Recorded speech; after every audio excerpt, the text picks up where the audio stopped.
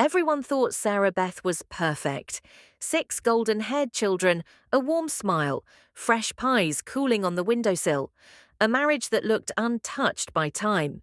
She was the kind of woman people admired from a distance and trusted without question. I wanted to be her friend. I wanted to be her.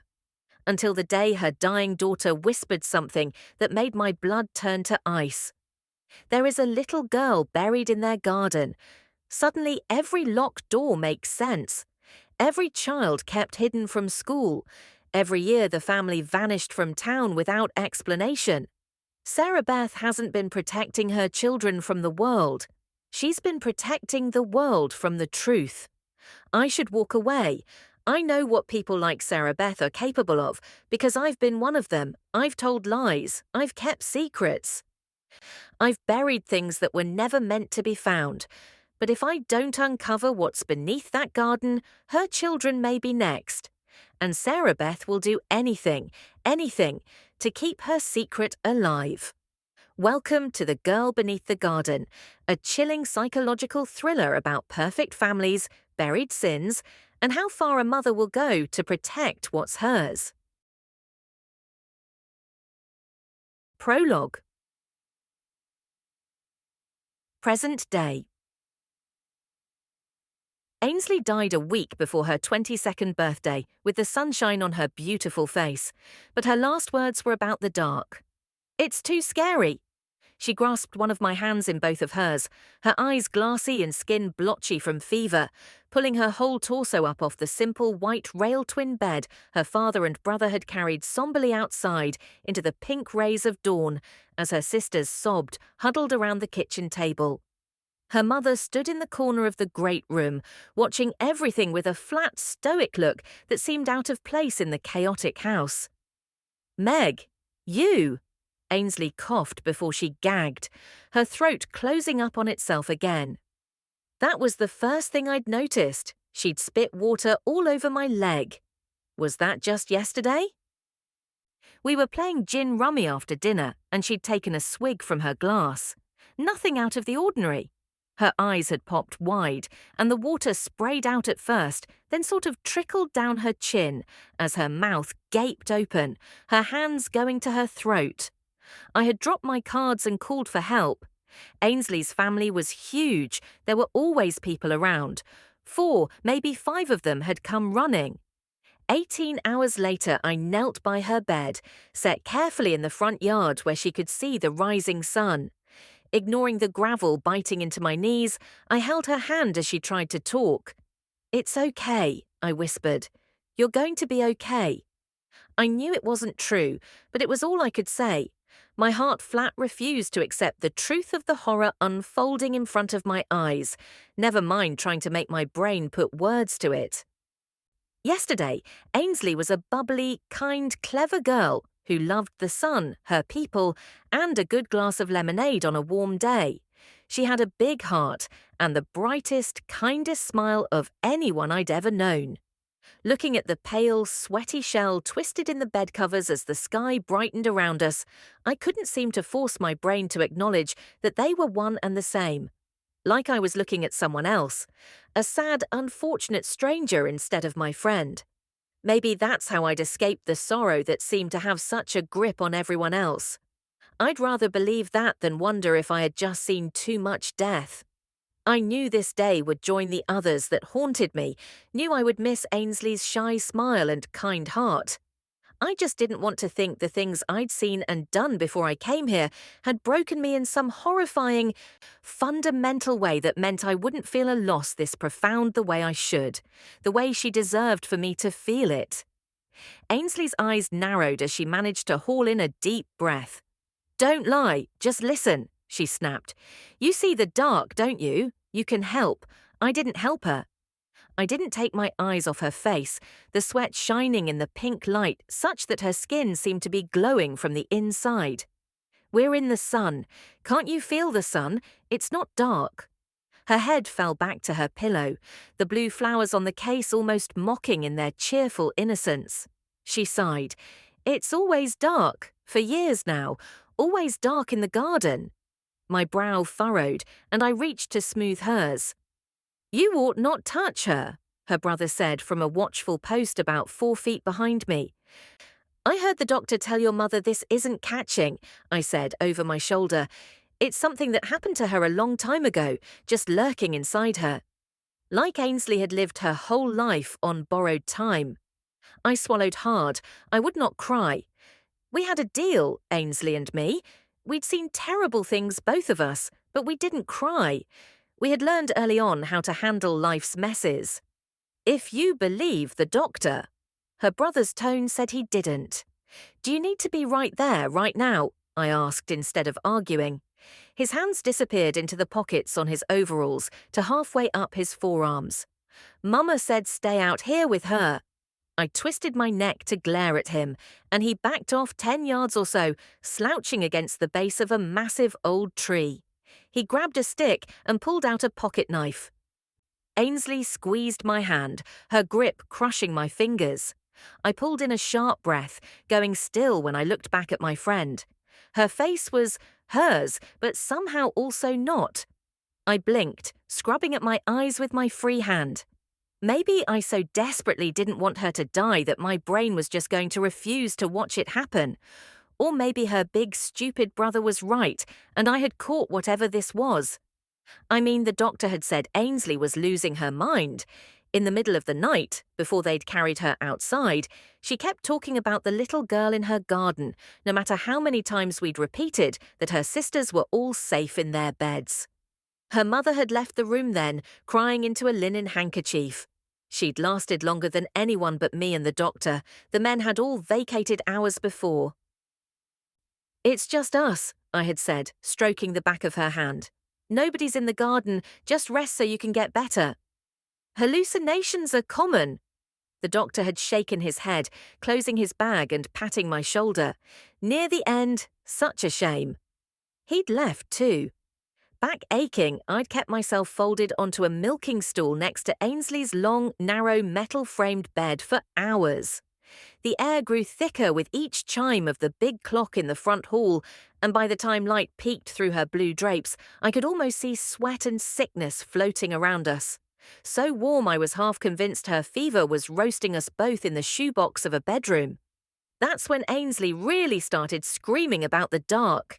I'd been relieved when her mother swept back in, ordering her father and brother to carry her, bed and all, out into the breaking daylight. Now I was seeing things too, right out in the fresh air. I knew logically that I was still looking at her glowy, fevered face, but I saw something else entirely, a different being than the sick, ebbing shell on the relentlessly adorable blue-flowered sheets. I saw Ainsley laughing as she splashed me in the creek last summer. I saw her riding her favourite horse, her long dark hair streaming behind her when he took off at a gallop. I saw her working on an old wooden baby puzzle with my son, her patience a never-ending well of laughs as he chewed on one piece while he threw another across the room. I am so thankful for you, I said, swallowing tears despite my best efforts to keep smiling for her. Every day of my life, I will be thankful that you were part of it. That you saved us that first day we met, and every day since. The words tasted bitter and felt thick, but I wrestled them out anyway. I had to make sure she heard them before... Well, she had to know. I couldn't feel my fingers anymore, but somehow I knew she was squeezing them even tighter. Maybe I heard a bone crack through her laboured, wheezy breathing, the last of her strength. It didn't even occur to me to call out to her family. I knew, without her saying, that she didn't want them anywhere near us, like something of her had crawled inside my skin and could whisper to me without her lips moving. Yes, that first summer you came here. It's dark. So dark in the garden, ever since then, she whispered, her brow furrowing like she was frustrated. I leaned closer. No, under the garden, in the dark, the cold. I couldn't help her, Meg. Remember, you have to find her. Promise. Save her. Get her out of the dark. Ainsley choked on the last word, her chest heaving twice more before it went still. Her bumbling brother hollered behind me. I stayed there with my knees in the gravel, pain rocketing up my arm when feeling returned to my hand as her grip fell slack. A little girl, not in the garden, under the garden. Dear God. Her family swarmed around the bed, sobs breaking the silence. I stood and backed away. I wasn't family, didn't belong there. Not that I'd ever belonged much of anywhere. I watched Ainsley's father use his thick fingers to close her eyes for the last time, her mother pressing on the side of her thin neck, looking for a pulse. She shook her head as the sun crested the front barn's tin roof, confirming what everyone in the yard already knew. Ainsley was gone, and I was the only person who knew that she'd used her last seconds on Earth to tell a secret. A terrible secret. The thing I didn't know, standing there watching grief settle over her family, heavy and hot in the cool late summer sunrise, was whether or not it was true. But it sure seemed like I owed it to Ainsley to find out. 1.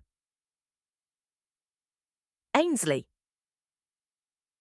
June, snake! My voice sounded shrill as I screamed. The young woman surveying the blackberry bush about 100 paces in front of me, dropping a small metal pail when she jumped, both her arms closing around the infant on her hip as her head swiveled, first toward me and then all around, looking for the danger. He's in the bush, I called, hurrying over the hilltop.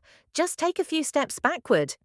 She moved quickly, but with careful steps, then turned to me with a small smile, shifting the baby to the other hip, the one furthest away from me. Thank you, she said, her voice carrying away on the wind such that I couldn't say for sure if I heard those first words or simply saw her lips move. I jogged the last few steps in my heavy skirts, the June sun warm, but the breeze ruffling the grass on the hillsides cool enough to make it a nice day. I stopped a few feet from her, smiling again and bending to pick up her pail so she didn't have to do that while holding the little one. Up close, the little boy was a cutie in his tiny blue sailboat onesie and chocolate brown shorts, his bare toes begging to be tickled as he kicked his feet while hiding his face in her shoulder. I didn't mean to scare you. I held the pail out to her. I just spotted the snake as I was coming over the hill and wasn't sure if you saw him. She took the pail and waved it in the general direction of the massive blackberry bush that covered this section of the hilltop, fed by water runoff from the higher stretch of the hill and nearly the full day of sun this time of the year. I still don't see it, but you sounded real sure, so I took your word for it. I stepped carefully toward the bush, its branches heavy with fat, ripe berries, scanning between the berries and leaves close to the ground until I spotted him. There, I pointed. See the triangle-shaped head? That's a copperhead. We get them around here in the summertime. He's just the first one I've seen this year. She backed further away. He can just have the blackberries. I don't need to eat a whole pie anyway. He's not after the blackberries, I said, smoothing my frizzy escape artist hair back toward the bun on the back of my head. He's hiding in the shade and waiting for whatever might want the blackberries. She flinched, and I laughed. I don't think he could eat one of us, but a prairie dog or a barn rat would keep him full for a few days. The problem is that they bite humans when they feel threatened. And maybe just out of spite, if you ask my papa. He says copperheads are the whole reason mean as a snake is a saying. How did you see it? She asked. I mean, I was practically standing on it and I didn't notice. I grew up here, I said. There are nearly always snakes in this blackberry bush. So I knew to look for one. I looked her up and down and smiled at the baby. No disrespect, but nobody around here takes kindly to trespassers, and you're on private property. The state park stops just the other side of that next hill. No, She glanced at the ground and then raised her eyes to meet mine. I didn't come from the park. I'm Meg. I moved in a few months ago. You live here?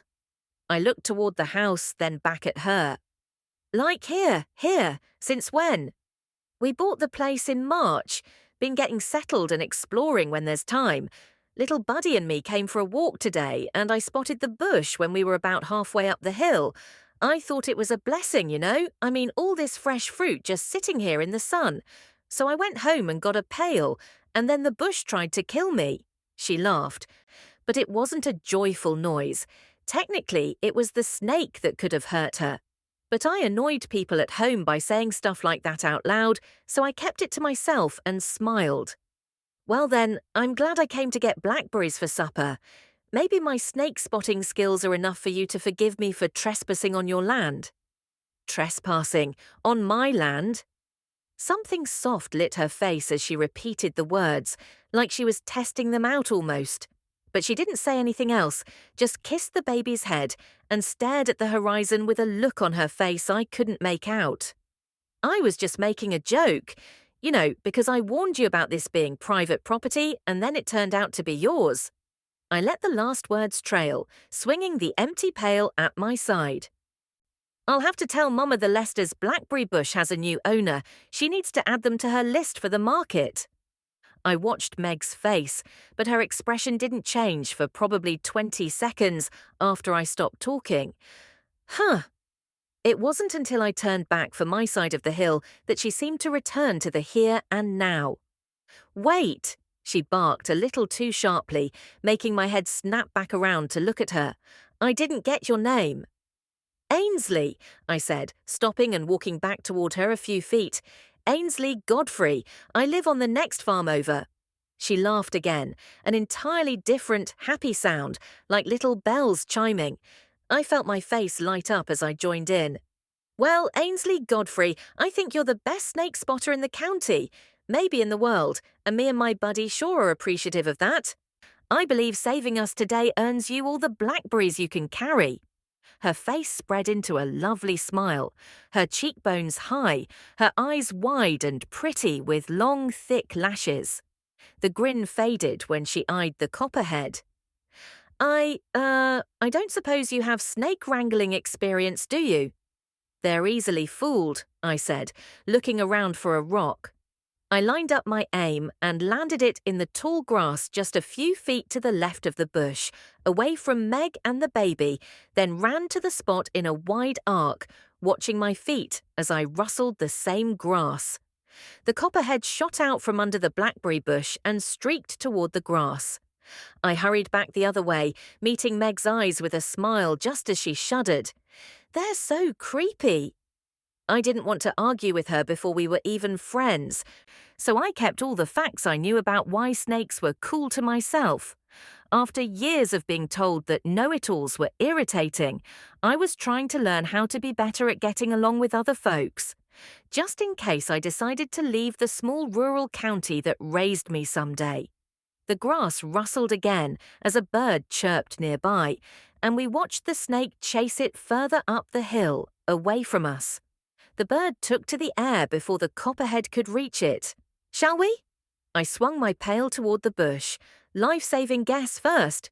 Meg smiled, and I started picking, showing her as I went how to tell good berries from bad ones, and warning her about the bush's thorns. She struggled, holding the baby with one arm as she tried to pull berries and get them into her bucket with the other hand. When she sighed and stepped back after a few minutes, I put my pail down and took hers, filling it quickly. You're good at this, she said, when I handed it back. I popped a berry in my mouth, closing my eyes for a second when the sweet taste of summer burst across my tongue. I've been picking them since I wasn't much bigger than him. I tweaked one of the baby's bare toes with my little finger, and he laughed, watching me with an adorably curious knit to his little brows. When you grow up the eldest of 6, you get chores quick. The baby started to fuss, and she checked his diaper and made a face. I need to change him, she said, taking a couple of steps back down the hill. Maybe it was wishful thinking, but I could swear I heard something in her voice, something that said she didn't want to go. I didn't want her to either. But it would be rude to ask if I could follow her home. I hadn't had a friend in so long. Watching Meg back down the hill with the baby's cries getting louder, a desperation rose in my chest until I almost couldn't breathe at the thought of letting this chance slip away. I might not get another. You could do that while I finish picking berries and then come over to our house. The words were out of my mouth before I could swallow them, and the way her face lit up, I couldn't take them back.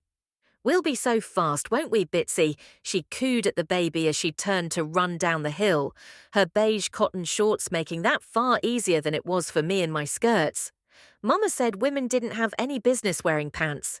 Pants were for men. Mama wouldn't like Meg. Me and my big mouth. I'd tried so hard, and here I'd still managed to cause trouble. But there was nothing for it now. Meg was coming to my house, whether Mama liked it or not. 2. Meg. June. I had flat out lost my mind. Isolation was the entire point of moving here. Well, most of the point anyhow. And I hadn't lasted 3 full months, and now I was going on social calls. What in the blue hell was I thinking? In another life, in a universe with no dark secrets or dead people in my past, I would have smiled and joked and chatted with Ainsley. I would have been glad to meet her. I would have agreed to go back up the hill and over to her house once little Buddy had a clean diaper. Somehow, for a few crucial minutes, I'd convinced myself that was the life and universe I was part of. And now I didn't know how to get out of it. Here's the really weird part. Even as I walked through my front door and plunked my pork chop down on his changing table, I didn't want to get out of it. I knew it wasn't my true reality, but for those few minutes, it felt so nice to breathe, to smile, to talk to someone who had a full set of teeth and knew how to talk back. I knew I could just stay put. Ainsley'd figure out I wasn't coming back and go home eventually. But that was mean. She'd looked just as excited to see me, and I hadn't rescued her from anything. Or had I? There weren't many people near our age around here. She had to be younger than me, but I wasn't sure by how much exactly. I guessed her to be probably between 18 and 20. I knew better than most people that a snake bite couldn't hurt as much as some kinds of loneliness. They were 2 different kinds of poison, really. One might stop your heart, but the other could devour your soul. What do you think? I blew a raspberry on the baby's belly after I fastened his clean diaper in place. He giggled, my heart lurching in my chest. He was growing so fast, and I was still amazed at the physical responses I had to his noises. That giggle would forever be my very favourite sound in the world. I had learned the difference between a hungry cry, a tired cry, and a help me cry, but all 3 made me feel like I wanted to climb out of my own skin, the need to fix his problem overwhelming in its power and ferocity. Has Mommy lost her marbles? Do we need a friend? He scrunched up his little forehead and cocked his head to one side like he was seriously considering his answer. I copied his expression, tipping my head the other way and managing to hold a straight face for 30 seconds or so. When I smiled, he busted into a fit of laughter that made my heart sing. Cheesy, I know, but I had no other words for it. This tiny human was my world, and he made me happy every day. Watching him laugh before I picked him up, I realized maybe I wasn't as dumb as I thought. I walked through the house and picked up the only 2 photo frames, stashing them in a drawer just in case Ainsley was of a mind to come looking for us. Nothing else in the house would give away our past. To everyone here, we were just a young mother with a new baby and a sad story, and I had to make sure it stayed that way. For months, everything in my life had revolved around this little boy. I had been happier than I could recall ever being before. Standing on the hill, I'd been grateful for Ainsley because she saved me from the snake, because she saved us from the snake. I had also noticed, without fully realizing it in the moment, that my baby had warmed up to her like butter hitting a hot skillet. Back at the house with a minute to think, I understood that I liked Ainsley because he liked her. Keeping to myself was safe, and I'd done just fine with it for the whole spring. Back in the house alone, it was easy to think I didn't actually need a friend for myself, but I would do anything for my son. Even call on the neighbours and make a new friend, because my baby had smiled at the girl who lived on the next farm. 3. Ainsley. June. 470 acres, I said, sweeping one arm at the farm from the top of the hill between our house and Meg's. Firefly Grove, we call it. Give the weather another 2 weeks and you can see why every night at dark, The name's not quite as old as the farm is, but it goes back to maybe my great-grandmother. It's all ours as far as you can see. Probably farther, actually, unless your eyes are better than mine. I laughed as Meg's eyes widened, her eyebrows lifting almost to her hairline as she looked down at the sprawling black shingled roof. Is that your house? It used to be the barn. I waved for her to follow as I hurried down the hill, swinging a silver pail brimful of ripe blackberries at my side. But my parents needed room for more kids, so they made the old house into an office and turned the biggest barn into the house. I pointed. The wings Papa added have our bedrooms. And that big oak over there to the side is more than 300 years old. Funny to think that generations of my family have grown up climbing that thing. You really have 5 brothers and sisters. Meg hurried to keep up, the baby bouncing on her hip. So I stopped to tie my skirts around my legs and let her catch me. Running down the hill toward home was one of my favorite things in the world. Nothing else made me feel so free and so safe in the same breath, my legs churning, heartbeat picking up, my feet crashing into the packed earth of the hills that had surrounded my family, protecting us for 5 generations. But today, I had special reason to be slow, because today I had made a new friend. New friends, new people at all really, were about as rare as unicorns in our little pocket of southern Kansas. I hadn't so much as talked to a soul I didn't share a bloodline with since last fall, which was how I missed that the old Lester place had sold. I wasn't shocked. I knew what the land was worth to anyone who wanted to work it. Having someone happen along who both wanted a farm that was wasting back into the hills and had the means to buy it off the state on account that old man Lester hadn't had any kin at all when he died, that was always the problem. I can't tell you how glad I am that you wanted blackberries, Meg said, as I picked up the pail and started walking, shortening my steps to match hers.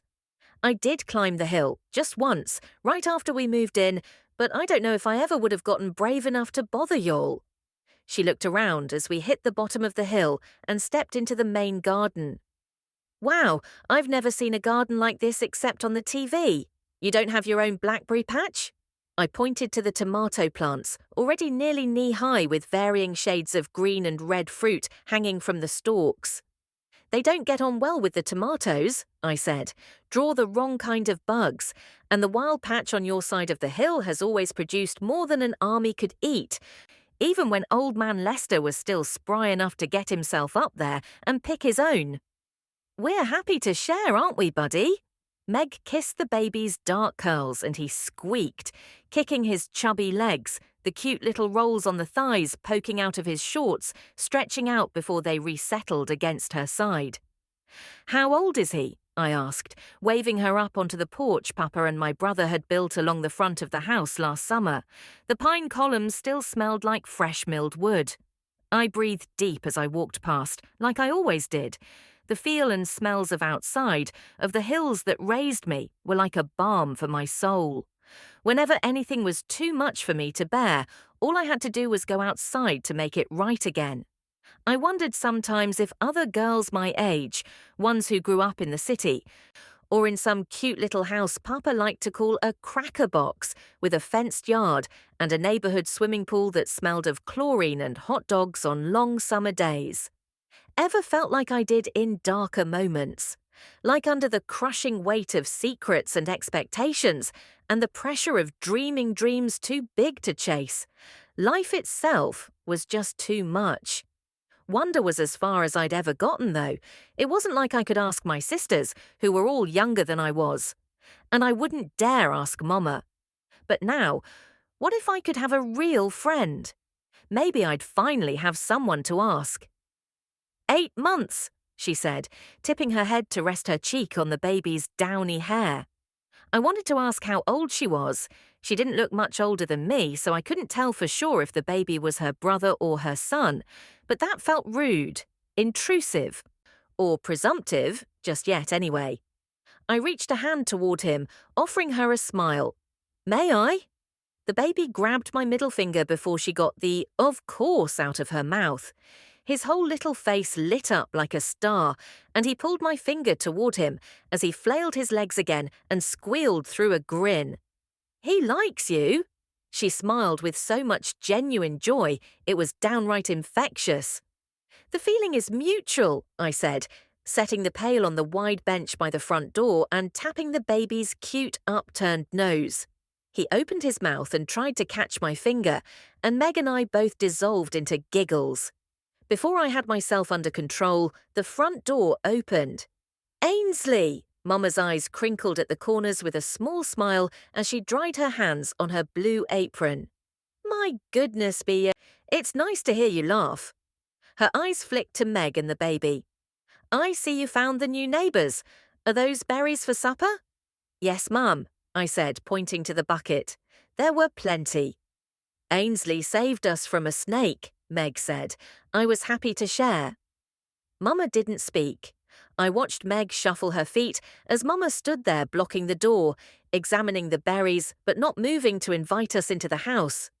Like I said, outsiders were rare, and not always welcome, even when they were brought over as guests. "Mama," I prompted finally, when she pulled a third leaf from the pail and commented on my sloppy picking technique. "What?" she snapped, a little too sharply even by her own estimation, evidenced by the way she smiled with no teeth and shook her head. "Forgive me." "Of course," Meg and I said in unison. Everyone always forgave Mama, even when she didn't deserve it. 4. Sakami. June chaos poured from the wood-panelled walls of Ainsley's gigantic house.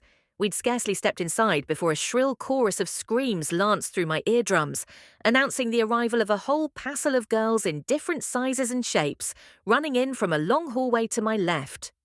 "Mama, make Ainsley come home and take—" A slender girl of probably 13, with pitch-dark hair and green eyes as big and round as teacups, stopped short in both her steps and her speech when she spotted us. That caused a pile-up, eardrum-rattling shrieks ricocheting off the rafters as two smaller girls knocked the first one down and collapsed into a heap on top of her. The one little girl still standing, the smallest of the bunch, cackled at them from the doorway, her dark gold ringlets bouncing as she laughed. Before anyone could speak, my son kicked both feet and squealed, grabbing a handful of my black t-shirt as a grin spread across his face at the sight of other small humans. As the girls disentangled themselves, the smallest one ran to hide behind Ainsley's mother's long skirts, while the other three turned big eyes on me. "This is Meg." Ainsley packed more fanfare into the words than I would have thought possible, or warranted. I almost felt like I ought to bow or curtsy or something. "She lives over the hill at the old Lester place. I met her picking blackberries for supper." She turned to me. "Meg, these are my little sisters. Can I hold your baby?" The dark-haired tallest of the bunch interrupted, taking a small step forward. "I love babies, and we haven't had one in a long time." Whatever she'd wanted Ainsley to do was apparently less interesting than my son. I glanced at Ainsley and her mother. Ainsley smiled and gave me a small nod. Her mother's face pinched like she was in pain. "Is there a place you could sit down with him?" I asked. "Yes, Mom." Her face lit up as she turned and waved for me to follow her. "May I?" I directed the question in the general direction of Ainsley's mother. She ducked her head, the soft sunlight glinting off a few grey strands in her dark hair, though I would have only guessed her to be about 35. I glanced at Ainsley when the silence stretched to the edge of uncomfortable. "Of course." Ainsley swept an arm toward the doorway her sister had disappeared through as her mother shrugged, running her fingers through the soft spun gold hair of the little girl clinging to her skirt with both fists. I tugged my shorts down in the front as I walked, more aware of my clothes than I could recall being in a long time. Everyone here was wearing a plain, earth-toned top with long sleeves and a high neckline, and these ankle-length brown or blue skirts that looked like they escaped from an episode of Little House on the Prairie. I loved the show, but seeing the wardrobe on my neighbours made me feel like I didn't belong in this place I'd chosen to make a home for my little one. The doorway was tall and arched, set in an angled wall that came off the hallway and then turned slightly past the archway into the massive wood plank and stone wall the front doors faced, which was decorated with the heads of 4 12-point bucks, hung in pairs flanking 2 long rifles. Somehow they managed to look both out of place and perfect for the space, all at once. Hunting trophies as a decorating choice have always puzzled me. Might have been my granny's fault. My daddy made noise about having one made when I was about 9, and my granny had told him right quick he'd better find himself another home to hang it in if he did. Maybe she'd set my opinion for me that day. Lord rest her soul, the prickly old woman who raised me had always been the closest thing I had to a true north. Or maybe I just thought it was creepy. Either way, the hair on my arms stuck straight up, and I avoided looking at the glass eyes staring out of the animal heads as I scurried after the girls. All but the smallest one had trooped off, chattering about how cute the baby was. Bethany is very good with the little ones.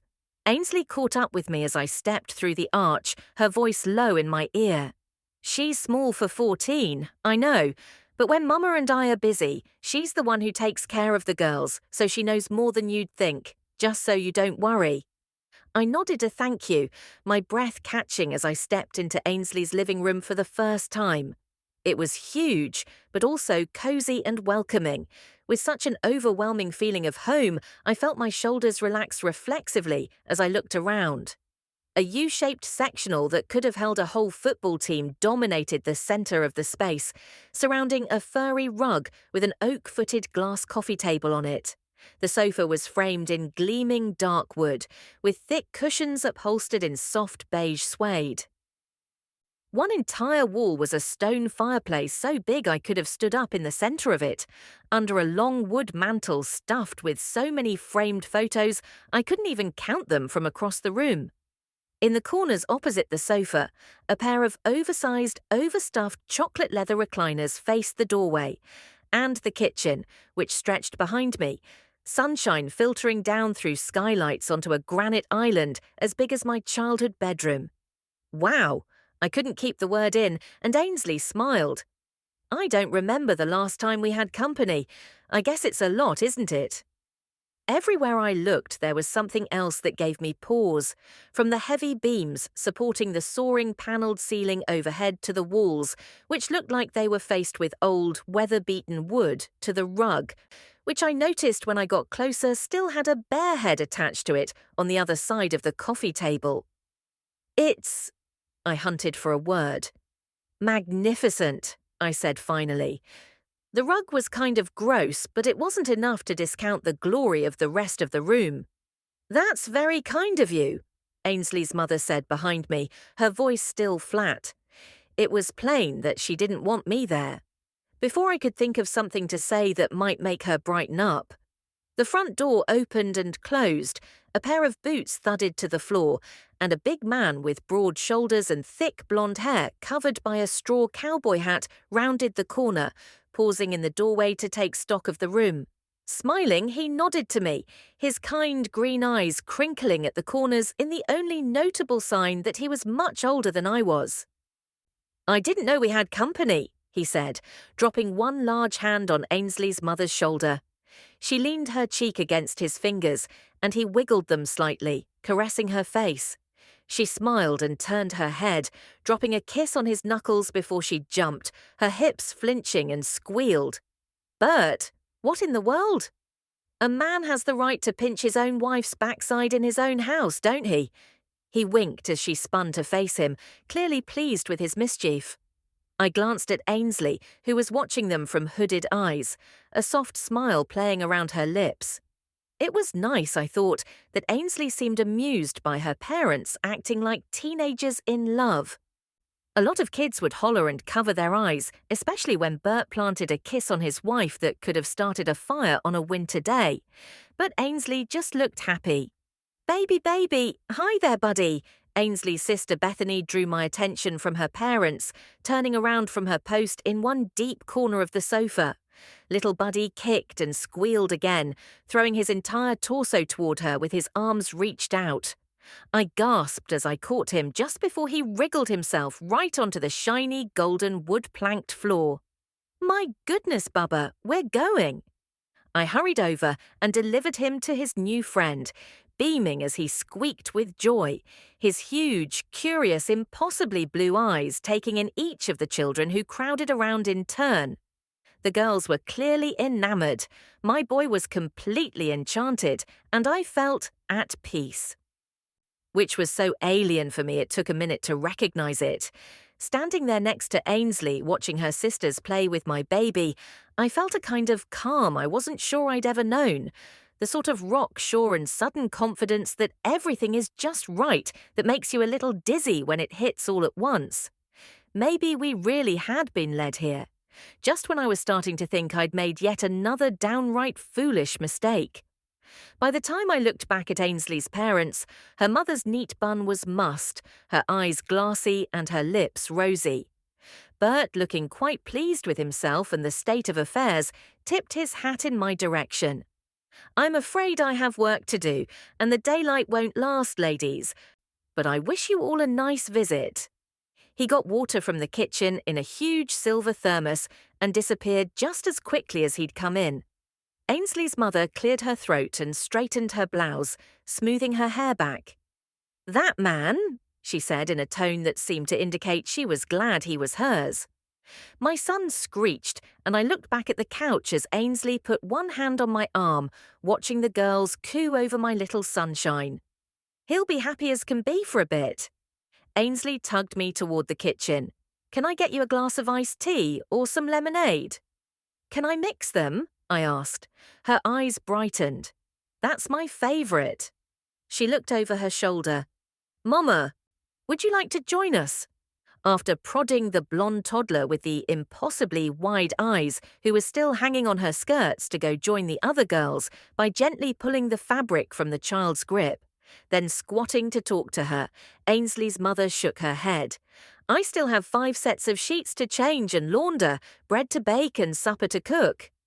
"I'll take care of supper," Ainsley said. "I'll make the butter." A strawberry blonde little girl who looked about 6 or 7 chirped from the sofa, not taking her eyes off my son. "That's my job, the butter." "Thank you, Daisy Bug." Her mother ruffled her hair as she walked past the sofa toward what looked like a mudroom, sun streaming through the windows in the top of a door that led outside. I watched Ainsley watch her mother go, her forehead creasing and her teeth closing over her lower lip.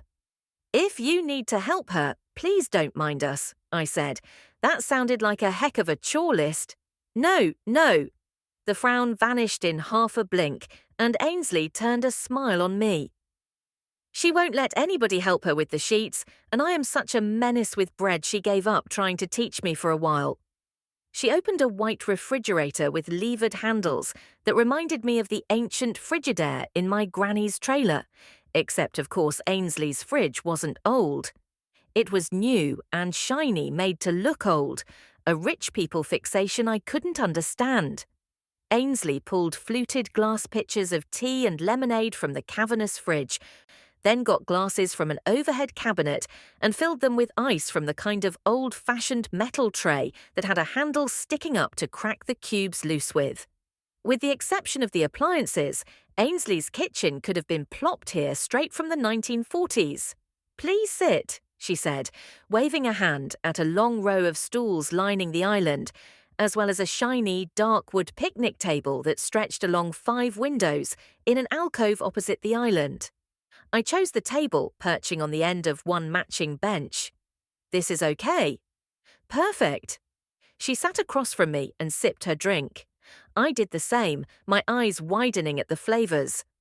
"This is amazing." I held the glass up in the light. "Is the lemonade fresh squeezed? Is there any other kind?" Ainsley's brow furrowed, and I wasn't sure if she was kidding or not, so I just smiled. "It was really nice of your mum to invite me in," I said. "Are your folks always like that? Like they're dating still?" "Isn't everyone?" Ainsley's forehead puckered more than it had about the lemonade, enough so that I picked up genuine lack of understanding. "Everyone who's married anyway." It wasn't my place to shatter her illusions, so I just nodded, looking at Ainsley with a different kind of curiosity.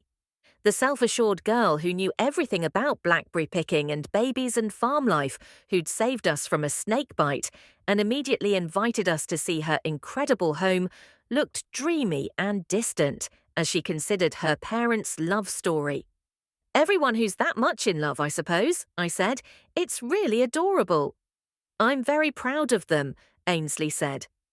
"I guess maybe it's weird for me to be proud of my parents. You usually hear that the other way around. But we do things our own way out here, and I am all the same." I waited for her to say why, but she didn't, and it was too soon for me to be nosy. "I think that's amazing," I said, pointing out the window behind her. "As is that truly some garden you'll have." "The garden makes up 42 acres," she said.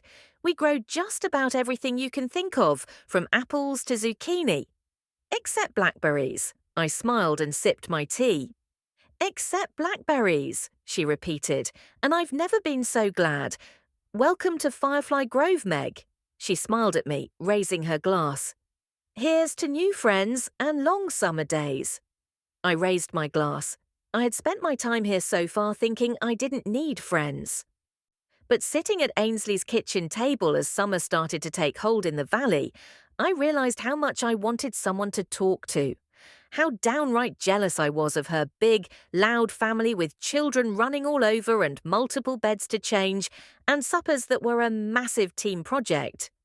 Her mum was a little strange, but not strange enough to make me less envious of a house filled with so much love. You could feel it in the air just sitting at their kitchen table in the sun. It couldn't hurt anything, really, me making a friend. We'd been here for months without so much as a glance from anyone. Everything bad in my life was well and truly in the past. Surely, Ainsley would only ever know this version of me, Meg, the nice young mom who was trying to make a go of farm life. That was all there was to know now, and I'd make sure it stayed that way. I hadn't spoken to a soul in Kansas except the real estate lady, the feed store owner, and the folks at the bank. I could be anyone I wanted to be. "Where'd you move from?" Ainsley asked. "Utah," I blurted so quickly I surprised myself, committing the lie to memory. "Have you ever seen the Great Salt Lake?" Ainsley leaned forward on her bench. "I've seen pictures in books. I've always wanted to go." "Oh, sure," I said. "It's really big and salty."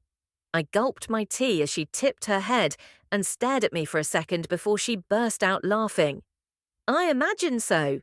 She reached across the table and grabbed my hand. "You're funny, Meg." Warmth radiated up my entire arm from where her fingers rested over mine, with a quiet peace that said I'd found my place in the world after everything I'd done. I didn't trust anyone, but I trusted Ainsley. It was so immediate and deep I didn't even think to question it. From the next room, my baby squealed and laughed, and Ainsley's sisters giggled, the littlest one clapping. This right here was the life I'd searched all my days on this earth to find. Whatever Ainsley wanted in a friend, whoever I needed to be to fit in with her family, that's who I'd become. 5. Sleep. June, I'd never once finished my morning chores as fast as I did the day after I met Meg. By the time the sun was high enough to see over the front barn, I'd made my bed to Mama's crisp corner standards, retrieved a dozen eggs from the chicken coop, milked all 6 cows, and cooked the bacon for breakfast. I was adding flour to the bacon grease still sizzling in the skillet to make gravy for the biscuits my sister Bethany was cutting on the island when Papa came in the back door. "Morning, girls," he said. "Morning, Papa," we chorused, everyone pausing her chore to curtsy. Our menfolk deserved our respect because they protected and provided for us, and every one of us learned from the time we could walk that curtsies and yes sirs and putting care in our housework were good ways to show it. Daisy sliced a massive bowl of strawberries, picked fresh from our garden, while Claire perched on a stool, feeding 2-year-old Francine her applesauce, because Mama had long ago lost patience with letting toddlers make a mess of their food. "Smells good in here." Papa kicked off his field boots by the door and walked over to the stove. snatching a piece of bacon off the platter I had just filled and grinning when I raised an eyebrow at him. "Perfect as usual, Ainsley." He filled a cup with water after he gobbled the thick slice up. "Thank you, sir." I watched the beige roux in my skillet for bubbles, whisking it quicker when they started to form. "That was some excitement yesterday." Papa refilled his coffee mug. "The new neighbour?" I bit my lip, reaching for the cream to add to the skillet when the roux was ready. "Yes, sir." "The little guy was awfully cute. Hers." "I didn't reckon it was polite to ask, but I think so," I said, whisking the gravy faster with one hand as I sprinkled in pepper with the other. "Husband?" "He was probably busy, not like a farm takes care of itself this time of the year." Papa sipped his coffee and nodded. "That's the truth." "Speaking of, I've got fields that ain't tending themselves. How long until food is ready?" "Biscuits will be done in 15 minutes. Bethany eyed the gravy. "Mama will be impressed, Ainsley. That looks delicious." "Thanks." I smiled at her. Turning around, I avoided Papa's eyes. "Gravy is almost ready," I said, wishing for the first time we hadn't gotten such a jump on breakfast. I needed Papa to go back outside and forget about Meg before he decided to tell me I couldn't be friends with her. If I could just get him out the door, I could slip over the hill to see her after we finished eating. Guess I better wash up then. Papa turned to the sink. Dang it. Papa sang Jailhouse Rock under his breath as he scrubbed, using a brush to get under his nails because Mama didn't allow grubby hands at her table. I tried to breathe normally, focusing on the gravy that was coming together nicely in the skillet. Yesterday had been such a good day. Please, please don't ruin this for me. I couldn't say it out loud, but maybe if I thought it hard enough, it would get through to him somehow. I scooted to one side so Bethany could slide her heavy trays of biscuits into the ovens, lowering the flame under the skillet while still stirring the gravy. Bethany grabbed a frying pan and melted a glob of butter before she started cracking eggs into it. "Can I have mine?" I began, and she cut her eyes sideways. "Scrambled with cheese," Bethany said. "I know. Do I ever forget?" "I don't suppose you do," I said. Papa shut off the water. "Ainsley." "Yes, sir." I shut my eyes, like that would somehow stop me from hearing what I knew he was about to say. "I think it might be best if you stay on our side of the holler and let the new people stay on theirs." "No." Every bit of air vanished from the room. Dear heavens, did I say that right out loud? I couldn't even clap a hand over my mouth on account that I was holding the skillet handle with an oven mitt in one hand and the whisk in the other. At least two of my sisters gasped. Papa chuckled, but there was no joy in the sound. It came out low and dangerous. "I'm afraid I didn't hear you, girl. You want to try that again?" "I'm sorry, sir," I chirped before I sucked in a deep breath. I was 19, an adult according to the state, after all. Didn't that at least mean I could go see a friend if I wanted to? Not if the look on Papa's face had anything to say about it. "I just mean, well, we knew Mr. Lester since we were babies," I stammered. "And how many times did he step foot in this house?" Papa asked. "You know, company agitates your mama." I shut the flame off under the gravy and turned, a tiny speck of hope floating in my heart. He didn't actually care about me seeing Meg, he just didn't want Mama upset. I hadn't had a friend since Mama pulled me out of the county school in the 9th grade. I read that some important scientist once said, "Necessity is the mother of invention." And right that second, I invented a way to keep my friendship with Meg from aggravating Mama. At least, from aggravating her in a way she could tell anyone about. "What if I go over there?" I asked, clasping my hands in front of my skirts and meeting Papa's eyes. I was going to take her a jug of fresh lemonade today. She really liked it. And she has a baby and a home to take care of. Words rushed out of my face as I held his gaze, a pleading note laced around them. Papa's brow scrunched. He was thinking. Thinking wasn't a no. "I could ask about her husband," I said. "See if he likes fishing." Papa and Mr. Lester had sometimes fished together when I was little, before Mr. Lester's knees got too bad to walk to the pond. The entire kitchen held its breath in the summer sunshine, Bethany's fingers curling around mine. The girls liked the baby too, but not a one of us was brave enough to defy Papa, never mind Mama. "Don't upset your Mama," Papa finally said. "And don't neglect your chores neither." "Yes, sir." I grinned and kissed Papa's scruffy cheek. Cross my heart. He smiled back and ruffled my hair. "Get on with making your lemonade. Then?" I got an old jug out from under the sink and went to the pantry to get the sugar, Bethany's bare feet whispering over the wood plank floor behind me. "Can I come?" she murmured when we were in the pantry. "I'll keep the baby busy so you can visit." "How do you know she doesn't have a sister of her own to do that?" I whispered back. Bethany's eyes dropped to the floor. "I don't suppose I do know that, but I got the feeling she wasn't used to being around a lot of folks." I nodded, because I had seen the same thing in my new friend, the kind of quiet that set in when a person spent too much time alone.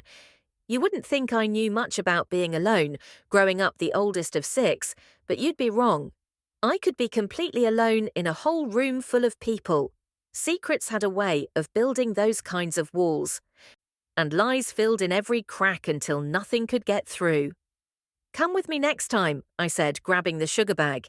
"You know she might not let there be a next time."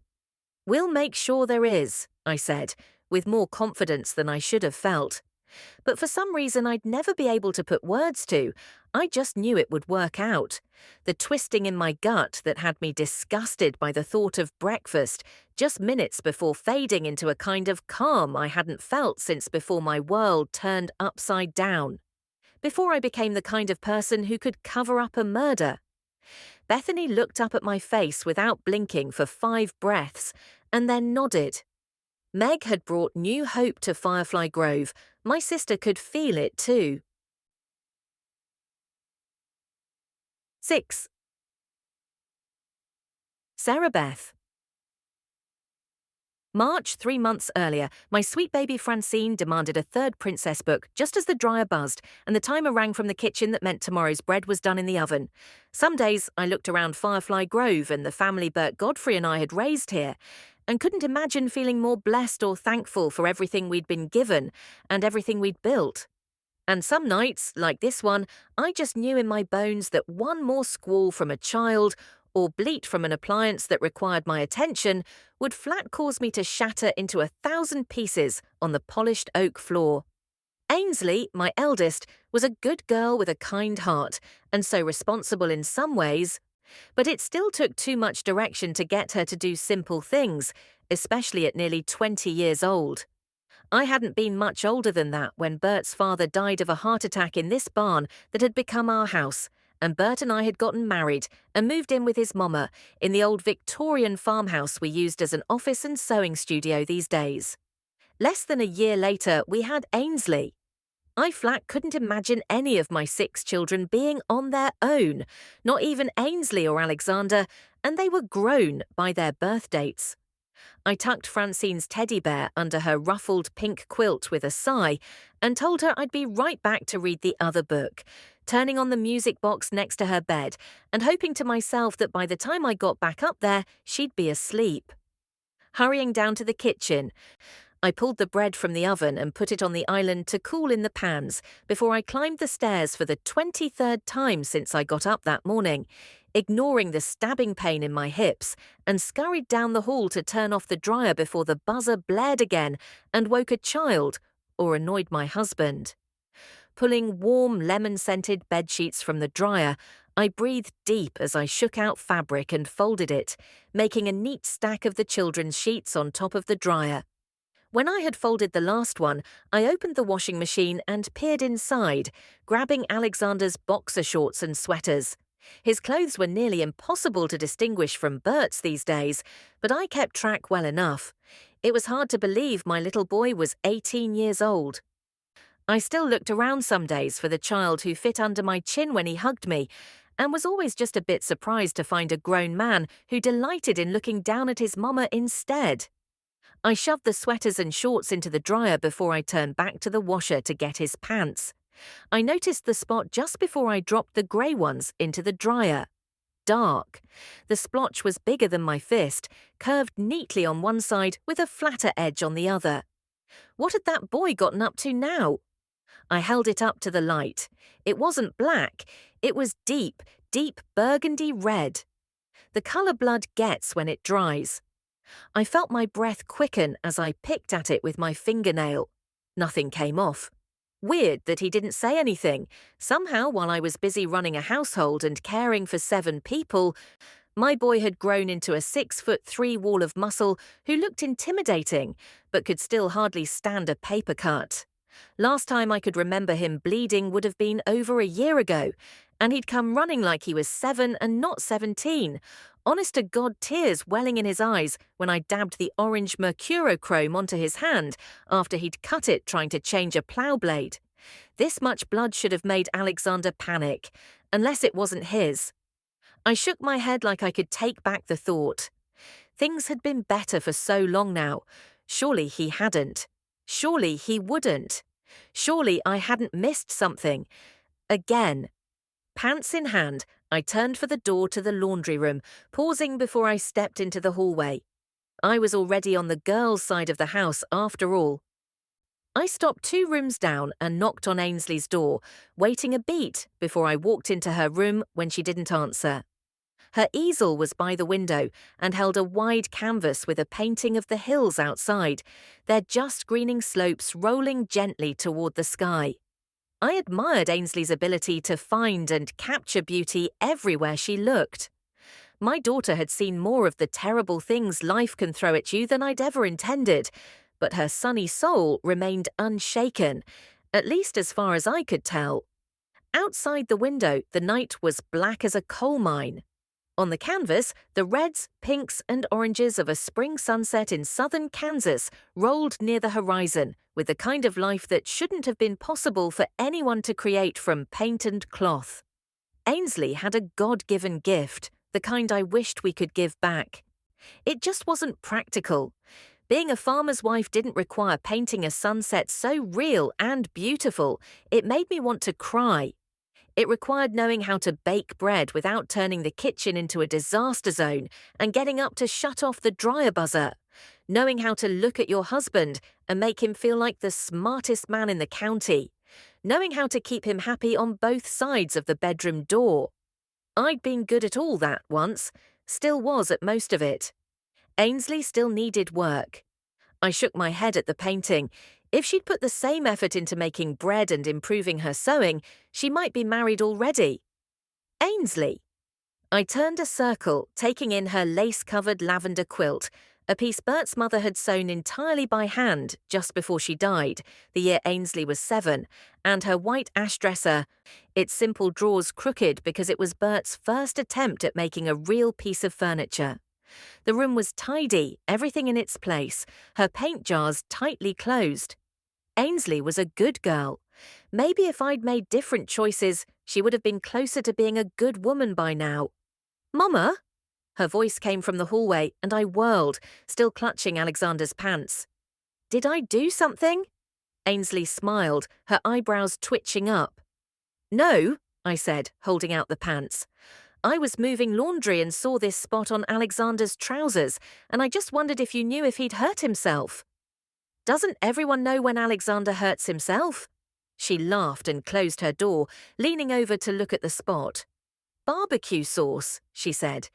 "We had chicken for dinner the other night, and I'm sure he didn't get through that meal without dropping some on himself." She raised one eyebrow. "Why did you think he'd hurt himself? He's always been like a scalded cat at the sight of his own blood." "Mostly because I was afraid it wasn't his. Not that I would ever say that." I laughed, wadding the pants up and shrugging. "He really has," I said. "I guess I'm just overly worried today." I thought of dropping a kiss on her cheek because the days when I could reach the top of her head were long gone, but I didn't do it. Bert said I'd coddled her, and he might have even been right about that. I mostly found regret foolish. What good is worrying over things you can't change? But with Ainsley, there was just so much I could have done different, should have done different. "I'll wash them again." I turned for the door. "I read Francine 2 more books," Ainsley said. "I went in because I heard her fussing, but she's asleep now." I stopped with my foot hanging in midair as I turned to my daughter, ashamed of my unkind and apparently somewhat unfounded thoughts about her immaturity. Maybe she wasn't ready yet, but she was learning to be a fine wife and mother. Someday, when I could let her leave Firefly Grove, maybe I hadn't failed her after all. "Thank you," was all I said. "Love you, Mama," she said, turning the bed covers back. I slipped back into the hall and restarted the wash with just the barbecue-stained pants in the drum before I walked into the room I'd shared with Bert for the past 9 years since we moved to this house and pulled a soft flannel nightgown from the top drawer in my own white ash dresser, much sturdier and straighter than Ainsley's, a gift for our 5th wedding anniversary. He came out of our bathroom and walked past me to the bed without a glance, peering through his glasses at the headlines on the cover of the issue of Modern Farming in his hand. Better than the Playboy I'd walked in on him reading last week, I suppose. I scrubbed my face and teeth and retreated to the bed, easing myself onto the thick feather mattress and curling into a ball on my right side, Ainsley's words about reading to her baby sister rattling around my head and bringing a smile to my face as I drifted off. I had a beautiful home, gorgeous, capable children, a handsome husband who was just starting to age a little around the edges. Life had thrown big challenges our way, and we'd survived them. Maybe not whole and healthy, but we were still here. Bert might not be truly interested in me anymore, but he wasn't going anywhere either. And he put on a good show for the kids so they didn't worry. That really ought to be enough. Exhausted, with pride in my daughter swelling my heart, I closed my eyes believing for the first time in a long time that enough could possibly be enough to soothe my battered soul. 7. Meg. June. 3 months later, I slept better that night, after I met Ainsley, than I had in far longer than I could remember. We'd trekked back to our side of the hill just before supper time, and my little man had crashed right out in my arms on the way, skipping our own meal in favour of cuddling in the wide king-sized bed that was the only new furniture I'd ever owned. We dozed off around sunset, and when my eyes opened to light streaming through the windows, and a warm, squishy little person stuck to me, grunting as he sucked his thumb, I took a deep breath and just let the peace settle around me. I had made a friend, and she had a big, loud, kind family, just like the ones I'd grown up watching on the TV. "I'm going to give you every last thing I never had," I whispered, pressing my lips against the soft curls on top of my son's head. "You will never know a minute of fear or a second of shame, I swear." His jaw stopped working the thumb as his blue eyes popped open, staring into mine like he was looking straight into my soul and understood every word I'd said. It took my breath away sometimes, how wise this tiny person could look in certain moments. It always vanished in a blink. And that morning was no different. Spitting out the thumb, his face crept into a wide grin, showing off his 4 new teeth. He reached up and grabbed a handful of my hair, brittle from being bleached, squealing as he pulled. "Ouch," I said softly, never able to be stern with him. I took his chubby hand and pried my hair free, pushing it behind my ear. "Not nice." He prattled and cooed as I carried him in just the diaper toward the kitchen, his legs kicking and arms going out when he spotted his blue and white high chair. "Yep, let's get your breakfast," I said, buckling him in and scattering a handful of plain Cheerios on his tray. While he picked at the cereal, I mixed and warmed a bottle and heated up some apple and sweet potato puree. The market in the closest town was a 30-minute drive, and it wasn't big, but they kept a healthy stock of our favourite baby foods. My little champ loved apples, sweet potato, bananas, green beans, and carrots. I had abandoned the idea of bibs or any other sort of mealtime clothing as soon as the weather turned warm. Every bite was a fight for control of the spoon, so my boy ended up wearing a good bit of his food. The bright side was that he also loved water, so spraying him down with the kitchen faucet after he ate was both easy and fun. By the time I got to the table with his food and bottle, he'd picked all the cereal off the tray, banging his fists on the white plastic as he gummed at the last piece. "Food is fun, isn't it, Boo-Boo?" I smiled as I handed him the bottle and watched him tip it up and latch onto it, his jaw working furiously. He had it empty in 2 shakes and hurled it at the brick-red tile floor. "Fast hands, Mama," I said as I snatched it up mid-fall, putting it on the kitchen table out of his reach. Nothing sharpens your reflexes like becoming a mother. Whether it was a drop toy or pacifier, or his general fascination with tossing his empty bottles to the floor, I had become an outright ninja at catching his things before they landed. Though I kept these floors so clean, eating off them wouldn't hurt anybody.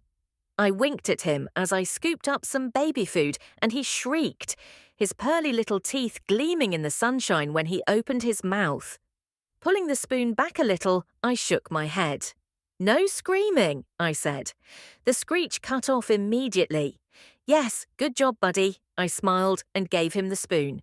He grabbed it with both hands, flipped it over, and opened his mouth, his hands and neck moving in opposite directions as his breath came faster, his forehead bunching. I counted to 10 and then reached in with one finger, pushing the rubber-tipped spoon toward his mouth, even though there was barely a coating of food left on it. The way his wide eyes lit up when his lips found the edge of the spoon made my heart a kind of happy I wouldn't have said was possible a year ago. He worked the spoon into his mouth as the food finished dripping down the handle and splattered on his pudgy little fist. This, of course, made him drop the spoon. It landed with the handle in the front of his diaper and smashed both fists into his lips, sucking the orange goop off while I retrieved the spoon. And then we started over. I didn't mind. I'd never known the kind of unhindered joy I'd found in motherhood, so far anyway. Every little thing he did was more adorable and entertaining than the thing before, and it wasn't like anything more important needed my attention. "Nothing is more important than you, buddy, not to your mama." Mama. He grabbed for the spoon, but my hand had stopped just out of his reach. Time itself stood still as tears welled in my eyes that magic morning in our sunny kitchen when my son said his first word. "Yes, that's right," I said, giving him the spoon when he banged on the tray, a tear escaping my lashes and skating down my cheek. "I'm your mama." I tapped my collarbone, though I didn't really figure that would help him understand any better what I meant. But it didn't matter. He'd said it. I left him to wrestle with the spoon while I ran to the calendar on the wall with a pen, jotting first word, Mama, 7:21 a.m., breakfast apple sweet potato in the little square for today. By the time I returned, he'd dropped the spoon in his lap and was happily sucking on his fists. Unfortunately for him, the bite he was looking for was splashed across his belly. I got 2 more mamas before the food jar was empty, carrying him at arm's length to the sink and removing his diaper before I began a game of keep away with the sprayer as I rinsed him clean. I thought about Ainsley and what mornings at her house might look like. I'd picked this place in its own picture-perfect little valley between 2 rolling hills so that we'd be insulated from the rest of the world. But yesterday was the first time I'd wondered if I was doing my best for my son when I made that choice.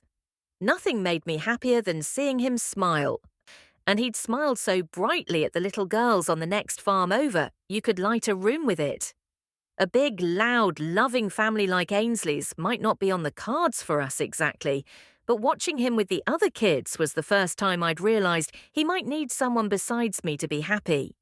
I bet they made breakfast together after hearing the girls talk about supper the night before. I usually ate an apple or a banana with my coffee, but a family that made their own bread and butter probably had biscuits. The scratch kind, just like the lemonade, nothing from a cardboard tube in that kitchen, maybe gravy and, oh, bacon. I hated cooking bacon. The grease popping my hands and arms reminded me too much of Daddy using lit cigarettes to punish me. The scars had faded such that I could almost fold that memory down small enough to make it disappear. But one pop of bacon grease brought it right back. But I wasn't that scared little girl anymore. I had my own little family, and we had our very own home, a whole farm I'd bought all by myself. Didn't seem like it could have been nearly 6 whole months ago that I'd first met that prissy real estate lady here, thinking back. You could have maybe 8 hogs and 2 or 3 cows out here. She wrinkled her nose as she stepped around a clump of what I was pretty sure was just dried mud in her high heels, flicking imaginary dust away from her white wool suit. The barn is sturdy. I walked to the wide doorway of the big barn, in jeans and boots like a sane person headed to a farm, nodding as I examined the outside walls like I knew what I was doing. Me and my halfway through 7th grade education, buying a farm complete with its own postcard-perfect big red barn. The paint had faded in the sun on the eastern side of the building, but it somehow only added to its charm, and the 3 stalls and equipment room inside looked to be in good shape, the exposed wood showing no signs of water damage or weathering. There are even still some tools in here, I said, looking around the storage area. A lot of tools, actually.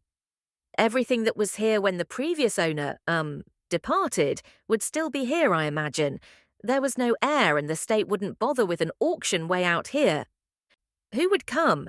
She laughed like she'd made a joke. The man who lived here died, right? I didn't mind dead folks. In my experience, they tended to cause less trouble than live ones. Most of the time, anyhow. And there's no chance that a long-lost kid will show up and try to run me off this land. She shook her head. Not a chance. The state has taken ownership of the property you'd be purchasing from the government, all perfectly legal and rightly documented. She leaned closer, peering at my face. You said you're paying cash? I did.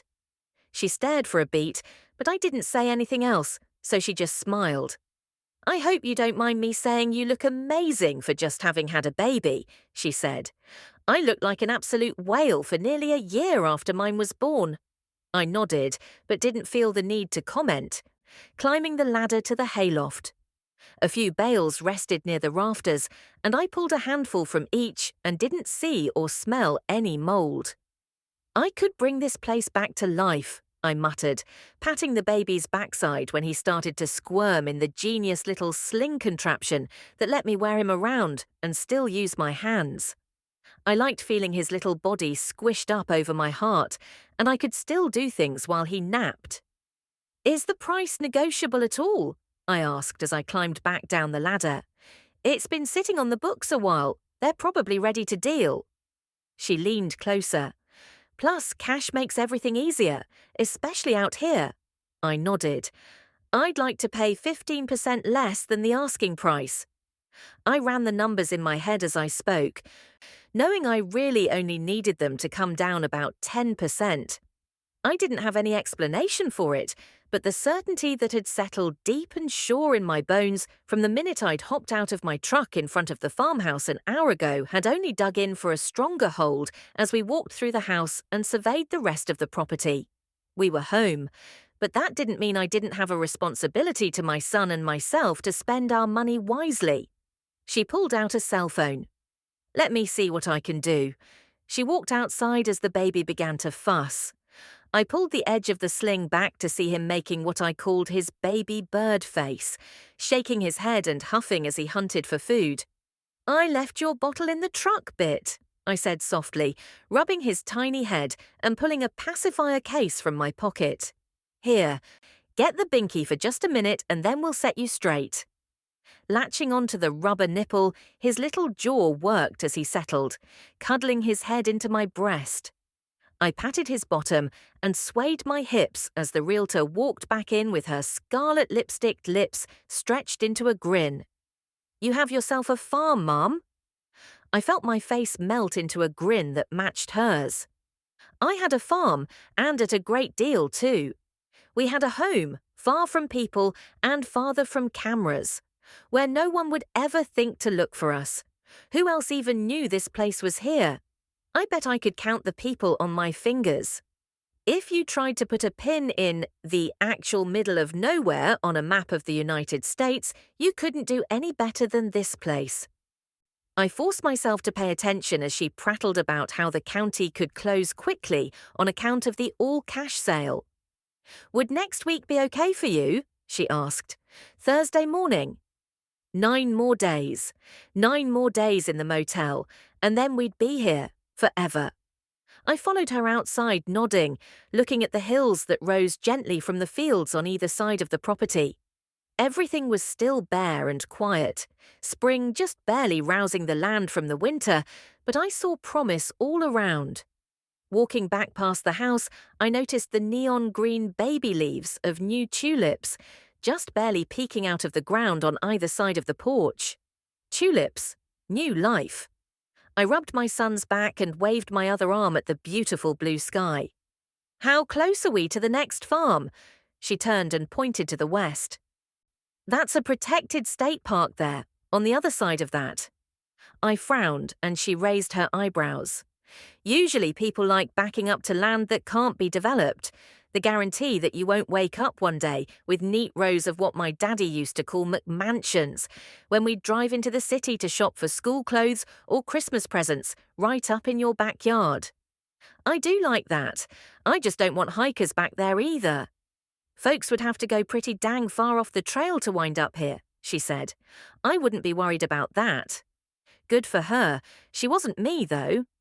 "I suppose if it's a nuisance, I can put up a fence," I said. "Fair enough." I nodded to the other hill. "What about over there?" "Family farm. Been in the same family since before the county started keeping records." She smiled. "If you're looking to be left alone, you've come to the right place. Neighbors don't get any quieter unless they're 6 feet under." I laughed with her and shook her hand, taking the card with the address and time for the property closing after she wrote it down. As soon as I shut the door of the truck, the baby spit out the pacifier and screamed. It wasn't the first time his timing had been so spot on, and I wondered every time how their instincts worked when they were so tiny, and whether or not this was something special about him. His father's natural gift for reading a room. Maybe. Not that I liked thinking about his father. I dug the bottle out of the little cooler pocket in the diaper bag and plopped it in the portable warmer plugged in under the dash in the truck before I extracted the baby from the sling. He stopped crying, squinting at first at the sunshine streaming through the windshield. "Hey, boo-boo," I said, pressing on the front of his diaper. "You are wet." I changed his diaper while the bottle warmed, then settled in to feed him, waving at the red lipstick real estate lady when she finally put her phone down and drove off in her blue Ford Explorer. Staring out the windshield at the house and the hills beyond, I smiled. There were stairs inside that house. All my life, houses with stairs inside had been rich people houses, and I was about to have one of my very own. A home that's all ours, buddy, with quiet neighbors. If there was such a thing as heaven, it couldn't be much better than that. With the summer sun warm on my skin through the kitchen windows and my little one in a fresh diaper, and one of them cute little blue bodysuits that snapped between his chunky thighs, I pulled on my boots and then settled him on my hip as I grabbed a milk pail and headed out the back door to the barn. Past 8, and Betty the cow would get annoyed with us for taking too long to get her milked. I was pulling open the door to the barn when I heard Ainsley's voice. "Hey there, Meg!" She sounded far away, and when I turned, I saw her walking down the hill carrying a big white jug, her cheeks pink from the sun and a wide smile on her face. Betty mooed from inside with increasing volume. "I'm coming, girl," I said into the barn, waving for Ainsley to follow me before I put the baby in his big green and yellow playpen when he started wriggling to get to his toys. "I hope it's okay that I just walked over," Ainsley said, stopping in the doorway and holding up the jug. "I made you some fresh lemonade." I turned my head from my post on the tiny stool I used to milk the cow. "You are so sweet, thank you," I said. "I'll be done here in just a bit. Betty and I are still getting the hang of this." She put the lemonade down inside the door and walked closer. clucking and murmuring soothing words to the animal while she bent to watch what I was doing. "May I?" She raised her eyebrows. "If you want, sure." I stood and backed away, and Ainsley settled on the stool. "How many pails do you usually get from her a day?" "Just most of that one," I said. "And how old is her calf?" she asked. "Calf?" She laughed, putting her hand under Betty and doing something that made a whole lot more milk than I'd ever seen come out at once. "Cows are like people. They only make milk when they have a baby to feed." I blinked. "Really?" She kept going, filling the pail to brimming in just a couple of minutes and putting out her hand for another. "Really? Where'd you get her from?" "There was an auction," I said, "not long after we got here." Ainsley sighed. "So either her baby died or was sold to someone else. We see it all the time, family farms that have been here forever folding and having to sell everything off, or filing bankruptcies even. It's so sad." I stepped closer to the playpen almost by reflex. They sold her away from her baby. I'd die first, or kill whoever was trying to take him from me. Not that Ainsley needed to know that. Pretty terrible, isn't it? She filled the second pail and stood, grabbing a handful of grass mash from the bucket on the wall to feed Betty. "There's a good girl." Turning to me, she held out the pail. "You have to start squeezing at the top and then work the pressure down as you milk her, like a baby's latch would drain milk. Otherwise, you both get frustrated and you give up before she's empty. That can make her uncomfortable and even give her an infection." I didn't hurt her, did I? I closed my fingers around the handle of the pail so tightly the metal bit into them. I wasn't even looking for a cow, really, but this man was bidding on her. And I didn't. I don't know. I couldn't say he'd reminded me so much of my daddy, I'd thought for a minute I was looking at a ghost. Something about him made me want to keep him from getting her. My papa calls that your gut. He says you should never ignore it. "It doesn't usually steer me wrong," I agreed. "I don't see any signs of permanent damage here." She pointed at Betty, who was munching hay. "I can come back out later and show you how to milk her properly. Nice of you to rescue her." Seemed after the fact like I was supposed to have a cow since I have a farm, I said. "I think she's found her home," Ainsley said, picking up the lemonade with her other hand. "Speaking of which, I would love to meet the rest of your family and see what you've done with the house." I swallowed hard when a lump lodged in my throat, flashing a smile. "Sure thing." I settled the baby on my hip and started back for the house with the second milk pail dangling from my free hand. Ainsley talked about how much she loved summer. "You could come meet us at the pond and swim if you want," she said. "It's still a little cold, but not too bad." My heart hammered hard against my ribcage as we got closer to the house, my head too full of panic to think about swimming. I liked Ainsley, and at some point, probably pretty soon, I'd have to tell her it was just me and my little buddy here. She was too smart for me to sidestep that much longer without making her suspicious. And suspicion was the last thing I needed. She was also kind and trusting, so she'd believe my carefully rehearsed story. There was no reason for her not to. No reason for her to think that the baby and I weren't exactly who I said we were. We'd been alone here for months, but I hadn't let that make me sloppy. I'd been careful to keep every bit of my old lives, my old selves, tucked far away where they couldn't hurt us. There wasn't a single good reason to keep Ainsley out of my house. It'd be downright rude of me not to invite her inside. 8. June, Mama won't let anyone in our house go swimming without me on account of the plants that grow in the bottom of our pond. I could hear myself talking, and Meg nodded along, walking beside me toward the house holding the baby in one arm and a pail of milk in the other, but her face plainly said she wasn't interested. I wasn't even offended by that. I just couldn't make myself stop talking. I've always loved the water. I used to think maybe I wanted to live near the ocean, even. But anyway, I'm the strongest swimmer, and it's easier than you'd think for people to get tangled up in those water weeds.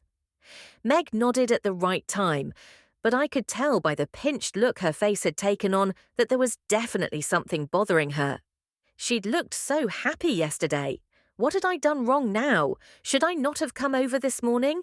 Was I too pushy about showing her how to milk her cow? Meg stopped at the back porch steps, kicking off her barn galoshes on the steps before she pulled a key from her pocket and unlocked the door. I laughed right out loud before I could help it. What?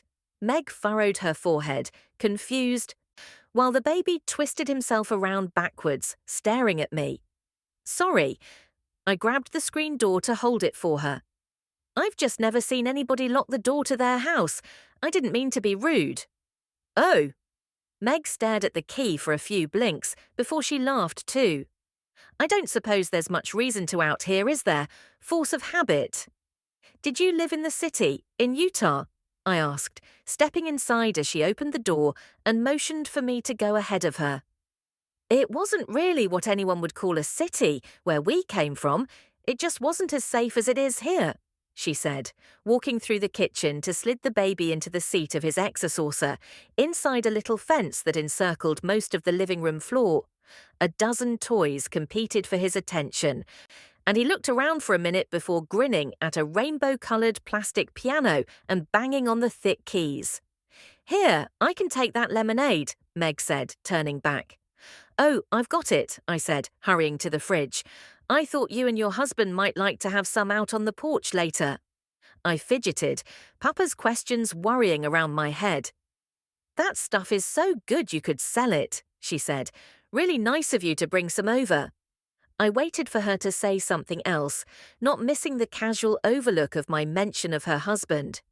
She sipped her lemonade and shifted her gaze to the window behind me. It only takes a few minutes to make, I said finally, scuffing the toe of my flat summer moccasin over the red tile of her floor. It's nothing, really. It's not nothing. She leaned against the front of the farmhouse sink. Even thinking to do something kind for someone else is something special, and taking the time to make something for someone else is a real gift. I'm glad you like it. I allowed myself a small smile. Meg pulled a candy thermometer from a drawer and added water to the bottom of the double boiler sitting on her stove, turning a flame on under the pot before she grabbed a milk pail. I'm not sure I have enough pictures for this much, she said. I haven't used all of what I got yesterday even. She glanced at me. Do you need milk? I smiled. I wouldn't turn it down, though we have our own cows, but just 2 counties over there's a store where you could sell the extra, or you could can it to use later. Can it? Her eyes popped wide. I used to help my granny make plum jelly, but I wouldn't know how to can milk. Not too different, really, I said. I could show you sometime, if you want. She smiled. I'd like that. I watched her heat the milk, one eye on the thermometer, and then count off 20 seconds at the 161-degree mark, even though 15 would do. She was careful. People learn to be careful by having bad things happen to them. Maybe we had more in common than I'd thought at first. She took a big metal mixing bowl down from a shelf over the sink and filled it with cold water, then moved the top pan from the double boiler to the cold water bath. You've sure gotten the hang of pasteurizing the milk, I said. I asked a man at the feed store and his wife wrote down instructions for me, she said. Didn't take too many days in a row of doing it before I'd learned. She grabbed the other pail and started over while the first batch cooled. Where are your bottles? I can put this first batch up. I clapped my hands together. They're in the cabinet next to the sink. She tipped her head toward the one she was talking about. I only have 4 bottles, though, and one of them is still in the fridge from yesterday. Any pitcher will work. Just use what's in there first. I pulled the bottles and a pretty yellow pitcher out of the cabinet. The cool milk filled too, and I screwed the lids down tight and put them in the fridge. Silence settled easy and comfortable over the kitchen, broken only by the occasional bleep from one of the baby's toys. It was weird to me that it didn't feel weird being there with Meg. I could count on one hand the number of days I'd ever in my life spent with people who weren't kin to me, but it had taken me about 4 minutes in this calm, sunny kitchen to feel right at home. Better than home in some ways. It was so quiet here. My house was almost never quiet. The feeling of peace was so charming that by the time we finished putting up the milk, I felt like I didn't ever want to leave. "Mama, mama," the baby chattered from the next room. Meg's face softened as she closed her fridge. His first word, he just said it for the first time this morning. "It's so adorable when babies learn to talk," I said. Though with a couple of my sisters, I kind of wish they'd skip that now. Bethany will talk your ear right off about whatever she's reading. And Daisy makes up these crazy stories about her dolls and follows us around telling them. Meg grinned. "Your house is fun, so loud and alive. We had a really nice time yesterday. Thank you for inviting us over." I was just going to say the same thing about being here, though I reckon I kind of invited myself. It's so quiet here. I love it. You can hear yourself think inside this house. "I guess we all want what we don't have," she said. Wasn't that the truth? About so much more than the noise level in our homes. "Where are my manners? Can I get you something to drink?" She turned back and pulled a blue pitcher from the fridge. "I have some tea if you want to repeat yesterday." "That sounds great to me." We took the drinks to the living room and settled on the marigold yellow sofa, centered on the longest wall. The baby waved a stuffed duck at us and turned back to a plastic activity table, slamming his chubby little hands down on buttons that caused all manner of lights and noise. The way she'd smiled when he said "mama" earlier told me she was his mama and not his sister. I had wondered the day before. The number of people who had assumed Francine was mine when I was 17, 2 years back, was downright shocking, especially given that everybody we ever saw in 3 counties knew I wasn't married. I wasn't sure how awkward it would make things if I tried any harder to find out if Meg was married. So I changed focus to the baby. Maybe I could get her talking about his father since she hadn't bit on my comment about her husband earlier. "He's not big for 8 months, but he's bright. And very good-natured, it seems." I meant every word, but also figured it didn't hurt to compliment the little one. Any fool could tell he was the center of her whole world. She smiled. "Thank you. I don't really know a lot about babies." Her voice dropped on the last, like she was sharing a secret. This kind of secret was a good one, though, the kind that made me feel like I was being let into her circle. "We're learning together, my little buddy and me." I waved one hand. "I know pretty much everything about babies. I've been helping Mama with my brother and sisters since I was barely big enough to walk.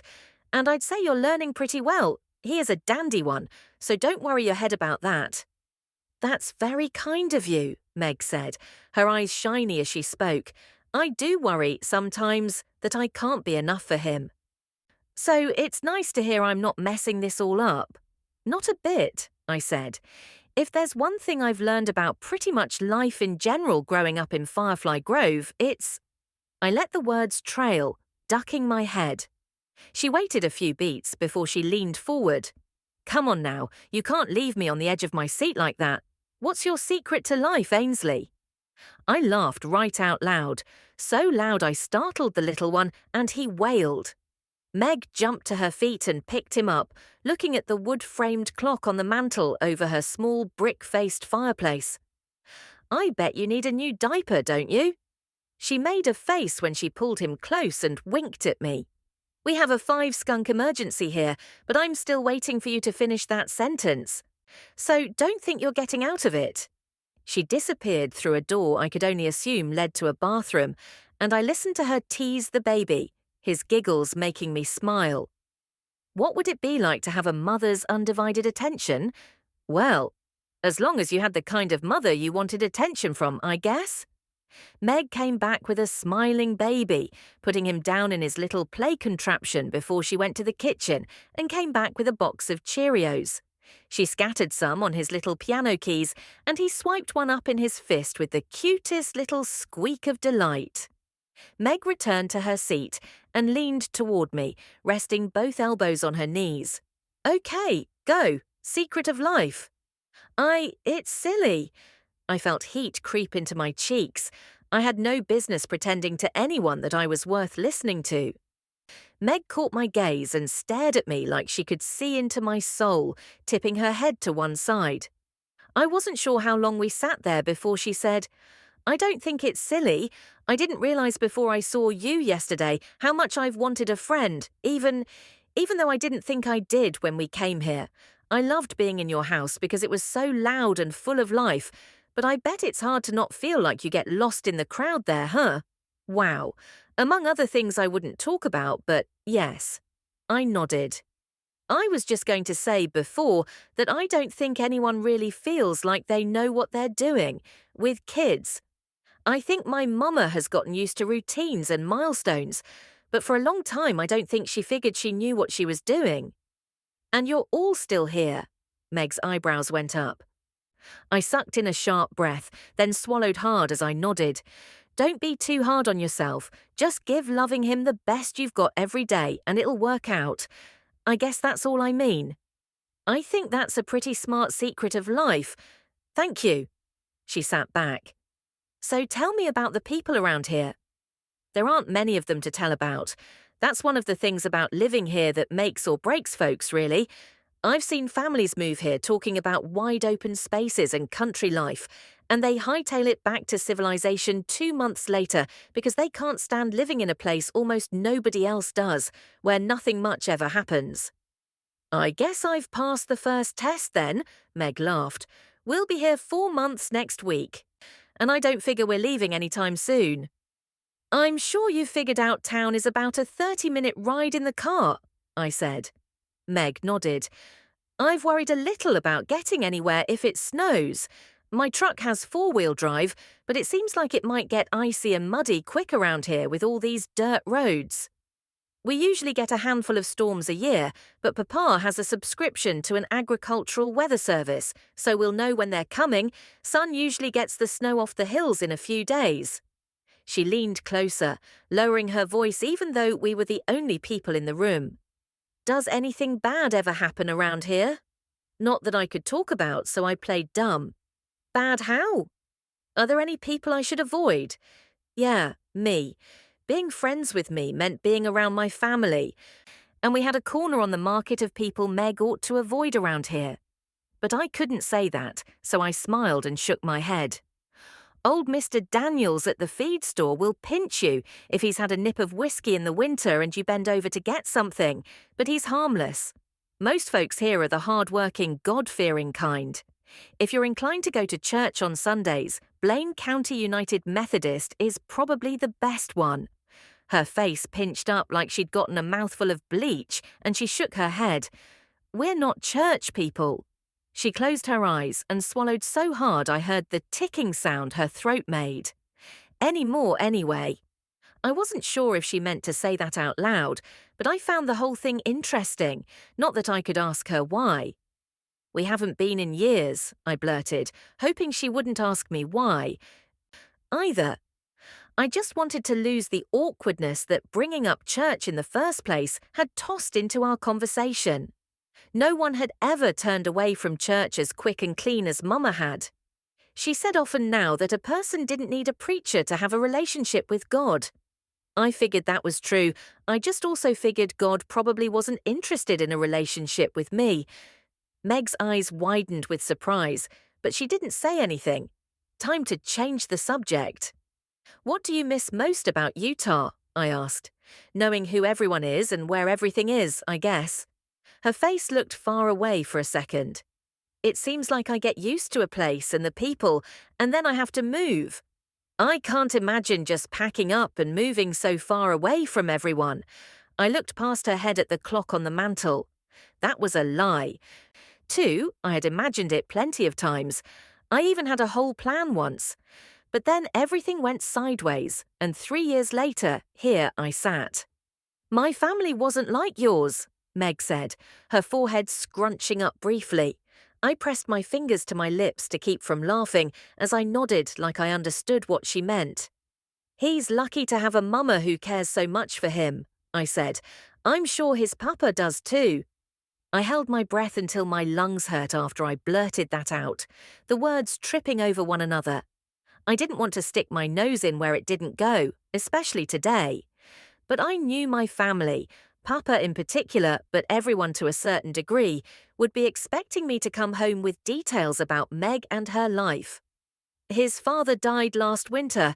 Meg's voice was flat, her face blank as the words dropped one by one. I clapped one hand over my mouth. "I'm so sorry, I didn't mean to—" She shook her head and smiled. "Of course you wouldn't." Her shoulders rose with a long, deep breath. "We're okay. We're happy and safe here." Dang it! I'd put my foot in my mouth with questions plenty, but I'd never wished quite so hard that I could stuff one back down my throat. Meg took one more deep breath before she looked at me, her face scrunching instantly. "Please don't feel bad, Ainsley." But that must be so painful to think about, and we were having such a nice visit. I overstepped. I knew a few things about getting sideswiped by painful memories. It could throw me off for days on end. "I'm getting by," Meg said, "and we're still having a nice visit. I'm okay, I promise." That right there was the last nosy question I would ask about Meg's past. Some folks at my own house would be irritated by that, but they could just get glad in the same britches they got mad in. Sitting there in Meg's still peaceful living room watching her absolutely adorable little boy giggle, I couldn't bring myself to care. I did enough for the family, carried enough, sacrificed enough of my soul for them. I could have this one thing for my own self. The more I let that thought swirl in my head, the more I liked it. Something, a whole person, that was mine. I'd never had so much as a doll that was just mine. The eldest, the most responsible, the little mama. I had always had to put my own wants, my own heart, aside for the good of the family. Not this time, not with Meg. I had told Bethany I'd bring her over next time, and I wouldn't go back on my word to my sister. She'd been through enough disappointment without me adding to it, and besides, bringing her would keep her from talking Mama into forbidding me to come myself. Even if I only brought Bethany once, the vague hope of another visit should be enough to keep her from interfering, but once would be it. This magical, quiet house where the storm in my heart calmed for the first time in so long I could barely remember. This was mine. Whatever I had to do to keep it that way. 9. Meg. July. As June's chilly mornings bled into long, hot July days, I realised I looked forward to Ainsley's sweet face appearing at my door, flushed from running down the hill and usually carrying a jug of lemonade or a pilfered loaf of fresh bread. She'd brought her sister Bethany once, but otherwise, she always came alone. And I'd never been invited back to her house. I got the feeling she liked having a friend that was all hers, and I didn't really mind. Her family had been fun, not counting the Arctic freeze I'd gotten from her mother anyhow, but they were a lot. A lot of noise, a lot of eyes, and a lot of people who might ask questions I didn't want to answer. Besides, I was getting better at accepting the things I couldn't change. If my friendship with Ainsley was just with Ainsley, well, that was more than I'd expected or wanted, wasn't it? Keeping mostly to myself was working for me here. Maybe I'd finally run far enough to escape the demons I'd battled for most of my life, even the one that lived inside me. I was 10 days from my 18-month chip, and though I hadn't been brave enough to ask anyone if there was a meeting around here where I could get it, I also hadn't so much as spared a thought for whiskey since our first night here. I'd been afraid at first that being here alone with a baby to take care of would be too stressful. For weeks, I'd meant to drive the 2 hours to Kansas City and find a meeting to join, but our little slice of heaven out in the hills was so warm and safe, it was easy to keep putting it off. And as days blurred by and the cravings stayed quiet, it was almost easy to believe I had slayed that demon once and for all. I was just getting the baby dressed on the kind of sweltering Wednesday morning that made me wonder why nobody had ever had air conditioning put into this house when she knocked. The baby squealed and kicked his legs, putting his arms up. "Mama, Mama," he babbled, as he did all the time now. He was also getting quite good with no, which was usually just funny to me. "Mama, take me to see Ainsley. Is that what you mean?" I grinned as I lifted him high over my head. "Is Ainsley here?" He squeaked and nodded, his little head still bobbing just this side of uncontrollably, like the silly little statue Granny got at a baseball game once. "Come on in," I called, settling him on my hip and hurrying down the hallway. "I stopped locking it weeks ago." She was right. There was never anyone out here but us. "The fireflies are finally back," she huffed, stopping in the entryway out of breath. "I have no idea why it took so long this year. Papa said something about the late cold snap in April, but I couldn't wait to tell you. You have to come up the hill tonight and see. It's the most beautiful thing in the world, and it never gets old." "We'd love that, thank you." I smiled as she took the baby from me before he squirmed out of my arms, reaching for her. She'd told me she was almost 20, so not much younger than me, but when she got excited it was easy to see the little girl still lurking beneath the surface. "Does anyone else come to see them?" "Oh, sure, people come for miles, lots of folks from town even, but they won't come until the weekend after word gets out. Tonight it will just be us." "What can I bring?" "My granny taught me that you should never go to anyone's home empty-handed. That first day, I'd kind of counted the blackberries, but if I was going back, even if I had only been invited to come sit outside and see fireflies, I wanted to take Ainsley's mother something." "Do you have time today to make another one of those blackberry pies?" She flashed a hopeful smile. "It was one of the best I've ever had. You're a good cook, Meg." "Thanks. The nicest thing anyone ever said to me was that this casserole I made was better than sex." I laughed. I've never loved cooking the way some women do, but that comment will stay with me until my last breath. Such a funny thing to say. She carried the baby to his exasaucer and plunked him in front of the piano, her cheeks blazing red as she turned to me and bit her lip. I knew that look. She was about to ask another one of her off-the-wall questions. The first few had shocked me, like when she'd asked about the baby's father the first time she came over here. But in the week since, I'd figured out they were just part of who she was. "Do you miss having sex?" she blurted. "I mean, is it so much fun that if you do it some and then don't for a while, do you miss it?" I tipped my head to the side, considering that. "Is that not okay for me to ask?" Ainsley's eyes went wide. "I mean, I wouldn't suggest you ask the grocery store checkout person or, like, a preacher, but I like to think we're friends now, aren't we? And friends talk to each other. It's just that, well, everything I know about that came from library books I've managed to sneak past Mama." She pointed to the baby.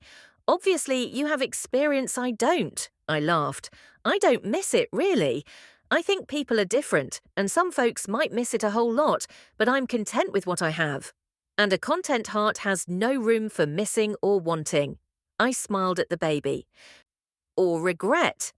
"That must be nice," she mumbled, dropping her eyes to the floor. I stepped closer. "I don't guess I've ever really thought about your social life in the context of growing up out here," I said. "You're a virgin, then." Her cheeks got so red I thought they might actually produce flames, as she nodded. "I let one of Alexander's friends kiss me once. It wasn't romantic, it was sloppy and weird. But books make sex sound like life-changing, and Mama and Papa are always touching each other. I'm 19 already, and I guess I usually feel like I'm missing out, but it's not like I can do much of anything about that. But then when you said someone told you food was better than sex, I wondered if maybe I don't need to be so worried about it." Oh, my heart. I had never seen someone look both so earnestly curious and so absolutely embarrassed in the same second. But that's what we do to young women, isn't it? Teenage boys and grown men can blather about conquests and particulars, and it's not only acceptable, it's expected in some places.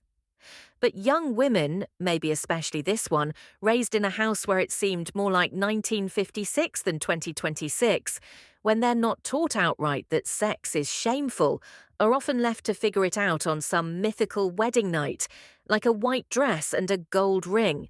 Impart carnal knowledge nobody has ever put words to. Well, not on my watch. "I definitely don't think you need to be worried about it, Ainsley," I said. "At the right time, and with the right person, it can be downright magical. I suspect that's a lot of what you've seen between your parents.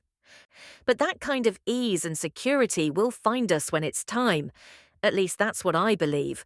Worrying and missing and looking for it won't make it find you faster.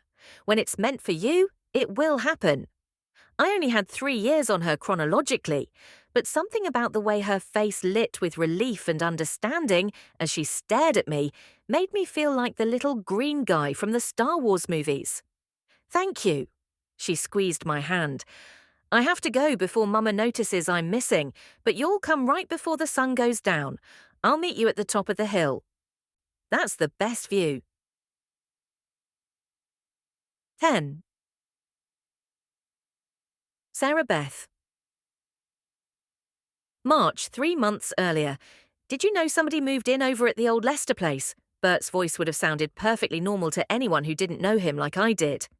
My ear, with nearly 20 years of practice catering to his every whim, learning every little nuance to his speech, caught the thread of accusation woven softly through the words, even through a veil of half-sleep, as I drifted off at the end of a long day.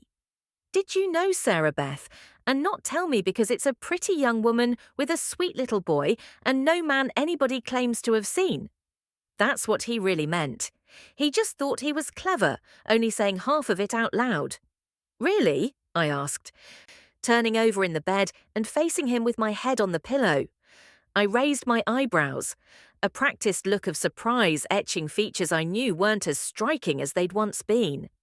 20 years ago, when Bert Godfrey had asked me to be his partner for the Virginia Reel at a barn dance hosted by the Cottonwood County 4-H Club, I could have had my pick of any boy in the county. Hell, I could have had my pick of any boy in 5 counties back then.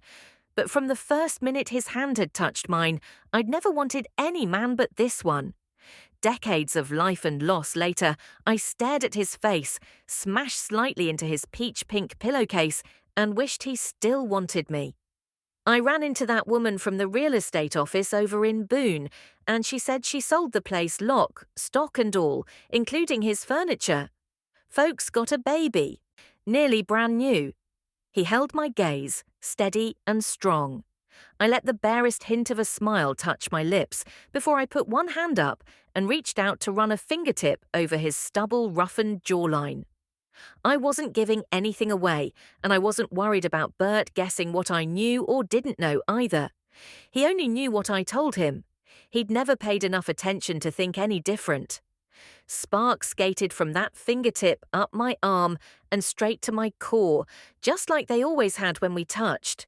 Like they used to for my husband, too. He grunted and tossed his head like an impatient stallion throwing off a fly. "Been a long week," he grumbled. I pulled my hand back to my side of the king-sized bed we used to joke about.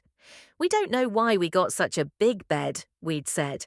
We take our half out of the middle. Watching Bert turn his back on me after he'd asked about the new woman on the next farm over, it felt like 1,000 years had passed since we used to sleep wrapped up in each other, in the middle of this big old bed, no matter how hot or cold it was in the room. Since a stupid mistake had upended the perfect life I'd put every ounce of me into building. I was just in a hurry that day. I was always in a hurry then, with 5 kids and a husband to look after in this place that vomited endless chores and problems. If only I had been more careful, I'd still be able to give Bert what he wanted. To give myself what this family so desperately needed. If only. Hindsight always brings clarity, doesn't it? But seeing how stupid I'd been, how much one thoughtless little thing had the ability to roil and rattle our entire world, that was a bitter pill, one I was still trying to choke down years after the fact. Yes, I knew she was there. Her name was Meg. Nobody had seen or heard tell of a husband, but she had a sweet baby boy who was still pretty new. No, I wasn't stupid enough to say anything to Bert about that. Old Man Lester had been the perfect neighbour for nearly 2 decades. He was kind, helpful and strong, and he kept to himself unless invited to do otherwise. New people made me nervous. If it really turned out this Meg person was a young single mother, well, I couldn't even let myself think about that. I could only lay there and pray, hoping God wouldn't do that to me. But if he did, I couldn't deny that I deserved it. 11.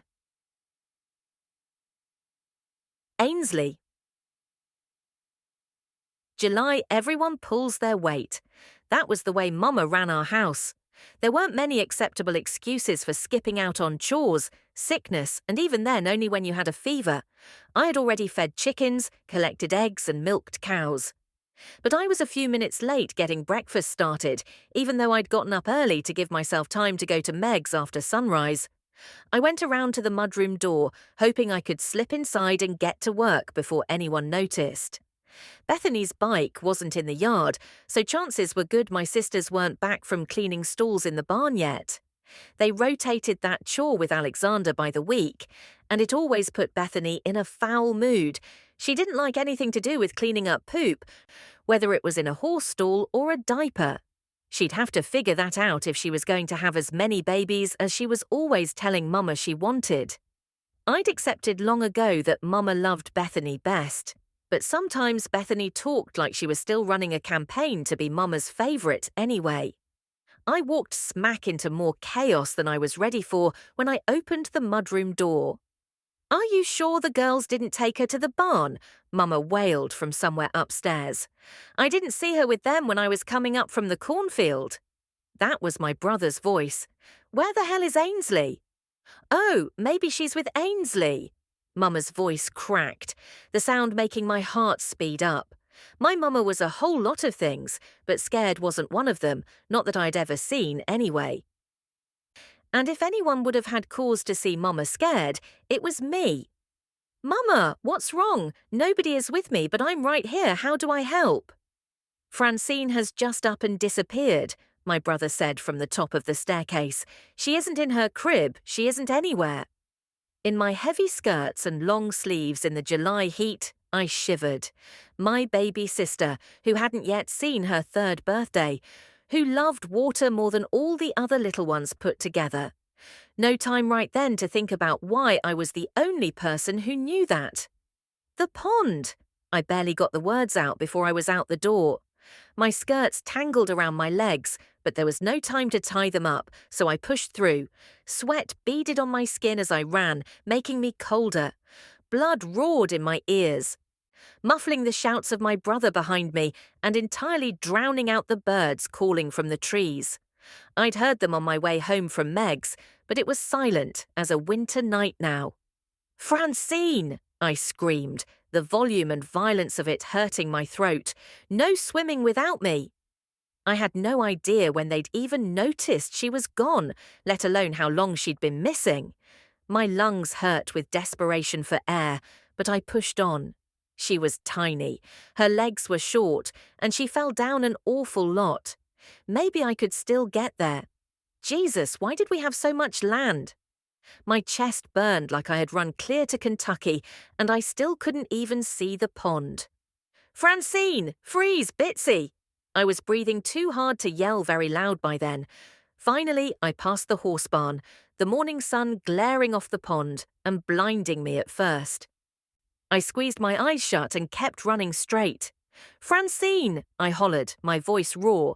"Freeze tag!" She loved that game. My steps were shorter now, my skirts sweaty and sticking to my legs as they strangled my stride. I opened my eyes, the light now strewing the choppy surface of the water with diamonds, tiny rainbows of colour hanging over the pond by the dozen. It was the kind of breathtaking miracle of nature you'd stop to commit to memory if you weren't worried that your 2-year-old sister was dead under there somewhere, tangled in the blasted water weeds. I scanned the shoreline and the water over and over, looking for any sign of her gold hair or her purple pajamas. Francine loved purple pajamas and wouldn't wear any other colour, my hammering heart crawling right up into my throat. Nothing. "Francine!" I pulled up short at the water's edge, a single sob escaping into the summer air. "Please, God, no!" "Francine, come on now!" my brother Alexander bellowed, in a voice that had gotten deeper than Papa's over the past year. "Don't hide from us!" I staggered into the high grass that drew around the far side of the pond. Snakes be damned. I'd rather tangle with 10 copperheads than face the idea that my baby sister might be drowned because I selfishly took off to go see my friend this morning. If I had been in the kitchen where I belonged, surely I would have heard her, seen her, before it was too late. A sob fought its way up my throat. Wait. There. I saw a flash of gold in the grass, down low, heard the softest giggle somehow over my laboured breathing. Splashing. I half ran 2 steps in my heavy skirts and then dove at an angle, grabbing her around her soft, warm middle. Gotcha! I crowed, sitting down in the shallow water near the edge of the pond and pulling her into my lap. Ainsley! She stared up at me with the biggest green eyes, her long lashes framing them with a natural curl most models would pay good money for. None of us Godfrey girls were homely, but Francine was already the prettiest by far, with Papa's gold hair and emerald eyes that Mama said came from a grandmother we'd never met. Were you hiding from me, Bitsy girl? I tickled her, tears of relief flooding my eyes and down my cheeks, landing on her tummy as I blew a raspberry on it, making her screech with laughter. I raised my head, and she poked one pudgy little finger, already tanning in the summer sun, at my cheek. Why sad? Her forehead puckered, and I sniffled and planted a kiss between her eyes. I heard my brother yell, "Mama, Ainsley's got her." I was scared when I couldn't find you, I said, standing and putting Francine on her feet. She was wet up to her waist. Why did you come outside alone, sweet pea? I tried to sound stern, but I was just flat so glad she was okay, I couldn't really pull it off. She shook her head, golden ringlets bouncing like a fairy tale princess. You did so, I waved my hands. Here you are, Mama was scared too. No, Francine said, pushing her bottom lip out. I freezed. I took her little hands in mine and swung our arms. You did? When you heard me say freeze? I was going in the water. I freezed.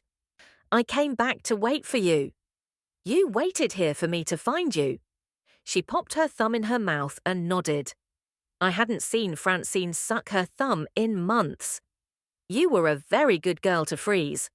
My voice broke on the last word as more tears spilled out of my eyes, my brain showing me what could have happened if I hadn't thought to shout that as I ran. I wasn't even really sure why I did. It just popped into my head and straight out of my mouth in the same second. She smiled around the thumb, her eyes clouded with worry, as she brushed tears off my cheek with her other hand. My baby! Mama's voice came from behind me, and I barely managed to step aside before she would have trampled right over me to snatch Francine up in her arms, hugging her so tight for a minute, I was afraid my sister couldn't breathe. Don't you ever run off outside alone again, Mama said, pulling back and looking at Francine. That look Mama had that felt like it needed a capital L, the one that had always put the fear of God in everybody but my slow-witted brother, who didn't have the sense to fear the devil himself. You don't go out of the house unless a big person is with you, you hear me? She was shouting by the end, and her fingers sank so far into the soft, little girl plumpness of my sister's arm I knew it had to hurt before Francine started to squirm. Mama! I put one hand on her arm. She's okay. Well, mostly okay. I think you might be squeezing her arm a little tight. She blinked, then looked at Francine's arm like her own fingers weren't under her control. Gasping, she put the baby down and whirled back to me. I steeled myself for whatever might be coming. Ainsley! She grabbed my shoulders. I tried not to flinch. Mama? Thank you. She sobbed, pulling me into a breath-stealing hug, her tears soaking my shirt in just a few seconds. I spotted Bethany over her shoulder, standing about halfway between us and the barn, and shading her narrowed eyes with one hand, watching for a minute before she turned back for the house. Well, sure thing, Mama. I patted her back, not sure what to do. I couldn't remember the last time she'd hugged me, and right then she clung to me like I was the last door in the North Atlantic, and the Titanic was sinking behind us, crying her heart out. It's okay. It's all okay. Francine is fine. Because of you. She finally let go of me, wiping her face on her sleeve and catching her breath. I can't think about what could have happened if you hadn't known right where she was. I should have thought of it, but I didn't. She pressed the heel of her hand to her forehead. But you knew? Her voice trailed off, a little too high, a whole storm gathering on her face as she stepped backward and stared at me. How did you know where she was? And where were you? You weren't in the house when we figured out she was gone. Now I stepped backward, raising my hands. Mama, I was down at the barn. I forgot to put feed out for the cows when I milked them. I lied, desperate to calm her down. She used to tell us she could smell it when we lied to her. I was nearly 14 before I figured out that itself was a bald-faced lie. She paused. The cows? Yes, ma'am. I swallowed hard and stood up straight. Cowering made things worse in our house. Francine loves swimming more than anyone I've ever met. She loves it more than all the other kids put together. I heard you sounded so scared. And then Alexander said she wasn't in the house and I just figured this was the most logical place. So I ran. And I got her. She's okay. Everything is okay. The tension went out of her so fast she slumped forward for a moment before she turned and picked Francine up, just a slight limp noticeable as she started back toward the house. I stood there in the breeze, the waving grass tickling my arms, forgotten. Again. 12. Meg. July pure magic. It was the only way I could think to describe the way stars fell on the little valley where Ainsley's family lived. I wasn't sure what to expect when we got there, to tell the truth. Night settled around us, the last of the daylight fading from the horizon, just as Ainsley finished setting up the chairs she'd lugged up to us. The pie was mostly cooled, nestled in a kitchen towel in the bag at my feet. Cicadas whirred softly in the trees. In the distance, I spotted the first pinpoint glow. Here we go, Ainsley said, her voice muted, almost reverent. She leaned forward in her chair. I tried to avoid blinking, and it wasn't hard, because right in front of my eyes, one pinpoint of light became 50, 100, 1,000, 100,000. Until we were looking down on a canopy of light I'd bet you could read by. As far as I could see in every direction, thousands of fireflies hovered and darted, their little bodies pulsing with light that could have made me believe in fairies, once upon a time. I'd seen fireflies all my life. We called them lightning bugs and caught them in mayonnaise jars to make lanterns when I was little. I'd even spotted a few here and there outside my own house in the past few days. But I'd never seen anything like this. Not many people have, if I had to guess. Ainsley, wow, I breathed. This is some kind of miracle. They do this every night. For 2 or 3 weeks, then it peters out. I've seen it dozens of times in my life, and it's never any less incredible. Do you all know what causes it? She shrugged. My grandmama used to say we were blessed, that the land here was blessed, really. Our crops grow, our animals stay healthy, and this was her ultimate proof. Weeks of magical nights every summer. Papaw said it was no different than a swarm of locusts.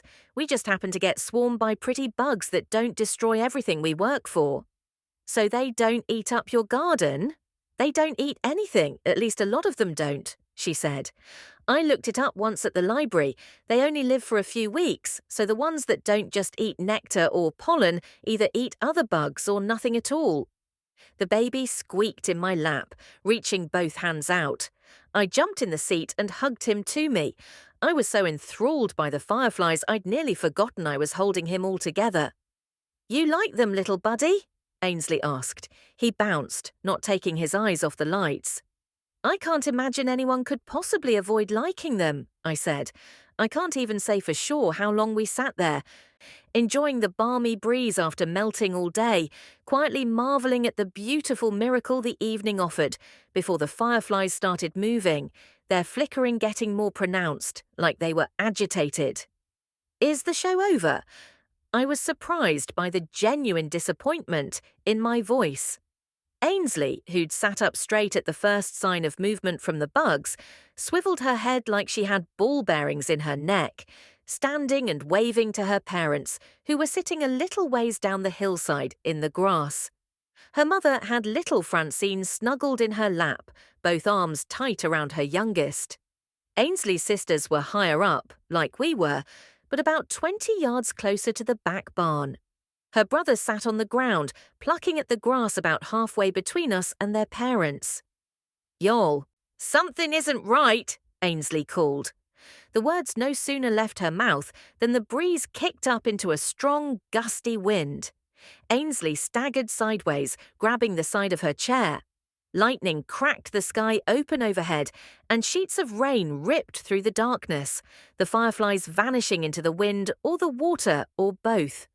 I jumped to my feet, turning my son around and hugging him to me, his skin prickling with goosebumps under my fingers as the temperature plummeted around us. "I have to get him home," I shouted over the howling wind. "Thank you for—" Blaring storm sirens cut off the rest of my sentence. The baby screamed, his little face screwing up and going red in another lightning flash. Entirely too nearby, I heard a train, except the closest tracks I'd seen were 10 miles east of us. Every drop of colour drained out of Ainsley's face as another bolt of lightning ripped through the clouds, her eyes on something behind me. "Tornado!" She grabbed my arm and started running down the hill toward her house. "Leave everything. We have to get to the shelter." I locked my arms tight around the baby's little body, easier with him clinging to me like a frightened koala, and ran alongside her. Her family was a crowd when they were all together, and they were, running in front of us toward the big red barn behind the garden. The screaming sound I'd thought was a train got louder, so loud I couldn't think. Tree branches and green leaves flew past and into us, gravel and dust and fat, driving rain pelting our soaked skin, stinging us as we ran.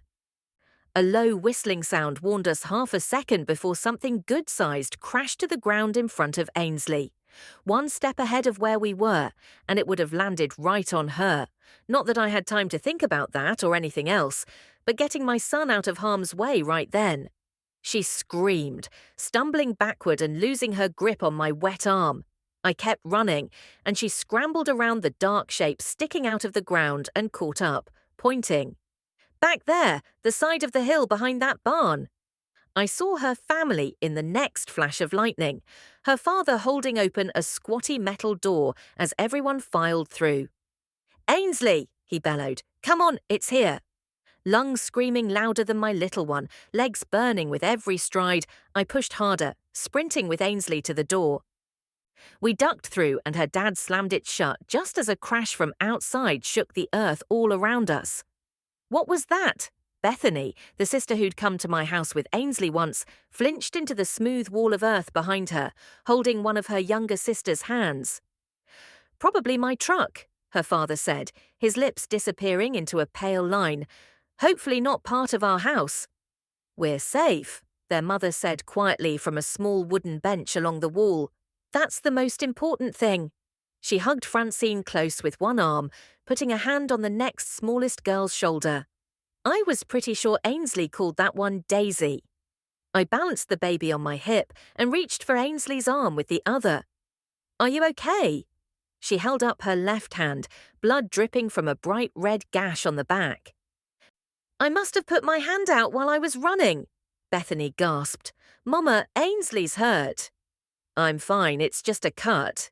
Ainsley's voice wobbled. Bert stepped forward, his face scrunching up as he examined her hand. "That's pretty deep. What did you do?"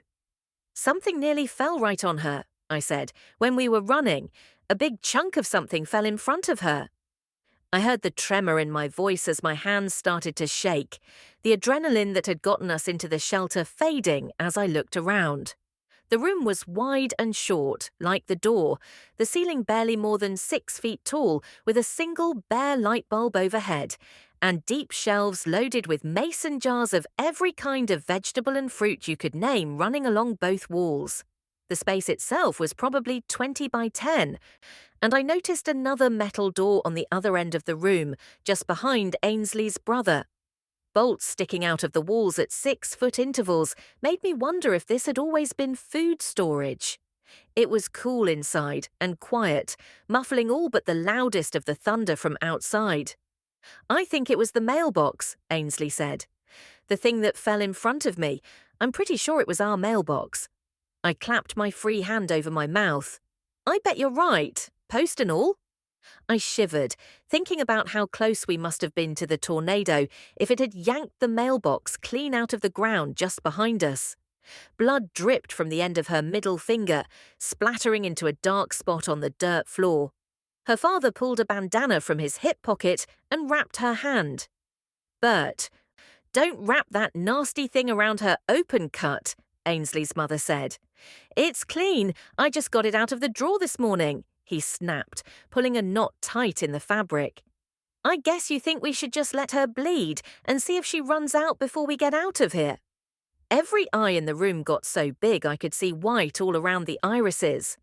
I looked around and tried to shrink myself and my son into the wall at my back as the storm raged outside, thunder booming for the 4th time since we'd shut the door. Ainsley laid her free hand on top of her father's. "No need to be short with Mama," she said. Her voice was calm, but I'd gotten to know her well enough to hear tension threading through her words. I watched the children, their wide eyes all fixed on their mother, who was watching me. "We're all upset," she said finally, and I swear the whole room let out a breath. "Ainsley, hold pressure on that until the bleeding stops." "Yes, Mum." Ainsley looked relieved to have something to squeeze. "We shouldn't have taken the beds out of here," the brother said from the other end of the room, shuffling his feet. "It'd be nice to have somewhere to sit." "So we should let this space sit here for 360 days of the year so we can spread out more on the 5 days we might use it." His mother rolled her eyes. "Very efficient of you, Alexander." "It stays cool in here no matter how hot it gets outside," Ainsley murmured to me, leaning against the wall between me and the door. It was a nuclear bomb shelter back when people worried about that, so there were beds, and a bathroom too, but it doesn't work anymore. The plumbing rotted out before I was born. Mama replaced the beds with these shelves so we could store extra canned goods out here about 5 years ago. It's never too warm for them, and it gets them out of the house. We can make more at once too, so we've started selling some at the markets. "And it's handy for tornadoes," I said. My voice was still shaking, and she poked me gently with one elbow. "I don't guess you got many tornadoes in Utah," she said. I shook my head. "It just came out of nowhere." I looked around. "We're safe in here, though." "Completely," she said. "And just so you know, this is the first tornado we've had in a while." 4 summers ago was the last one," Bert said, pressing his ear to the door.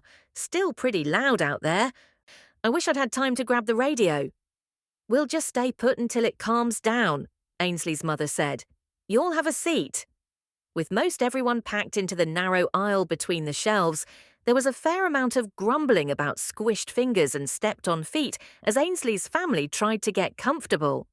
"Why can't we go in the back?" A waifish girl I was pretty sure Ainsley had called Claire asked, more than a touch of whining in the words. She looked about 10 and was sitting on the floor a few feet from us, rubbing her eyes with clenched fists. "There's a bed in there." I patted my son's back and swayed against the wall, relieved and proud that he was so quiet and content, despite his soaked diaper and wet clothes in the cool, crowded underground room. His little fist curled tight around the wet fabric of my t-shirt, his head resting on my shoulder. "No!" Ainsley's voice was so sharp I jumped. So did Claire, a wounded look creasing her face as Ainsley glared at her. She opened her mouth to say something, but their brother spoke before she did. "What is that smell?" Alexander's almost offended voice boomed in the small space, drawing every eye to his post outside the door to the back room. Ainsley caught a deep breath beside me, her hand going to her forehead as she leaned against the wall. "The plumbing back there," Sarah Beth said quickly. "It rotted clear through to the old septic tank, and we haven't figured out how to go about fixing that." The sleepy little girl who'd complained about the lack of beds looked like she was winding up for a tantrum when Bert unlocked the door with a sharp clang. "The one good thing about tornadoes is they pass quickly. All clear, y'all. Beds and septic-free air this way." He winked, and Sarah Beth laughed softly. "Yay, Papa, thank you." The whiny one I was pretty sure was Claire sprang up and curtsied. "Yep." She sure did. I glanced at Ainsley, who was tracing a series of light scratches on the dark earth of the wall. "What's that?" I asked. She smiled. "We played house in here when we were little, just to get out of the actual house in the winter. Alexander and Bethany and me. We used to count down days from Christmas to summer." I surveyed the wall as everyone filed out of the shelter. "That's not nearly 150 whatever days." "We got bored easily," she winked. "It's kind of a unique thing to have." I waved my free arm. "Do the little ones still play out here?" "Never." Ainsley shook her head. "Mama forbids it." I started to ask why, and Bert leaned back in the door. "You're waiting for a fancy invitation?" he asked. "Sorry, Papa." Ainsley ducked her head and hurried out the door. "Thank you, Mr. Godfrey," I said, stepping to the door, glad that my boy was still sleeping. "Mr. Godfrey is dead and gone," he said. "You're a landowner here, same as I am. Call me Bert." His eyes twinkled a little too much. They lingered on my boobs a lot too much. Please God, no. Not this man who seemed so in love with his wife, who I really wanted to like, and wanted to like me. "Thank you for letting us be here tonight," I said, the words stiff as starched sheets. I'd picked up enough about Sarah Beth and Bert to know their house ran under cover of what I would have said were old-fashioned roles for the men and women. I still didn't quite believe my own eyes that Ainsley's sister had curtsied in her long skirts before she trooped back outside. Maybe it was a dated way to think, but I had to admit, I'd thought, as I watched Ainsley's dad guard the door, that it might be nice to have someone to take care of little Buddy and me. A strong shoulder to lean on when I was scared or tired. Someone to guard the door in a storm. Not that I could have that. Marriage requires honesty, trust, and fingerprints, none of which I was capable of giving anybody. But I couldn't help thinking, sliding past Ainsley's tall, muscular father after he stepped closer to the doorway than he'd stood while everyone else walked outside, that it might be nice. 13. Sarah Beth. April, 3 months earlier. Bert's questions about the new woman next door hadn't stopped for a month. Why hadn't I taken over some bread? Didn't I want to get to know her? Seemed like she'd moved in out there with a little one and just kept to herself all the time. Shouldn't we check on her? Like I hadn't checked. Some days it felt like keeping up with her was all I did, and there was something there to keep up with. For starters, I had to go all the way to the courthouse and check the property deed to get her last name, because nobody in town knew it. "Here it is," the county clerk said, bringing a copy of the deed for the farm next to ours to the counter. I had made up a question about water rights and the pond because I didn't really know what I was allowed to see and not see about someone else's property, but the clerk hadn't so much as blinked. She'd just dived into the maze of file cabinets and returned with the deed. "Sold for cash to Meg Whitney, sole owner, right? The deed was filed on March 9th. She flipped through pages. "It doesn't say anything about water rights." "Great, thank you," I said, forcing a smile. "Would you like a copy?" she asked. "Could I get one?" I tried not to sound surprised. Either it worked or she didn't care. She licked her finger and flipped through pages. "These farm deeds are long ones. 7 pages will be $3.50. I counted the money out of my hand-sewn calico purse and put it on the counter. She turned and went to an old grey copy machine, running the document through and then taking her copy back to the files. "Thank you," I said as she put the pages in my hand. "No problem. You have yourself a nice day." I took the deed out to a bench and looked over it, but there was no prior address for Meg, no husband's name, no mention of whether Whitney was her married name. Just her name, and hers alone, which was more than I knew when I left my house. 2 first names, too. I wasn't sure what to think about that. Not that Whitney couldn't be a last name. I'm sure it was for plenty of folks. But something about Meg's story was off, and while I'd never been a nosy sort of neighbour, I needed to know now. Too much was at stake for my family. I had to figure out just exactly who was living so close by. 14. Ainsley. July, my eyes went to the sky first, and after a minute I noticed everyone else was staring up too. The vast blanket of night above us winked with stars, thin wisps of see-through clouds, the only evidence of the storm that had just kept us locked up for nearly half an hour. I couldn't stand the old bomb shelter. Just having the fresh air on my skin and being out of that room lifted 100 pounds off my chest. A gasp drew my eyes from the sky, and once they'd focused in the darkness, one hand flew to my mouth. "Oh, Ainsley," Meg said. I swallowed tears. I couldn't tell if my heart was breaking more for me or for Papa. "Is God mad at us?" Daisy asked, her small voice thick with tears. "No such thing." I wondered if anyone else heard Mama's voice shake or knew why it did. I shut my eyes, but it didn't matter. The destruction played on a loop on the backs of the lids like they were still open.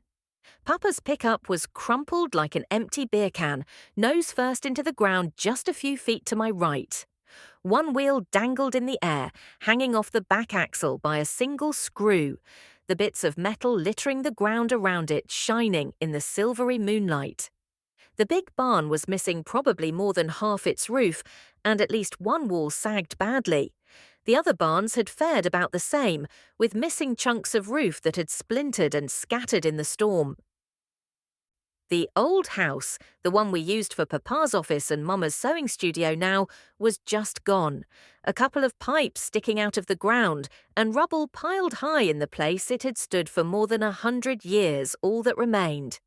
The mailbox was indeed the thing that cut my hand, what felt right then like a lifetime ago, as Meg and I ran for the shelter, its post crammed upside down into the ground, so far my brother would have to dig it out.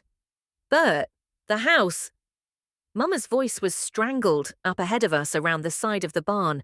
A cold fist of dread closed around my guts as I stopped in my tracks. I couldn't go look. Papa was scared too. I could tell by the way his shoulders hunched as he crept toward her, like a dog that knew he was about to get beaten. Papa seemed to fold in on himself as he rounded the corner of the barn, the stress almost physically attacking him. I reached out one hand, but couldn't make my feet walk the way they were supposed to. Me and my big mouth, invoking Granny talking about us being blessed here. What if I jinxed us? What if this was all my fault? I couldn't make myself go look at the house Papa built out of an old barn with his own 2 hands and sweat and blood. Our home. Alexander and I were alone among us kids, the only ones who remembered clearly a time when we didn't live there. Papa got to the corner of the barn right about when I started having trouble breathing. His hands went to his face, but I couldn't see why. I wondered if he was covering his eyes. His shoulders straightened, his back shooting into a line. "It's a miracle," he whooped, jumping in the air with one fist raised. "Thank you, Jesus." Maybe Mother was right when she said this land is blessed. My feet suddenly feathers. I ran to his side. The house, our big goofy house, was untouched. It didn't look a lick different than it had that morning, not so much as a shingle missing that I could see. Mama was halfway to the mudroom door already, Francine bouncing on her hip as she hurried, her limp barely noticeable. She got the door open before we caught up to her. "Power's out," she said. "I'll check the generator in a minute." Papa walked through the mudroom and out into the living room, spinning in a slow circle, his head back to study the beams holding up the roof. "A miracle," he said again. Everyone straggled in, Bethany herding the little ones, who were pinching and poking and growling with each other because they were tired. "Thank you. Jesus," Alexander's deep voice, which had only been deep for about 6 months and was still startling, boomed when he stepped into the house. "I'm going to bed." "You will wait to be told what you're doing." Mama's voice was clear but lacked its usual edge, like the relief of standing in her home after a tornado was enough to soften her for the moment. "Yes, Mom." My giant brother froze in the hallway. "Bert?" Papa shook his head, walking over to Mama and pulling her and Francine close, resting his forehead on Francine's gold curls. So much to be thankful for tonight. Was it just this morning we'd been frantically searching for my baby sister? It felt like a month ago, standing there as the adrenaline wore off for the third time in one day and realizing how utterly whooped I was. It was all I could do to keep from melting into a puddle and passing out right there on Mama's shiny wood floor. "Alexander, girls, you'll go on to bed." Papa's voice was rough, his face now buried in Mama's hair. I started to follow my sisters to the hallway that led to our rooms when I remembered Meg. Spinning on my heel, I ran back to the mudroom door. She hovered just outside, the baby's sweet head nestled into her shoulder as he slept. "I'm so sorry," I said, opening the door.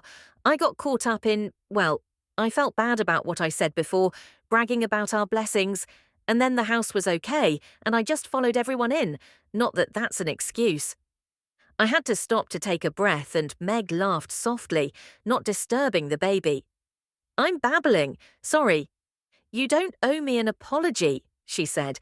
"I'm going home. I'm just sort of scared to." Her eyes filled with tears so fast she couldn't keep them from spilling over. "I love my house. What if it isn't there anymore?" She sniffled, swiping at her face with her free hand. I pressed 2 fingers to my lips, a lump lodging in my throat. "I'm sure it's there." The anguish and fear on her face was so plain it made my heart hurt, and I scrambled for anything that might help. Desperate for some kind of reassurance, I looked up at the wide, calm sky before I bowed my head, keeping my voice low. "Maybe we should say a prayer." Meg looked like I had asked her to eat manure for just a second, and then she shrugged with her unoccupied shoulder and closed her eyes, grasping both of my hands in her free one. "Lord, thank you for watching over our home through the storm tonight and keeping us all safe," I said, my heart thudding in my ears as I spoke. "Please, Jesus, I ask that you have watched over Meg's home as well and let her little family return safely there and find their house standing and stable and help our neighbours and friends to recover and rebuild quickly and safely. In Jesus' holy name, amen." "Amen," Meg said, squeezing my hand and pursing her lips like the word tasted sour. My eyebrows went up and she flashed a small smile. "Just a little weird after so long." "Oh, that," I nodded. "Yeah, for sure." A flashlight beam brightened Meg's middle from behind me, and I turned to find Alexander, his hair much neater than normal, lurking behind me. Somehow, a simple thing like combing his hair made him look all grown up to me. And he was. Really, he'd turned 19 this summer. I just didn't think of him that way. "You shouldn't walk home alone, not knowing what you'll find," he said, staring calmly at Meg for a good 5 seconds before he ducked his head, clearing his throat before he looked up again. "I'll take you." He said it with authority, like Papa would almost, and the flesh crawled right up both my arms in the balmy summer night air. No. I wanted to say it, but Meg was looking at him with the oddest expression I'd ever seen on her face. Her lips pinched into a tight line, her eyes narrow. I didn't think she wanted him to go with her, but maybe she didn't know how to tell him no. Or maybe I was wrong. Before I could force a single sound out of my face, she nodded and said, "It's nice of you to offer, thank you." And they were gone. I watched from the window in the top of the mudroom door, pushed up on my tiptoes, until the flashlight's beam disappeared over the hill. From far off, they looked like a family. Alexander was so tall he even towered over Meg, and the sweet baby finished off the picture. No. Sure, now I could say it, when it wouldn't help her. "Ainsley, what in the world are you still doing down here?" Mama's voice came from behind me, soft with exhaustion.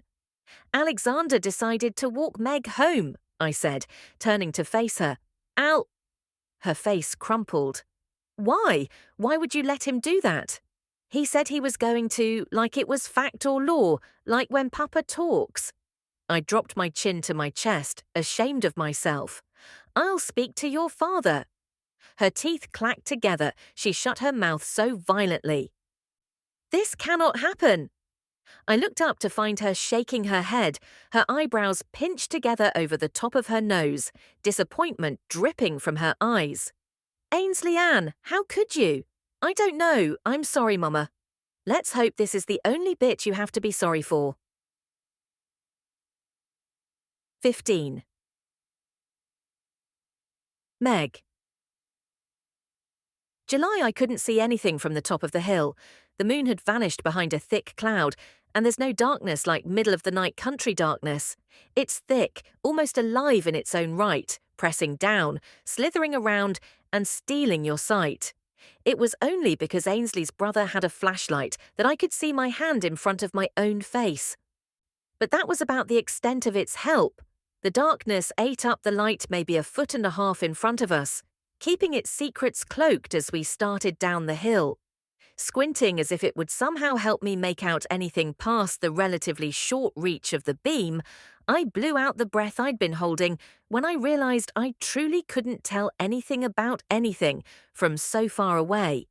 It will be okay, Alexander, who hadn't said a word since he invited himself to walk me home, said in a voice so deep it sounded almost comical. Once, when I was a little girl, my granny had a dog. Granny had taken the poor thing from the meth heads in the next trailer when she nearly died from eating some of their product, and that dog had loved the tiny old woman who'd raised me so much I was sure she'd have eaten anyone who tried to cross Granny. We called her Sadie, and Granny said she was a Rottweiler. I didn't really know the funny word was a breed of dog until the dog was long dead, but Sadie was a love. She would try to get any part of her that would fit into my lap whenever I sat down. She sat outside in place of a concerned grown-up and watched over me while I played. And she almost never barked. But when she did, everyone in our trailer, and probably the next few over too, took notice. Alexander reminded me of Sadie as we walked down the hill. Quiet most of the time, noteworthy when he decided he had something to say. Big, strong, safe. He walked carefully next to me, shortening his stride to match mine, and staying almost exactly 3 inches from my side the entire way. Honourable, I thought. In another life, another me who hadn't been battered and damaged by men who weren't safe and didn't know the meaning of honour, might have liked him as more than my friend's stoic brother. Probably for the best that things were the way they were for a lot of reasons. How old are you? I asked as we picked our way down the hill by the flashlight's beam. He kept the light pointed in front of my feet. 19. I thought Ainsley was 19. She's nearly 20. My grandma used to call us Irish twins because we were born 10 months apart. My birthday was last month. I liked listening to him talk, but I was a grown woman with a baby to take care of. I had less than no business taking up with a 19-year-old boy no matter how tall and pleasant he was. The closer we got to the bottom of the hill, the harder my heart pounded against my ribs. What if the house was gone? I'd seen the one Ainsley said her parents used as an office reduced to rubble, so I expected to find a heap of wood and plaster when we got close enough. But I couldn't stop myself from clumsily begging God silently to spare us. After some of the things I'd seen, I wasn't too sure I trusted anybody, least of all church folks. But I did believe in God and Jesus, and right then, I wasn't sure I'd ever needed their help more. I shut my eyes tight with a last quiet prayer, blinking hard into the darkness when my feet hit the gravel of the driveway. Alexander pointed the light up, and 3 steps later he let out a whoop so long and loud I bet it woke people clear over at his house. I stopped, hugging my son and shaking my head at the tears streaming over my cheeks. It's there. It's still there. I felt Alexander's big, warm hand close over my shoulder. Why are you crying? He sounded genuinely perplexed. I wasn't expecting it to be, I said. Things don't really go my way, not big things. He took a step back, his hand falling away, and pointed the flashlight at the baby. Was he one of those things? Wow. I almost staggered backward from the weight of the question, except he couldn't have possibly known how loaded it was when he asked it. Of course not. My arms tightened protectively. He's the only thing I've ever gotten really completely right. In the filtered light of the flashlight beam, Alexander's face stretched into a smile. I swallowed hard at the revulsion that made me want to back away because I couldn't give an immediate reason for it. I only knew, in the kind of bone-deep way that had never failed me, that something in his smile made him far less kind, far less safe. It didn't reach his eyes, that was part of it. They looked hollow and flat, like moss-covered rocks staring out of his face. But the eyes weren't the only thing telling me to run. And we were alone in the dark. I didn't think it was wise to hurt his feelings or to upset him. I swallowed hard, trying to think of something to say that would get him to stop looking at me like that. Ainsley spends a lot of time here, he said before I could come up with anything. When he talked, the smile vanished. And it didn't come back. Thank heavens. She's been such a good friend to me, a true bonus. I didn't expect to find friends here. We don't really know people outside our family well. He tipped his head to one side, staring like that was his whole thought, and he was waiting for me to say something. I'm very thankful Ainsley has been so kind to me, I said finally, and that your family let us join you in the shelter tonight. I laughed. It was too high-pitched, with a nervous edge, but maybe he wouldn't notice. And to you for walking me back. Thank you, Alexander. I moved toward the front porch. It's what gentlemen are supposed to do. He sat down on the second step, folding his long legs up so that his knees were nearly touching his chin. So he wasn't leaving. I wasn't sure what to do about that. I desperately wanted to take my child inside and put him down. I couldn't even feel my right arm anymore. I was the kind of tired you feel in every cell, even though you're too wound up to close your eyes. And when Alexander patted the step next to him, the hair on the back of my neck stood straight up in the still summer night air.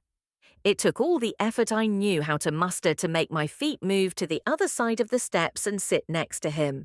And then he didn't say anything. I didn't really figure "go home, you clueless creep" was going to help me here on any front. And the memory of that strange smile was enough to make the thought of using my son as an excuse to scurry inside give me chills. I didn't want Ainsley's brother irritated with him, even more than I didn't want to see the smile again. So I stuffed the words back down my throat and let the silence stretch. A lot of folks don't like silence. He didn't let it last long. What are you and Ainsley doing together all the time? I blinked, trying to shake exhaustion from my brain. We cook, we visit, we play with Little Bit here. She's teaching me how to can milk and grow a garden. Just, stuff you do with friends. Ainsley said your husband died last winter. She said she asked, and that's what you told her. I shut my eyes when he pointed the flashlight straight at my face. When I opened them, his lips were twisted to one side as he stared at me with his eyebrows pinched down into a V over top of his nose. I figured the story I'd told Ainsley was the easiest one, and not entirely untrue. The baby's father was sure enough dead. I bowed my head and sniffled for good measure. It was tragic. It's still really hard for me to talk about. He kept the light on my face for another 30 seconds or so, then pointed it back down at the dirt. Mama says when people are sad about death, you say, "I'm sorry for your loss." Thank you. Maybe that's what you're supposed to say, he went on, like I hadn't spoken, his words halting, his hands curling into fists in his lap. But maybe I'm not so sorry. I don't reckon you'd be here if he hadn't, right? I sensed the smile again before I turned my head and saw it. It was all I could do to keep my seat. My granny used to say everything happens for a reason, I said. Some of the things I've seen have made me wonder how she could have possibly been right, but she believed that with her whole heart. Maybe it's true. Everything happens for a reason. I felt my shoulders relax when his smile faded, which felt like the strangest sequence of events. He bobbed his head from side to side. Everything happens for a reason. I couldn't tell what he was thinking, but he stood and his face stretched into the smile again. It was almost like his mouth was too wide. Maybe that was what made it feel threatening instead of attractive. The corners of his lips stopped just below his eyes, like a jack-o'-lantern someone didn't quite carve right. I shivered, despite the balmy July overnight weather. "I think I'm glad you came here, Meg," he said. "I hope you stay glad too." I couldn't help but hear a threatening edge in those last words, though I couldn't swear I hadn't imagined it on account of his disturbing grin. He turned and left.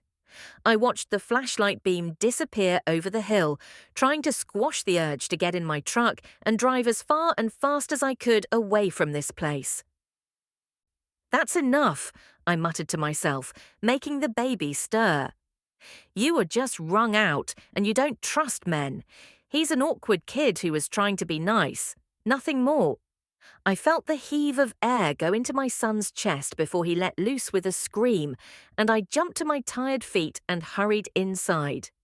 When he was diapered and fed and curled happily against me under the covers, I let the steady beat of his little heart against mine soothe me to sleep. But the last thing I thought of before I drifted off was Alexander and his creepy smile and obvious interest in me. Had I managed to find trouble again? All I knew for sure as I drifted off was that for the first time in weeks, I had locked all the doors before I went to bed. 16. Ainsley. August. The fireflies didn't come back to the grove after the tornado, not like we were used to anyway. Papa said this year's brood was probably mostly killed off that night, since the storm kicked up right in the middle of magic hour. I knew enough about science to guess that might mean we wouldn't have them next year either, maybe never again. When I worked myself into a sweat twisting up in the bedsheets at night because I couldn't sleep, I wondered if that was in any way my fault. If this generation of our family wasn't as blessed as the ones who came before us, didn't it stand to reason we'd done something to deserve that? We hadn't been to church since I was little, but I had dreams sometimes about a sermon I'd heard once, about God passing judgment and handing out punishment to the wicked. In my sleep, I heard the preacher as I watched the life drain from a pair of frightened green eyes before I'd closed them for the last time. Maybe the law hadn't caught up to me, maybe it never would. But you can't hide from the Almighty. All I could think to do was keep my head down and work hard for my family and pray harder for forgiveness. I wouldn't risk my friendship with Meg by confessing my sins no matter how tempting it got, so I tried to be good enough to earn forgiveness. Maybe then God would let me keep her. Papa found a pickup 2 counties over almost exactly like the one that had been smashed to bits and brought it home for a fair price, which meant the boys could clear the rubble we couldn't put in the burn pit out to the dump. Alexander's back should have broken, lifting heavy sections of walls and beams in the pile of trash that was Papa's childhood home for hours in the sun every day. Every time he found a piece of paper, he brought it inside and added it to the pile Mama had started on the kitchen counter. So far, we had their marriage license, the deed to Firefly Grove, a few photos, everyone's birth certificate except Papa's and Francine's, and some newspaper clippings. Grandmama had apparently been diligent about cutting them out. They covered every major news event in the world for the past several decades, plus the annual 4-H list of champions from the county's local newspaper. The stack of papers grew thicker as the pile of rubble outside shrank, and my brother never said a complaining word. "You find anything interesting out there?" I asked one night when he came back in as I was finishing the dishes. The kitchen was quiet, the rest of the house exhausted after weeks of extra work. Regular summer days are busy on a farm, and adding storm cleanup to the list had really wrung everyone clean out. "Interesting how?" Alexander got himself a glass of lemonade instead of asking me for it, and sat down at the end of the counter. "I would have gotten that for you." I rinsed a dinner plate. "Why? I don't get you stuff." He downed half the glass in one gulp. Mama says it's our job to take care of you and Papa. Always, really, but especially right now while you're working so hard. And I know you went back out to work more after dinner. I want to actually go outside and help you. But Mama won't stand for it. He plunked the glass onto the counter. First, I don't need you to get me stuff. I can do it myself. He frowned. Second, it's nice of you to offer to help, but it's hot and gross and not really very safe. I wouldn't want you to get hurt. Then why is it okay if you do? I asked. I won't. He blinked. If anyone else had said that to me, I'd have laughed. But my brother wasn't being funny. Alexander wasn't the smartest of the Godfrey kids, but he was agile and athletic, and he had a weird sixth sense for where other players would move that had always made him a standout on the football field. Maybe he could read the pile of rubble like an opposing defensive lineman. Interesting how? He repeated. Oh, I don't know. I was just wondering if Mama and Papa were hiding anything out there, like stuff they didn't want us to see. Alexander shrugged. I don't guess I'd know they didn't want me to see it if I saw it, but mostly it's Mama's broken dress forms and ruined cloth, smashed glass, and every once in a while, a paper that was in Papa's office. You come across the other birth certificates yet? He shook his head. Mama said they must have blown away in the storm, but she can order more from the state. He emptied the glass and stood up to go to bed. I'm beat. Night, Ainsley. If you paint tonight, make it something pretty. Don't paint the mess the storm left behind. I might be too tired to hold a brush, and how often does that happen? I smiled. Alexander was the only person in this house who didn't act like my interest in art was annoying. I'll paint something pretty. Would you like me to paint you something for your room? Anything you want? You don't need to waste a painting on me, he said. Your paintings belong in smart people places like museums. I'm too dumb to appreciate it. You're smart enough just the way you are, and I can give you a present if I want. He ducked his head, then smiled at me. That'd be real nice. I dried the last plate and hurried upstairs, excited to have something I could do to help him, even if Mama didn't think I belonged outside. Alexander loved his painting of the pond, with the morning light dancing over the water and hawks circling in the sky above. He talked about it at every meal for the next 2 weeks until Mama said she'd take it off his wall and burn it if he didn't stop. I didn't speak to her for 2 days after that. And then we had a visitor in the middle of a Thursday. Bethany was cutting strawberries for lunch. I had a huge pot of plums cooking down for jelly on the stove. Daisy was wiping down baseboards, and Claire was entertaining Francine. I had just started ladling the jelly into jars when there was a knock at the front door. Ainsley, I can't touch anything. Mama nodded to her hands, lifting a loaf-sized wad of dough and shaping it. I put the ladle and the jar on the counter carefully and eyed the little ones. That's hot, y'all. Leave it alone. I'll watch them, Bethany said, as she cut a strawberry into quarters. She could also get the door easier than I could, but I knew it was a waste of breath to say so. I hiked my skirts enough that I wouldn't trip and hurried to the front door, pulling it open just as the county sheriff was turning to go back down the steps. Cam Blankenship was a local sports hero who'd won election in a landslide after the old sheriff died 3 years ago. He was also the one guy who'd featured prominently in my dreams since I was old enough to have improper dreams about boys. Hey there, he said, flashing his easy grin as he turned back when he heard the door open. A brick took up residence in my stomach. Afternoon, Sheriff. What can we do for you? Well, Miss Sarah Beth, I actually came by to... He tipped the brim of his hat back and squinted.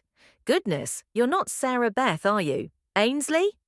His voice faded with the kind of wonder that said he knew he was right.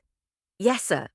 I bowed my head and spotted my bare toes peeking out from under my skirt, dropping it hastily. My... time flies. He let out a low whistle. You are all grown up. I looked up when he didn't say anything else for a few beats. Yes, sir. In all the times I'd dreamed of Cam showing up here and speaking to me, he'd not once been wearing his uniform. My mouth felt like I had chewed a spoonful of sand, and I couldn't summon words to save my life. What did the sheriff want with us? He studied my face until he couldn't help but blink, then shook his head like he needed it cleared. I came by to see if you'll need anything after the storm. Oh, was that all? I smiled. Very kind of you, I said, dropping my knee in a small curtsy that made him bark out a laugh. Your mama ought to be right proud of your manners, Ainsley. He cleared his throat. I know you'll keep mostly to yourselves nowadays. It's just we're trying to make sure everyone out here has what they need to avoid losing time to the storm during the growing season, as much as we can anyway.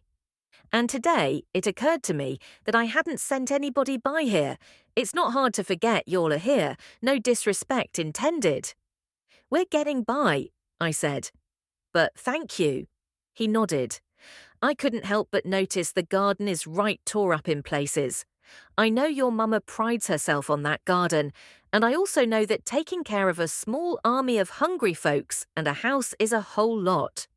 I got 4 deputies headed this way who can get the plantings right as rain before dark. I opened my mouth to thank him, my eye drawn to the side of the hill near Meg's house, which she was walking down with the baby on her hip. Before I could get any words out, Mama appeared behind me, drying her hands on her worn grey apron.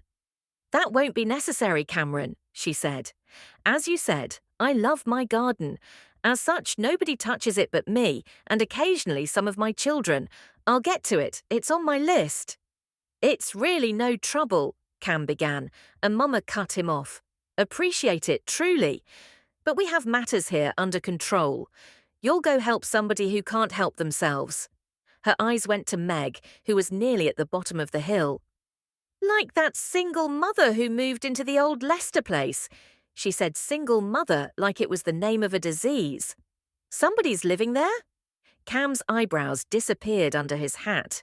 I hadn't realized. Must be doing a real good job keeping to herself. He turned back to us. You're giving lessons in self-reliance or something? I don't have time for lessons in the summer. Or socializing. If you'll excuse me, I have bread to finish. Mama turned and disappeared in a rustle of skirts. Cam laughed and shook his head. Real good to see her feeling like herself again. I nodded as I turned toward the hill, watching Meg start across the yard toward the house. In the distance, I heard the baby squeal, and Cam's head turned toward the sound. Speak of the devil, he said. Is this the new neighbor? What's her story? She moved here from Utah in the spring, I said, sticking my hand out to count off facts on my fingers as I recited them. Her husband died last winter. The baby is almost 10 months old, and she's my best friend. Cam nodded, his eyes still on Meg. It was funny that Meg and I had grown so close so quickly that it was hard for me to remember a time when I didn't know her, even though we'd only met a couple of months ago. But standing there talking to Cam, I realized I didn't know terribly much about her, as close as I thought we were. Was that normal?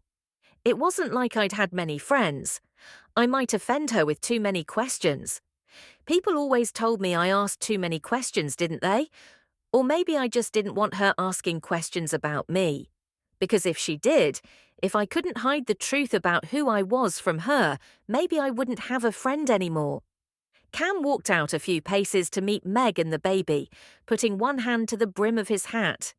She was nearly to the side of the house, a bag slung over her shoulders with baby things and a pie plate in her free hand. I raised my hand to wave, and she smiled before her eyes skipped from me to Cam. The pie plate plummeted to the gravel drive and smashed into 1,000 pieces, blackberries and thick purple syrup oozing around the glass and rocks, filling in the gaps between the two. Meg froze, her wide eyes going from the sheriff to the mess, to me to her son. Cam hurried toward her. Step back carefully and let's make sure you don't get cut. I'll get this cleaned right up. He glanced back at me. I reckon there's work for us here whether your mama wants anybody in her garden or not. Now isn't there, Ainsley? I smiled and nodded politely because I'd been raised too, my eyes on Meg. She'd shaken it quick once he started talking, but I knew the look I'd seen on her face before and after she dropped that pie. It wasn't shock, it was fear. Same as me when I saw the sheriff at our door, I'm sure. I was just lucky Cam was turned away so he didn't see it. The thing was, I knew why I was scared of him, but why was Meg afraid of the law? 17. Meg. August, adding the local sheriff to the merry-go-round of folks who popped into my nightmares to snatch my son away from me, knocked me straight back to the kind of sleep deprivation I'd only had to endure for a few weeks, right after he was born. And the baby wasn't any happier about it than I was. It was almost like he could feel my anxiety. The more I tossed in the sheets those hot August nights, the fussier he got, even when I tried to scoot away from him so I wouldn't bother him. I'd only wanted to help when I'd headed to Ainsley's house that afternoon with a not quite fully cooled blackberry pie in my hands, hoping I'd get it there early enough to keep Ainsley and her sisters from having to make dessert. I knew they'd been working hard since the storm, with Bert and Alexander doing what they could to get the farm back to full production. The women and girls had taken on extra duties in the barns and the garden to make time for that. I'd barely seen Ainsley. She'd been busy with chores from sunup to bedtime every day, including Sundays. It had been 2 weeks since the tornado then, and I was still so thankful with every breath practically that our home hadn't lost more than a couple of shingles, not to mention that the Godfreys had offered us a safe place to wait out the storm.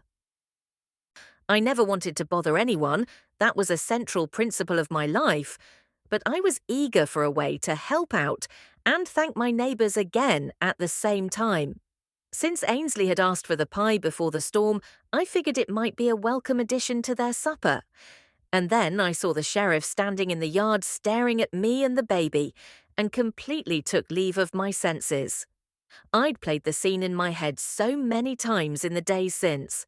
I hadn't ruined anything. By the time the sheriff and Ainsley got to us, I had hitched the baby up on my hip and blamed it all on him, poor little guy. He saw you and tried to wiggle loose, and I was afraid it was him or the pie, I'd said to Ainsley. The sheriff had chuckled. Normally I'd say you have your priorities straight, but this looks like quite a pie nobody's going to get to eat. He'd insisted on cleaning up the mess, and Ainsley had taken the baby and waved me inside the house, watching me with a curious look that said she was trying to figure something out, but all she said out loud was that she was glad I'd dropped the pie, all things considered. This little guy is far too sweet to go getting skinned up by that gravel. She'd lifted him high in the air as she spoke, and he'd squealed and kicked his feet, which brought Bethany running from the kitchen. Nobody said another word about it until I ran into the sheriff a couple of weeks later at the Sack and Save. And when I say ran into him, I mean I rammed his backside with my cart on account of the baby reaching for a bright pink fly swatter dangling from a hook and me paying so much attention to keeping him from grabbing it and dragging the whole display down that I didn't see the sheriff bent over looking for canned milk on the bottom shelf until it was too late. The impact rattled my teeth and sent the sheriff sprawling, his cart careening into a Campbell's soup display at the end of the aisle, his wide-brimmed cowboy hat flying off and exposing a helmet of dark hair slicked down to his scalp with sweat. He grunted out a couple of choice words I hadn't heard since my daddy died. I put one hand on my son at first, though he didn't look a bit bothered, kicking his legs and squealing, both fists curled tight around the cart's handle like he was riding a roller coaster. The second I realised just who I'd clobbered, both hands flew to my mouth. So much for keeping to myself and staying off the local radar. I'm so sorry. It took effort to make my feet move, but I hurried over just as a short, angular man in a button-up shirt and bow tie that screamed "manager" rounded the end of our aisle. What in the world? The store manager broke into a run. "Sheriff, you okay?" I knelt next to the sheriff's head. "I am so sorry, I didn't see you there," I said. "Can I help you up?" "I believe I'll live." He pushed himself up with the agility of a man who was once an athlete, snatching up his hat and settling it back in place as the manager skidded to a stop in front of us, his black plastic-framed glasses askew. "Nothing to see here, Matt. Just a bruised ego, I'm afraid." "This pretty lady and her sweet boy are far more interesting than I am today." The sheriff sent me a wink as the manager nodded, straightened his tie, and hurried past us when a voice on the store's crackly PA system called for assistance in produce. "We'll get that soup display right, don't you all worry," he called over his shoulder. "I really am so sorry." I felt my cheeks flush as the words tumbled out, probably at least as much from the way the sheriff was looking at me as from embarrassment and fear. The baby was trying to pull on a fly swatter back there, and I wasn't looking, just for a minute. My eyes dropped to the beige-flecked orange linoleum, following a jagged crack in one section that ran at an angle down the aisle a few feet to the edge of the shelf. That was twice in a month I'd tattled on my son to the local law, though at least this time I was telling the truth. "Miss Meg, wasn't it?" He paused until I looked up at him.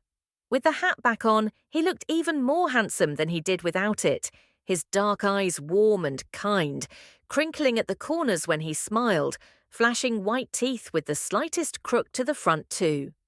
"Are you of the mind that I'm angry with you? Because I do not believe you make a habit of mowing people down with your grocery cart, if that's what you're worried about." I felt the corners of my lips turn up. He was tall, taller than I'd realized in my panic at Ainsley's house. And charming. I'd been flirted with enough in my life to know it when I saw it. Not that the sheriff flirting with me could get out of the starting gate. Can you imagine? Me and a policeman. It was all I could do to keep from laughing in his face. I couldn't hurt his feelings or make him mad, which was how I found myself walking a tightrope of sorts in the canned goods aisle at the Sack and Save on the third Tuesday in August. I met his eyes for 2 beats, then lowered mine, keeping the smile in place. Aren't detectives supposed to avoid drawing quick conclusions? I could be a serial hit-and-run bandit, and you'd miss it entirely. The words just fell straight out of my lips, like someone else thought them. I caught myself before I pressed my fingers to my mouth because he laughed, tipping his head back and letting loose with a guffaw that shook his torso and warmed me from the inside out, in a way that screamed danger. I'd bedded exactly one man in my 22 years on this planet, and the sheriff of Cottonwood County, Kansas, absolutely could not be number 2. I was making a life here, and if ever there was a situation worthy of the term playing with fire, here I was standing smack in the middle of the flame. The sheriff smiled, and heat streaked from my middle out to my fingers and toes with the kind of pleasant tingle I had absolutely no business feeling. He was older. How much exactly I couldn't tell, but it didn't matter anyway because he was a cop. I just had to keep reminding myself of that. I stepped backward as he glanced at my cart. "Making any more pies this week?" "I've tried to take one to Ainsley's family twice, and both times it ended in disaster. I think I might try cookies instead," I said, taking a wide step back and putting the cart between us. "Disaster?" He quirked one eyebrow up, and I felt myself leaning toward him before I could stop it. The first one I baked the day of the storm," I stammered, glancing at the baby and willing him to fuss so I could get out of there. Normally, he hated sitting in the grocery cart if it wasn't moving. He just tugged on the sheriff's fingers and gurgled. Little traitor. What was so disastrous about the day we met? Boy. I made the mistake of meeting his eyes and looked away quickly. "You are trouble." I didn't say the words out loud, but I thought them so hard he might have heard them anyhow. "I broke the pie plate," I blurted. "So see, I can't make another one even if I wanted to." "You know, I didn't even know you'd moved in out there," he said, tapping the end of my son's nose with his free index finger and making the baby chortle. "This sweet little guy and a woman all alone. I hate the thought that y'all were there for months and we didn't even know it. What if you had needed help?" "I do have a phone in the house," I said. "I imagine if I'd called, you'd have sent somebody whether it was news to you that I bought the place or not." He nodded. Fair point, but I didn't get the chance to welcome you to the county or anything. Is that normally the sheriff's job around here? I asked. Did anyone else do it? I smiled back at him in spite of myself. Nope. See, then I should have. Before I could get myself in real trouble, looking into his dark eyes and thinking about how many years it had been since I'd so much as kissed a man, Little Bit came through, looking around and deciding he'd had enough sitting still, which he let me know with a shriek as he dropped the sheriff's hand. He usually doesn't tolerate sitting still near this long, I said with an apologetic smile, taking the cart's handle and pushing slowly as the sheriff stepped backward. I'm very charming, or so people tell me. The sheriff grinned.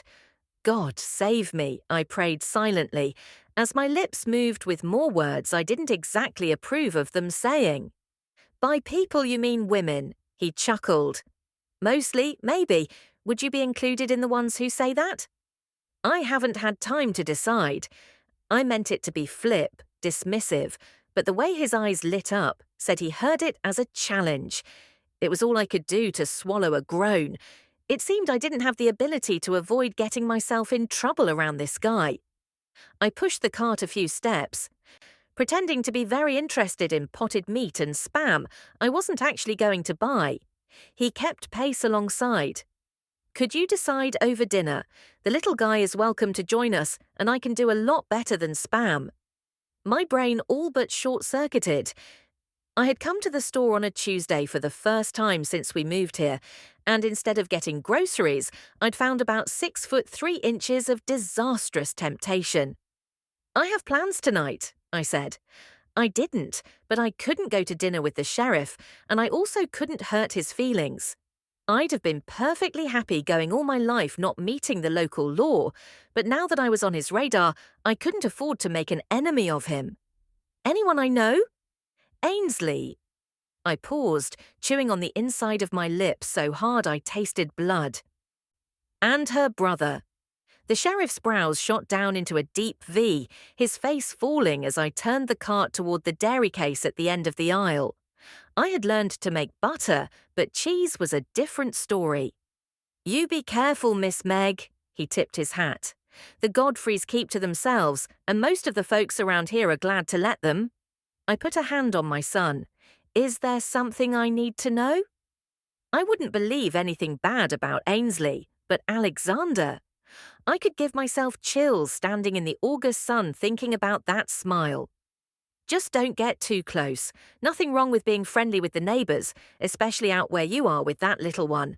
His face softened and he tweaked the baby's toe. But there's such a thing as getting too close. I would advise you to avoid that.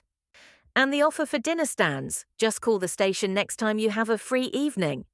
I watched him walk away before I picked up 2 blocks of cheese and some full-fat yogurt for the baby. Pushing the cart to the checkout, I couldn't shake the image of Alexander's smile out of my head. Exchanging pleasantries with the cashier on autopilot, I loaded my son and the grocery order into my truck and pulled out onto the road home. We'd come here to get away from danger. I'd found us a quiet, remote place where life and people were supposed to be simple. But what if danger had found us here? And if that turned out to be true, was Ainsley safe in her own house? 18. Sarah Beth. April, 4 months earlier. I couldn't remember the last time I'd managed to sneak into the grey metal trailer at the end of Main Street that served as our public library without a quiet storm of children in my wake. I had read to every one of my children nightly since before Ainsley could talk, and whether it was because of that or my strict rules about television time or simply the luck of the draw, they all adored books. Trips to the library were currency in our house, a reward for a quiet week or someone doing extra chores.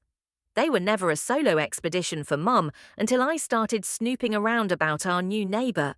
I couldn't risk having one of the girls see or hear something and go blab it to Bert. Sarah Beth Godfrey, as I live and breathe. The little grey-haired woman who had looked ancient, with her poofy white hair and wrinkles since I was a girl, looked up from the open book on her desk. No Godfrey family with you today? I snuck over after a doctor's appointment. I laid one finger across my lips with a wink. Our secret. It's so good to see you. How are you feeling? The thing people don't know about small towns, unless they've lived in one, is that in some ways, time stands still. It had been 5 years since the accident, and it was still the first thing everyone asked about when they spoke to me. I'm good, thank you. How about you? Her brow furrowed. My rheumatism acts up from time to time, but are you and Bert doing okay? I rolled my lips between my teeth, nodding as I gave her a tight smile. Why wouldn't we be? She stared for a second, then fiddled with her book as her cheeks flushed. I just heard, well, you know how folks talk. That's the other thing about small towns. Everyone knows everyone else's business, like every day is one big old gossip-fueled family reunion. We're as happy as we've ever been, or we would be again, one way or another. Are you looking for anything in particular today? She flashed the brittle smile of a small-town gossip who'd been called on her ways and was eager to change the subject and to get me out of her sight. I came in to look at something on the computer, actually. Her eyebrows shot up. Nobody over 30 pays that thing any mind. I think it might be the fastest way to find what I'm looking for. Do you know how to search for information on the web? Sure. Let me just show you. She rose on shaky legs and reached for a cane she hadn't had last time I was in here, moving slowly. I followed her to the computer, swallowing the questions I wanted to ask about why she was walking slowly. She'd said she had a cough, but the hobbling, hunched posture was the real change in her. But it wasn't my business, and folks around here would do well to remember to mind their own business more often. See here, you just click in this box and type in whatever you want it to look for, and then in a minute, it'll tell you what it found. And you can click on the blue type to go to more information about anything it turns up. Thank you, I said, sitting down in front of the machine. We'd gotten one for the business class at the county school the year before I graduated, but I was already all set to be Mrs. Forey, Bert Godfrey by then, and I had no interest in learning to operate something I'd never need. I tried typing in Meg Whitney, but the results were all about some actress named Whitney, or links to articles with a Whitney someone and someone else named Meg. Apparently, the track team at the high school 2 towns over had a Whitney and a Meg. I went through 3 pages of results, each one taking about 3 or 4 minutes to show up on the screen, and found nothing. I glanced at the clock on the wall. 25 minutes I'd been here, and I had nothing to show for it. I sighed. Are you sure you're spelling it right, Sarah Beth? I couldn't tell if the town's lone librarian was being nosy or helpful. I'm sure. I mean, I was spelling it the way it was on the deed in the front seat of Bert's farm pickup. Try putting quotation marks around it. That makes it look for the whole phrase together. Thanks. I did as she said, and all that happened was that I got fewer results. I twisted around in the chair, wincing when it pulled in my middle. If there's a birth certificate for a person, will this thing find it? Oh no, not like that, she said. Do you need a copy of one of the children's or something? You have to go to the county vital records page and search there. I didn't really understand all of that, but I got enough. So you'd have to do that for any county if you wanted a record from there. She nodded. What about newspapers? Newspapers show up, don't they? Sure they do. Aren't news stories showing up for you? They were. I'd seen the coverage of the track meets featuring Meg and Whitney. What I hadn't seen, from anywhere at all, was any sort of news clipping about the woman next door. Not a news clipping, wedding announcement, high school sports story. Not even one of the picture pages kids all liked so much these days. And there was no way to look for her little boy's birth certificate, it seemed. But that gave me an idea. A wonderful, terrible idea. I jumped out of the chair so fast it flipped over backward, the clatter echoing in the metal trailer. Find what you needed, dear? Yes, ma'am, I think I did. It was nice to see you. The door was closing behind me before she finished saying, you too. Maybe I was crazy. Or maybe instead of finding the information I'd gone in hunting for, I'd come out of the library with the key to saving my family. Only time would tell. 19. Meg. August, do you need help with that? Alexander's voice so close behind me made me jump and sent the rusted old shovel I'd found in the barn flying. It bounced off the edge of the hole I was digging and flipped right back up, the wood handle whacking me in the arm. Sorry. He was staring at the ground a few feet away when I turned to him, kicking a weed with the toe of one boot. It's okay, I said, trying to smile but not wanting him to return the favour. I just didn't know anyone was there, that's all. I tried to keep Cam Blankenship's words about being careful around the Godfreys out of my head. How are things going? I haven't seen y'all much lately. Papa and I have the farm back up and running, all the major repairs made, he said. Feels funny to be glad that things are back to just our regular work days when summer is always so hard on a farm. He gestured to the shovel. What are you digging? I heard coyotes or wolves or something the other night, and I wanted to put up a small fence for the chickens. For the daytime, I'm learning that putting in fence posts is harder than I thought. Your hole is way too wide, he said, holding one hand out. You're not using concrete? Concrete? I blinked. He stared at my blank face for a second and laughed. Okay, so if you're not setting the post in concrete and you want it sturdy, your hole needs to be about twice that deep, but only about half that wide. But how do you get it deeper without it being wide enough for you to reach to dig? I asked. Like this. He picked up the shovel and pointed. You want the post here? I nodded. He dug down another foot in less than 5 minutes.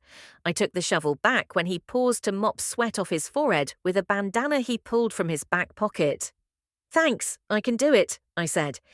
Digging is men's work, he said. I stared for 3 blinks without saying a word. On the one hand, I wanted to point out that I might have been less efficient, but I'd done fine before he came over. On the other, the look on his face said he didn't know what he'd said might be considered an insult, because that was the way they did things at their house. To him, he was telling me the dirt was brown and the sky was blue. He didn't deserve to be snapped at or talked down to for not knowing something. I've learned to do a lot for myself since we came here, I said, and I don't mind hard work. It means I can eat as much of your mama's bread as I want without feeling guilty. He opened his mouth like he wanted to argue, but looked at my face and thought better of it. Okay, he said. Can I do something else for you? You just said how tired and busy you've been. I laughed. Why are you over here looking for more work? I scooped a shovel full of dirt up onto the pile. I was looking for you. He scrunched his forehead, like that should have been obvious. You're still working, and if I help you, you'll be done sooner. Oh boy. The list of reasons I was not getting involved with Alexander was taller than I was. I couldn't deny that I'd wondered, here and there in the weeks since the storm, there were so many things that would be so much easier and probably less dangerous with a big, strong guy who knew so much about farm life around. But men were dangerous, at least every last one I'd ever known had been, and my gut, and maybe even the sheriff, said this one was no different. Deeper even than that, though, I was not my mother. She had cared more about men than about me my whole life, and my son would never know for 1 minute how that felt. I have a lot left to do tonight, I said, frowning. I have to get the baby from his nap in a little bit, then make dinner, and he needs a bath. Oh. His face fell. I guess that's probably true. I didn't think about that. I felt terrible, staring into the disappointment plain on his face. There were 10,000 reasons why I should have let him shuffle back over the hill, but my heart couldn't take the idea of disappointing my friend's brother when he was being so nice. You know what? I don't have another shovel, but the post is heavy if you want to get it and bring it over. He nodded so fast his thick, sweaty hair flopped around, and he pointed when he spotted the fence posts over by the barn. He walked over to get one just as my shovel ran into something that wasn't soft earth. I moved dirt and leaned over, squatting to peer into the hole. The sun glinted off something creamy white, with a web of cracks skating out from a central point marked by soil, and a spot of the same rust that coloured the spade of the old shovel I'd found in my barn. My heart stopped for a few seconds. Hand to God. Alexander was steps away, carrying a post upright. "You want me to set this in there?" he asked. I shook my head, stepping to the side and knocking some dirt back into the hole with my shoe. "If you could just lay it there. I want to fuss with this more later, but I hear the baby." He stood still, laying the post on the dirt pile and cocking his head to one side. "I don't." Well-trained ear, I guess. I dropped the shovel and took a deep breath. "Would you like to come up to the house for some lemonade? Ainsley made it." He nodded and waved one hand in a ladies' first gesture. I didn't hear a word he said on the way back to the house. I couldn't honestly tell you if he spoke at all. Every cell in my body was focused on how to politely get him to go home so I could go back outside alone. I didn't want to believe what I thought I had seen, but I wouldn't sleep if I didn't go back and find out for sure what I'd just hit with that shovel. 4 hours later, we'd had dinner. We'd talked ourselves right out of topics to discuss, and just when I thought I was actually going to have to say, "Go home, Alexander," my little rock star saved the day. Smashing his fists onto his toy piano as we sipped iced tea and watched him play, my son yawned so big and long I was afraid for about 2 seconds that his little head would crack at the jawline, and then he rubbed his eyes as he screwed up his face and howled. "He's tired." Alexander stood. "I shouldn't have stayed so long, I'm sorry." He spoke to the floor, sticking his hands in his pockets. "No apology necessary," I said, walking to the door. "Thank you for your help this afternoon." "You didn't let me do anything." "Moving that post was a big help," he grunted. "It was nothing. Thank you for dinner." "You're a good cook." "I manage." I had to fight back the urge to smile so he wouldn't follow suit. "It was nice talking with you," he said. "Same here."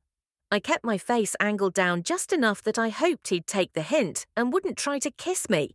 There was a limit to my idea of polite, and that was past it. I shut the door behind him and took the baby to the bedroom.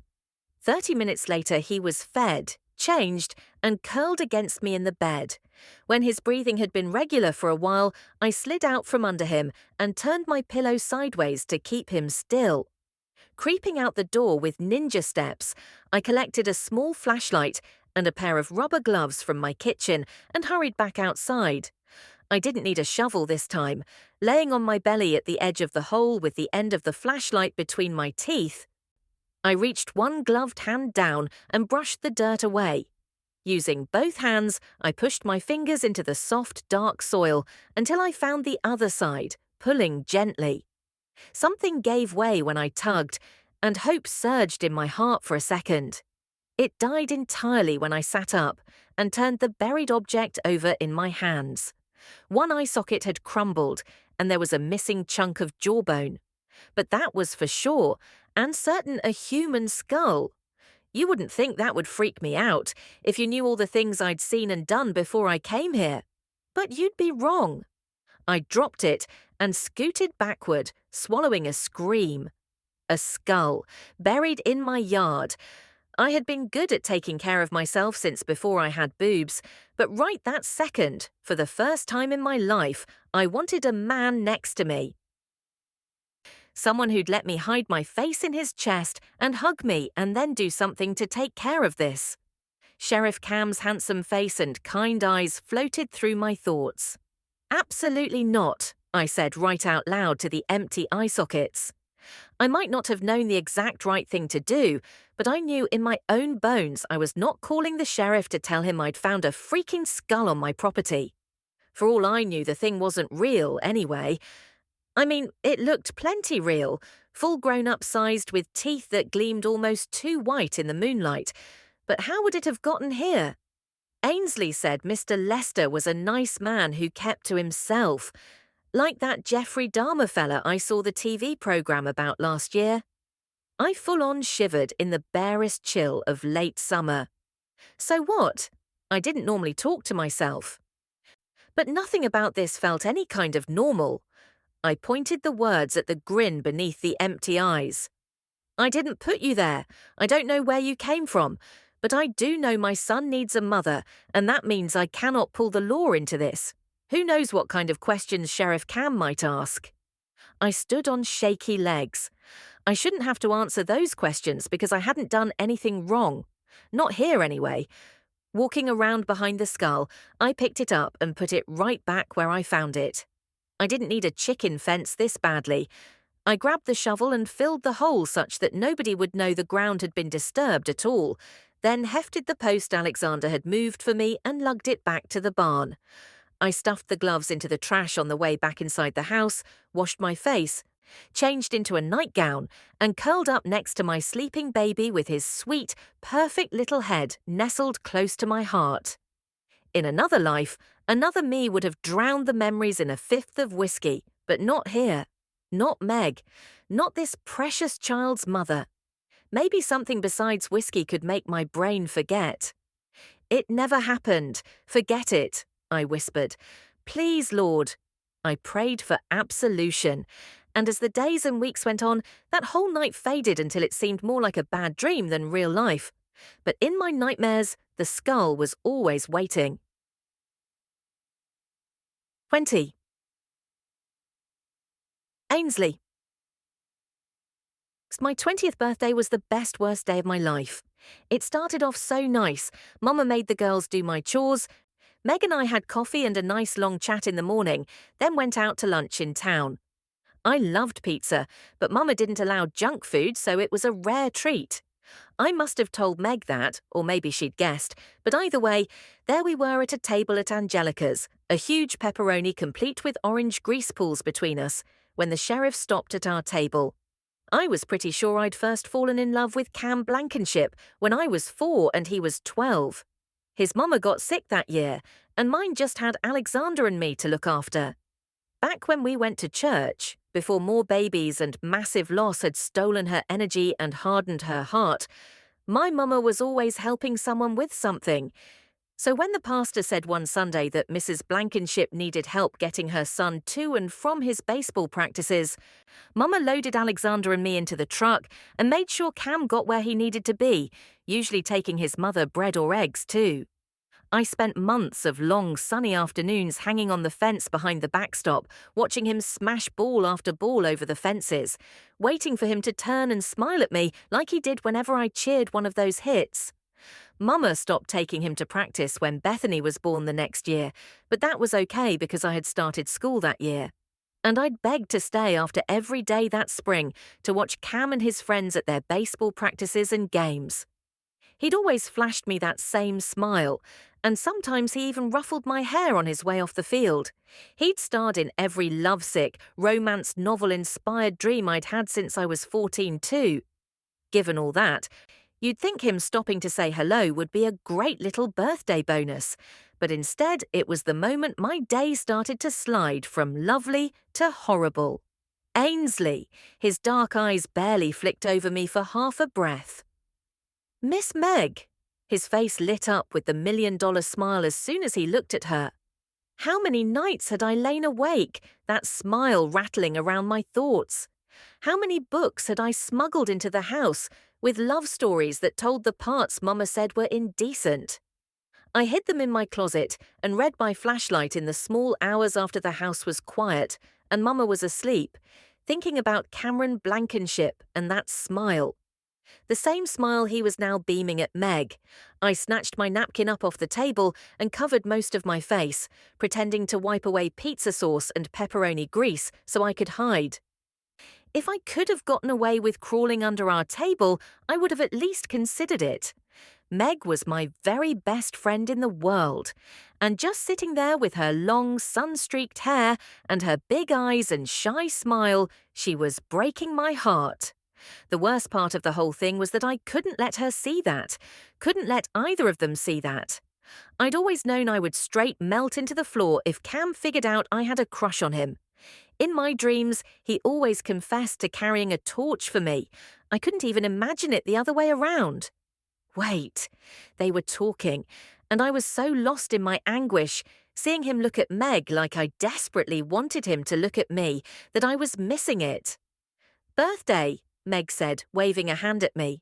The smile turned on me. Is that right? Happy birthday, Ainsley. How old are you now? 16. I'm 20. Hoo boy, the edge in those words could have shredded bone, and I wasn't the only one who heard it. Meg sucked in a breath so sharp she dissolved into a coughing fit, turning Cam's attention back to her. As he pounded her back, the baby started to fuss. I reached a hand toward the high chair, my cheeks burning with the fire of 10,000 suns. Sure, happy birthday to me. I had lost my dream guy to my best friend and made a fool of myself in front of them both. Not that I deserved any better, but I couldn't help hoping anyway. The baby grabbed my finger and yanked, screeching. By then, folks at the other tables around us were looking, a couple of them whispering. Wishing I could just fall into a hole, I handed my little buddy my napkin. He was forever reaching for anything we were using on the table, and that did the trick.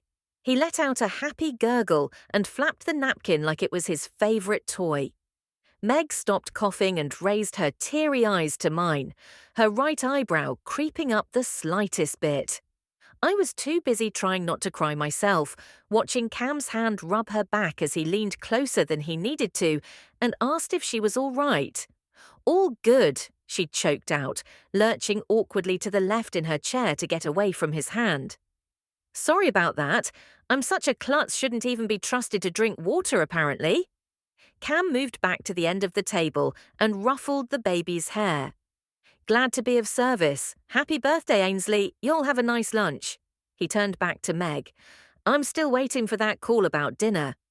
I watched him walk to the counter and pay, Meg's eyes boring a hole into my face that I could feel without looking at her. I decided maybe I should just never look at her again, and then we wouldn't have to talk about this. That was a good idea until her pointy-toed boot collided with my shin under the table. Ouch! My eyes snapped right to meet hers as I reached down and rubbed at my bruise. What in the world was all that? She hissed across the table as the door closed behind Cam. Do you have a history with him? Mama was sort of his babysitter when I was little, I said. Just for a while before Bethany was born. He played baseball, and we used to take him to his games and practices because his mama was sick. I realized how ridiculous I sounded as I blurted out every fact that came to mind about Cam, except the ones I knew she was asking about. That's not the kind of history I meant, Meg said, stabbing her fork into her pizza slice. He likes you. I didn't want to talk to her about any of this, but I'd rather put the focus on his obvious interest in her than on me and my silly farm girl daydreams. He'd always been too old for me, I knew that, but I hadn't been able to help but hope.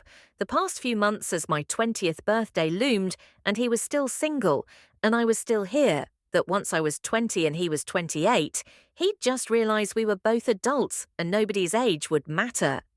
It wasn't like the county dating scene was a big one, but while I was busy hoping I'd finally grown up enough to catch Cam's eye, he'd fallen for the new girl in town. Of course, I would be a good wife. It wasn't what I had ever wanted, really, but it was the thing I'd spent my whole life training for.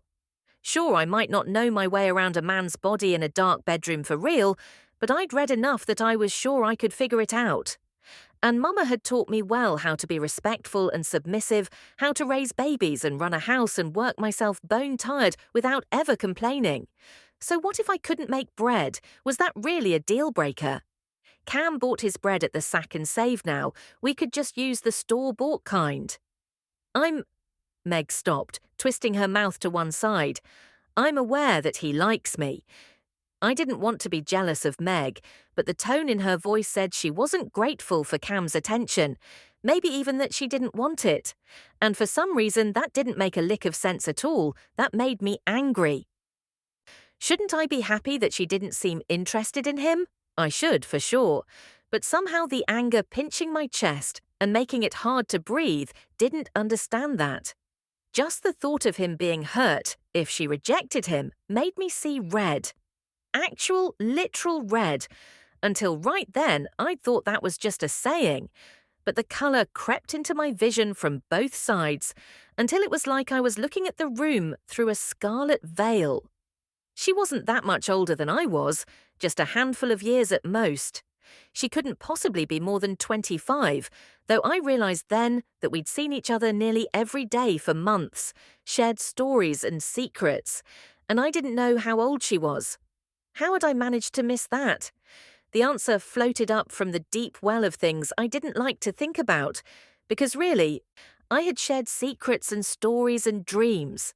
I'd told her about Francine running to the pond that awful day, and about how I'd always wanted to live in a city with museums and neon signs and traffic, and about how much I miss school. Meg listened and commented, and sometimes offered an anecdote that I pretended not to notice was so sterile and generic, it could have been about anyone, except when she was talking about the baby, or the storm, or a racy comment from the old man who ran the feed store. Things that had happened here had names and details that made them feel real when we talked, but Meg didn't say anything real about her life before she came here, or what had happened to her husband. All I really knew was that she said he died last winter, and then she showed up here with a baby and enough cash to buy a farm.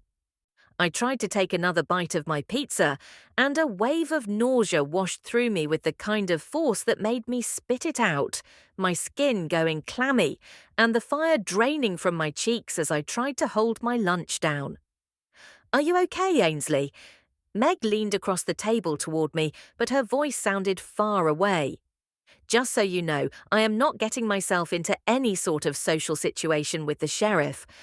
I'm not sure how to tell him that without hurting his feelings, and he seems nice. But that's the truth, and I would never date someone you're interested in." I felt my head nodding because it was the polite thing to do, but I wasn't sure I could believe her. I had come here thinking she was my very best friend, but the truth was I barely knew her at all.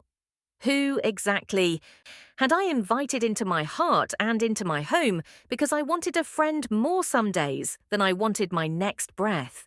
21. Meg. September. I really wasn't going to go to dinner or anywhere else with Sheriff Cam Blankenship, I swear.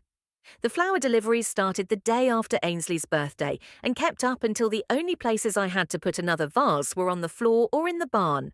So I called him. Sheriff Blankenship. Jesus, how did just his deep voice on the phone make my insides go all gooey?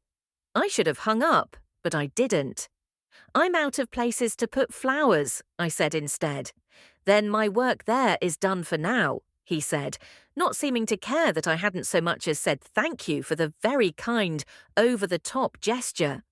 "How did you know I like daisies?" I looked around, twirling the phone's coiled cord around my right index finger and smiling at the bouquets in every shade and type, from small and white to huge, gorgeous pink and orange gerberas. "I'm a detective, remember?" He laughed. I let the silence stretch, and he chuckled, the low sound setting off pleasant sparks in my nerve endings. "One of my dispatchers saw you buying some to plant in your yard at the Feed and Seed. I figured that made them a safe bet," he said. "I'm glad you like them." "You can stop now," I said. "The house is so full it smells like a garden indoors." "Have dinner with me," he said. "Just as friends, if that's what you want." "Well, see, I might have, but now I'm in a relationship with the flower delivery guy." I couldn't stop the giggle that followed that. "Dang, should have thought of that when I hatched this brilliant plan," he said. "He's still the ladies' man at 82. You are too much. Back at you. How much am I going to have to beg here?" "Friends." I said the word with the kind of firmness you usually attribute to a slamming door.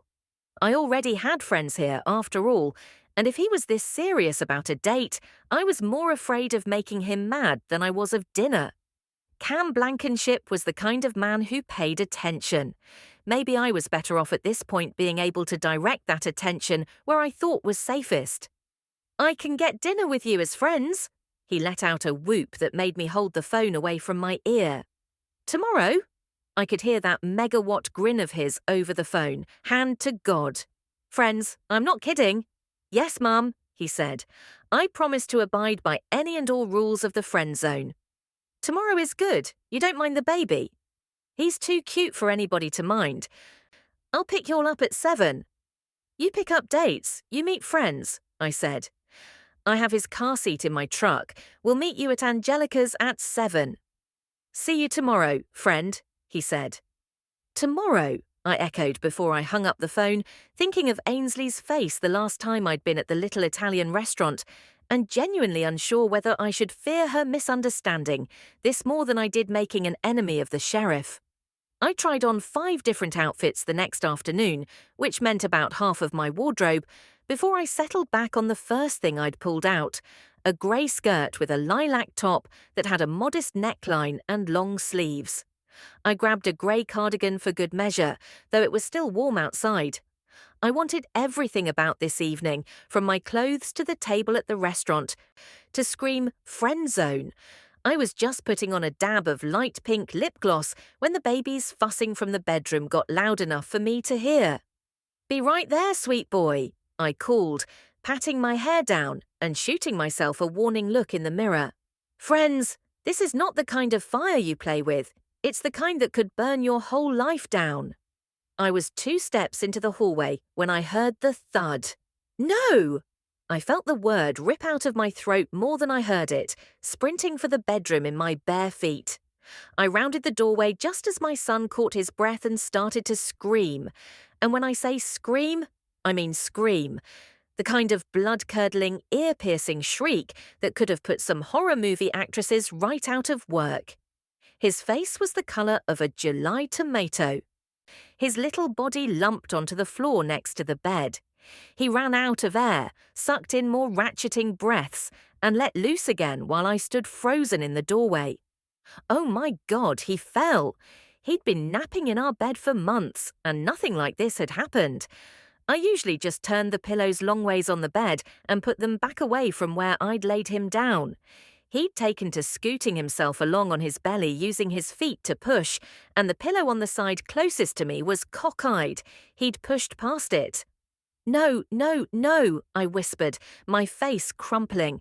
I needed, in that crawling out of my skin way, to pick him up. But should I? What if I hurt him? Tears welled in my own eyes as I realized for about the 1,000th time since he was born just how much I didn't know about babies. Ainsley. Ainsley knew everything about babies. I'm getting help, I said, my voice clear over the baby's cries.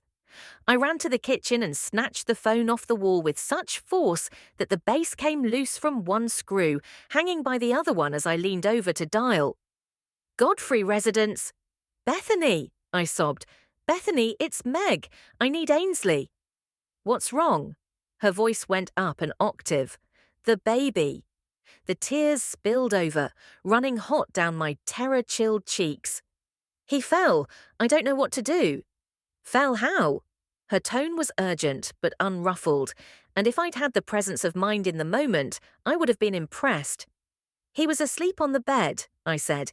He's screaming, but I don't want to hurt him if I pick him up. Is he moving?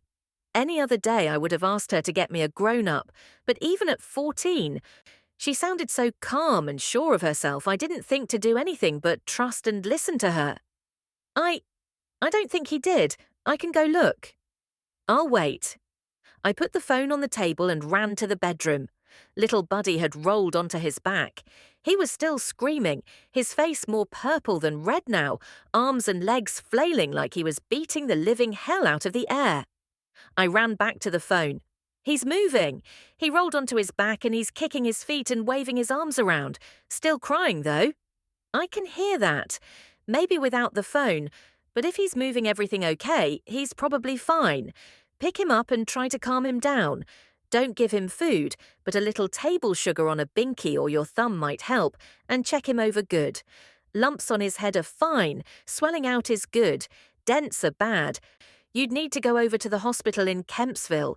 The black in the middle of his eyes should be the same size in each one, and make sure there's no blood or fluid coming from his ears. Are you… I took a deep breath and held it for a couple of seconds. How do you know all that? We all know it, Bethany said. All us kids, I mean. Babies, grown folks. The things you look for after a fall are the same for everyone. Papa taught us all on account of Mama, in case she fell again when he wasn't here. I didn't have clue what she meant, but I was too scared to even wonder. Thank you so much, Bethany. I have to go. Sure thing. Hug him for me. And then when he's calm, maybe get yourself a shot of whiskey. That definitely wouldn't be happening. I was counting down weeks to my 24-month chip already. Even if my chips these days were just little pieces of paper I coloured and wrote myself notes on. I hung up and ran back to the bedroom, sweating through my lilac blouse now. My son turned his head toward me, caught a snotty breath, and screwed up his face like he'd bitten a lemon before he howled again, flexing every bit of his tiny body out in a tight stretch. Okay, I said, swooping him off the floor and hugging him gently close, rocking my hips side to side. You're okay, buddy. We're okay. Mommy is so very sorry. I kissed his head gently. It was impossible to miss the lump that had sprouted behind his right ear, but Bethany had said swelling out was okay. I bounced him as I walked to the window, inspecting his whole little skull for dents. His cries softened in force and volume as he balled his little fists around my shirt, dropping his head on my shoulder. Sugar, I said, turning back for the door. I was halfway to the kitchen when Ainsley burst through the front door, immediately bending at the waist, one hand on her side, her breath coming in sharp gasps. Hey, I said, I think he's okay, but it means everything to me that you came. My eyes welled right back up, tears spilling over my lashes before I could blink them back. Oh, thank you, Jesus, she said. I was out in the garden when you called. Bethany came outside to tell me after you hung up, and I ran so fast I dropped tonight's tomatoes everywhere. What happened? I waved for her to follow me to the kitchen, where I grabbed a clean pacifier from the dish rack and ran it under water before I dipped it in the sugar bowl and popped it into the baby's mouth. He sucked it furiously. His eyes, the same violet blue as an old friend of mine from another life, popped wider than I'd ever seen them. Ainsley leaned in to peer at his face and laughed, her breath more regular. Baby's first sugar? I nodded, putting one hand gently on the back of his head and holding him close. I think he's a fan, she said. I fought for a ragged breath, the adrenaline leaving my system like someone pulled the stopper out of a tub, and I felt about like a wet, wadded-up wash rag that got left behind all of a sudden. Ainsley grabbed a chair and whipped it around behind me in a blink. Have a seat before you fall over. She eyed my shaking hands. Do you need me to take him? I handed her the baby carefully, and he curled himself around her curves and put his head on her shoulder, his jaw working the binky and his little eyelids heavy. Isn't he supposed to stay awake? I asked, sitting up straighter. It's okay for him to sleep, Ainsley said. I can feel him breathing, and he just has a little bump on the head. This isn't serious. Something about hearing her say that made me dissolve into the kind of stomach-turning, soul-wrenching sobs I hadn't given into since the night my granny died. It's really okay, Meg. Ainsley reached across the table with one hand, her other arm wrapped securely around my son. I know why it scared you, but I've seen way worse. I sniffled, more sobs wrenching out of my chest. You're okay too, she said. I closed my eyes for a few seconds. I didn't know. Know what? He always naps in the middle of the bed between the pillows in the afternoon, and I was right there, in the bathroom. I didn't know he could get hurt. I fit the words around the kind of hitching breaths that mean you've cried too long and hard for your own good. Then when I saw what happened, I didn't know how to help him either. I totally froze. I was so scared I couldn't breathe, I couldn't move. What kind of mother does that? Mine, Ainsley said calmly. I felt my eyebrows jump toward the ceiling. Sarah Beth Godfrey was a professional wife and mother if ever there was such a thing. Your mother knows everything. Ainsley barked a short laugh that made the baby flinch, rubbing his back as she shook her head at me. I assure you, everything she knows she learned just like this, the hard way. And I bet plenty of other mums do too. Nobody knows all about taking care of babies when they become a mother, Meg. You learn as you go, and if you're lucky, and you are, the lessons come with little bumps and bruises and not a cloud so dark it sucked light out of the room, hand to God, crossed her face for the quickest second. Not things that are worse. I took a calmer, deep breath, watching the baby's back rise and fall in rhythm. He'd plumb worn himself out. Bethany said something, I said slowly, about your mother, that Bert made all of you learn what to look for after a fall because of her. What was she talking about? Is that why your mother limps sometimes? When the pressure in the air is high, Ainsley nodded. You'll see it a lot more in the winter, too. She was in the loft in the barn one day, moving things around. She said she was in a hurry, she had a lot to do that day, and she was carrying a big, heavy starter motor for the old tractor toward the ladder, walking backwards. My hand went to my mouth because I knew what she was going to say next, or so I thought. She misjudged the distance and she fell backwards. The motor fell on her, and then the ladder fell too because her skirts caught on it as she went over the edge. She's lucky to be alive, I breathed through my fingers. Crushed her pelvis. Ainsley swallowed hard. And, well, she was hurt really bad. I shuddered. I guess that would make Bert teach you all about falls. I'm so sorry that happened to her. Me too, Ainsley said softly, running her fingers lightly over the baby's feathery curls. The day she fell was the last day of my childhood.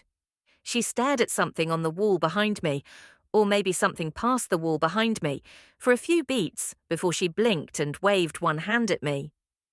What are you dressed up for? I swallowed hard. We were going to go to dinner, I said, trying to keep my tone easy and casual.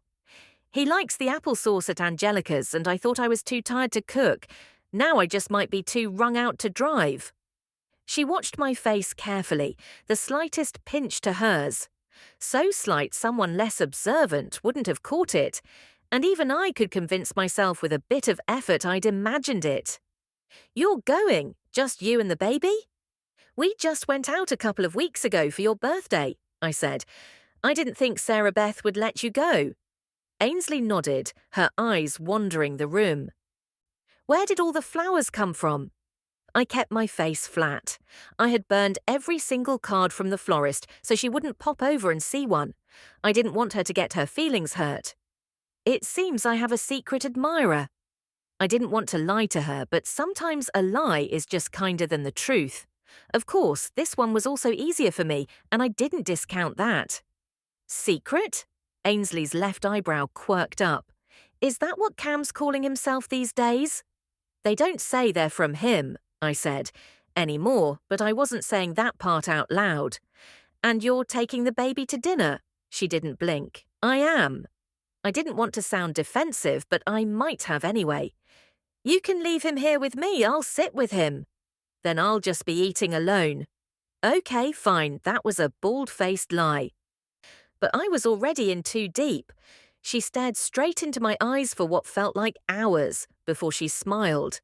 I think he might sleep the whole drive into town, but I hope you'll have fun. Thanks.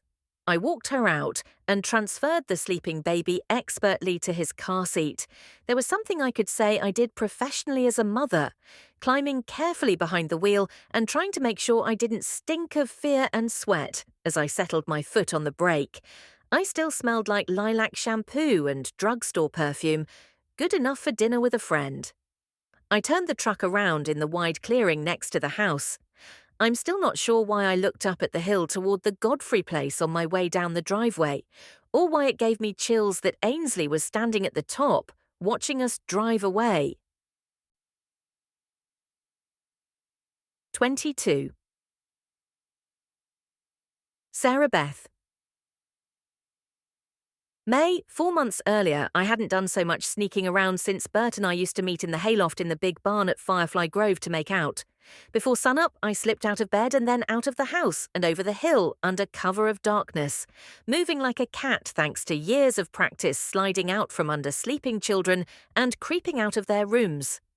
Miss Meg, with only one child, one cow, and a couple of chickens to care for, lazed around in the bed until after the sun came up.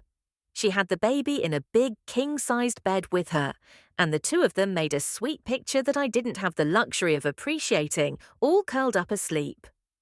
I only poked my head up over the sill high enough for my eyes to peek in the window, and every time she so much as twitched, I ducked. Once she was up, I watched from the windows as she went about her morning. She changed the baby before she went to the bathroom herself, then carried him to the kitchen and put him in the high chair, giving him Cheerios to pick at, while she made him a bottle and opened a jar of baby food. Usually fruit, which I'd never done with my babies. Kids these days have enough of a sweet tooth without starting them off eating bananas every morning. We'd have to remedy that. When she put the baby on one hip and grabbed a milk pail to head to the barn, I darted around the side of the house where she couldn't see me, flattening my back against the clapboard siding and willing my heart to stop pounding. She wouldn't bring a milk pail this way. I was perfectly safe. I just had to be still for a few minutes. I gave her a good head start before I peeked around the side of the house. She walked slowly, swinging the pail and singing to the baby, who had his head leaned back watching a hawk circle high above them.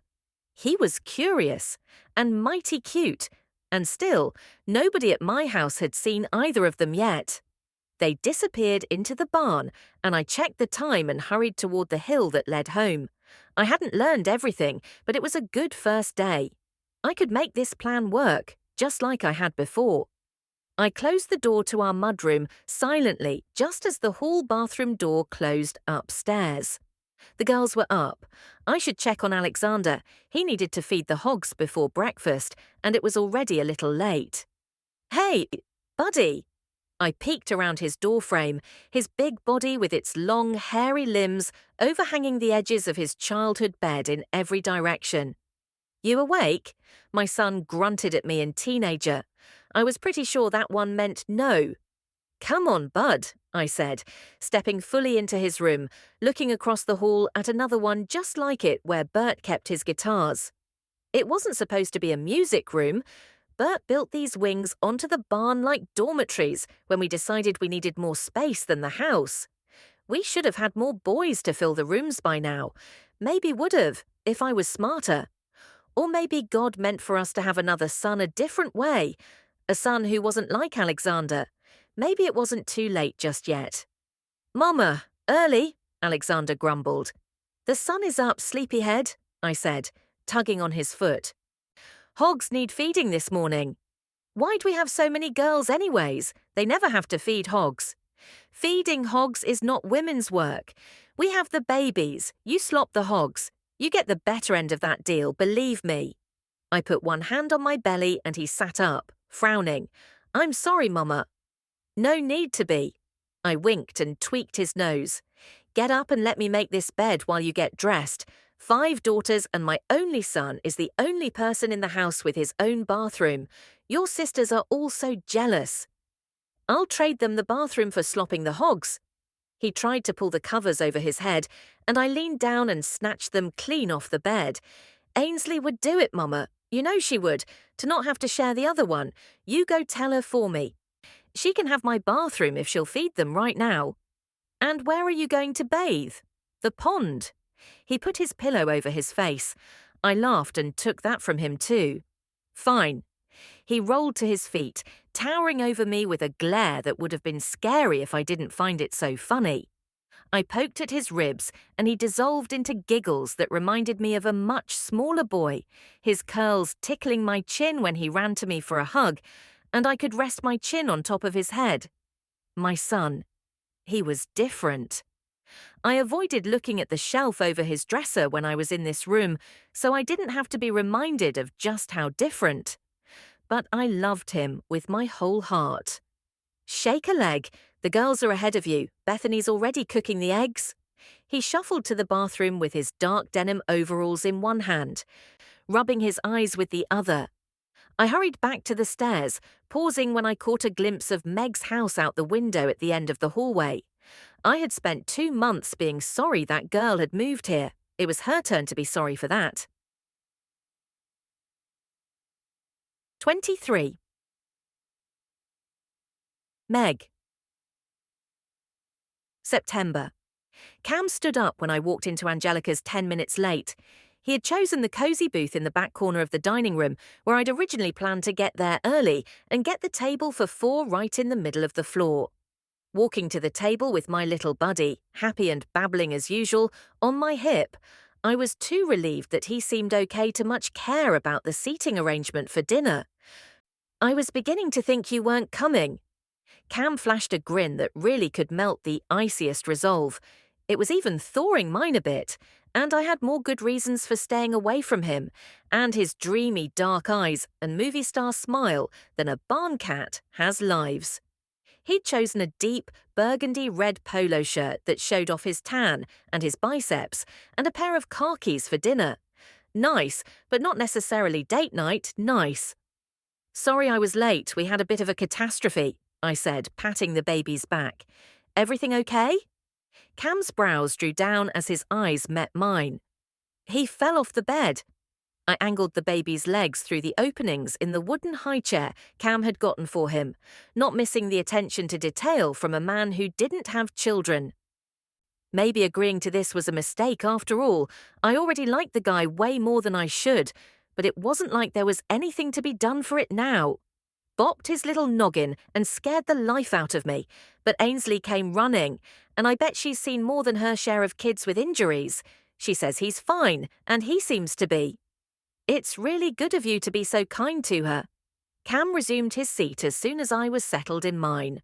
I pulled a plastic bag of Cheerios out of the diaper bag and scattered some on the table for the baby before I sipped my water. Cam watched with a small smile. "You're a nice person, and Ainsley really needed a friend, I think." "She's easy to be friends with. I've never met another person as helpful and unselfish as Ainsley," I said, watching his face as he nodded. Did he know about her crush on him and just choose to seem oblivious? "She's a sweet girl who has caught some tough breaks. She really lit up when she saw you walking up to their house the day I met you, and I'm glad for her. For both of you, really. I'm sure it can be a little scary out there all alone sometimes." "What kind of tough breaks?" I'd barely heard anything he said after that. His eyebrows went up. "She hasn't told you about Sarah Beth's accident?" "Oh, that. Just barely." I smiled. "I just wondered if you were talking about something besides that. You said breaks, plural, with an S." "I just meant that Sarah Beth's accident kind of upended Ainsley's life, don't you think? I mean, she never went back to school after that summer. She kind of became a shut-in, really, lost all her old friends. Sarah Beth didn't allow visitors at Firefly Grove for, gosh, I guess it was nearly 2 years. Francine was walking the first time I saw her in town, and none of the kids ever went back to the county school. My jaw would have been hanging near my lap by the time he stopped talking, except I was too busy grinding my teeth to let that happen." Cam sipped a frothy beer from a mug and started to say something, but the waitress interrupted by stopping at the end of our table. "Can I get you a drink?" Her tone was a little short, but I was too busy trying to sort out everything Cam had just told me about the Godfreys to pay her much mind. "Iced tea, please," I said. She walked off without a word. "Sorry about that." Cam's smile had an edge of nerves that time. "We went out a few times last year. She's never very happy to see me." "Why is that?" I managed to ask. I didn't want to let him see how much he'd rattled me with his comments about Ainsley's family, but I was trying to fit what I thought I'd known 5 minutes ago together with what he'd said, and an icy ball of dread had settled in my gut. "I guess because we don't anymore," he said. "But is she mad at you for breaking things off, or did you do something to her?" I suppose telling her I wasn't interested anymore was enough. He leaned forward and caught my eye. "I'm not the kind of guy who enjoys breaking hearts or hurting women. My mama, God rest her soul, taught me to treat every lady the way I'd want someone to treat mama, and it's a principle I try to live every day by."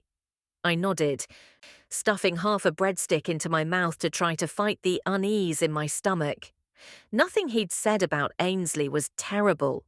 What bothered me was that I'd spent so much time with Ainsley, and she'd confided in me about a fair amount of stuff, but never said a word about any of this until I asked because of what Bethany said earlier.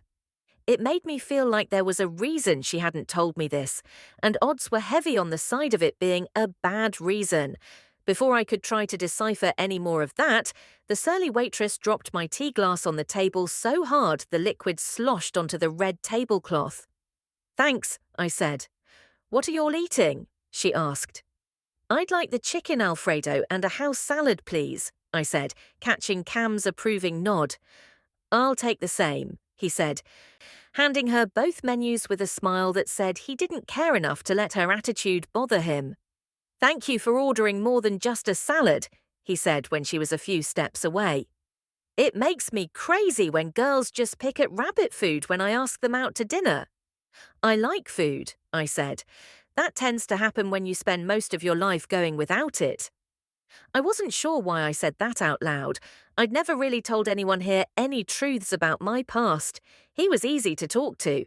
I'd need to watch that. Not that there would be a next time. Cam Blankenship was proving entirely too distracting to have around. Cam glanced at the baby, who had finished the Cheerios and was straining forward trying to reach the beer mug. "I'm afraid you're underage," he said, lifting the mug and moving it to the other side of his bread plate. Little Bit squawked and banged his pudgy fist on the table.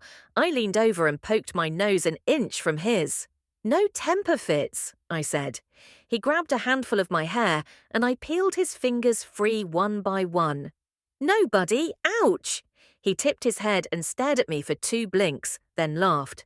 "That's a good boy," I said, reaching into the bag for his plastic keyring and handing it over. He grinned, turning to shake it at Cam. "You got a prize for good manners." Cam smiled, and my son followed suit. Cam turned his smile on me. "So, what brought you two to our little slice of Middle America?" "It's pretty here," I said, my hands fiddling with the napkin in my lap. I let the silence stretch until he nodded. "That it is." He took a bite of a breadstick. "You don't have any family in the area?" I caught myself just before I said I didn't have any family left at all. "Just my little buddy here." Cam nodded as he chewed. "How'd you even know we were here then?" He tipped his head when I laughed. "That's not rhetorical. I'm genuinely curious. I hear people in movies and songs talk about map dots and towns with one stoplight. We don't really have a dot, and we definitely don't have a stoplight. This isn't the sort of place anybody moves to, until now." "Would you like me to leave?" I blinked, unsure what he was getting at. He laughed. "Am I making it seem that way? Because no, I would not. I just mean I can't figure out how I got so lucky as for you to wind up here, of all the places you could have found a house." His eyes softened as he said the words, and I realized 2 things. One, though I couldn't give a reason for sure, my gut said a big part of his fascination was with the new girl in town, like a kid who wanted the shiniest new toy. 2, I absolutely shouldn't look at his face when it went all soft and dreamy like that. Not if I didn't want to have my panties catch fire in the corner booth at Angelina's, or maybe to do something really stupid after we finished dinner. I shrugged and shifted my gaze to the wall behind him, talking to a sconce light shaped like a drippy candle. "We were driving, and I got a real peaceful feeling, driving through here. All this open land and the sunsets, good Lord, they're spectacular. I never saw so many colours before, and it was practically still winter. And then right in my line of sight, I noticed a for sale sign. I took it as, well," I laughed, "as a sign. The other kind, you know? I suppose if country life is what you're after, Main Street was impressive." He sat back in his chair and watched my face. "It was when we got there, sure. Where else can you find a 5 and dime store that still sells penny candy and has a soda fountain?" I smiled. He nodded, reaching for another breadstick. "They take a loss on the candy because the old folks who have owned the place since the 60s love kids. I myself love the root beer barrels. And the floats, too." His eyes jumped from me to the baby and back again. "My granddad used to tell me everything happens for a reason. Maybe the reason you felt peaceful here is because I'm here." My eyes popped wide and I snorted when I laughed. It would have mortified me any other day. But right then, all I could think was maybe it would be good if he thought I was gross and liked me less. The waitress walked up with our plates and plopped them down without a word, walking away before I could get the thank you out of my mouth. "You're forgetting the friend zone rules," I turned back to Cam, "and you seem to think you're awful important to the universe's grand plan." "Are you saying I'm not?" He folded his arms over his chest and stuck out his full lower lip. And hand to God, I have never wanted to nibble on anything so badly in all my life. I crossed and uncrossed my legs under the table. Say something funny. Anything he'll have to laugh at. Not a thought in my head was anything but indecent. Just when I was nearing true danger territory, the baby chucked his plastic keyring at Cam and hit him straight in the side of the face. The pouty lip retreated into a shocked expression for a split second before he busted up laughing. Holding up the toy, he leaned toward my son. "That is some arm there, slugger, and a southpaw too." He arched an eyebrow at me. "Maybe the real reason you stopped here is so I could be his baseball coach." "He hasn't even had a birthday yet." I let out a long breath, never more thankful for the little boy who had given my life purpose for the better part of the past year. "When is his birthday?" Cam sounded casual, I thought, but I didn't know him well enough to trust that. "Halloween!" It was a 3-month lie, but went along with what I'd been telling Ainsley and ought to keep us safe. I didn't think he could find a record of the birth anywhere anyway, but just in case. "Just a couple more growth spurts and he'll be ready for T-ball." He handed the keys back to the baby as I ripped up some pieces of bread for him to nibble on. He loved picking up his own food and went after it immediately, scrunching his little face into the most adorable grin when he plucked up a chunk on the first try. "Look at me, Mom. Can't you just hear him thinking it?" Cam asked. "I can. I wasn't aware anyone else could." "Half of being a good cop is being a good observer." I nodded and stuffed a bite of chicken Alfredo in my mouth. I didn't need Sheriff Good Observer getting any further under my skin, or my anything else either. Keep telling yourself that, girl. I shoveled the rest of my food in my face so fast it was a wonder I didn't look like I'd bathed in the Alfredo sauce before I was finished. By the time I looked up, Cam had put his fork down and leaned back in his chair to watch me. Horror and fascination, with maybe a smidge of boyish admiration, plain on his face. I retrieved the napkin from my lap and wiped my face and chin. When I opened my mouth to tell him I'd beaten him, a fraternity party champion belch came out instead of the words. Clapping both hands over my mouth, I felt my face flush with heat just as the baby started to cry. "I think you scared him." Cam laughed, reaching over to rub my son's back. The 10 fingers between my lips and the air were the only thing that kept me from blurting out, "I was hoping it scared you, because at least if it had, I could have been relieved instead of humiliated." The waitress dropped the check folio on the table and smirked at me. Classy. Cam actually stuck his tongue out at her back as she walked away. I shook my head and dropped my hands to the table, turning to my son so I didn't have to look at Cam. "It's just not Mommy's day, is it, boo-boo?" He blinked at me and stuffed a bit of bread into his mouth. And here I thought I was doing okay. Cam put both hands over his heart and leaned back in his chair. I laughed. Letting out a burp that escaped from an old 80s frat movie is even humiliating in front of a friend, I'm afraid. He sat up straight. "2 things about me. I find burps funny because that part of being 12 has never grown out of me, and I would really like to be more than just your friend." I shot him a look and he nodded. "That's okay. I can wait." He pulled out his wallet and reached for the little black folder, and I shook my head. "I'll pay for mine." He paused with his hand in midair. "I really would like to buy you dinner, as a friend, no strings, but I won't argue if it really matters to you to pay for your own." Jesus, what are you doing to me? It's a wonder I didn't say that right out loud too. It was a punishment, that's what it was, straight from God. The first time in my life I'd ever wanted a man like this, and it had to be the freaking sheriff, who my best friend had a raging crush on. Served me right on a lot of levels when I really thought about it. which was exactly why I didn't want to. I locked eyes with him for as long as I could stand it and read nothing but earnest kindness in his. I nodded. That's very kind of you. Thank you. Maybe I'll get it next time. I did not say that. He winked. You can get it next time if you really want to. Completely unfair. I stood and picked up the baby and his bag, pressing a finger into the front of his diaper.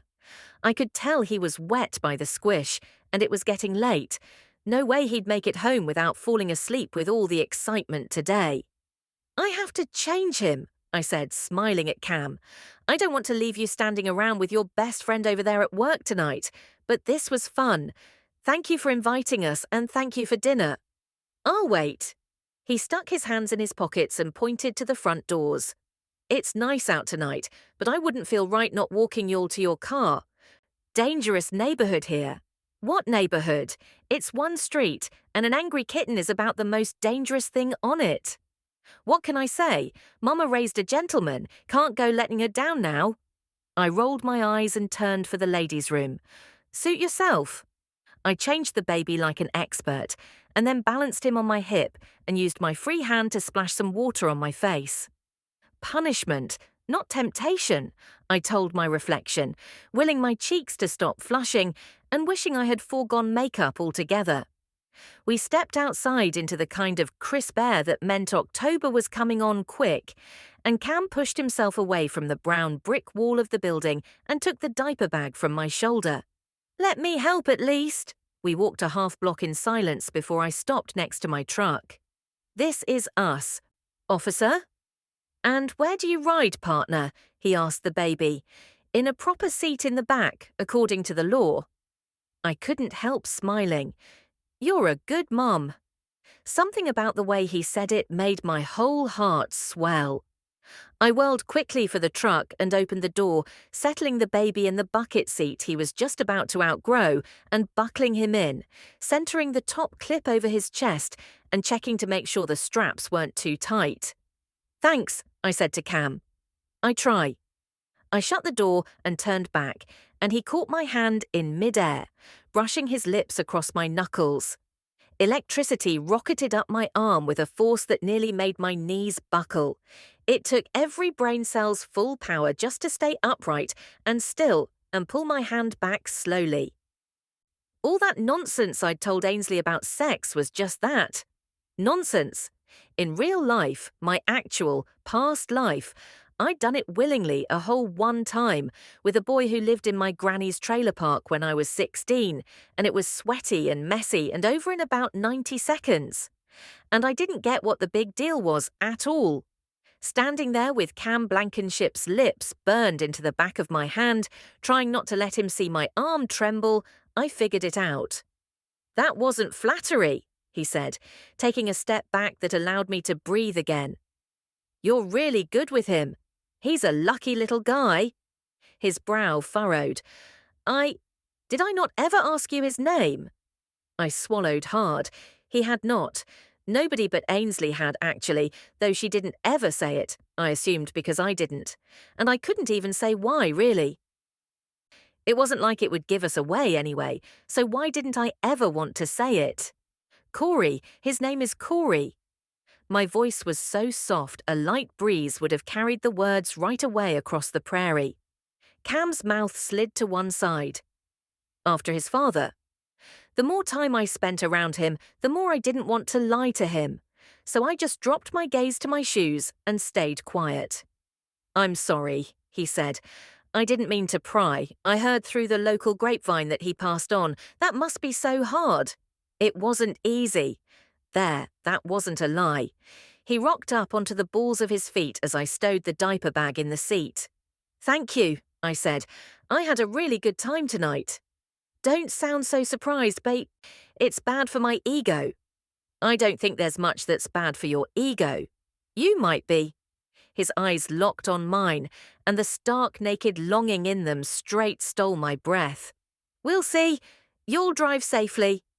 I'm not sure my heart stopped pounding before we turned into the long driveway at the farm. The baby had been asleep before we turned off Main Street toward home, and I had driven the entire way thinking about Cam's everything, really, and wishing for the first time since we came here that my life had gone differently, had brought me here with the kind of past that wouldn't make me afraid of what I felt. But it didn't, and we deal with what is, not what we wish, I said firmly to the empty passenger seat as I parked and shut off the engine. And right now what is that I forgot the porch light and the baby is asleep. Thank goodness for a full moon. Bucket seat in one hand and diaper bag in the other. I didn't see the possum until it nearly hit me in the face. Stumbling back down the steps, I managed to avoid dropping the baby seat and stay on my feet. I could not stop myself from screaming, but it was short and Corey was so exhausted he didn't so much as twitch an eyelid. Moving slowly to the other side of the steps in a wide arc, I kept my eyes on the critter swinging from the porch ceiling by its own entrails, its mouth frozen in a snarl, its glassy eyes wide and staring. I peered into the darkness, walking up the far edge of the steps and shoving the front door open. I should have turned the light on before I stepped into the house. My flimsy summer flat was no match for the dagger-shaped chunk of broken vase waiting just inside. 24. Meg. September, I didn't scream. I couldn't tell you how for love or money, only that I didn't. A whimper fought its way past my lips as my shoe filled with wet, sticky warmth when the glass stabbed through it, but that was the only noise. The baby's breathing was louder than my reaction. I flipped the light on, setting his car seat carefully in a relatively bare spot and pulling the sunshade up to keep the light dim around him. Perching on the stool inside the door, I crossed my bleeding foot over the opposite knee and grabbed the thick piece of glass that had sliced through my shoe and into the pad of my foot. I closed my teeth around the soft part of my other hand, under my thumb. 1, 2. I pulled, biting blood out of my other hand. That hurt. I huffed when my jaw had relaxed enough to whisper. Taking short breaths, I hobbled on my heel across the wet floor, picking my way around the glass as best I could. Some of the vases had smashed into my hardwood with such force the pellets left were little more than sand, and retrieving the first aid kit from under the kitchen sink. I slid the shoe off and put it directly into the garbage, propping my calf on the edge of the sink to run water over the cut. My breath hissed in through my teeth when the cold water connected with my injured foot, and I felt a little lightheaded and a lot nauseated. Grow up, it's just water, I muttered, leaning forward so I could see it. Not that I really wanted to look, but I needed to. 5 seconds later, I wished I hadn't. The gash was an angry shade of purple-red, blood streaming out of it about as freely as water poured from the faucet. Lucky for me, I'd long since lost my squeamish stomach where blood was concerned, thanks in part to having to clean so much of it up. Being more worried about leaving a stray drop that could send you to prison than you are about feeling sick will cure that quick, it turns out. Stop the bleeding. That was the first thing I had to do before enough ran out that I actually did pass out. I couldn't allow that. I had a baby to take care of. I twisted one arm behind me, groping for the dish towel that hung on a drawer pull next to the sink. It wasn't exactly clean, but I'd rather risk germs than bleeding to death on my glass-strewn kitchen floor. My hand found the towel, and I held it up like a trophy for a second before I realized I had no idea how to go about this. I knew pressure was the goal, because last time I had to stop someone from bleeding to death, I'd had to apply pressure, and that's what they always did on TV shows too. But I couldn't really put a lot of pressure on my foot with just my fingers. I didn't want to put my foot on the floor either, though. I figured whatever good the pressure did might be cancelled out by gravity. I shut off the water and hobbled to a chair, perching on the edge and propping my injured foot on the opposite knee, choosing leverage over brute strength, which had never been among my gifts. I folded the towel into thirds, then centered the band across the wound, pulling the ends around my foot and pinching them together under my toes, yanking tight with my left hand and using my right palm to press from the bottom. The towel soaked through in seconds. But over the next 2 minutes, the spot spread slower and slower. I felt my breathing and heart rate slow as I realized it was working. I didn't live through a sad, scary childhood in a trailer park and kill 2 people to be killed in my own house by a bouquet, I said. I mean, maybe it would serve me right, but it's not happening tonight. Not when I finally have people to live for. I meant my son, really. But the thought of Ainsley followed right behind that, grabbing my heart and squeezing until I couldn't breathe, and tears ran down my cheeks faster than they could drip from my chin, my eyes surveying the damage. How could she do this? I whispered. Every time I blinked, I saw the cold, flat look she'd worn as she watched me drive away a few hours ago.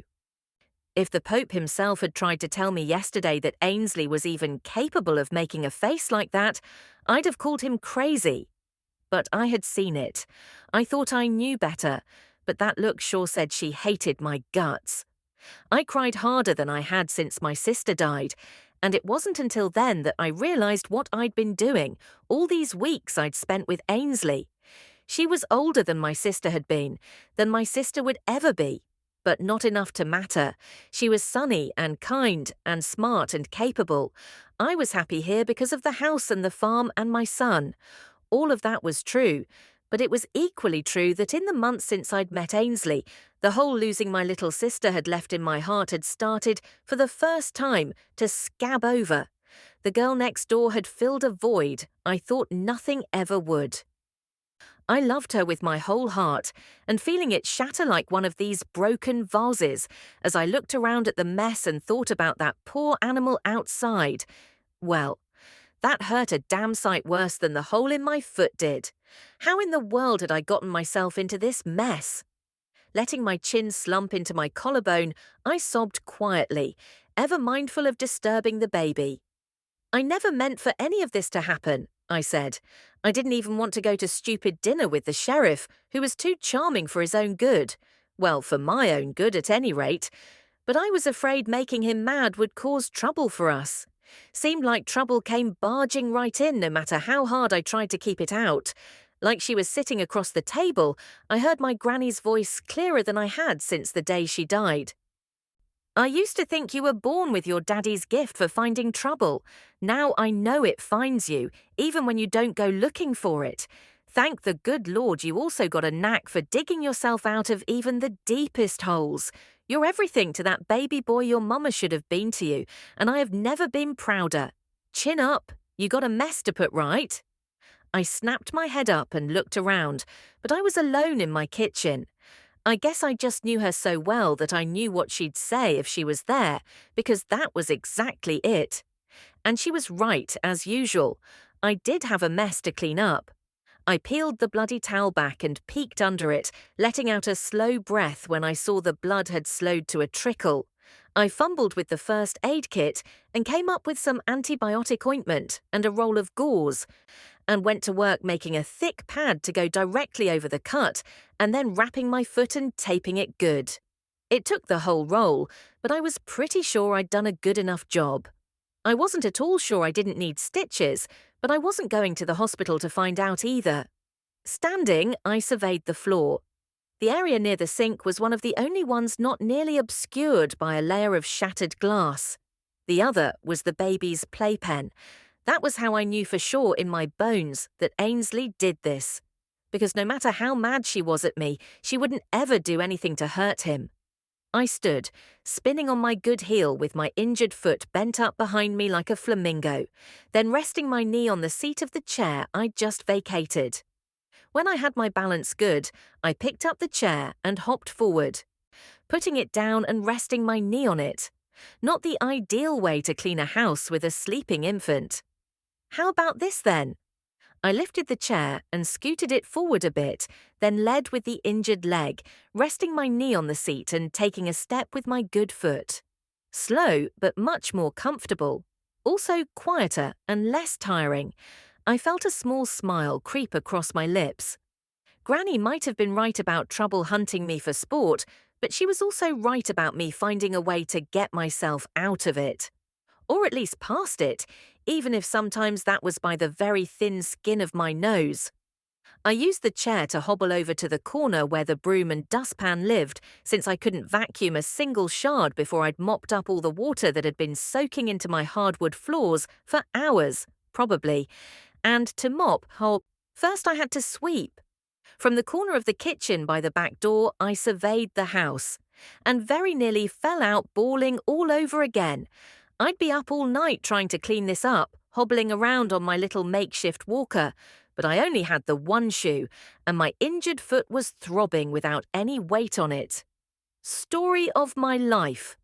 I braced my knee on the chair and got to it, pulling the nearby glass into a pile and thanking my lucky stars I'd splurged the extra $7 for the dustpan with the long handle. That was, if ridiculous, at least a tiny bright spot in all this. I might just take the baby and go back to the truck and head west if I'd had to bend down to pick up the glass piles. I wondered if anyone else ever thought about abandoning their entire life over what kind of dustpan they had in their kitchen. The thought was so absurd it made me giggle, and once I started I couldn't stop. It was worse than the tears. I pinched my lips between my teeth to keep the noise level down, but the fit went on until that hurt, and I had to relax them.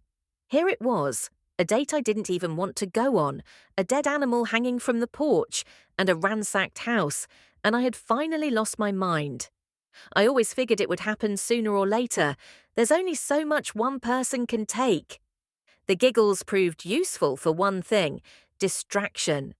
I noticed when they finally faded that the kitchen floor was clean. Still wet, but I had gotten most of the glass and flowers up, dragging the garbage can behind me so I could empty the dustpan when needed, and somehow that made the rest of it look more possible.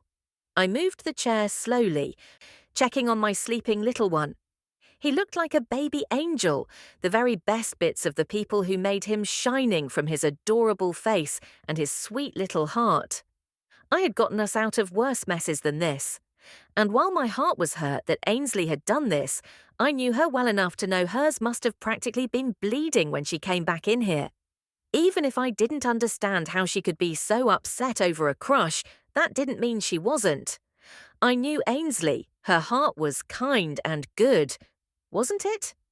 The more glass I swept up, the more I started to wonder if I really knew as much as I thought I did.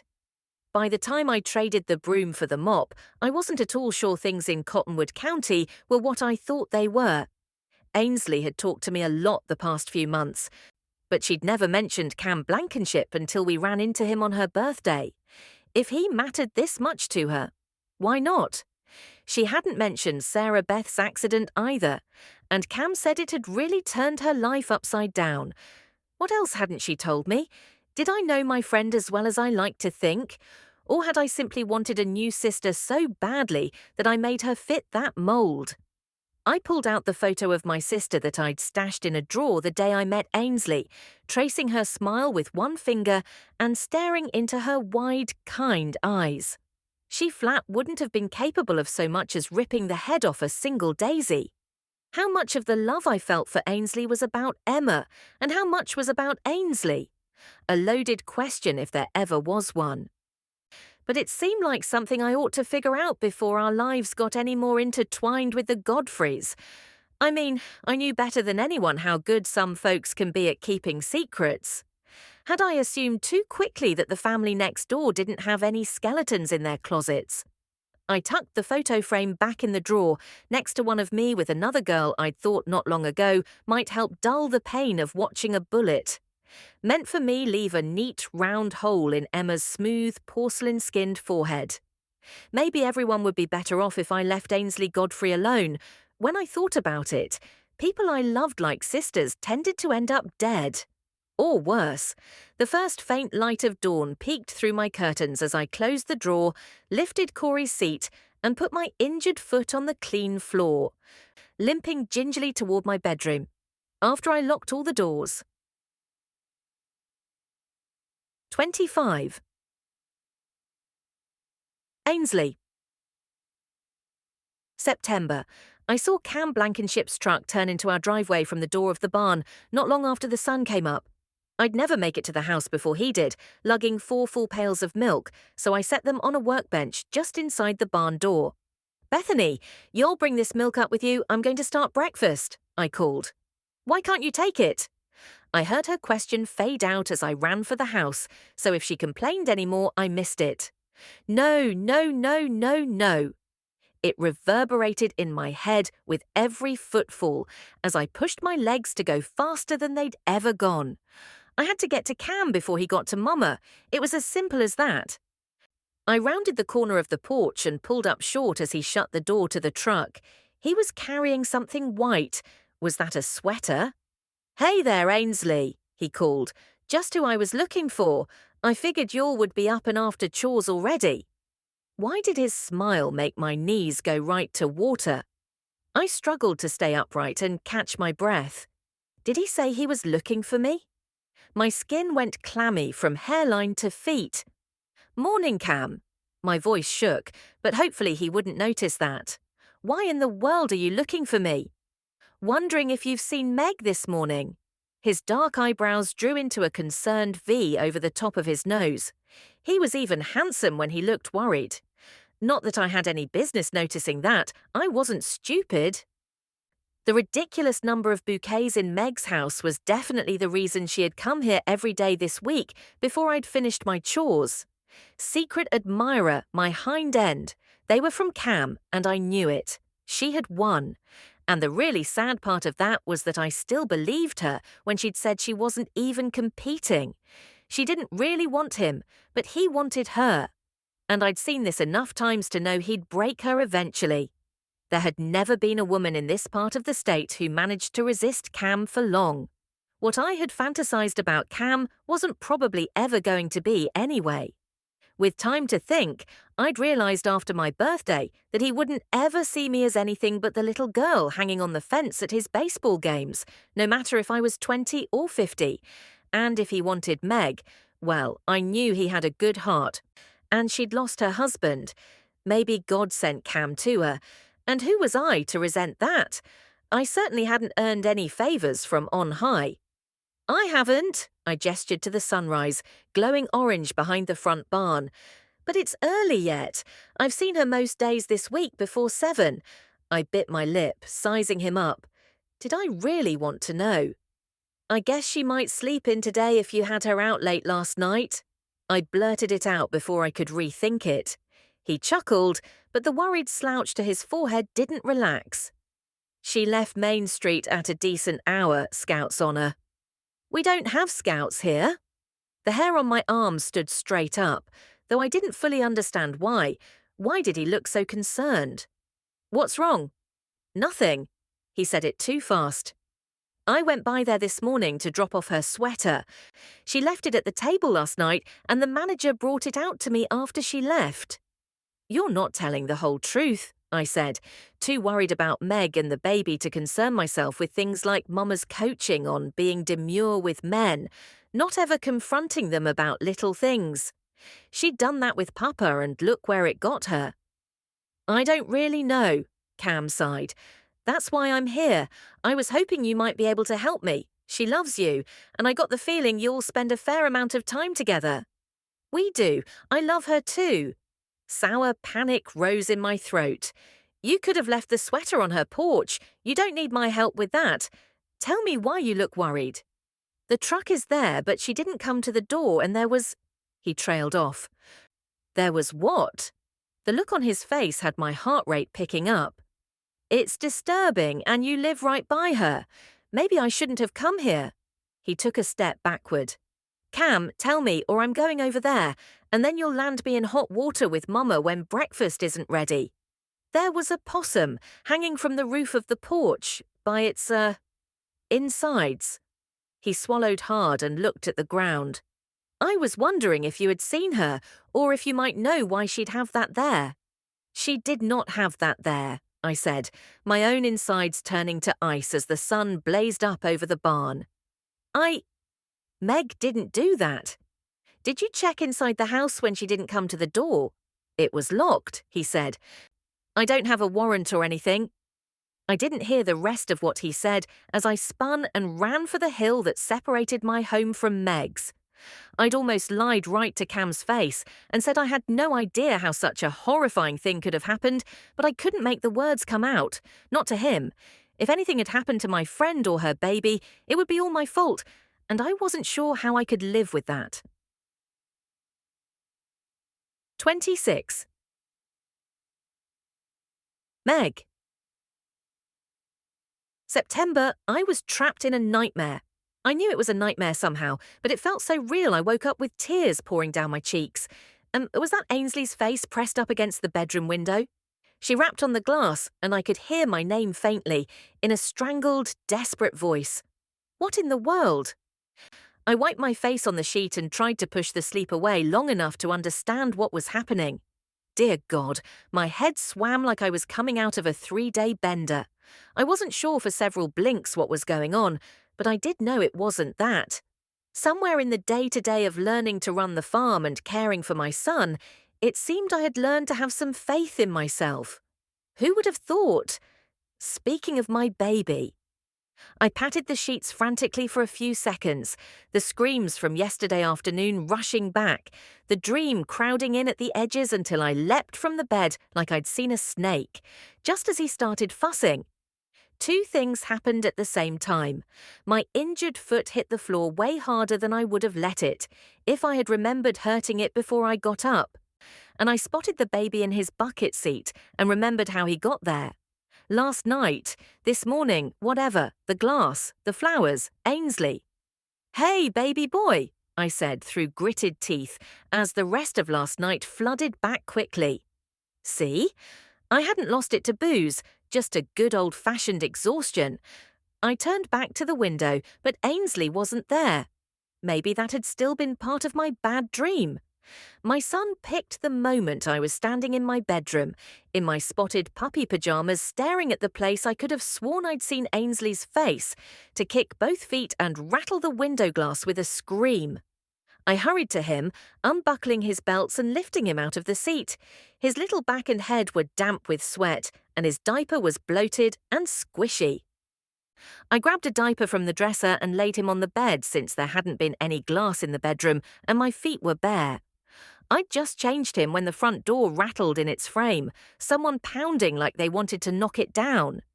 The baby's eyes widened, his face scrunching up to cry again before I picked him up. "Mama's got you, buddy." "Meg," Cam's voice boomed from the other side of the front door. "Meg, can you come open this door?" I hadn't been asleep but a couple of hours, but damned if I could figure out what was going on here this morning. I gave the window where I thought I'd seen Ainsley one last glance as I jammed my feet into slippers and tried to hurry out of the bedroom. "Hold on," I called, limping to the door on one foot and one heel. "Is everything okay?" Cam looked taller than he had just last night, his frame filling the entire doorway such that sunlight barely fought its way past his broad shoulders. I was up all night, so I was still asleep. I wiped at my face, thinking for the first time what I must look like, and then thinking that was just as well. I wouldn't carry anything on with him that could hurt Ainsley, and some flowers and one dinner had very obviously upset her. Should she have wrecked my house and left the floor strewn with broken glass? Absolutely not.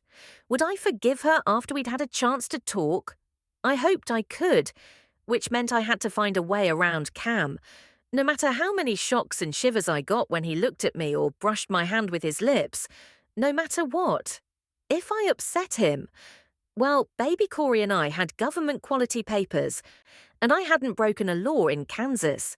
Maybe I had been too worried about what he might be able to figure out, hopefully. "Up all night," Cam echoed, looking over my shoulder and scanning the room before his eyes landed on my son. "You have a rough time with that head bump, little man." He tweaked the baby's bare toe, and I turned so that Corey was on the hip further away from the sheriff. "He's okay. I hurt my foot and had trouble falling asleep, that's all," I said. "What did you do?" Cam's face softened, the worry filling his eyes so inviting I had an absurd urge to step toward him. I knew in my gut in a way I couldn't explain that he'd open his arms and I could rest my head on his chest and put down so much of what I'd been carrying in my heart for so long. If only I'd come here for other reasons, from other places. If only it wouldn't break Ainsley's heart. If only the baby yanking cheerfully on a handful of my hair was really mine. Cam Blankenship couldn't be my safe harbour, and I needed to stop trying to reason my way past that fact. I dropped a glass, I said. Cut myself, no big deal. What can I do for you so early, Sheriff? His face flinched when I hit the last word too hard, like he heard in those 2 syllables he'd been relegated back to his official role. He held out my white cardigan. "You left this at the table last night," he said. "I wanted to return it before it got coffee spilled on it in my truck." "That's nice of you to come all the way out here, so early." I felt my eyebrow go up. There was something he wasn't saying. But right then, I just wanted him off my porch and mostly out of my life before he noticed. "You got tired of the daisies?" "Too late." I squeezed my eyes shut. "Not tired," I said. Little bit is moving around easier these days, and it occurred to me that it was a lot of glass all over the house. I flashed a smile. "After I cut my foot, you see, I just got worried about him getting hurt and, well, they really were beautiful." He held my gaze for I don't know how long, but he didn't say another word. When he finally nodded, I almost reached for his arm. I hated this. No matter what I did here, I was going to hurt someone who didn't deserve it. "Cam, I got everything out here," Ainsley's voice came from behind him, and I squeezed the baby tighter, images from that god-awful nightmare crowding my thoughts. It wasn't real. I almost said that right out loud. When Cam seemed to shrink with the sigh he let out, I realized he'd been standing on his tiptoes and holding his shoulders out wide the entire time we talked. "Ainsley?" I peered around him, panicking when I remembered the possum from last night. She smiled at me like yesterday never happened. My eyes scanned the porch. The possum wasn't there. "Have a good day, ladies. Stay out of trouble, little man." Cam tipped his hat before he climbed back into his truck. No one said a word about a mutilated animal dangling from my front porch. Maybe I really was losing my mind. Ainsley jogged up the steps, holding her skirts up above her ankles, and swept past us into the house. "I'm sorry we woke you," she said. "Cam came to our place looking for you, and I was trying to help him. I wanted to make sure you were okay." I followed her to the kitchen, where she grabbed my milk pails and headed out the back door. "Ainsley, where are you going?" I called, trying and failing to catch up. "You can't run a farm with a hole in your foot," she called over her shoulder. "The cow still has to be milked." "You have chores at your own house." She stopped and turned back, the look on her face the kind of serious I hadn't seen from her before. It didn't resemble the flat, dark hatred I'd seen just 12 hours ago either, though. She looked sad, or regretful maybe. "They'll figure it out," she said, swinging the pails at her side. "I won't have you getting hurt worse."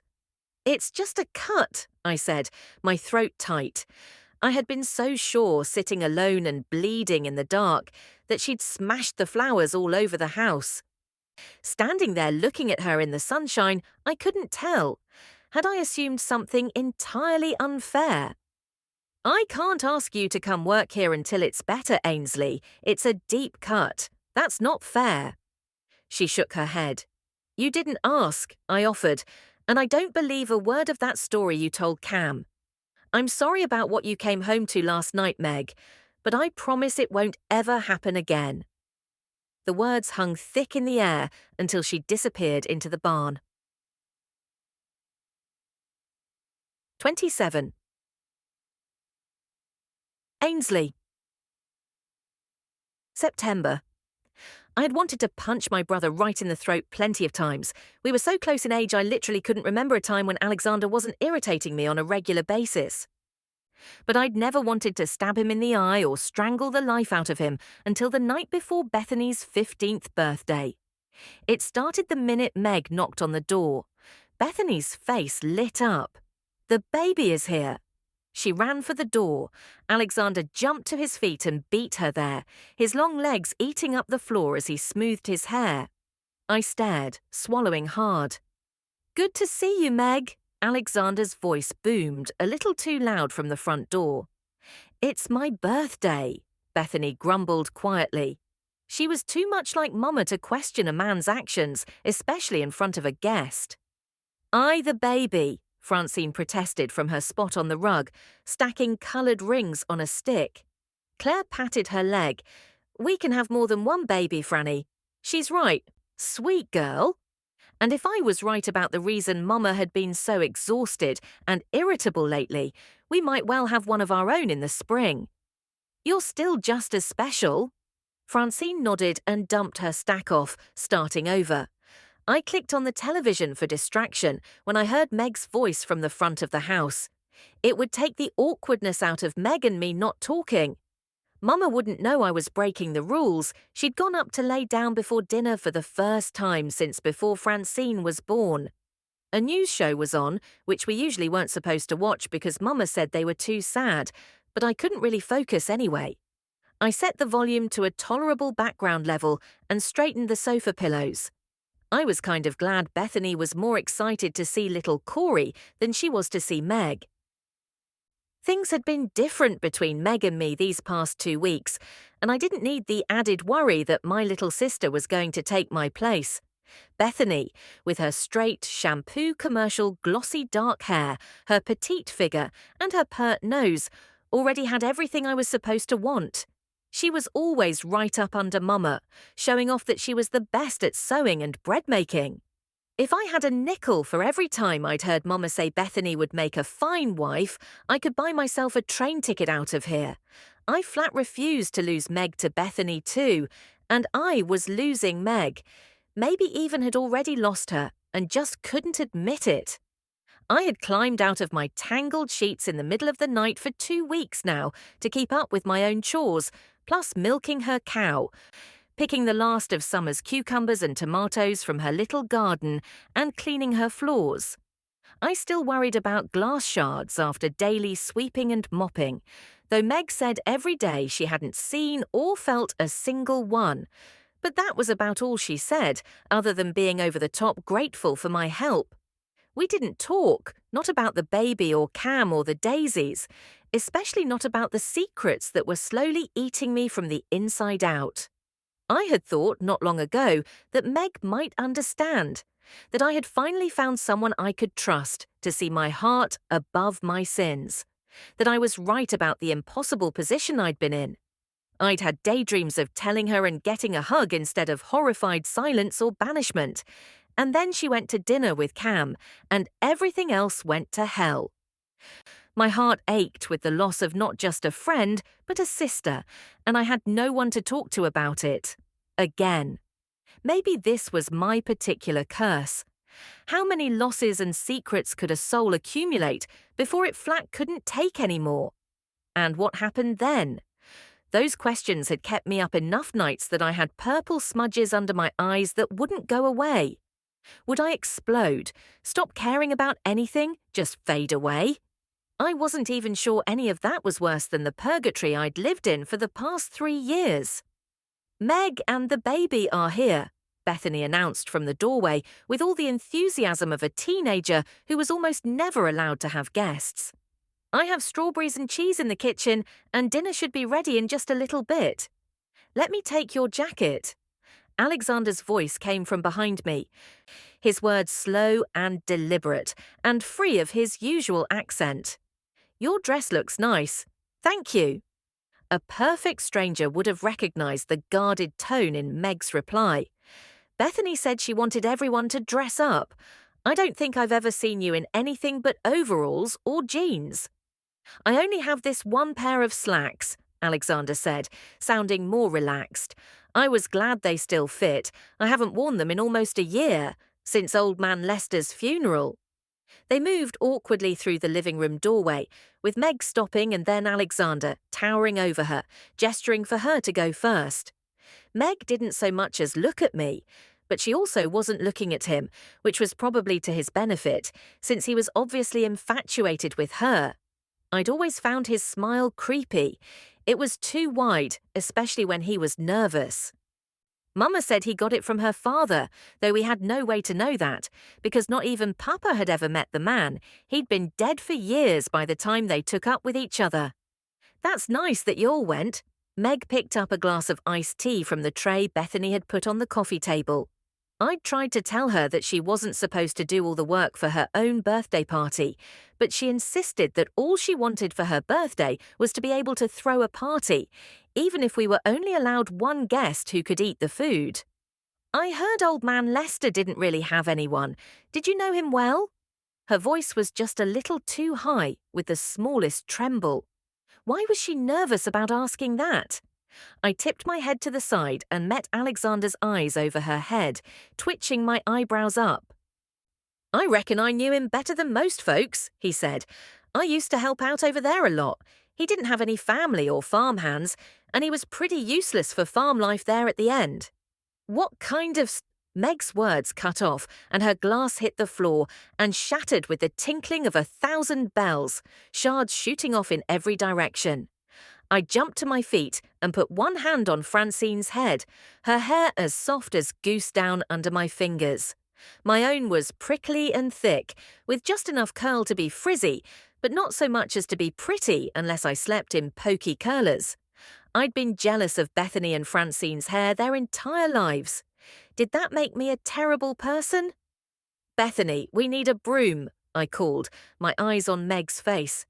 She hadn't moved except to press her fingers to her lips, her eyes on the TV. It almost looked like she might cry. What in the world? I turned, paying attention to the screen for the first time since I'd clicked it on. A policeman with shaggy dark hair Mama would definitely call too long was standing on the steps of a big white building, maybe a courthouse or Capitol building, and the bottom of the screen read, Arkansas State Police bust human trafficking ring, and underneath most arrests in U.S. history, hundreds of victims rescued. Lieutenant, is it true that you started this investigation in sort of rogue mode without an assignment? A reporter asked. The policeman, who had a dark goatee and eyes so green they practically glowed on the screen, laughed. I've never done well with doing as I'm told, but I'm so proud today to say we've arrested 48 offenders involved with this Dixie Mafia syndicate and returned hundreds of people to their families throughout the region. What about the ones who didn't have families? I couldn't swear that Meg actually whispered that. It was too low for me to be sure, but that's what I thought I heard. We've made safe house foster care placements for some of the victims as well, and want to thank the Department of Children and Families here in Little Rock for their assistance there. This is the kind of day that made me want to be a cop, folks. We helped a lot of people and made our state safer today, thanks to one very lucky break and your tax dollars. That's all for now. Appreciate you coming out. No harm, no foul, Bethany said behind me, the glass tinkling as she swept it into the dustpan and stood, her lips pinched into a thin line like they always did when she lied. Annoyance at a blemish, however small, on her perfect evening settled over her face like a dime store Halloween mask. I shook my head and blinked, my eyes still on Meg, who was nodding to herself, her lips pressed to the baby's head, and her eyes closed. Alexander had disappeared in search of a towel for the tea that had splashed onto his slacks, and Claire was busy keeping Francine's attention on the toy while Bethany cleaned. Daisy was in the kitchen watching the soup Bethany wanted to serve before dinner. So I was the only person watching Meg. She opened her eyes and they met mine, and I nearly fell over from the relief and guilt I read in hers. Maybe because I knew her better than I'd feared these past few weeks. Maybe because something in me recognized a fellow traveler, since I knew those feelings all too well. I tipped my lips up into a small smile and nodded. I'll get the mop. I hurried to the pantry, puzzle pieces fitting themselves together in my head as I walked. Could you know someone, really, when they had a monstrous secret? I had struggled with that for months now, thinking I was good as lying to Meg by hiding the things I'd done. Picking up the mop and the bottle of Pine Sol, I took a deep breath. A young woman alone, with a good deal of money, a new baby, and a dead husband. I'd actually assumed that husband bit. She'd told me the baby's father was dead. I remembered specifically because I thought the phrasing was odd. I had asked about her husband and she'd said his father. Had Meg been a victim of whatever in blazes a human trafficking ring was? I didn't quite know for sure what that meant. Like I said, Mama doesn't like us watching the news, but I could guess well enough, I reckoned. And if she'd been a victim of something so terrible, how had she escaped? Had she maybe even killed someone too? What were the chances? Maybe we were on more equal footing than I would have ever guessed. By the time I got back to the living room with the mop, Francine was showing baby Corey how her toy worked. Bethany was serving fruit and cheese from a platter we usually used for Thanksgiving, and Alexander had returned. Someone had turned off the TV too. His bump is all healed, Bethany said, kneeling next to Meg's baby on the rug. She kissed his soft brown curls and glanced at Meg. I bet you haven't left him on the bed for a second, have you? Meg laughed. Am I that obvious? I've been making him sleep strapped in his car seat, which he does not like a bit. Bethany frowned. They taught us in home ec that it isn't safe for babies to sleep in those car seats. The incline can make their little heads fall forward and block their airway. Meg's hand flew back to her lips, her eyes going to her little boy. I didn't know. I pasted a smile on and stepped toward Meg, patting her arm. That's news to me too, Meg. I think our little buddy here holds his head up plenty well enough to escape suffocating in his seat. But, Bethany began, I remember you sleeping in the baby swing for months when you were little. I stared at her, forcing the words through a tight smile. Mama said it helped your reflux, and you're fine, aren't you? Meg is only trying to keep him safe. Alexander scratched his head. What? The baby fell off her bed and bopped his head, I explained. She doesn't want him to do it again. His eyes lit up, an eager smile spreading too far on his face. It truly was like the Joker from the old Batman show Papa liked, but without the cuts or makeup. You need a crib then, right? That's where babies are supposed to sleep anyhow. I do, but I haven't seen a furniture store around here, Meg said. Don't need one, we got a crib you can have. Alexander grinned, and the skin on my arms prickled as Meg averted her eyes, so I wasn't the only one who didn't like it when my brother smiled. I'm pretty sure Francine is still using ours, I said to Alexander. Sorry, Meg. Alexander shook his head. No, not that one. The one out in the storm shelter. You know, in the back room. There's one in there. Until right then, I didn't know it was possible to want to punch someone in the throat to shut them up, while needing to vomit all at the same time. Bethany stood up, eyeing our brother. I'm pretty sure Franny's crib is the only one we have, she said. There's nothing but old camp beds in there. No, there ain't, Alexander frowned. I've seen the crib with my own 2 eyes. It's just sitting out there and Meg could use it. What's the matter with y'all? Let's go sit down for dinner. Bethany pretended he hadn't spoken. Alexander, I said, a pleading note in my voice I hoped only he would notice. Meg turned to me. Are you okay? I flashed a quick smile. Fine, just wondering if we're going to need to move the table. I poked my brother. Come help me. Bethany can help you. He scowled, turning for the mudroom. I'm going to go get that crib. We'll clean it up good as new for you, Meg. Damn his stupid, stubborn streak. It'd be so nice for him to have a bed of his own. I can help you move it, and I'll get it cleaned up myself, too, Meg said, glancing at Claire. Can you keep an eye on the baby? I imagine they'll just play until we get back. I stood there with my jaw loose and not a single good thing in my head that I could say to stop them. Maybe it was all for the best. I'd carried these secrets for so long I didn't remember what my heart felt like without the extra weight. Come what may, at least I'd be relieved of that. I was trying to hold off panic by convincing myself that was true when my parents walked in, holding hands, Papa's head bent close to Mama's ear. She giggled, her eyes bright after the nap, and swiped at his arm. You are still too much, Bert Godfrey. That's why you stick around, sugar. Mama spotted baby Corey and patted Francine's head, looking around for Meg. Where's your brother, girls? Her eyebrows went up. He left with Meg, Claire said. She trusted me to watch the baby. Papa tipped his head to one side. Alexander? Really? Good for him. Mama frowned. Where'd they go? Bethany has been planning this birthday party for weeks. I don't want her to be disappointed. To the storm shelter, Claire chirped, peering through the hole in the smallest ring at the babies. For what?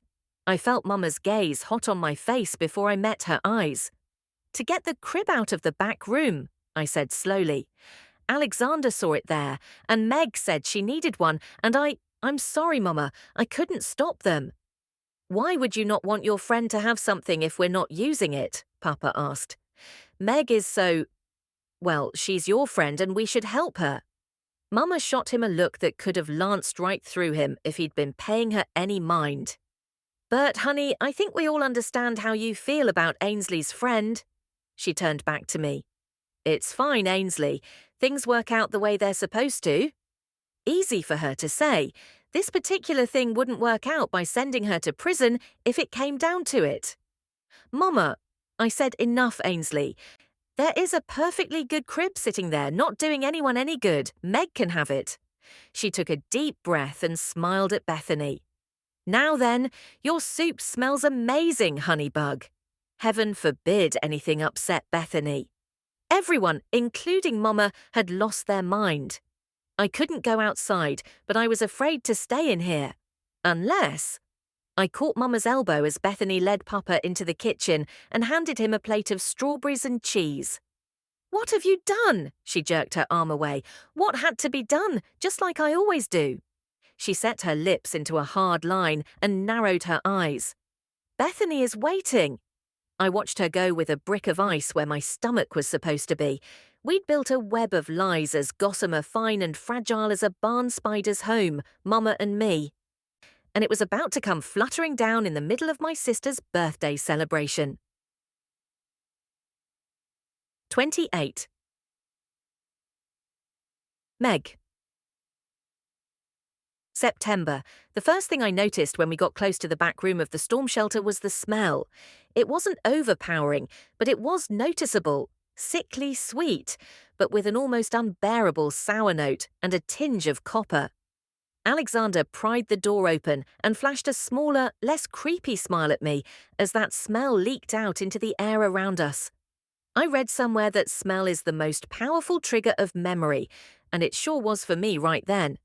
In a split second, I wasn't a grown woman with a home and a baby who needed his own crib.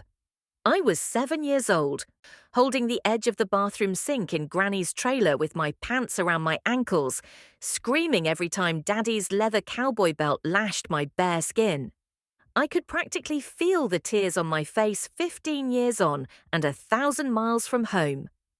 It kind of stinks in here, Alexander said, sounding far away. Sorry about that. Mama says the plumbing lines must have rotted out all the way to the septic tank. Will just be a second if you can grab one side of this. I heard him, but I didn't want to step into the small, metal-lined underground room with him. The memory had a hold of me and didn't seem inclined to let go. My nose knew that the back room of the Godfrey's storm shelter wasn't plagued by an antique septic tank. It stank like rotting meat, the scent clinging to the walls, though it didn't seem strong enough for anything to be decomposing in there presently. I wouldn't forget that smell as long as I lived. My baby sister Emma really was a baby then, smaller than little Francine, and she'd pulled a steak Daddy bought for his dinner out of the fridge when she was hunting for her juice cup while I was at school, because we didn't have grown-ups who helped us with things when Granny was at work. My sister found the cup and closed the fridge the way she'd been taught, but she left the steak on the floor, and it must have been right after she got up. They often left her there with the TV playing babysitter and no air conditioning running. The metal-sided trailer was like a hot box with the AC off, and by the time I got home that day, close to this same smell smacked me in the face when I opened the door. I had panicked, of course. Daddy would be mad, and Emma was so small. He might actually kill her. I dropped my books just inside the door, picked up the package, gagging, and run it outside to the trash, then sprayed the kitchen with Granny's drugstore perfume. Not that it helped anything, really. The trailer just smelled like church lady and rotten meat. To this day, Coty Emerald makes me feel sick instead of nostalgic. Daddy came slamming in drunk just before 5 o'clock and went straight to the fridge to get his steak, slurring orders at me about cooking it because Granny wasn't home. His face went from drunken red to furious purple in a heartbeat when he realized it was gone, the string of swear-laden threats spewing out of his mouth so vile I hadn't even fully understood some of the words then. My sister ran for Granny's bedroom and hid. I stood in front of the TV and told Daddy I cooked and ate the steak. I knew he'd hurt me, but I would survive, and I had. I'd made it out of that dingy little trailer park and into a home and a family that little girl couldn't have even dreamed of. Emma didn't make it out, and I would carry that regret in my heart for the rest of my days. Meg. Alexander's forehead scrunched up as he leaned toward me. You okay? I shook my head and smiled. I'm sorry, don't know where my mind went. I pointed to a small lamp on the floor in a back corner. Should we turn that off? Mama must have it on for a reason. She's the only person allowed in here as far as I know. Good enough. I reached for the end of the crib. Can you lift that? He asked. I laughed. Are you kidding? You know how heavy a hay bale is, right? I picked up one end of the brown wooden crib with one hand. A farm wife needs to be strong, he said. That's what Papa always says. I'm sure your mama is plenty strong. I know Ainsley is. Watch your step, he said, guiding the crib backward through the door and into the main room where Sarah Beth stored food. We had let the smell escape, and it seemed to cling to everything in here now too. I hoped it would fade after we left, but the doors were designed to seal out radiation. Maybe all these years later they sealed in stench. I stepped backward, my eyes falling on the rusted back of the door as I reached to pull it shut. Tiny dents, dozens of them, maybe even 100, pockmarking the lower half of the metal, like it had been left out in a hailstorm, or maybe like someone small who could only reach so high had been trapped behind it, banging away with whatever they could find in this cluttered space anyone could rightly call a junk room. About 2/3 of the way down the door, I spotted the scratches. They were faint, far less noticeable than the dents. 2 sets of 4, roughly the same height off the floor, and the one on the left was spattered with dark brownish-red mist. It might not have been blood, but that was the first thing that came to mind. My eyes swung to the main door, and the wall next to it where I'd seen scratches on the wall that Ainsley said they'd used to count off days one winter until they bored of it. This didn't look like counting, this looked like desperation. Let me out, the marks on the door called. Help me. I slammed it shut, my skin crawling right up my arms. Had Ainsley's parents locked their children in this room as a punishment? 29. Sarah Beth. July, 2 months earlier, the day after the tornado septic tanks contain bacteria that consumes their contents over time. So even if years of neglect had rotted this one clean through the pipes, it wasn't stinking up the place. I was slightly disappointed that my own children believed such a lame excuse for the stench that had finally worked its way through the earth in the old bomb shelter. But I couldn't risk the possibility that Ainsley's new friend Meg was smarter than my crowd. She'd been in here for too long last night during the tornado, and Alexander had even complained right in front of her. That boy slopped hogs and mucked out stalls daily, but apparently being in here offended his delicate nasal passages. The one thing I hadn't been able to hide or avoid was the dang smell. It was the only remaining sliver of the secret I'd kept for too long, letting it eat away at my guts until I felt as hollow as I was inside. Rotten septic tank, for the love of God. But I suppose at least it worked. Ainsley was always the most likely to ask questions, but guilt, and a healthy dollop of self-preservation laced with fear, had kept her mouth sealed for too long for her to go blabbing now. Well, she might if she knew what I was up to here, but we'd reached a breaking point. We weren't isolated anymore, and I couldn't sacrifice my family on the altar of appeasing my stubborn eldest child. Ainsley brought this on herself, I said, covering my face with a handkerchief as I pulled the door open. My eyes watered anyway, the trapped stale air still putrid with rotted flesh. Bringing that damned girl and her baby over here. I wasn't sure I would ever get over it. I'd had a plan for the new people, for the baby in particular, and it wasn't a bad one, until Ainsley had to go wreck everything because she wanted blackberries, and then came home dragging Meg and the baby in to meet our whole family. But it was too late for any of that now. The girl next door and her baby were part of our lives. Bethany had a fit over the little one at first sight. He was truly an extraordinarily beautiful child, more like a doll than an actual human, with eyes so blue they almost looked purple, creamy peach-pink skin, and soft chestnut curls that were already getting thick, though he was barely bigger than most newborns that first day we met him. His small size told me he must have been born early, which would have helped. I'd seen that from the window when I watched Meg cuddling him close in her bed. He would have been perfect. But it was too late now. Ainsley had ruined everything, just as spectacularly as she always managed to ruin the bread. I love all of my children all the time, but I had a hard time liking Ainsley lately, more often than I like to admit. The lamp in the corner that Ainsley had insisted I keep on around the clock for years now gave me just enough light to see what I had come for. Swiping at the tears pouring from my eyes, I moved the pile of old farm equipment parts, broken tools, and discarded furniture that we had so carefully constructed in one corner. It was built to look haphazard while actually being structurally sound. A tomb built of unwanted things for an unwanted thing. There was something fitting, if not exactly poetic, about that, and it helped to think of it that way while I dismantled the crypt we'd built one broken piece at a time. I was careful these days not to lift too much or move too suddenly. One stupid mistake that had very nearly cost me everything had taught me I wasn't invincible. I used to believe I was almost superhuman, running this place while raising polite and respectful children, taking care of my husband, and also keeping him interested and satisfied in every possible way. On the days I got tired or something ached, I pushed through by picturing myself telling my own mother to jump off a cliff with her insults and assumptions about what kind of life I would have, what kind of wife I would be. Maybe she hadn't been able to keep a man, but that would never happen to me. I had decided that when I was younger than Bethany and literally broken myself making good on it. A bitter laugh ripped out of my throat in the thickening air, the smell worse the closer I got to the center of the pile. I was so sure I had it all figured out. I knew how to keep my husband's eyes and attention and everything else right here where it belonged. Until I miscalculated a half a step in that damned hayloft.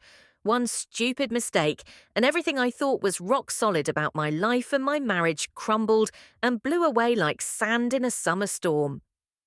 And the most galling bit of it all was that I knew better. A farm is one of the most dangerous places there is to live and work. The land doesn't give you life and livelihood willingly. You have to wrestle it away with sweat and tears, and sometimes a little blood and a lot of luck. Snakes, rats, possums, massive pieces of equipment boasting giant blades, storms, wildfires. As a mother, I knew every danger and how to best keep my babies safe.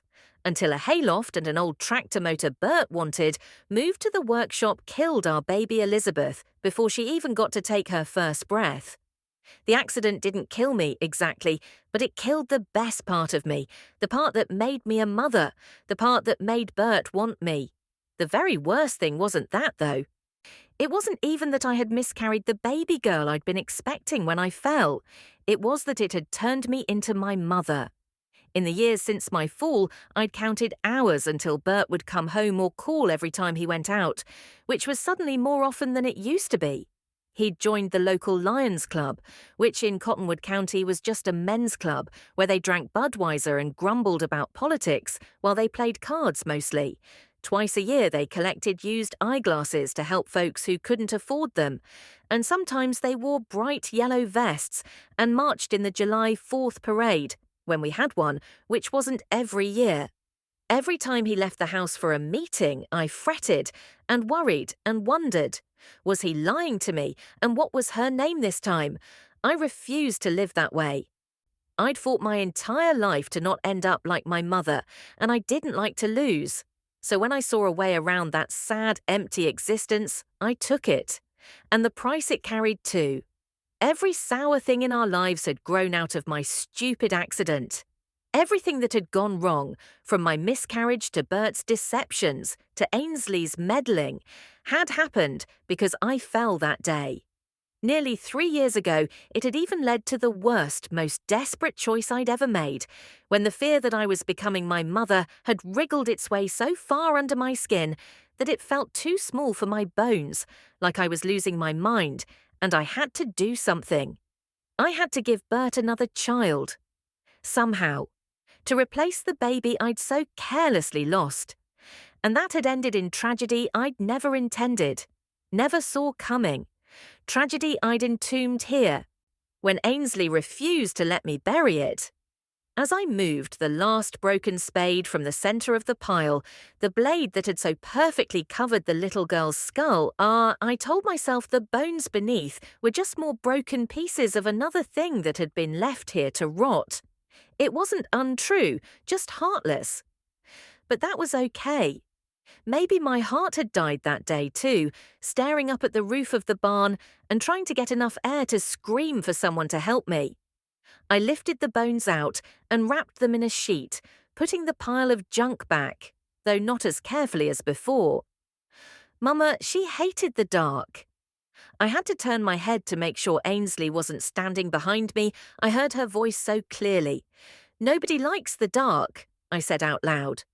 Laying one hand on the spare crib I would never use again now on my way out, I kept my breathing shallow because of the stench that would fade now, with the last of the rotting flesh clinging to the bones in the sheet I had gathered in my arms. I would have liked one more son, for Bert, and for me, one I knew couldn't be odd in the same ways Alexander is. I shut the door on the bad memories and picked up a shovel from the barn on my way to the garden, the light of the full moon plenty to work by. I picked a spot near the back barn in the opposite corner of my garden from the tomato patch. The earth was damp and easy to turn. I dug until my arms felt like they'd fall off, then dug some more. When I had a hole deep enough for Alexander to stand in, I dropped the bundled sheet in. It took an hour to shovel half of the dirt back in, the sun peeking over the horizon by the time I stabbed the shovel into the pile and went to the barn hunting a possum. I found 2 behind the ladder.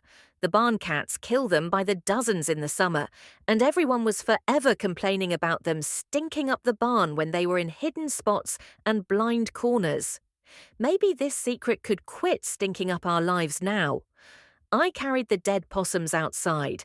One of them was already stiff as a board, the other floppy. When I dropped them into the hole, the floppy one scrambled to its feet. "Oh, no, you don't." I scooped shovels full of dirt in faster than my spent arms should have allowed. Nothing in that hole was coming back to haunt me. I'd only done what I had to. 5 years ago in that barn, steps from where I'd found the possums, I'd lost my ability to create life. And then fate, God, the universe, luck, whatever you want to call it, stepped in, sent me a gift. The miracle of life coming back to our house had carried a steep price. I had to hide what I wouldn't be able to explain, the bastard child my husband had fathered in the immediate aftermath of my accident. Like he was just waiting for an excuse. All those years I'd told myself I had him wrapped around my pinky finger. I hadn't really meant for her to die, but I couldn't say I wasn't relieved when she did. And now nobody will ever find her.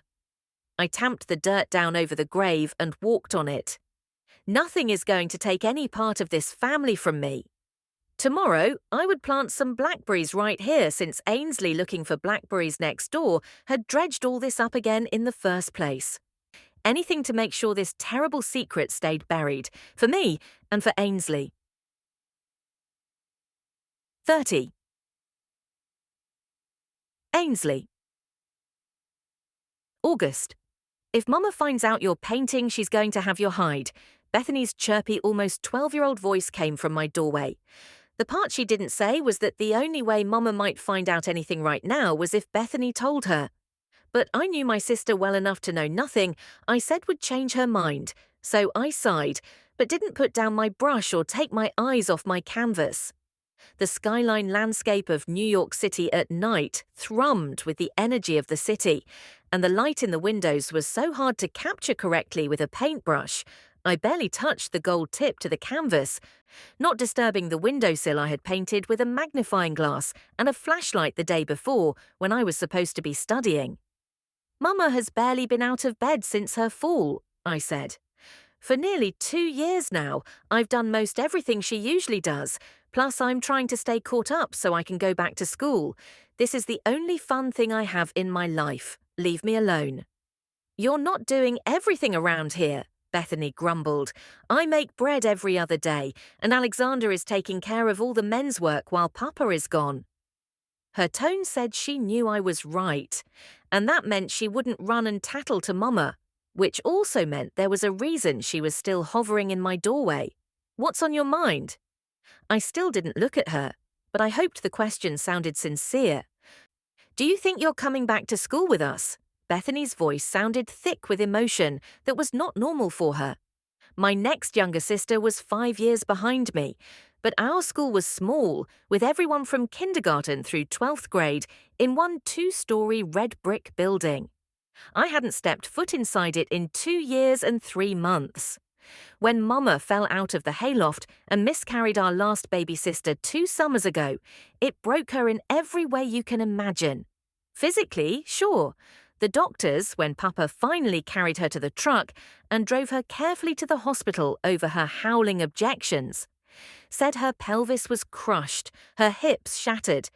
She wouldn't be able to walk for months, maybe never again. But the part Mama hadn't wanted to hear, the part that made her refuse to go to the hospital in the first place, was that she hadn't just lost the baby she and Papa were calling Elizabeth already.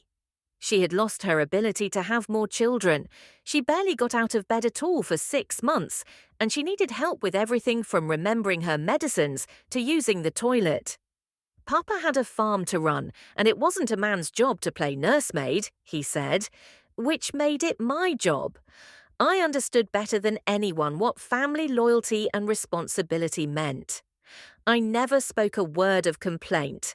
I just laid my dreams aside for a while and stepped into Mama's shoes the best I could, though we did go without bread for a month before Bethany mastered making it. If I closed my eyes, I could still hear Mama, her mouth full of bread and butter, saying, "Bethany, you're going to make some lucky man a fine wife someday." That was the highest praise Mama knew how to give any of us girls. Not that she ever once said it to me in the months I'd kept the house and the farm running at least nearly as well as she always had, but Mama was better now.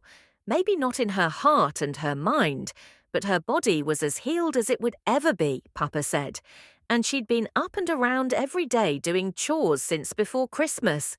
It was time. I could paint again, after so many months of not having the time or the energy or the hope to pick up a brush. My life was about to be out of this holding pattern, my dreams my own again. Of course I am, I said, almost more to God than to my sister.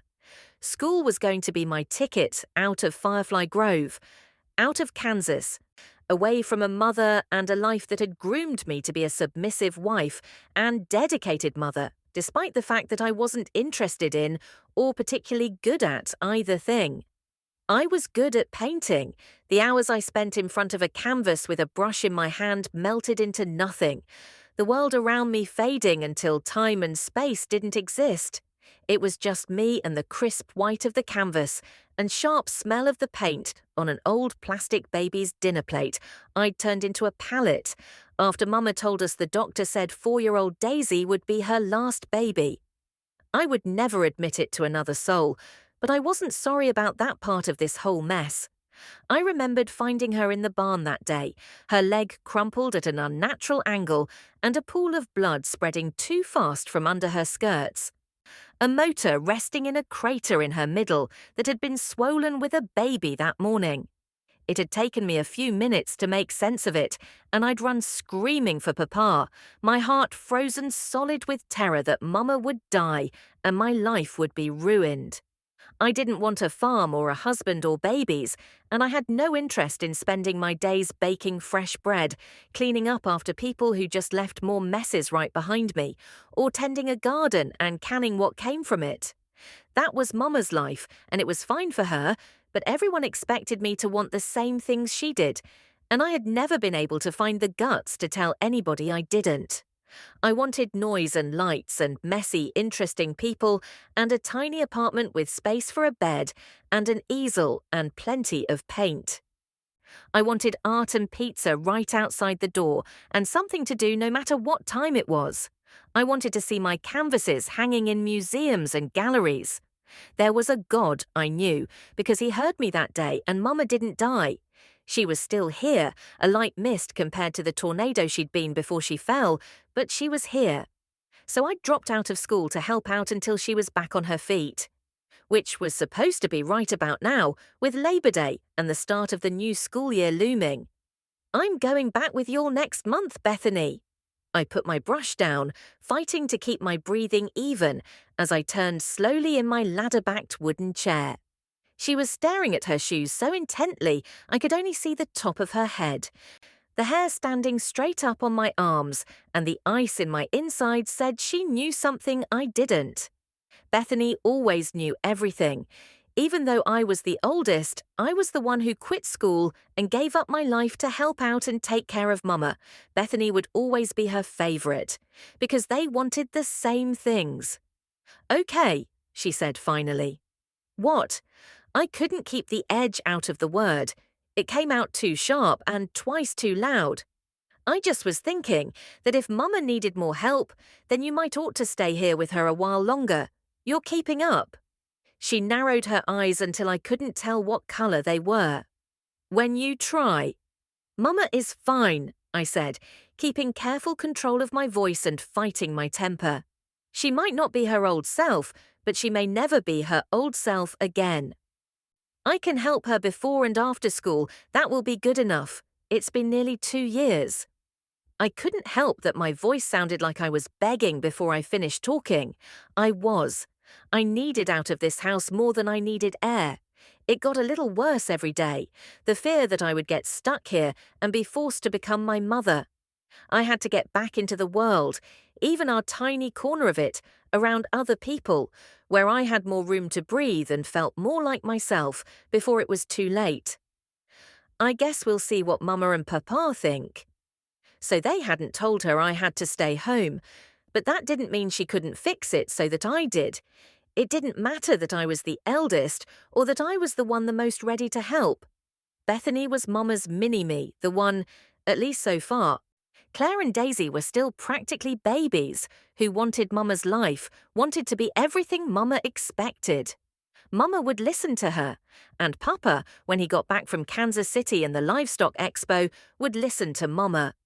Bethany, please, I said. What can I do for you? I wasn't above bribing her to get what I wanted. Why do you want to go back so bad? She raised her head, her eyes brimming with tears. So you can leave us in a couple of years when you're done with school. Uh-huh. I sighed. My sister was observant for someone so self-absorbed. Why do you care? I asked. Are you kidding? She asked. I don't want to be you. If you go, I'm the oldest. Alexander would be the oldest. Bethany rolled her eyes. He's also the only boy. Nobody's making him do extra work because you decided to take off to be a painter in the city. Wow, I had never told a soul that, and I'd sooner write a secret on a highway billboard than tell it to Bethany. I looked at the canvas on my easel.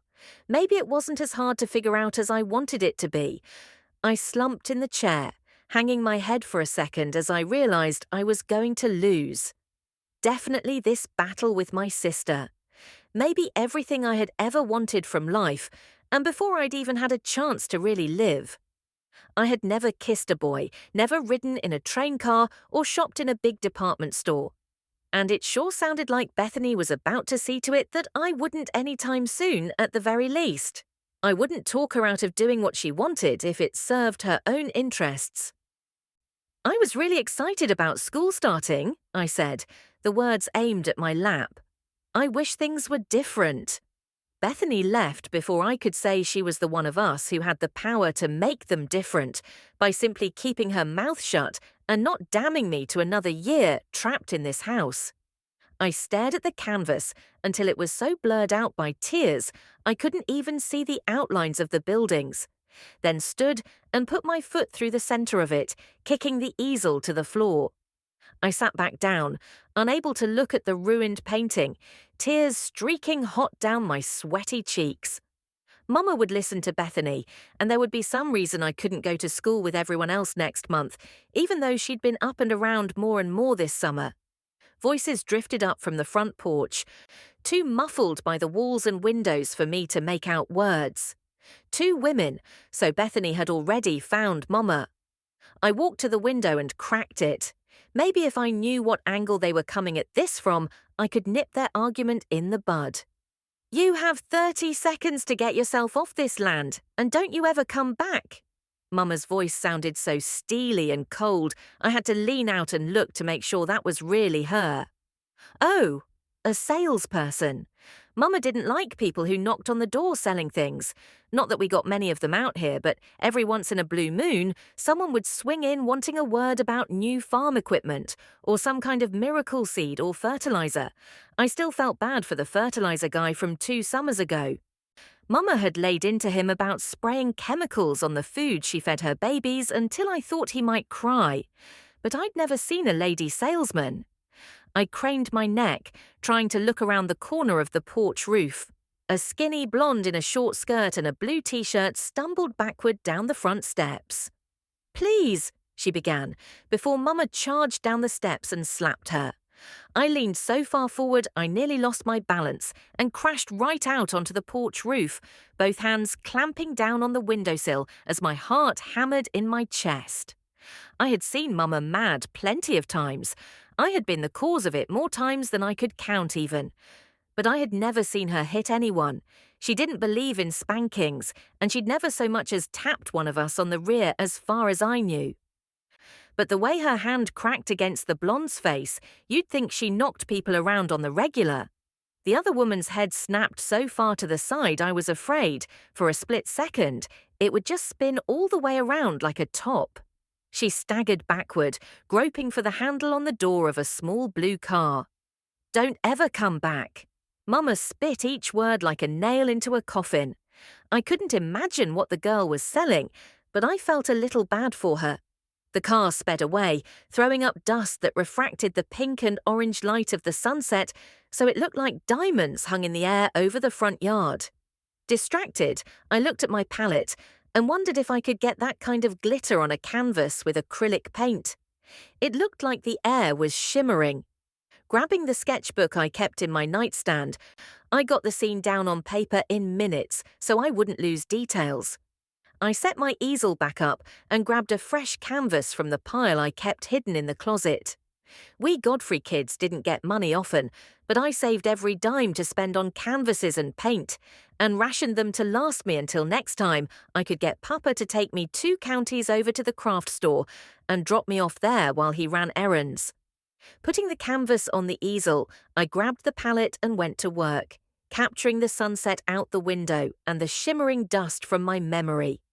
The brush flew across the canvas, and I lost myself in the rhythm and scratch of the strokes, sitting back when I had the hill in the distance, the rail fence in all its weathered detail, the mailbox, and most importantly, the light. I'd learned from the destroyed city skyline. This one was better, the light and shadows playing off each other and balancing, the dust kicked up by the horse I'd replaced the car with shimmering in the fading sunshine. I'm not sure how long it took me to paint it, but the sun wasn't all the way down yet when I looked back out the window, and Mama was still standing in the same spot in the front yard. I blinked, standing and moving to the window with the brush still in my hand. She was alone, her back to me, her shoulders heaving such that I was afraid she might be sick. Anyone else, I'd think they were crying, but Sarah Beth Godfrey didn't cry. Suddenly cold in my stuffy little bedroom, I stepped back. It was just my mother, standing in the front yard of the only home I'd ever known, but somehow I felt like I was intruding on a private moment no one was supposed to see. I put my brush in a cloudy grey cup of water and picked up the pieces of the city canvas, breaking the frame over my knee and folding it up for the trash. I could take it out back now without Mama seeing me. I paused in the doorway, looking back at the new painting before I turned off the light. It was better than the skyline, maybe better than anything I'd ever done. I didn't know who that girl was or why Mama got so mad at her, but I was glad she'd stopped by.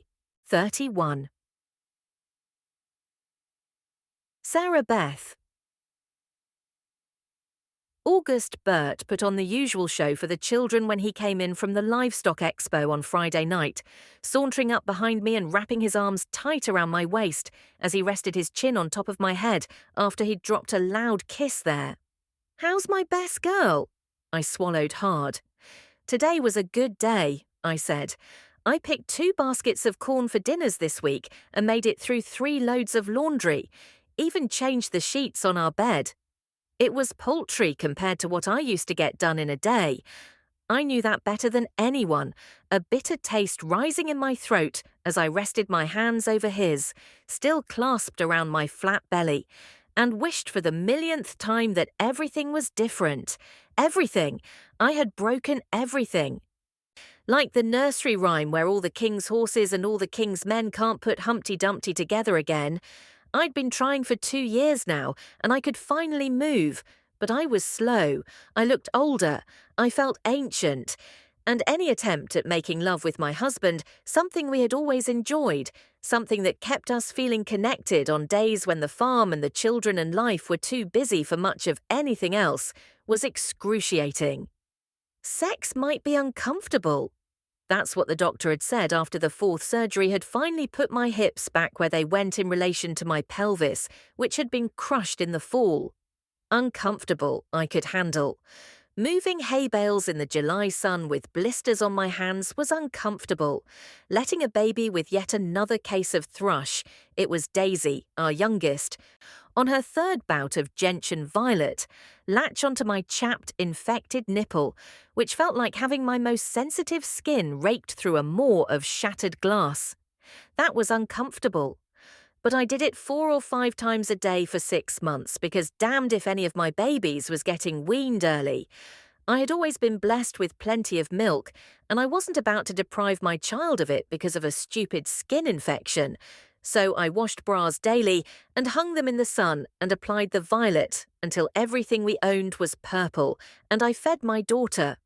Uncomfortable or not, standing at the counter at midnight kneading bread when I'd been on my feet for 18 hours with hips that had given life to 5 humans. That was uncomfortable. 2 years after I came home from the first hospital stay and 7 months after the last surgery. Any attempt at relations with my husband was not simply uncomfortable, it felt like he was literally going to break me in half. I tried anyway, but he almost always stopped because no matter what I thought about or how determined I was, the tears always came. The last time, on his birthday 2 months ago, we'd made it all the way through to the finish line for him because I'd told him I wanted to blindfold him as his birthday gift. He fell for it, or maybe he just let me do it because it would absolve him of guilt. I couldn't be sure. But just as he finished, I whimpered, and he pulled the blindfold off and shoved himself backwards so hard he nearly vaulted off the bed. "You said you were feeling better." His tone was almost accusatory. "I wanted to do this for you. It's your birthday." "Sarah Beth, I can't stand this." What this has become. He hadn't touched me since, unless there was a child watching he felt like he needed to perform for. We'd always been the parents who made our kids groan and giggle, the high school sweethearts who never fell out of love. We held hands, we cuddled on the couch, we danced in the kitchen and stole kisses in the pantry and on the porch, and we still did all of that when there was an audience. But as soon as our bedroom door closed, Bert became a different person, cold, distant. I wondered some of the time if he resented the fact that he built this massive house out of his parents' barn because we'd planned to fill it with babies, and now I couldn't give him that. I wondered a lot of the time if he was disgusted by the scars, or maybe just by me. I couldn't really do anything to hide the scars except to keep my clothes on, so I had looked on the computer at the library, my cheeks burning the entire time, and ordered myself something called split crotch panties and a frothy black lace nightgown that was so short and slutty, I hoped my husband would be too shocked to think when he saw me in it. I was a master at putting his needs above my own. It was the hallmark of being a good wife. And I knew how to be uncomfortable. I could even take the pain somehow. The only thing I couldn't stand was the idea of becoming my mother. The fear of winding up a sad, bitter, alcoholic shell of a person, thanks to a string of men I never could find a way to please. That was the only nightmare worse than the one I was living in. I had always excelled at two things: pushing myself to the limit and keeping Bert happy. As God is my witness, I would find a way to do that again in the bedroom. I wasn't letting that stupid accident ruin my life the way it had ruined my body. 32. Ainsley. August, it was 9 days until Labour Day before Mama said anything about school. "Ainsley, come in here when you're done with the floors," she called from the kitchen. My jaw flexed so hard I was afraid for a second I'd cracked a tooth. I had lived on pins and needles since Bethany walked out of my room the night I painted the shimmering dust over the yard. I'd hidden that one in the stack of paintings I thought might be good enough to sell if I could ever get to a place where people appreciated art. Here, not just in Firefly Grove, but here in Cottonwood County, being able to make water move and light glow on a canvas took several backseats to baking a perfect loaf of white sandwich bread, growing juicy strawberries, and having a baby about every other year. Only the art teacher at school really cared. Everyone else we knew was much more interested in who all the girls my age were dating than what we could paint or sculpt. Even in my art class, the other girls talked about boys more than anything else. But at least we had good supplies there, and they all left me alone to sit in the back and do as I pleased, with just the teacher popping over to exclaim about my talent now and again. I missed having that time to myself every day. Taken with the view out my window because I was pleased with the way the dust painting turned out, I was working to recreate our summer twilight miracle, the thing that gave this place its name. Fireflies are hard to capture accurately and harder still to paint by the hundreds because they're small but advanced. The subtle green in the glow, the way they light each other and the night closing in around them. But I was getting it, I thought. One little bright spot at a time. It had helped me focus on something other than waiting for the "you can't go back to school" shoe to drop. I knew Bethany, she wouldn't let it go. Once she got an idea in her head, she was like a dog with a bone, Papa always said. And the bone was now my problem. I worked up a sweat pushing the mop, getting the wood floors extra shiny clean before I wiped my face and strolled into the kitchen, putting the mop away before I joined Mama at the counter. She was sitting on a stool kneading tomorrow's bread for the final time. "We could eat breakfast off those floors," I said cheerfully, getting myself a glass of water before I sat next to her. "Can I help?" She slid her eyes sideways at me. "I don't need another mess to clean up, thank you," she said. "I can't wait for the start of the school term," I interrupted. "New notebooks and fresh pens and so many things to learn. I only have this year and next before I'm done with school. I'm really going to try to be mindful to enjoy small things.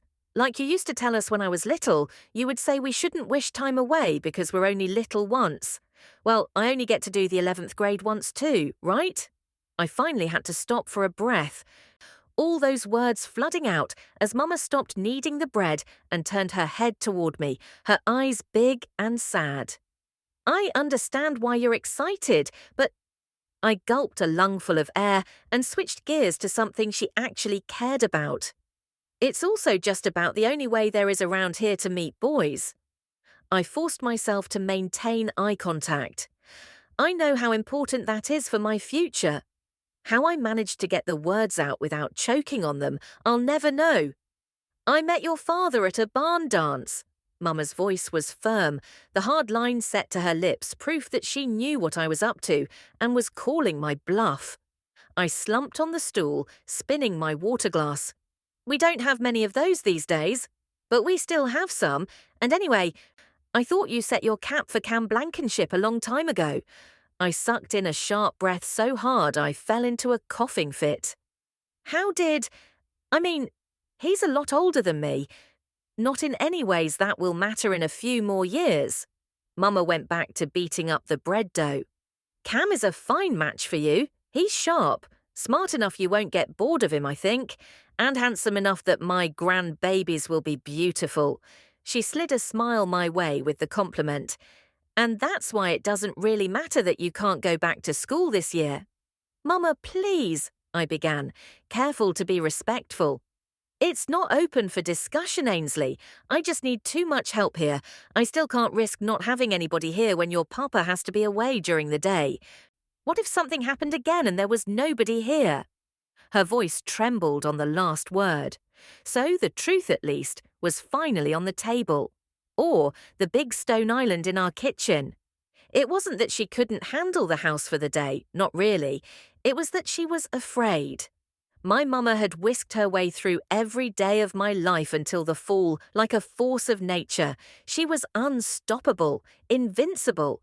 And then she got hurt, and now, after all the pain she'd been through to get better, she realized she was just as human as everyone else. She was scared, and I was paying for it. I'm sorry, I said quietly. I want to go to school with my friends, with Alexander and Bethany, but I don't want you to be scared. Thank you, that's all I ask, is just not to be here and be scared. She looked around, her lower lip quivering. Was she going to cry? This is my home, the only place I've ever really wanted to be. I hate being afraid. Her voice got raspy at the end, but she didn't let a tear fall. Can't Alexander stay this year? I asked. He's stronger than I am anyway. Boys have to be in school, she said, patting the bread into a well-practiced loaf pan shape and setting it into a pan before she pulled another blob of dough off and reached for another pan. Your brother needs to learn math and agricultural science, and he needs to be in a place full of girls he's not related to. She paused, looking up at me. And he needs sports. Football is a good outlet for him. I nodded. I knew what she was saying. Smashing into other boys on the field helped with Alexander's temper, and that benefited everyone. What about Bethany? Why can't she have a turn? Or I could just stay home on the days when Papa is gone. It's not like there are that many. Running a family farm required Papa to go to regular meetings with grocery distributors and to market to deliver product. But it was only a few days out of every month at the most, and less during the winter. Mama slammed both fists into the dough on the counter. There are enough that the county might ask questions. I don't need everyone knowing my business, knowing I'm too afraid to be in my own home, to run this farm by myself. What do you think they're going to think about me just not being there again this year? You're young. People won't judge you as harshly. She flipped the dough, slapping it down harder than necessary. And you won't keep Bethany instead? I love you all the same, but different. Mama shook her head, a mischievous smile touching her lips. Bethany can be insufferable. I laughed in spite of my disappointment. Mama never had anything bad to say about Bethany. She was the obvious favourite child to anyone who spent 10 minutes in this house. I mean, besides my brother, of course. None of us girls could ever measure up to Mama's only son. She wasn't going to change her mind. I was stuck. Another year wasted. Another chip away from my dream of getting out of here. I might as well find some joy in it. Mama, I didn't know you knew that. I smiled back. I know more than most people give me credit for, she said. She's a lovely and accomplished girl, and she will make someone a fine wife someday. But she tries too hard to impress everyone all the time. I can't have her underfoot, just me and her, all day, every day. You understand, don't you? I did. I was shocked that Mama did. For the first time in about as long as I could remember, it felt like Mama and me had a secret. You're a smart girl, Ainsley. Sometimes I think too smart for your own good. You don't need more schooling. You'll make Cam a fine wife someday. And he's going to be a good sheriff. He's just a deputy, I said. And don't you think you're getting ahead of yourself? He barely knows I exist. He'll know, all right, when he needs to. She finished that loaf and put it in the pan to rise. You're excused. I'm okay down here for now. I slid off the stool. I wish, I began. Mama raised one hand. I know, me too. I went up to my room and picked up the composition books and pens I'd picked out at the general store, laying them on the floor outside Bethany's room. You won. I wanted to write that on the cover of the purple book, but I didn't.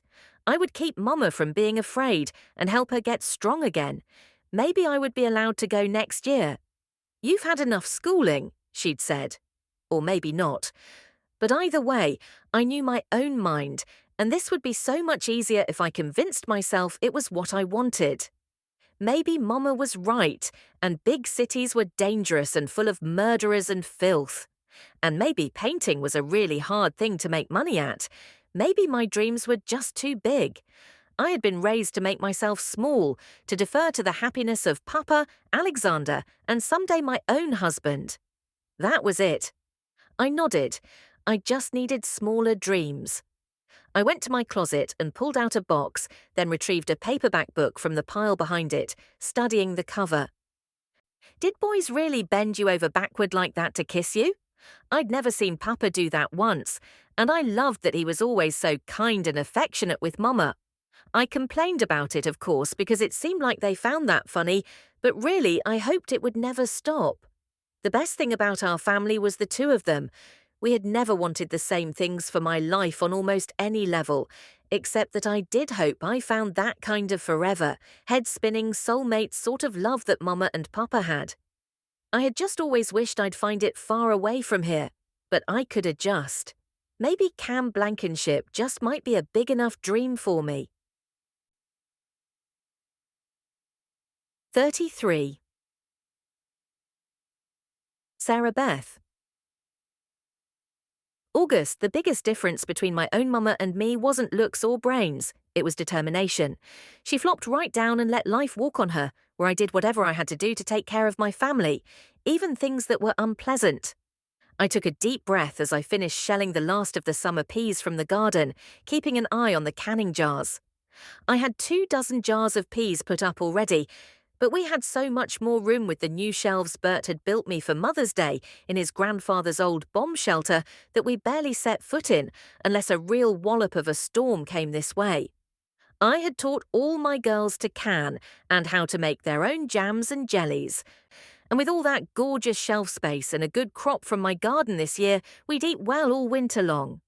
Ainsley was the best at this, though. She wasn't as good as Bethany was at most domestic things, but if I wanted something canned right and I didn't want to worry about it exploding or spoiling, I needed Ainsley. She was still mad at me for telling her she couldn't go back to school, but there was nothing for that. I would never understand that child. If someone had told teenage me that I could skip the last 2 years of school to focus on catching the husband I wanted and learning how to be a proper wife so I could keep him, I'd have jumped at the chance. Having to spend days alone with my Mama wouldn't have appealed to me, but Ainsley wasn't with my Mama. She was with me. I could help her, guide her. Give her the life I was supposed to have, the life I needed to make sure right this minute I was going to get to keep. At least the sad semblance of what I'd once had that was our current reality.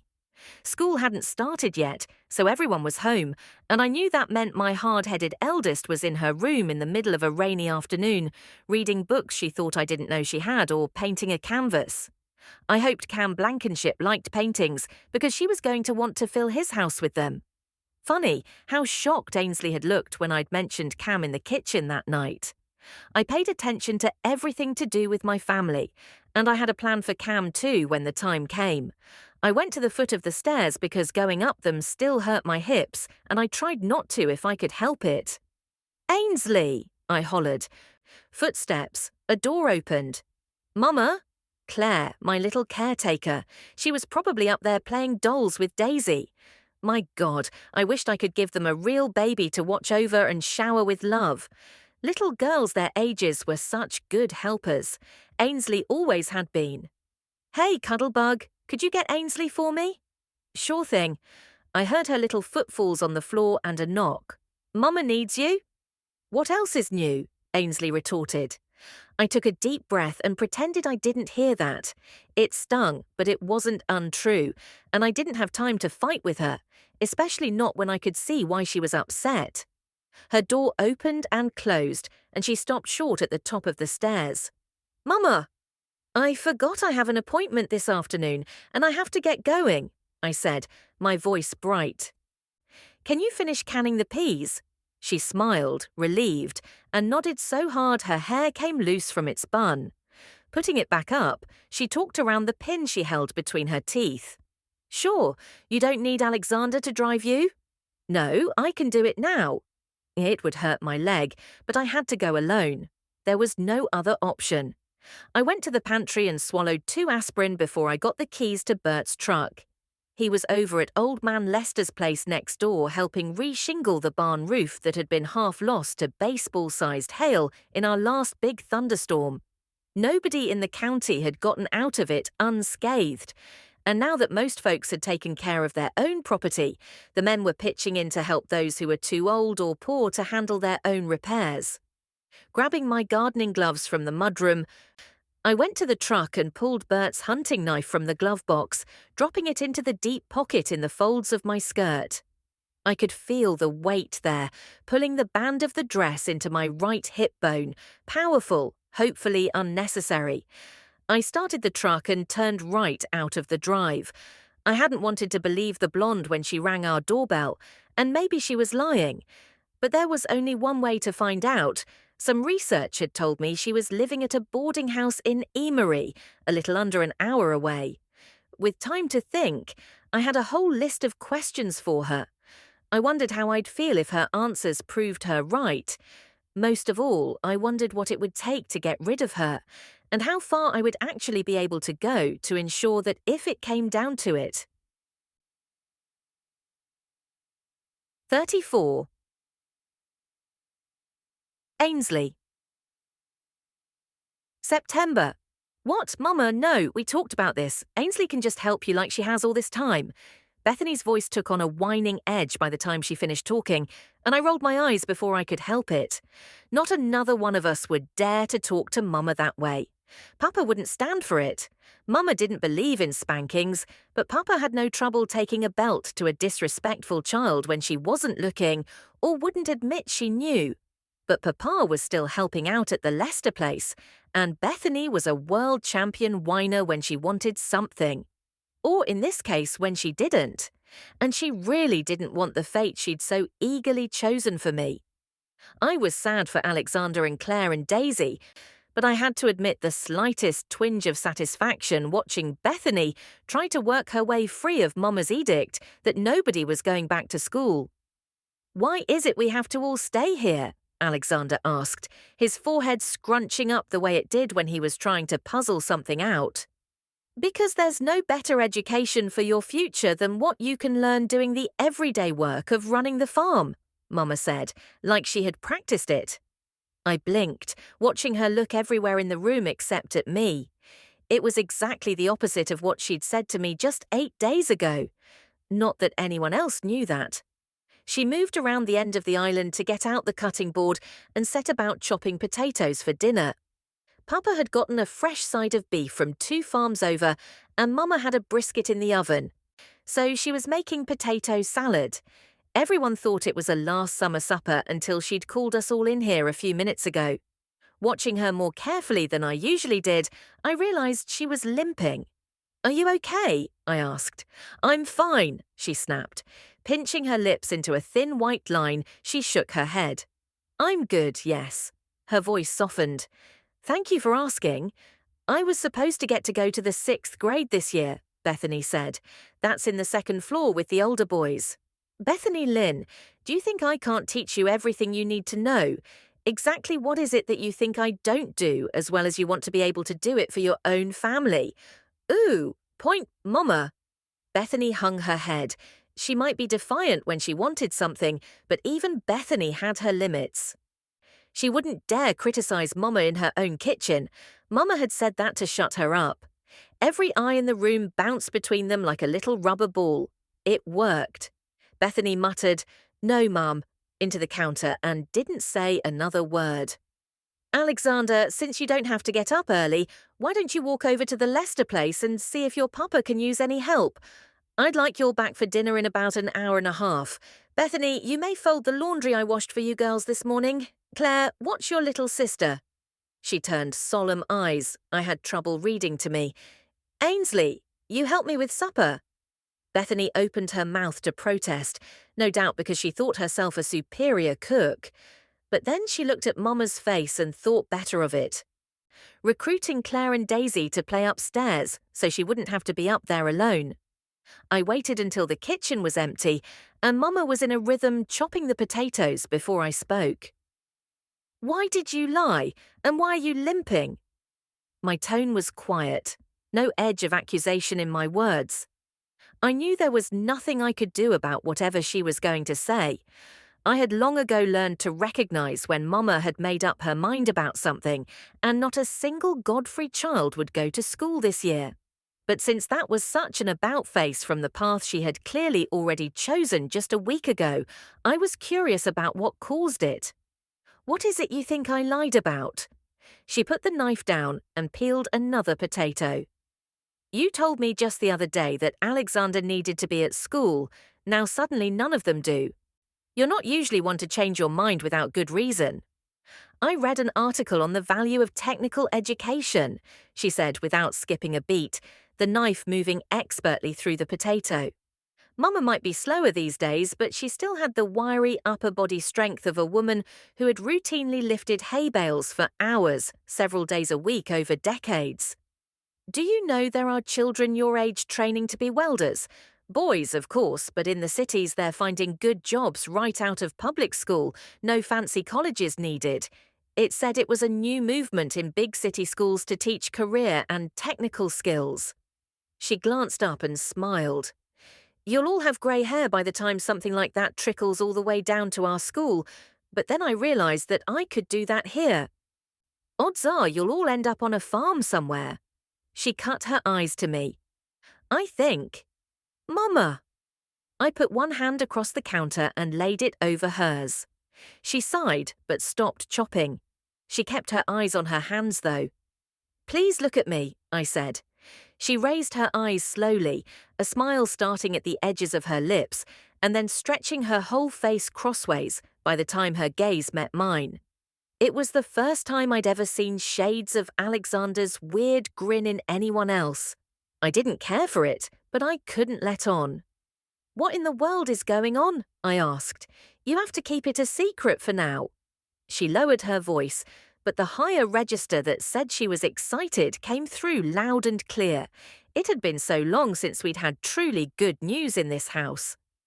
I felt the corners of my mouth turning up at the light dancing in her eyes that had been missing for far too long. I didn't want to grow up to be Mama, but I loved her, and seeing her happy made my heart swell. It wasn't until right then that I realized that for months now I had just accepted the fact that Mama had lost hope, and with that, joy had been very hard to come by in our house. That was what I saw in her eyes, standing in the kitchen that day in early September. Hope. I'm good at keeping secrets. She tipped her head to one side and studied me like she was trying to decide if I was telling the truth. She put the knife down after a few seconds and took both my hands in hers. You're going to be a big sister again, Ainsley, she said. The good Lord answers prayers. And we're going to have a baby. My jaw fell open like someone had pulled the hinge pin, tears filling my eyes. But the doctors, your miscarriage, the doctors were wrong, Mama said. So, you see, I'm going to be even slower here in just a matter of months, and I don't know how long it will take me to get back on my feet after the baby comes. She rested her hands on her belly. We'll take good care of you both. I ran around the end of the island and threw my arms around her. I know this is what you wanted most in the world, I said, my words muffled by her shoulder. I'm so happy for you, and I hope it's a boy. She pulled back, and a frown flickered across her face. But even if it's not, that will be okay, right? Of course, I laughed. It's not like we don't know what to do with girls around here. She smiled and touched the end of my nose. My kind, smart girl. Our secret until I say so, right? And you'll help me take care of the baby? I hugged her again. You can trust me, Mama. I forced the words out because she shouldn't trust me, but I couldn't let her know that. 35. Sarah Beth. September. I took extra care with my hair that night, pulling the pins and piling them on the counter in the bathroom, then letting the weight of it spill down my back, waves making it glow in the light after being twisted up all day. I brushed it until it was soft and shiny, and pulled thick sections forward over my shoulders before I opened the door and walked out into our bedroom.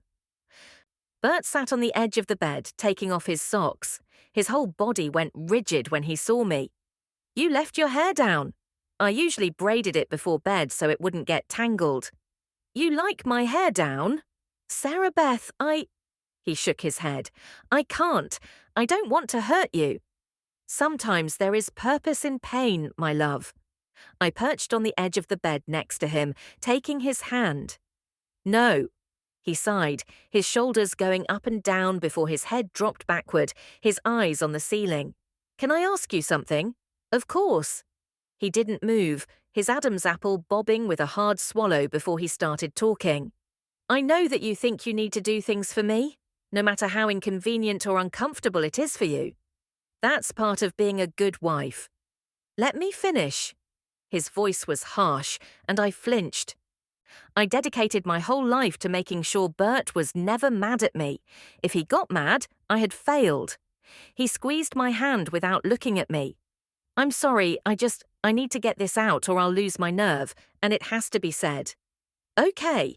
Everything in me felt simultaneously numb, and like I was sitting on a live wire. This was it. He was leaving me.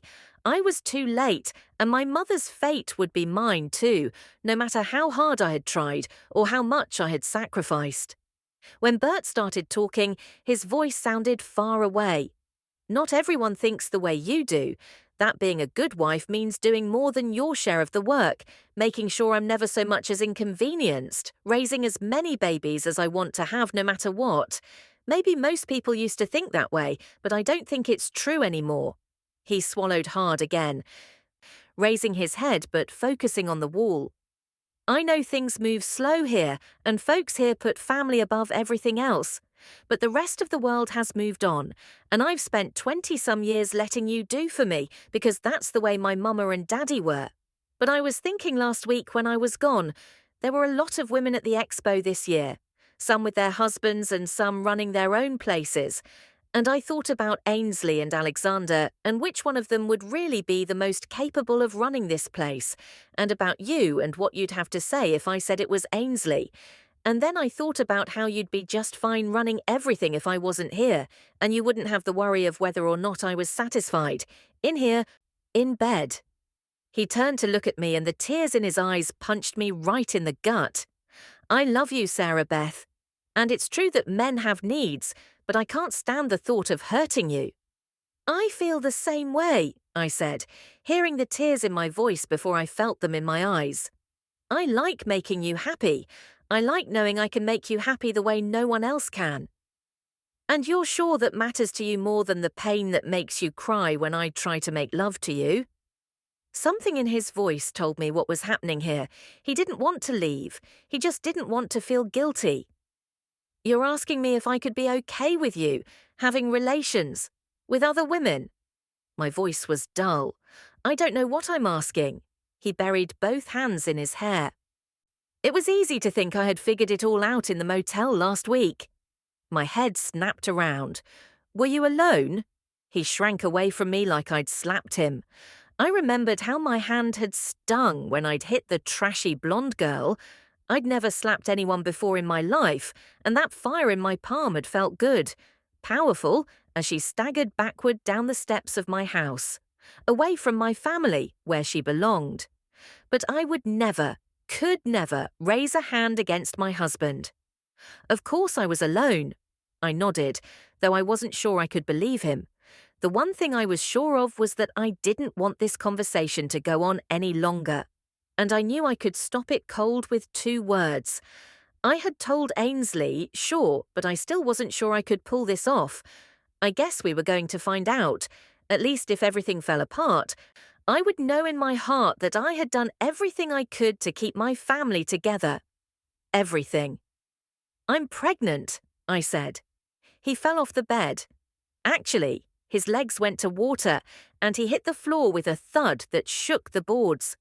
Looking up at me, his face said he might as well have been looking at the Virgin Mary herself, tears flowing freely over his tan cheeks and into the stubble that always lined his jaw at the end of the day.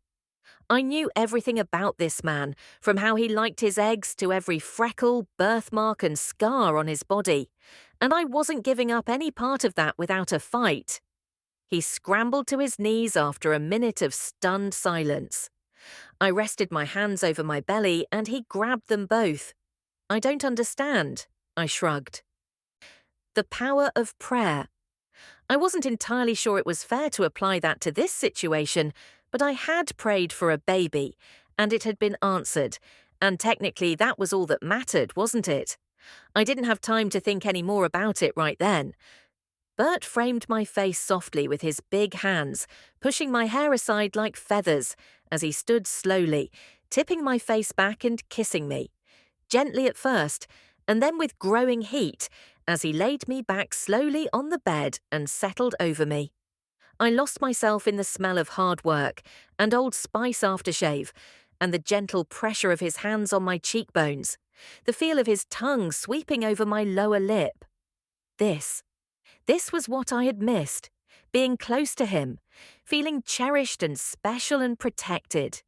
Was that so much to want for all the work I'd done, all the sacrifices I'd made for this family? I didn't think it was. Why did it always have to be sex or nothing at all? I never understood why he was so all or nothing. And finally, maybe I'd found the key. "I love you so much," he breathed, resting his forehead against mine. "I love you." I blinked tears back. "I have always loved you, Bert, and I always will." "How?" He traced the lines in my forehead when I scrunched it. "How did I get so lucky as to have you love me?" "God smiles on good hearts," I said, "and even with all that has happened, we are so very lucky." He kissed me again, his hands moving down my body and under my nightgown, his lips demanding more until I forgot my own name. All or nothing. I turned my head, fighting to catch my breath and slow my heart rate. I couldn't afford to lose control. Everything had to go just the right way.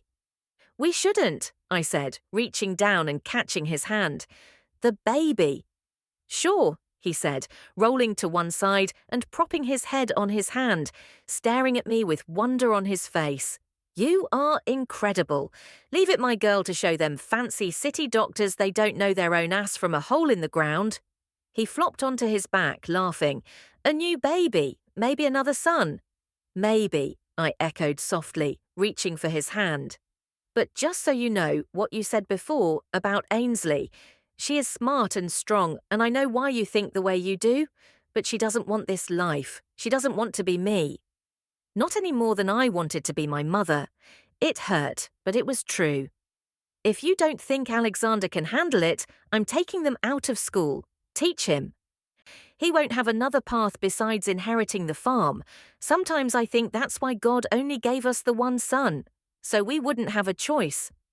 This baby was going to save my marriage, keep Bert where he belonged, save my family, keep Ainsley here with her family, save me from my mother's fate.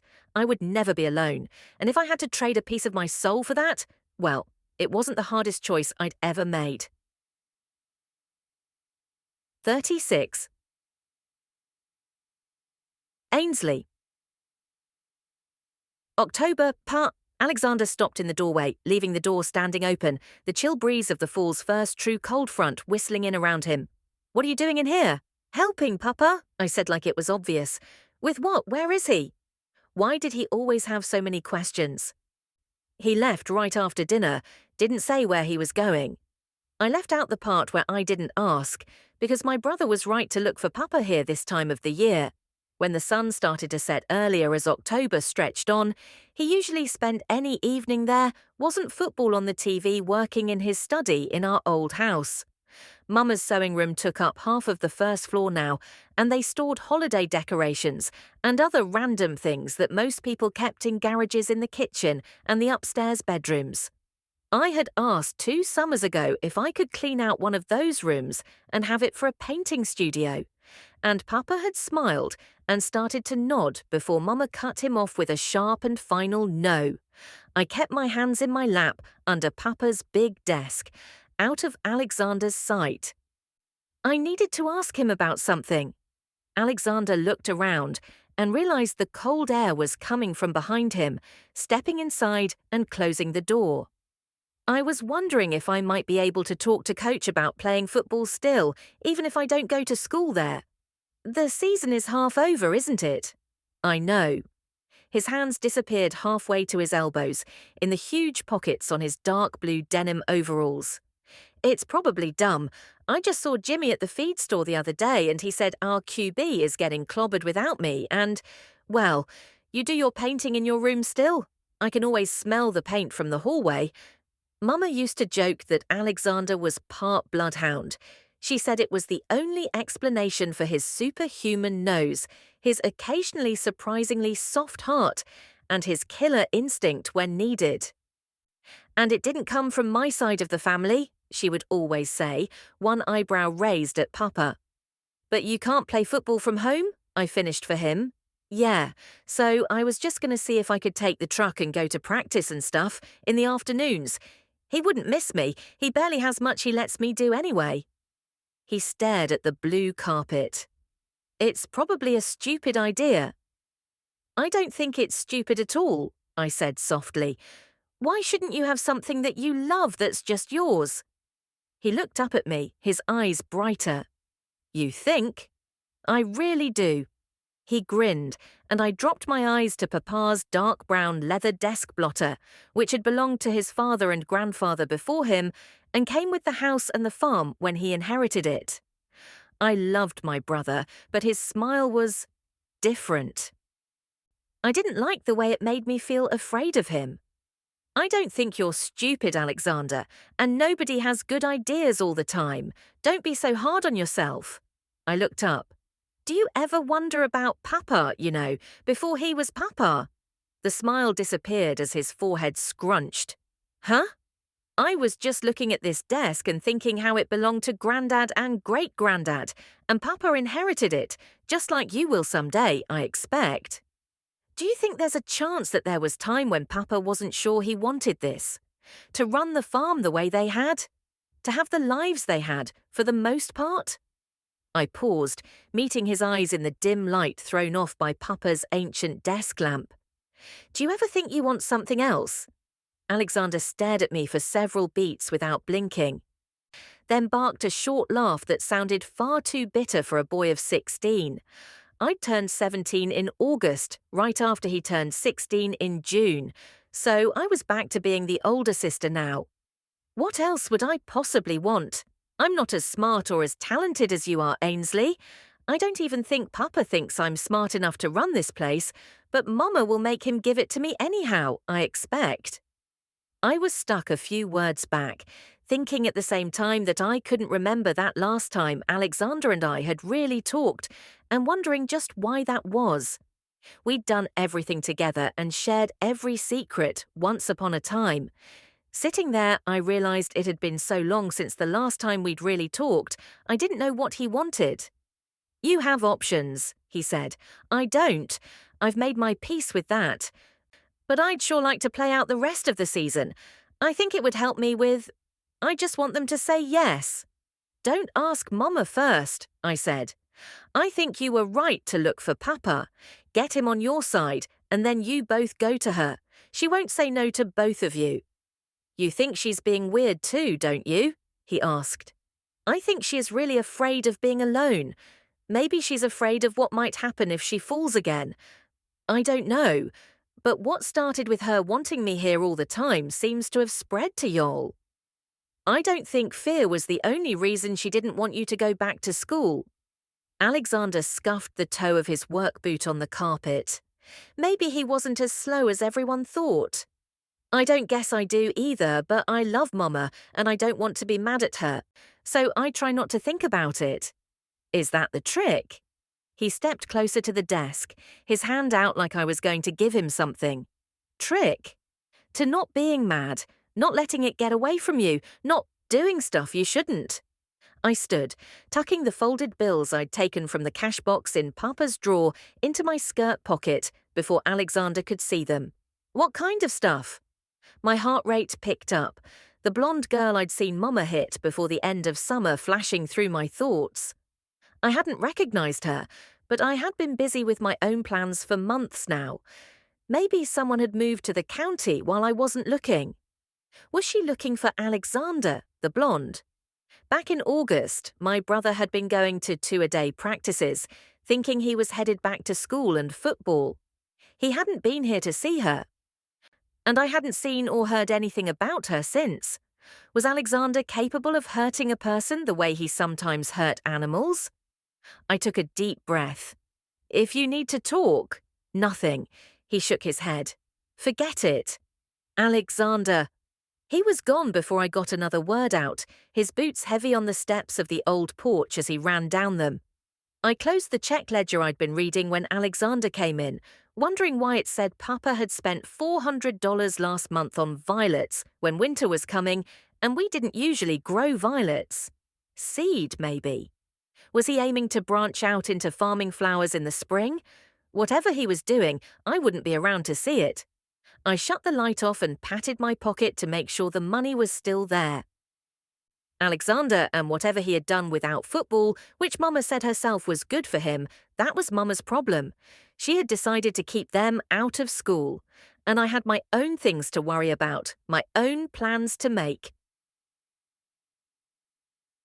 37. Sarah Beth.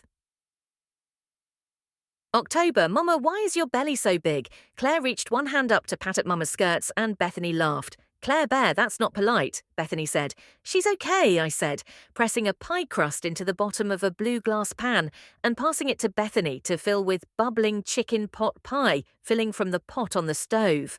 There's a baby growing in there, Claire. Like Daisy. Not as big as Daisy, I laughed, but yes. When will I get to see? Just a few more months, I said, pulling another pie plate from the cabinet and rolling out more crust. It takes a while to grow a baby, remember? Like when we got Daisy. She nodded solemnly, her 7-year-old eyes wide. Yes, sort of like that. Claire scampered off to play, and Bethany laid the top crust on the first pie for dinner and slid it into the oven. You feeling okay, Mama? I am. Why? I just remember you being really sick with Daisy, and I thought you said that was a sign of a healthy pregnancy. You're too young to know, of course, but I wasn't sick with Alexander. I passed her the second pie plate. Every one of my pregnancies has been different.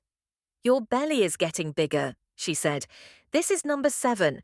I'm surprised my belly didn't pop the day after we conceived. I winked and Bethany snorted, then laughed so hard she doubled over. I loved hearing my children's joy better than anything in the world. I wasn't a bad person. I was a great mother. And all the rest of this was just about making sure everything in my children's lives stayed the way it was, the way I had always wanted it to be. If people besides me had to sacrifice some for that, so be it. Mama, Alexander called from the mudroom door. Papa told me to ask you when I got home which room you want the crib in. He said you might want it in your room for now, but he told me to get it for you after practice. Come and get something to eat, I called, glancing at Bethany to see if she noticed the shrill note in my voice. We can talk. That coach works you boys too hard. Supper smells good, he said, ambling into the kitchen in his sweaty socks, leaving damp marks on my clean floors with every step. I can wait to eat. I don't want Papa to get mad at me. Nonsense. I pointed to a stool at the bar and grabbed an apple from the bowl on the counter and a sweet potato from the bin under the island. I poked holes in the potato and stuck it in the microwave with a small bowl of water, then washed the apple and handed it over. You need your strength for the game tomorrow night, and I'm not ready to bring the crib inside yet. He bit the apple, but his eyes went wide when I said the last part. I'll talk to your father, I said. I appreciate you wanting to do as you were asked. You're a good boy, Alexander, and you'll make a fine man. I patted his free hand, resting on the counter. With just a little more help. He swallowed. I don't mind, Mama. I know, I mind. I don't want to jinx anything. He got another bite and shrugged. Suit yourself, he said, around a mouthful of apple. As long as Papa isn't mad at me. He won't be. The microwave beeped and Bethany fixed the potato with butter and brown sugar and cinnamon, sliding it across the counter.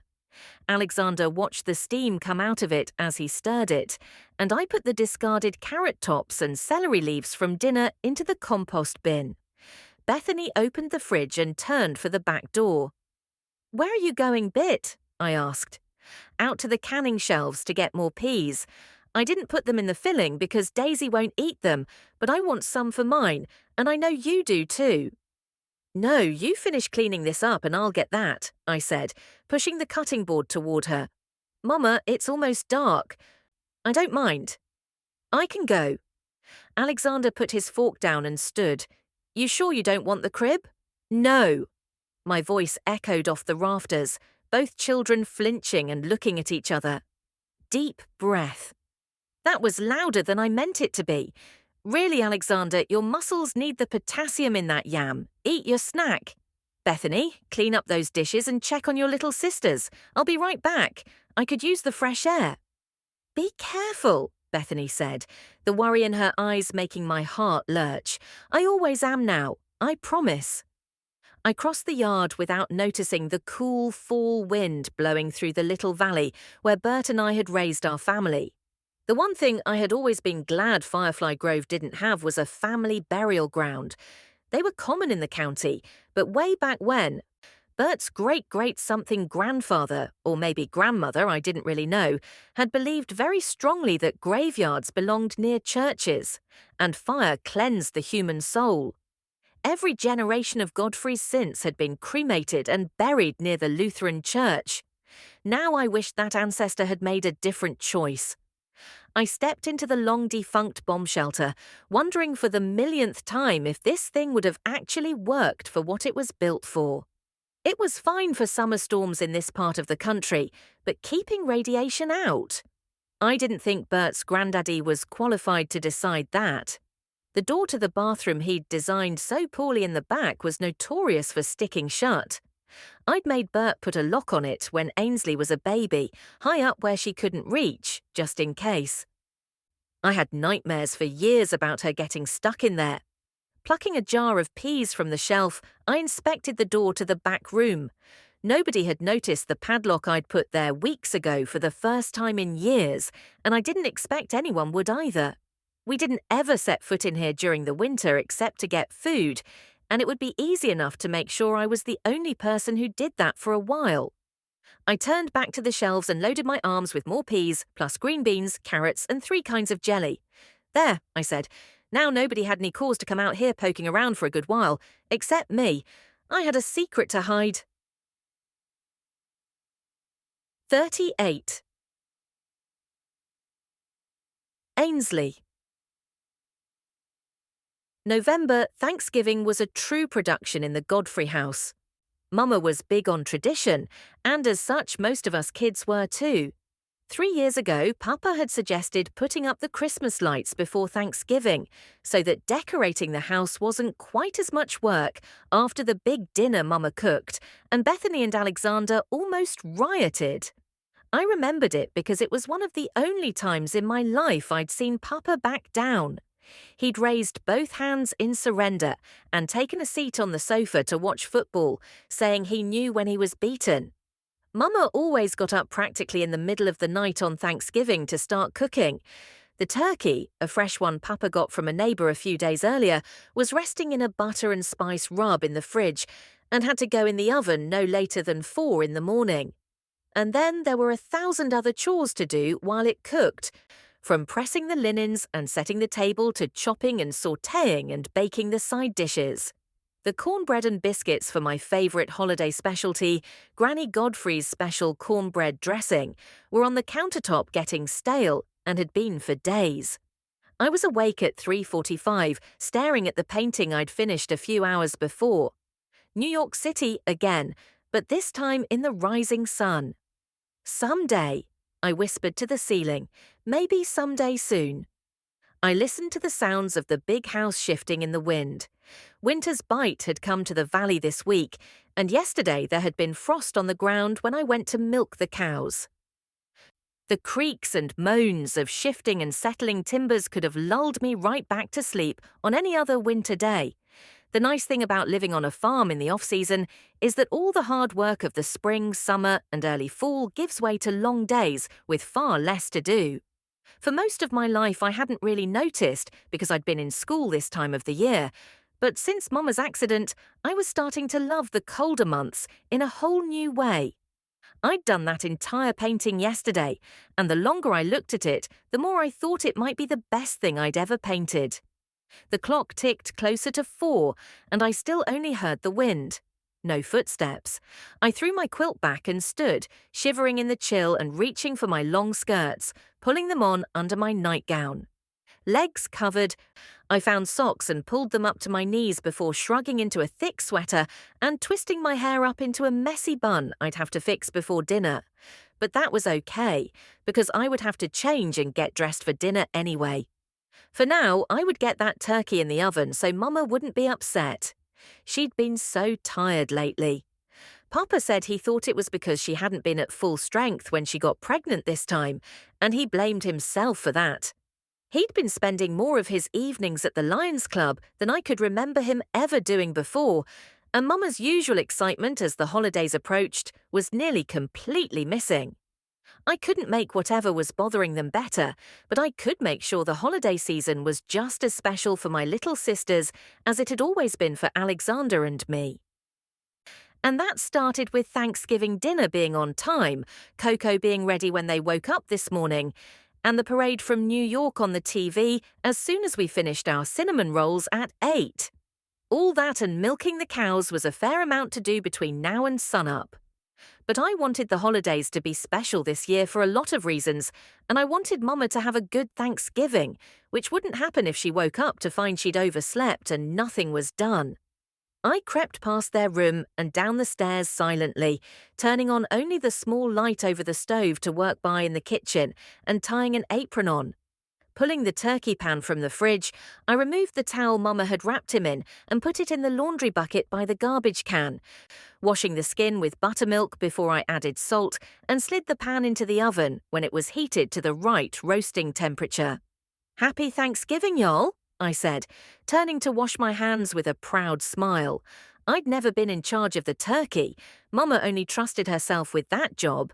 But I'd watched her enough that I thought I had pulled that off pretty perfectly.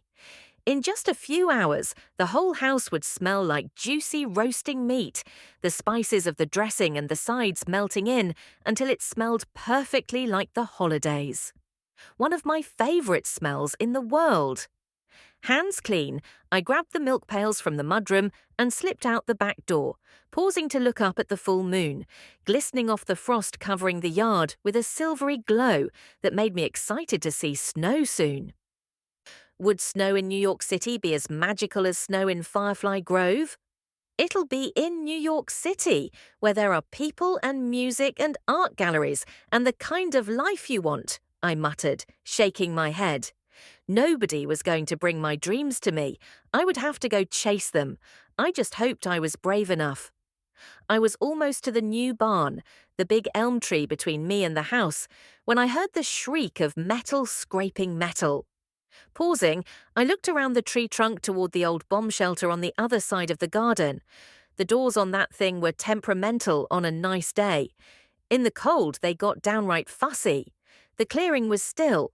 I stepped toward the barn just as the door to the shelter opened, falling into the side of the hill where it had been dug.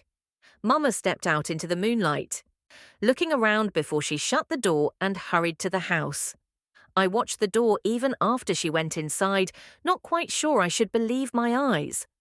I hadn't heard her move upstairs because she was outside, not asleep. But why? She hadn't come out carrying anything I could see. Maybe she had jars in her coat pockets, though. I remembered Alexander arguing with her about the crib and wondered if she'd gone out to look at it and thought better of moving it. But something in my gut stopped me from asking if she needed my help. Most people didn't slip in and out of dark rooms in the middle of the night for any good reason. My mama was a good person, but something was weighing on her. I'd told myself Papa was right, it was just her weakened body and this pregnancy, but I wasn't sure I believed that.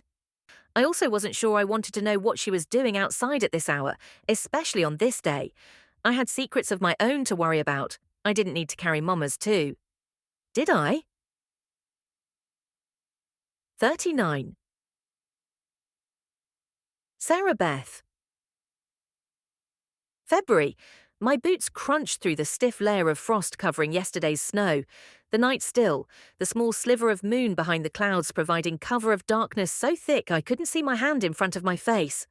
But I'd walked this stretch in the dead of night for months. It was 91 steps from door to door, and there wasn't so much as a stray rock in between. I couldn't risk a flashlight. If anyone in my house woke up and happened past a window, everything would be ruined. I put my hands out at 89 steps and found the door latch 2 steps later, right where I knew it would be. Wincing at the squeal of the old metal door, I stepped into the shelter and shut it behind me before I turned on the light. I hurried to the other door and pulled the key from my pocket, unlocking the padlock and yanking the door open enough to peek around. It was quiet. Perfect. I scooped a soft bundle up and straightened a blanket on the crib, ducking out and cutting the lights, waiting for my eyes to adjust before I went back outside. 91 steps later, I stepped into the kitchen. "Welcome home," I whispered, kicking my boots off and hurrying up the back stairs. "Shh." I slipped through our bedroom, where Bert was snoring in the bed after coming home late from another Lions Club meeting. For a group that was supposed to focus on charitable work, our local chapter did a lot of socializing and drinking. After a dreamy early fall that rivaled the early days of our marriage, nights of kissing and touching until it was late, and we fell asleep in each other's arms. He'd begged one night just before Halloween, and I'd given in, telling him I wanted to keep my skirts on so he couldn't see my scars. I'd clawed at the edge of the mattress so hard I lost 3 fingernails on my left hand, and it hadn't mattered. I lasted 4 strokes before a sob escaped. He'd muttered a swear word I'd never heard him say in nearly 20 years together, and left before I could suggest trying something else I'd never been willing to do. That was the turning point. He'd been out most nights since, and I'd tried to ignore it. I hadn't done all this for no reason. I just had to hold it together until the baby got here, that was all. He'd fall in love with us both, and I would get my life back. "My saving grace," I said. I laid my bundle in the bathtub and retrieved a canning jar from under the sink, smearing the drain area and the lower walls of the tub with thick, sticky red. I stood and surveyed the bathroom, wiping more on the floor, then coating both my hands and leaving handprints on the gleaming white sides of the tub, and wiping my hands on a towel, I wadded up and dropped next to the tub. Stripping off my clothes, I stuffed the padding I pulled from my skirts under the sink for now. I could burn the fake belly later. Coming back inside without it would have been too risky.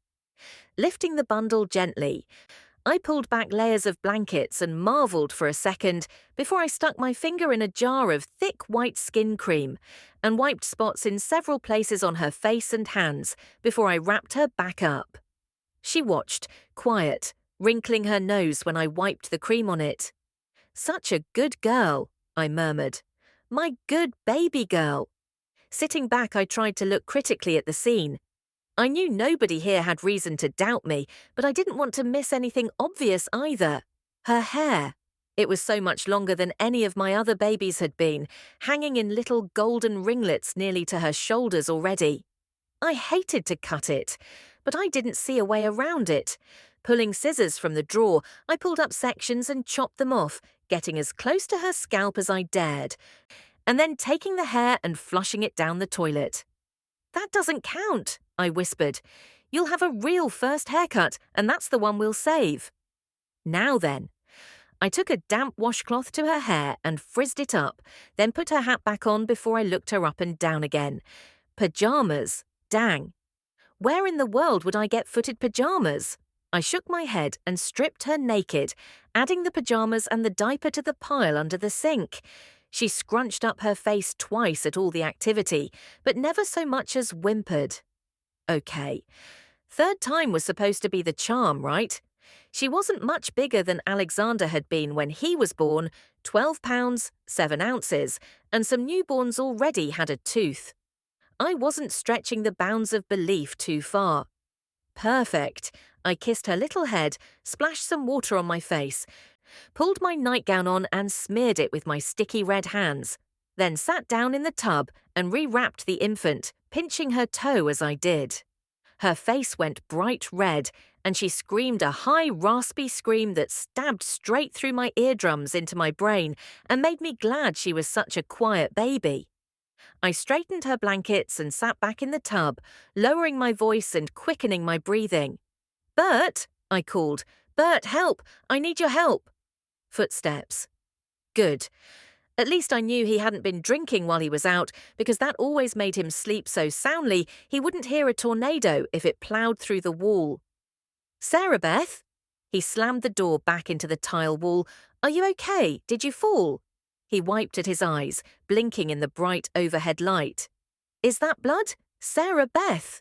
I leaned my head back, curling my neck over the edge of the tub and smiling, raising one red-smeared hand. "I am better than okay. Come and meet your daughter." I got that out without letting the betrayal and hurt seep into the words, and figured it would get easier from there. Oh my God, did you?" I waved him toward us. She had settled her little face against the pillow of my breast and dozed off. She's just as beautiful as you are." There was nothing he could have said in that moment that would have cut deeper, or given me more hope. Most of my plan hinged on his reaction in this moment. If Bert was with me, I was set. Tears dripped from his face and landed on top of my head. "Oh, Sarah Beth, I'll never not be sorry I hurt you that night, but she is perfect. Thank you so much." "She's not a boy." I hung my head, hiding a smile. "She's healthy and strong, and she's here, and she's you. I don't need anything else." He touched her face and she sighed, like she knew she was home and safe. I smiled. "Welcome to the world, sweet. What do you want to name her?" "Francine," I said softly, "after your great-grandmother." "Our F-baby," he said. "It's perfect, just like her." He rested his cheek on my hair and wrapped us both in his arms, and my heart stuttered in my chest. This was more perfect than I'd even dared to imagine. Francine was mine as much as any of our other babies. I'd fought for her, killed for her. Her mother had no money, no family, and nowhere to go. Nobody had so much as looked for her from what I could tell. And even if I was wrong about that, where would they look? They'd find nothing here. And Bert Godfrey was the definition of an upstanding family man. You could ask anyone in 5 counties. I may not have given her life, but I'd given her a home and a family. Her father's name. She was mine, just as much as she was his. This baby girl was going to save us, in more ways than this one. 40. Meg. August. I wasn't even sure how long I stayed there in the Godfrey's driveway with the gravel eating slowly into my kneecaps after Ainsley stopped breathing. It might have been 15 minutes or 3 hours. The sun was higher in the sky by the time I got up, and Ainsley was gone. Where did you take her? I asked Alexander, spinning to face him and almost falling on my cramped legs that didn't want to work. He put one hand out to steady me and I shrank away before I could help myself. I didn't want him to touch me, didn't want anyone to touch me, not right then. The grief had me wound so tight I was afraid breathing too hard would make me shatter into a million pieces. But I couldn't think about that right now. Just trying to help, Alexander said, looking me straight in the eye, even though that was usually hard for him. He kicked a rock. I know you loved her as much as we did, and I'm thankful Ainsley had you for a friend. I'm sorry if anything I did ever messed that up for her, even for a little while. Mama has been on me about my temper ever since I can remember, and I'm doing better now. My forehead puckered as I stared at him, with my head tipped to one side. I don't think you messed anything up, and just so you know, Ainsley loved you too. Oh, I know that. His voice went soft, his eyes moving from mine to focus on the sky behind me. She was a good big sister. She took care of everyone and kept everyone's secrets. I hope she knew I loved her. I'm sure she did. I looked around. Where is she? In the back barn. How long before the coroner gets here? I asked. Coroner? His forehead scrunched. You know, they have to take her body to a funeral home, the funeral home. There was only one in the county. I don't think they do. Alexander shook his head. Ainsley told me once that everyone in your family is always cremated. I think that used to be true, he said slowly, but I don't see Mama letting anybody burn Ainsley up. No matter what someone Papa was related to said once about fire and cleansing. He held his hands up when I shot him a glare. All I know is that Mama said take Ainsley to the barn, so that's what I did. I turned to run that way and didn't get 2 steps before the front door flew open and my little man came charging out of the house. Mama! He hollered, bounding across the lawn with wide blue-violet eyes, his chestnut hair a little too long and blowing in the wind. Bethany said I can cut the biscuits. He leapt at me like he nearly always did these days, wrapping arms and legs around me when I gathered him up and buried my face in his hair. One of these days he'd be strong enough to just flat tackle me, but not today.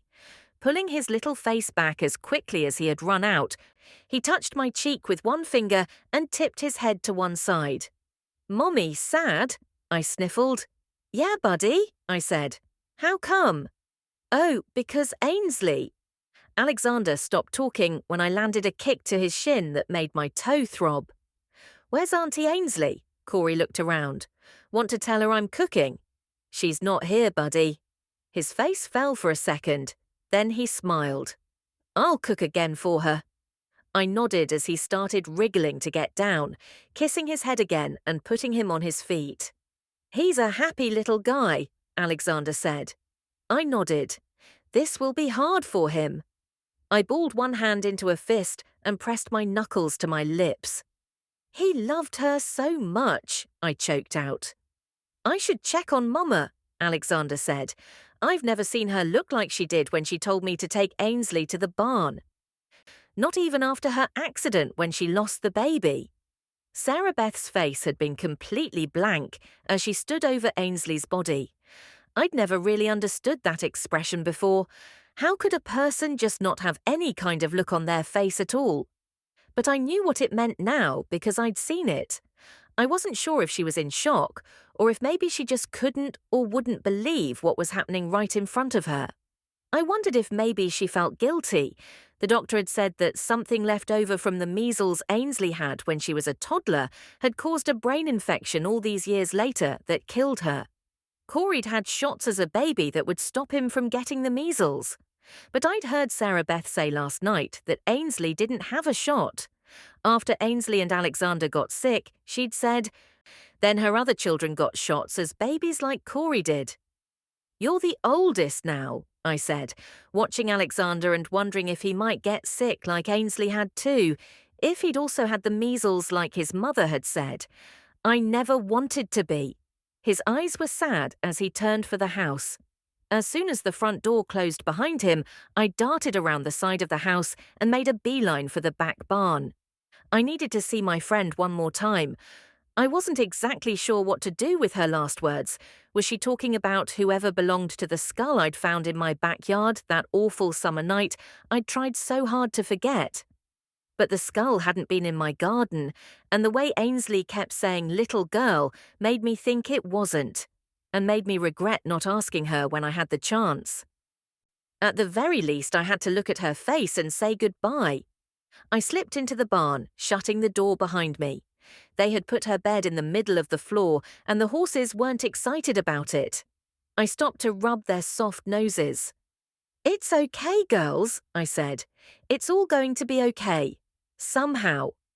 I turned to the bed, leaning over to plant a soft kiss on Ainsley's cool forehead.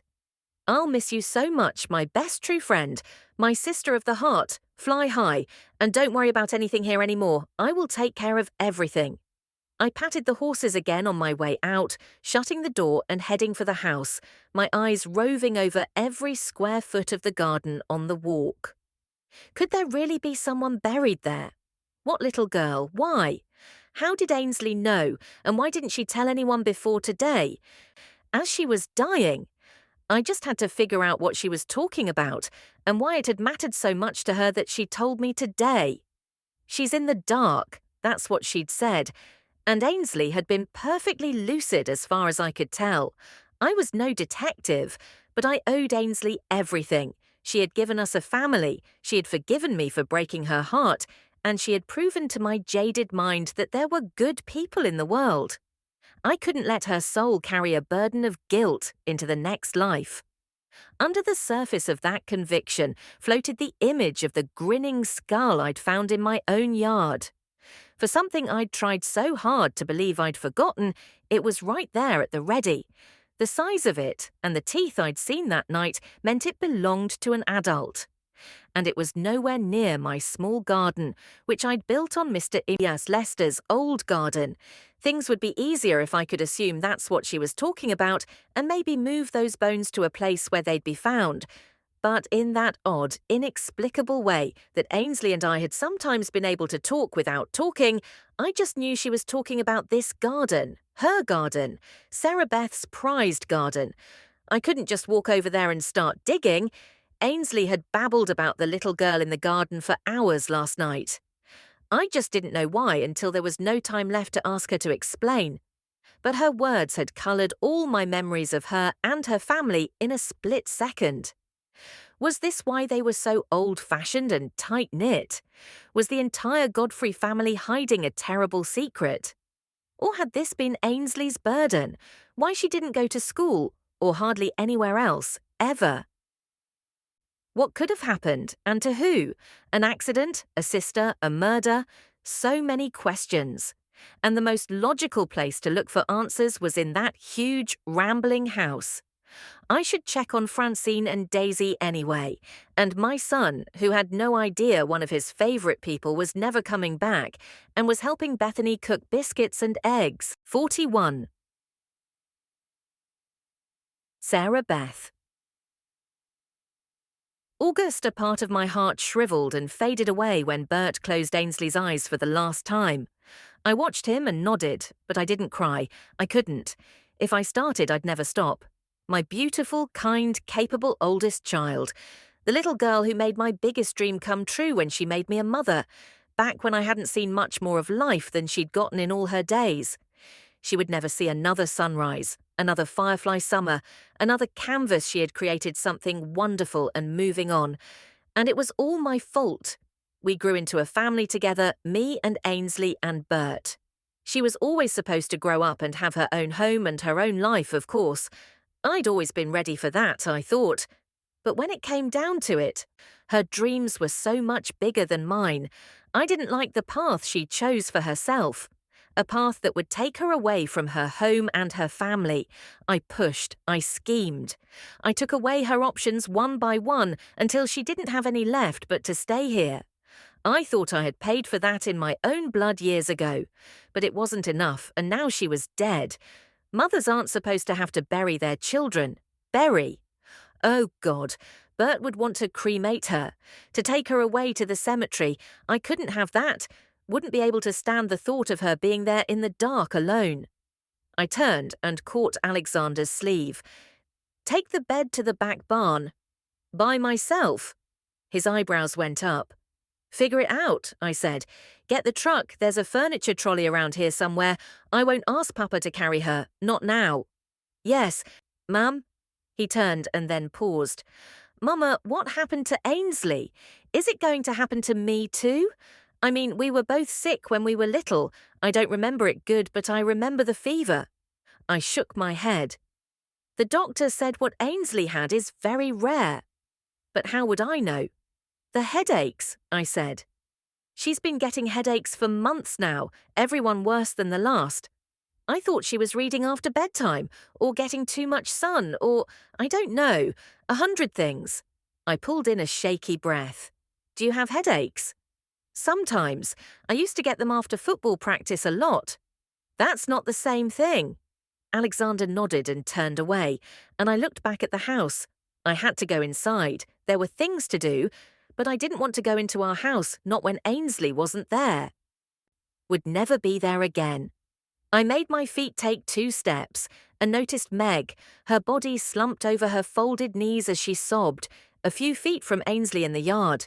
She'd sat up with my daughter all night, that girl, and then moved when the time came for her to leave this earth so we could stand with her. Another regret for me to bear. I had misjudged Meg at every turn, starting with assuming she was a threat to my marriage.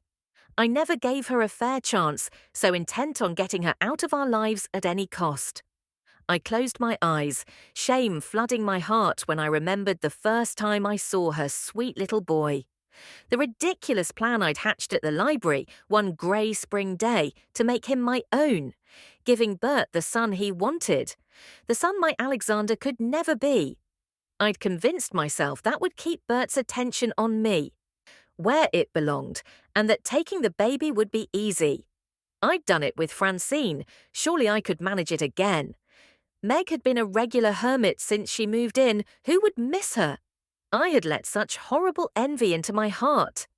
I'd sabotaged my daughter's only true friendship 6 ways from Sunday, caring more about what I wanted or didn't want than I did about something my daughter so clearly needed. No matter how big they get, they're always babies to their mama. I should have been more worried about Ainsley than I was about myself or about my marriage. The hardest thing to admit to myself, standing there in the glare of the August sun, was that Meg hadn't deserved a bit of it. She'd been such a good friend to Ainsley, and now she was alone with her little boy. A better person would go to her and comfort her. See if they could find words that would help her feel better. I wished I could be better, but that didn't make it so. I spotted Francine, her 4-year-old face pressed against the window, nose upturned, eyes big and sad. She didn't really understand what dead meant, but she knew her sisters were sad, so she was sad too. My sunshine baby, our miracle child. She made my heart happy every day. I started for the porch and stopped halfway there, watching Francine and wondering, my knees going weak, if God had taken Ainsley from me to punish me. For taking Francine and raising her as my own, for the secrets I hid, the lies I told, the bodies I buried. 42. Meg. August. The Godfrey house was a maze that had taken me at least a year to solve, but by the day Ainsley died, I knew it nearly as well as my own house. The old barn was the main living area, with the giant great room, the kitchen and the mudroom. The eastern wing had the girls' bedrooms, Bert and Sarah Beth's room, and the laundry room, and the west wing was mostly Alexander's. Ainsley told me once her dad built it for the sons they wanted, so God just kept giving them girls. But she told me something else I remembered as I watched my son pucker his little forehead and arrange biscuit dough on a baking sheet. After the tornado, that first summer I lived here, destroyed the old farmhouse that held Bert's study. He'd bought a new desk and set up his new office in one of those empty bedrooms. I did it. The baby held up both hands like he'd won a race. Good job, Bud. I smiled, looking around. Bert and Alexander had gone to town to talk to the doctor and whoever else they were supposed to notify about Ainsley. "He's precious," Sarah Beth said, washing potatoes for hash browns. "You're doing a good job with him." It took me a few seconds of silence to realize she must be talking to me. Thank you," Sarah Beth nodded. "I've earned that, I suppose. That's okay, but I want to thank you for being such a good friend to Ainsley. I know she was younger and more inexperienced than you in a lot of ways, but you were the first real friend she'd had in a long time, and you meant a lot to her." It was maybe more words than she'd said to me in total in the 2 years I'd known her. Seemed like I should respond, but I wasn't sure how. "I'm really so sorry for your loss." I pointed to my son, who was working on placing a third biscuit like he was taking a test. "I cannot imagine. It hasn't fully hit me yet. I can only really pray it never will." Sarah Beth turned off the faucet and peeled the potatoes in a blink, then retrieved a cheese grater from a high cabinet and started shredding them into a big mixing bowl. "I will never be as good at working fast in the kitchen as you and Ainsley," I said, smiling. Sarah Beth froze, the half potato in her hand dropping into the bowl as she pulled in a slow, ratcheting breath. Shaking her head, she stepped back and wiped at her eyes, sniffling. "I'm so sorry. I was just trying to be nice," I said, handing her a towel. "I didn't mean—" She held up one hand. "Trust me when I say you don't owe me any apologies." She caught her breath, then washed her hands and picked the potato up. Ainsley was very good in the kitchen because I pushed her to be. I made her do things that I thought worthwhile instead of what she wanted to do with her life. She looked at my son, then at me. "If you learn nothing else from your time here, learn that. Let him chase his dreams, no matter how big or far away they might be." "Yes, Mum." I dropped my eyes to the counter, afraid to say anything else. Bethany put the last biscuit on the tray and carried it to the oven. "Mama, I've got a few minutes," she said. "Let me finish the hash browns for you." "I'm perfectly capable of making breakfast," Sarah Beth snapped, yanking the bowl toward her chest. "I didn't say you weren't." Bethany sighed, her shoulders drooping. "I'm sorry." "For what?" Sarah Beth asked, her face still pinched. "Right this minute, that I'm not Ainsley, I guess." Bethany's hand clapped over her mouth, her eyes going wide like she hadn't meant to let those words out. Sarah Beth went back to grating potatoes without acknowledging them. I jumped to my feet, laying one hand on my stomach. "I don't feel so good. I'll be right back," I said, pressing my fingers to my lips and ducking my head. "Understandable," Sarah Beth said, nodding to my son, who was watching her with big, curious eyes. "Corey's just fine here with me." I met her eyes, still red, for a second before I nodded, going out to the foyer. Out of sight of the kitchen, I took the long hallway to the west wing and went up the stairs silently. The hallway was lined by 8 doors, and I had no idea which one might lead to Bert's study, but the study seemed like as good a place as I could think of to look for evidence of a missing or dead child. The more I thought about Ainsley's last words, the more I wondered if something more sinister than Sarah Beth's accident had been behind the Godfreys' sudden withdrawal from school and from the rest of the county at large. But if a child had died here, how did it happen? And why didn't people in town talk about it?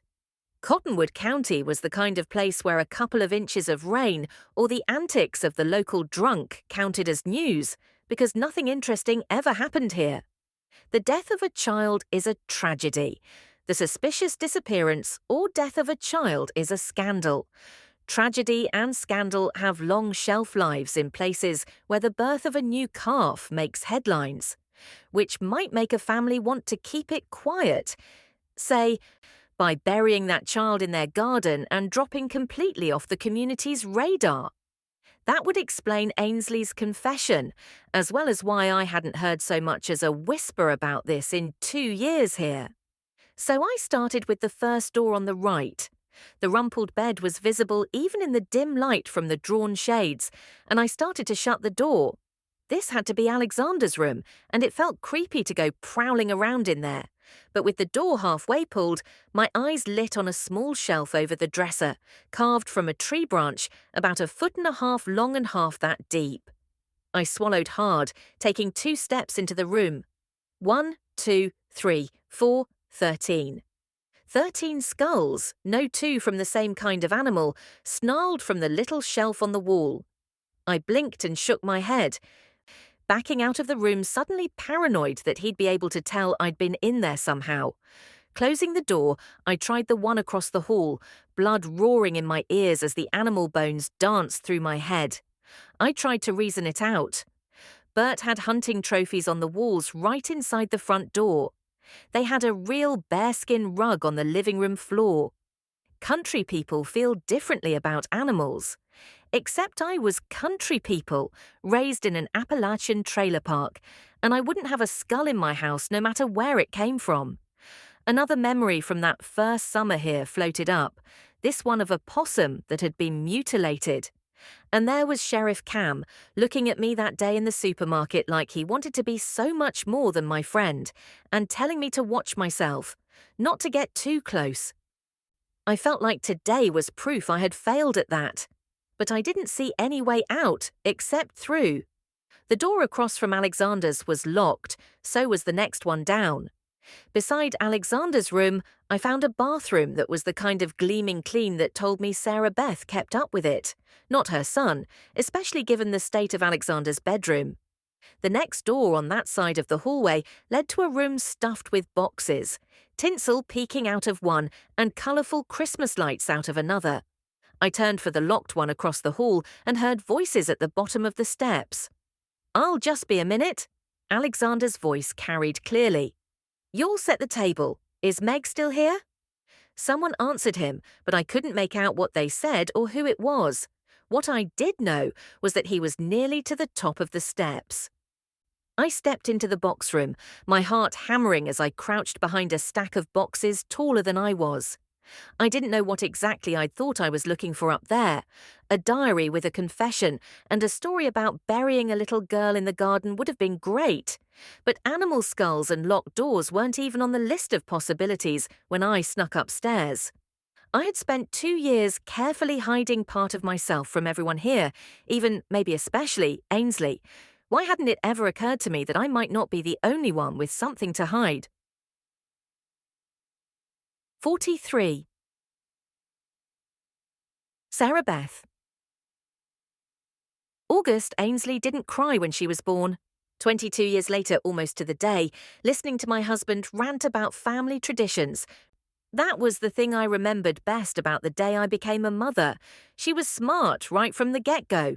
I'd pushed for 1 hour and 53 minutes and was sure I was just going to split right in half from the pressure in my hoo-ha when the midwife said, "One more push and the head will be out." I squeezed my eyes shut and gave it all I had, hoping I'd just have one more after that to deliver her shoulders. And then somehow the pressure was gone and someone said, "It's a girl." But there was no cry. I opened my eyes and met my daughters for the first time, big and curious, just looking around at the world we'd made for her. Her head was so big the rest of her slid right out. "That's some brain this little one must have," the midwife said as she stretched a cap over it and laid her in my arms. And she really had. But I hadn't wanted that for her, had stopped her from chasing the dreams that brain had given her, and now it was too late to take it back. "Generations of Godfreys have been cremated and laid to rest outside the church," Bert said, dropping onto the edge of the bed like a wet rag, his voice fading. "I want Ainsley with her family, if she can't be with us." His voice broke, and he sobbed into one hand. "I can't put her into a fire, Bert," I said. "I'm not asking you to do anything but let me follow the tradition. It's not like I want to build a sacrificial altar out back and have you light a match." His words hitched around the sobs. "She was afraid of it," I said, my words falling with the kind of fatigue that comes with a shattered heart. "She made me promise her once that I wouldn't ever let anyone burn her. Remember, when she learned about the Salem witch trials in school, she checked out every book in the library and read about it for months. It was all she talked about." "She won't know, Sarah Beth," he said. I will know. I would also know the darker part of that story, the part I'd never say out loud to another soul, especially not Bert. The part where Ainsley chattered so incessantly about witches being burned at the stake that fall and how awful it must have been, and then I'd smelled smoke and heard the most god-awful scream from the edge of the pond. I'd dropped a basket of the broccoli I'd been picking and run, my lungs starved for air and burning right out of my chest. I had known something was wrong, deeply, intrinsically wrong, with my only son, even before I'd actually seen what he was capable of. Somehow, a mother always knows. "Alexander, stop!" I tried to scream as I ran, but it just came out as a wheeze. He was 6 and Ainsley was 7 that year, and he had gotten the notion to bring an illustration from one of her library books to life and built himself a small sacrificial stake by the pond. I rounded the back barn and stumbled, crashing to the dirt when I tripped over my skirt. Or maybe just falling on my face from the horror of seeing my son sitting so still, watching the rodent he'd tied to the stake as it burned. Ainsley screamed louder than the rat, thrashing and kicking the best she could, but even then he'd been so much bigger than she was. He held her in place. As I got closer, I could tell he was talking, but I couldn't make out his words over her screams. I had jerked him backward, sending them both tumbling to the ground, before I snatched up the branch he'd tied the rat to and dunked it in the pond. By the time I had stomped out the fire and untied the animal, Ainsley had run off. Alexander just sat there in the dirt, watching me. I just wanted to show her how long it would take something to burn like that. Those people couldn't have really burned women like that. She shouldn't be scared. I had sighed and dropped to the ground next to him. Alexander was different. Different from me and Bert, different from Ainsley and baby Bethany, and I didn't know what to do to help him understand that. "You know, that hurt the rat, Alexander," he shrugged. "The barn cats kill them anyway." I sighed. I didn't really know why he thought about things without emotion, but I wasn't sure I could find the words to explain this to him because of that. "It's different when you do it," I said. "You're not a cat. People don't torture animals for fun." It wasn't fun. I wanted to see what would happen. I wanted Ainsley to see too. He frowned. She didn't want to see. "Why didn't you let her go when she got upset?" "I was trying to tell her—" He threw up his hands. "She's been talking about this so much." I could see the storm on his little face. He didn't understand, and I had seen this enough to know what was coming. I stood, putting my hand out. "Come on." "Where are we going?" he asked. "You're mad." He nodded. I took him to the hayloft and pointed at a bale. "Go on, kick it, hard as you can." I stood back and watched my little boy beat on that hay bale until his boots were scuffed and his hands bled. When he sat down and looked up at me with a smile, I squatted. "You can't hurt other people or animals when you're mad, buddy, but you can come out here. We'll stuff a leather bag with hay and you can hit it until you feel better." Was that the right thing to do? I still didn't know, 15 years later arguing with Bert about what to do with our little girl's body. I just didn't want Alexander taking out his temper on living things, so I gave him a safe, not living one. "Why would you promise Ainsley that?" Bert asked me now. "I was supposed to die first," I said. "Didn't figure I'd be the one who had to make good on it." "What would you have us do?" I turned to him, grabbing his hands in mine. For the first time in ages, he didn't jerk away. "I want her with her family too, Bert. Here, with us." "She's not a deer, Sarah Beth." His face looked a mix of confused and horrified. I rolled my eyes before I could stop myself. Did he think I was a monster? "I'm aware. Let's bury her with Elizabeth." After my fall, we'd decided to bury the tiny remains of the baby I'd lost here in Firefly Grove. My heart lifted the tiniest bit at the idea that we could keep Ainsley here too. "Behind the pond." He tipped his head to one side. This is different. Ainsley was a grown woman. I understood before. You were so upset after your accident, and it wasn't like anybody would expect a funeral or anything for a miscarriage. Tradition didn't really cross my mind then. But now, I don't know, can we do that? It's our land, isn't it? Who's going to stop us? This time people will expect a funeral. You know how things like this go around here. Kids who haven't talked to her in years will show up at church and cry. So we'll get an urn, we'll have a service, fill it with things that mattered to her. I held his gaze until tears filled my eyes. I can't let anyone take her from here, Bert, not when I wouldn't let her leave when she wanted to. He squeezed my hands. You're a good mother, Sarah Beth. Please don't doubt that.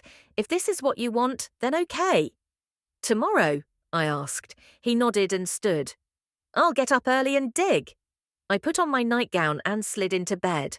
His back was already to me, and I didn't reach for him anymore. I closed my eyes and thought about my son. Our only son. How many animals had I found cut to ribbons because he wanted to see what their insides looked like? I had made my peace with having girls after Daisy was born, figuring maybe God just knew better than we did, and all our prayers for another son went unanswered because another boy would be like Alexander. And then I'd lost Elizabeth. It was all so stupid. I knew well that a farm was a dangerous place.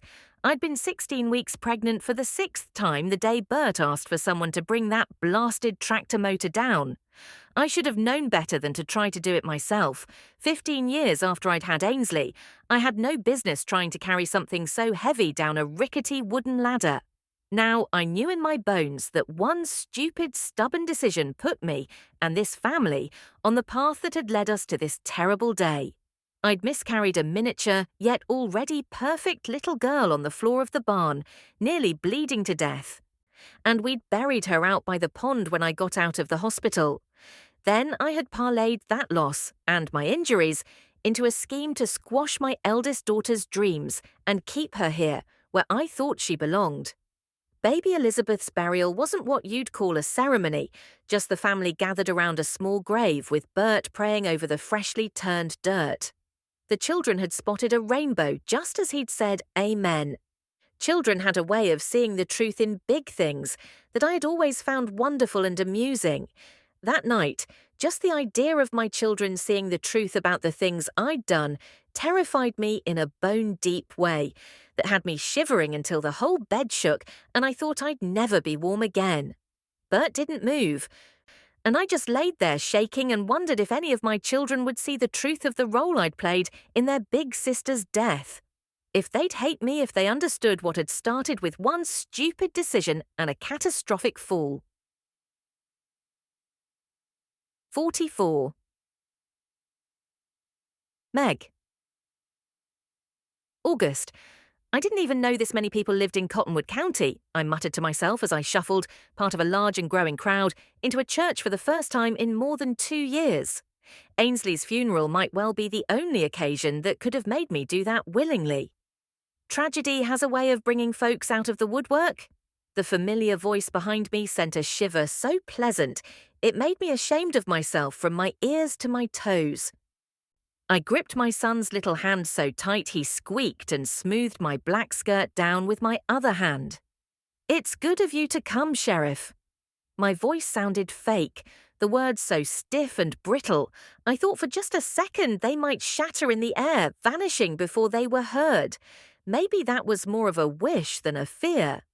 I knew Ainsley most of her life, Cam said, stepping around to walk through the church lobby on Corey's other side. I wouldn't be anywhere else on earth today for love or money. I froze with one foot in midair. What did you say? Cam slid his eyes sideways as I started walking again when the woman behind me bumped into me and enveloped us both in a cloud of bergamot perfume. Just something my mama used to say. I've been thinking about her a lot this week. The Godfreys came into my life when she first got sick, you know. My granny used to say that too, I said, sliding into a row of pews when he pointed and pulling my unusually subdued toddler onto my lap. I've never heard anyone else say it, Cam smiled. Small world. We watched people file in until the pews were full, and an elderly woman with a walker paused next to Cam at the end of our row, looking around at the full sanctuary, her roomy green eyes filling with tears when they landed on a photo of Ainsley, her hair blowing in a prairie breeze, next to the polished brass urn on the table near the pulpit. "Ainsley Godfrey," she shook her head. "What a shame." Cam shot to his feet. "Mrs. Owens, please take my seat." I looked up at him, all broad shoulders and earnest smile, and wished for the 1,000th time that things had gone differently. Looking around at the rest of the room, I wished desperately that so much was different. "Cameron, how kind of you. You always were a kind young man." Mrs. Owens's voice was the kind of high and thready that often came with advancing age, her hands shaking as she leaned on the end of the pew and folded the walker. "I don't need you to stand. I'm not as big as a minute these days. If you could see your way to scooching over, I believe we'll all fit." I scooted closer to a blonde with a curvy figure and big blue eyes whose handbag was on the seat on her other side. She glanced at me, then at Cam and the elderly lady, but she didn't speak or move, her black sundress showing off a little more of her tan than I'd have been comfortable with in church myself. "Plenty of room," I said, smiling at the woman Cam called Mrs. Owens, and keeping my voice low as the pastor walked in with Bert and Sarah Beth, escorting them to the front pew where their children were already seated. The blonde on my other side snorted, and I landed a sharp elbow to her ribs as I situated Corey on my lap. She pulled in a sharp, hissing breath and moved her purse into her lap, sliding over a few inches. It made just enough room for Cam to squish in next to me and give Mrs. Owens a comfortable space at the end of the pew. "Sorry," he whispered as he stretched his arm along the back of the pew behind me for a bit more space. "Don't be," I whispered back, trying to think of anything except the sparks popping from every last inch of his left thigh, wedged against my right one. "That was kind of you." "Mrs. Owens was the art teacher at our school for," he shook his head, "probably 50 years. She loved Ainsley like her own daughter and spent hours encouraging her and more hours telling anybody who would listen how talented Ainsley was." I turned my head toward him. "Art? Sure, her paintings, you know. For a while she even talked about moving to New York City and trying to sell them. Or at least Mrs. Owens talked about Ainsley doing that. I was getting ready to graduate when Ainsley was in the 6th grade, and Mrs. O showed Ainsley's paintings to the seniors as examples of what we should be working toward. Told us someday we'd all be able to say we knew the famous painter Ainsley Godfrey. My breath sped as a brick settled in my stomach. How did I not know this? A God-given gift. A child buried in the garden. What else had my best friend kept hidden from me? Realizing where I was sitting, I arranged my face in what I hoped was a casual expression and nodded. "Of course." When I slid a glance at Cam, his face said he didn't buy it. The art teacher let a raspy sob out into a yellowing lace-trimmed handkerchief, and Cam turned, patting her hand. "I know how much you loved her," he murmured. "She was so gifted." The elderly woman fixed the back of Sarah Beth's head with a glare I was half surprised didn't cause her hair to catch fire. "Such a shame." My heart climbed right up into my throat, my eyes filling for what I was sure wouldn't be the last time today. "Thank you for making room for her," I whispered to Cam.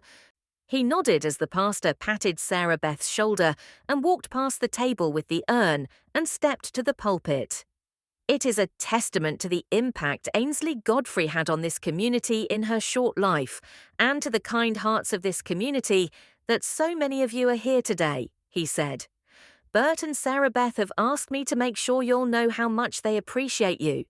He talked about the promise of the kingdom of heaven, read John 3:16, and praised Bert and Sarah Beth for having Ainsley baptized as a child. "I will never forget how much that girl loved the water. She told me the fishing pond at Firefly Grove was her favorite place in the world, and she worked extra hard to get her chores done early in the summer so she could swim for as long as possible." The pastor smiled. "She was so disappointed that our baptism wasn't by immersion, I thought for a minute she was rethinking her faith, and we might find her over at Timber Creek Baptist before long." That got a laugh from most of the room, but I heard the sobs from the front pew. At this time, I'd like to invite anyone who wants to share a memory of Ainsley to come forward and do so. Her spirit was so bright, I know she touched many of you, and her family will find comfort in that today. A small line formed, and the pastor stepped aside for a woman who said she was Ainsley's teacher in elementary school. I have so many memories of Ainsley's kind heart and motherly instinct, which was as strong as you'd expect from Sarah Beth Godfrey's eldest daughter, she said, dabbing at her eyes. But the one that stands out to me happened on Bethany's first day of kindergarten.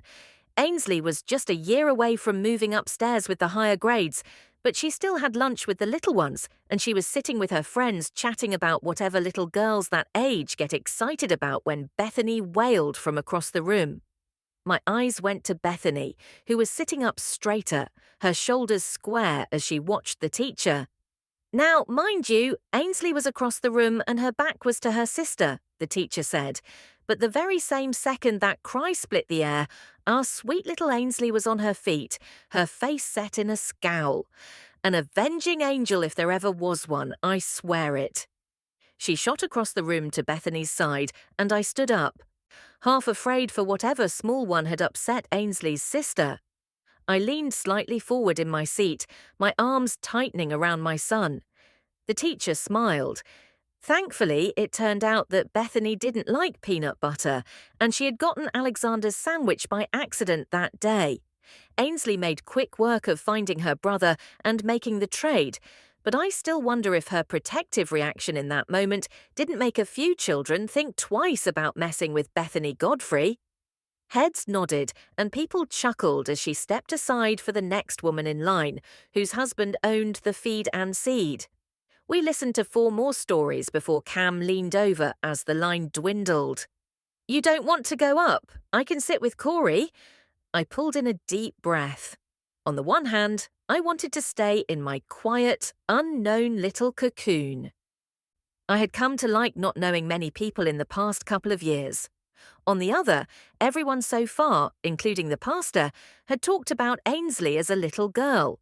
I wondered if I might be the only person here not related to her by blood who really knew her, or knew her a little, as the case may be, as an adult. Didn't I owe it to my friend to say something? Letting the air out of my lungs, I nodded and whispered in Corey's ear that Cam was nice, and he could sit with him while I went to say something about Auntie Ainsley. "I want to say something." My son widened his blue eyes and stuck out his lower lip. "Sure, buddy. You just come with me." I stood and took his hand, scooting past Cam and the art teacher and joining the back of the line.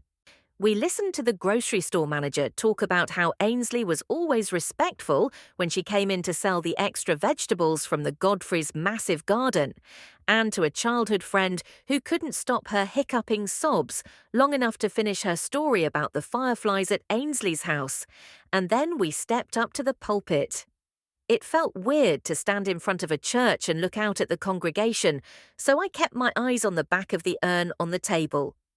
"I don't know many of y'all, but I'm Meg, and Ainsley was my closest friend for the past 2 years. My voice faltered at first, but gained strength by the time I said her name out loud. I have loved listening to the memories everyone has shared about my friend today, but I wanted to come up and talk a little about the woman the Ainsley Godfrey from your stories grew into, the friend I knew. Or thought I knew anyway, but I couldn't say that. Ainsley was always looking out for others, I said, my voice ringing back off the rafters as I raised my eyes to the crowd for the first time. Heads bobbed as some folks murmured to those around them. The very first time I met her, she saved me and my little one from a copperhead, and she just kept right on saving us in 1,000 little ways from that day on. She gave us a family here, of sorts. I glanced at Sarah Beth, who had been nicer to me since Ainsley died than she had ever been before, and she smiled and nodded her head just once. She gave me the sister I had wanted for so long. She helped teach me to be a good mother and to have faith in myself. Even with her very last words, she was concerned for someone else. My eyes slid back to Sarah Beth's before I could help it.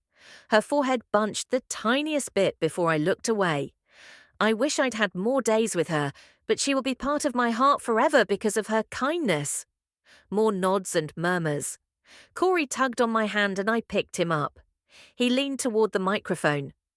I'm glad my Auntie Ainsley isn't sad anymore, he said. I wish I could see her. I just wanted to say how much I love her, and I'm happy she's happy now. He turned to the pastor. Like you said before. The pastor smiled, and I put Corey down and moved aside so he could step back to the microphone. From the mouths of babes, folks, we are all so glad and blessed to know that Ainsley is happy. He glanced toward the teacher who'd told the story about Bethany. Even if it is such a shame she never got to be a mother herself. Sarah Beth slumped into Bert's shoulder. I saw Bethany's eyes go to her mother. What I couldn't quite make sense of was the mix of fear and anger on her face. Until Mrs. Owens, the elderly art teacher, started talking. Don't you dare sit up there and pretend grief in front of these good people in the house of the Lord, Sarah Beth Godfrey. There was nothing weak about the old woman's voice as every head in the church swiveled her way. That sanctuary went so quiet you could have heard a gnat sneeze. Mrs. Owens grabbed the back of the pew in front of her and stood. Cam hopped to his feet, putting a hand on her arm that she shook off, her eyes boring lasers into the back of Sarah Beth's head for the second time in an hour. Ainsley was a smart girl with an extraordinary gift. Mrs. Owens paused to catch her breath, and Bethany and Alexander stood, turning around. Bert strained to turn his head backward, his eyes wide as he patted Sarah Beth's shoulder with one hand, while he gestured to the pastor with the other. Some folks here might not believe you put Ainsley in that jar there, depending on what they think about vaccinations, I guess, Mrs. Owens said, taking one lurching step into the aisle without her walker. But you killed her spirit with your jealousy and scheming as sure as I'm standing here, and I hope God judges you as he should. Bert wriggled out from under his wife as Bethany started toward the teacher. I felt Corey grab 2 handfuls of my skirt and hide his face, the entire room transfixed by one tiny old woman and Ainsley's large, grieving family. Sarah Beth had flopped into the arm of the pew, such that I couldn't even tell if she was still conscious. You just... Bethany snarled, stepping into the center aisle before she was cut short when Alexander's hand closed around her upper arm. Don't!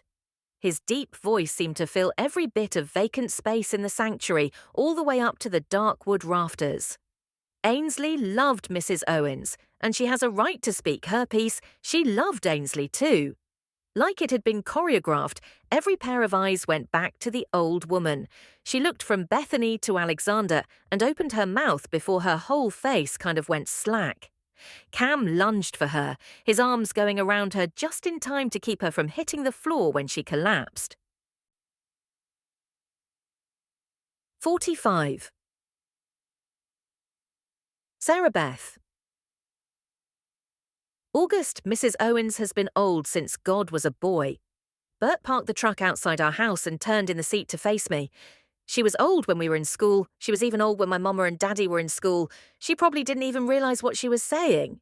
I nodded, my eyes only even half seeing my husband sitting there, my arms tight around Francine, who had cuddled right up in my lap and gone to sleep on the drive home. Bert was right. The art teacher had to be 100 by now. But that didn't mean the old bat was wrong. Age gives people both the wisdom to cut through nonsense and the courage to tell the truth, even when others are afraid to speak it, or sometimes even to see it.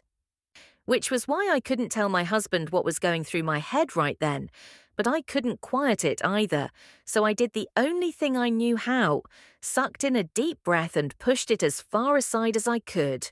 I had a family to take care of. Who was to blame for Ainsley's death didn't change that. We trooped back into the house after the children hopped one by one out of the bed of the truck. No one had the energy to speak, which was just as well. I felt like I'd come out of my skin if I heard one word out of anyone in my house. It turned out the anger portion of grieving was the one I was best at. Back in my kitchen, I got a load of bread from the box and started cutting slices for sandwiches. Alexander washed an apple and sat down on a stool across from me. Mama? I looked up. Not trusting myself to mind my manners if I spoke, I'd heard him defend Mrs. Owens in the church, and whether she was right or not, it had stung to have my only son say anything kind about her in that moment. "I'm sorry to pester you, I know you're— well, I just have to ask because it's coming on September soon. Um, See, I went to town yesterday to pick up a part from the machine shop for Papa, and I ran into Coach, from the high school." I nodded, my eyebrows going up. "So he told me that Kip moved to Kansas City for a new job, something with computers, and they need an assistant coach this season, and he asked me." He flashed a small smile, and I could see pride in his eyes that I wasn't sure I ever had before. They want me to coach the team this year, but two-a-days have already started, and I gotta tell him something by tomorrow, otherwise I wouldn't ask you right now. "So, that's it. I wanted to see what you thought, and I'm sorry." I nodded, pulling in a deep breath before I started slicing a tomato for sandwiches. "I think that's a big responsibility," I said, "but it sounds like you'd like to do it." He started nodding before I stopped talking. "I promise I'll get up early and stay out late, and it won't interfere with my work here, but I really would like to try. I miss football these past couple of years, you know?" I did, and with Mrs. Owen's words still ringing fresh in my ears, I was through stopping my children from going after what they wanted from life. "I think it's a great fit for you, son, and I'm proud of you. You were a great player, and you'll make a great coach." He jumped to his feet so fast he knocked the stool right over. Bert came running when he heard it hit the floor, pausing in the doorway when he saw what had made the sound. "You're okay?" "Alexander here is the new assistant football coach over at the school," I said. "No kidding." Bert stepped into the room and shook Alexander's hand, making our son's face stretch into that grin that I used to think must be a curse of some sort. Right then was the first time I was ever able to see joy in it. "You're the right man for the job." "Thanks, Papa." Alexander ducked his head. "Appreciate that." Bert clapped him on the shoulder. "Why don't you go on and see if you can still make it to practice? Tell Coach you're in. The keys to my truck are on the table in the front hall." "Thank you." Alexander looked back at me, holding my gaze for several beats. "Thank you both." "Drive safe," I said. "Yes, Mum." The door slammed behind him, and Bert turned to me. "You're okay with this?" "I can't make them do what I want them to do. They're not mine anymore. I shouldn't have ever tried." I sniffled as I finished making the sandwiches. "I just wanted to be a good wife and mother, to give you the life you wanted to have. That's all I've ever tried to do." He rounded the end of the island and put one hand on my back. "Losing Ainsley doesn't make you a bad mother, Sarah Beth. It certainly doesn't make you a bad wife." It took every bit of strength I could muster not to tell him Ainsley's death was his fault. If I was honest, I was mad at everything and everyone, but I was maddest at Bert. "What if Alexander gets?" I waved my hand. "Whatever this was. He had the measles when they were babies too. Are you at all concerned that we might lose him now?" "The doc said that wasn't likely," Bert said carefully, his voice flat. "But I suppose that doesn't mean it's impossible." "I won't survive it, Bert," I said, my head bending until my chin rested on my collarbone. "I should have gotten them their shots." The words slipped out on a whisper in front of a sob, and his hand dropped away from my back. "Are you blaming my mama for Ainsley?" "Nope." I turned to face him, heat flushing my cheeks. I couldn't see my eyes, but in my thoughts they blazed with a fire hot enough to burn away my grief and regrets. Hot enough to consume us both. Maybe I was right. He stumbled backward, grabbing the edge of the counter to stay upright. "Sarah Beth, you know I would never do anything to hurt one of my children. My mama said getting them vaccinated would weaken their immune systems, that we should let them get sick if they were meant to get sick. People say they put chemicals in those shots. I did what I thought was best for them. And I did what he said because I wanted to be a good wife. I couldn't look at him." I turned away, biting my lips between my teeth so hard I tasted blood, and put the mayonnaise back in the fridge. I couldn't speak again right then. I knew if I did, my next words would bring our entire world crashing down around us. Standing in my kitchen on the day we buried my daughter, I learned two things. I could let my children choose their own paths in life and still watch them grow and thrive, even if it wasn't as I had always imagined. And I didn't have to be a good wife to be a good mother. For the first time in nearly a quarter of a century, I didn't care what Bert Godfrey thought of me. Putting sandwiches on plates for everyone, I realized that I could refuse to care what he thought, that I could direct all that anger at him and save the best of whatever was left of me for my children. And I felt freer than I had in so many years. 46. Meg. September. I went to Ainsley's house every day for the next 5 weeks. I couldn't stop thinking of it as Ainsley's house no matter how hard I tried, so somewhere around week 3 I gave up. Knocking on the front door on a Friday afternoon the last week of September, I smiled when Bethany opened the door. "I thought you all might like some of the last of the blackberries I put up this summer." "Bethany," Corey pointed. "We cook." She smiled at him and took the jar from me. "I'm afraid I'm not cooking tonight, Bud." She picked him up.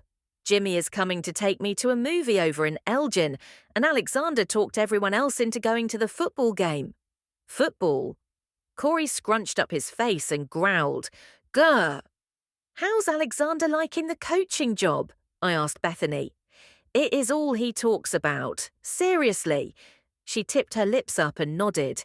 "He always said Ainsley had a gift, with her painting, and he was her dumb little brother, but they haven't lost a game yet. Newspaper says they have a shot at a deep playoff run this year." I caught myself thinking maybe she helped him find his gift. Coach offered him the job because Jimmy told him how down Alexander was about Ainsley, and he thought it might help. Turns out this is what he was meant to do, I think. I'm so glad Jimmy talked to the coach about hiring him. Me too. I worried about Alexander for a long time. She flashed a tight smile, pinching her lips together and gesturing behind her. "I gotta get ready." "Oh, sure," I said. "Need any help with your hair?" She gave me a once-over. "That would be really nice of you, actually." We followed her inside and upstairs, where she perched on a stool in a big, bright hall bathroom. "I've seen it on TV where the front is in a French braid and the rest is down," Bethany said, holding up the front sections of her hair. "But maybe we can put the rest in curls."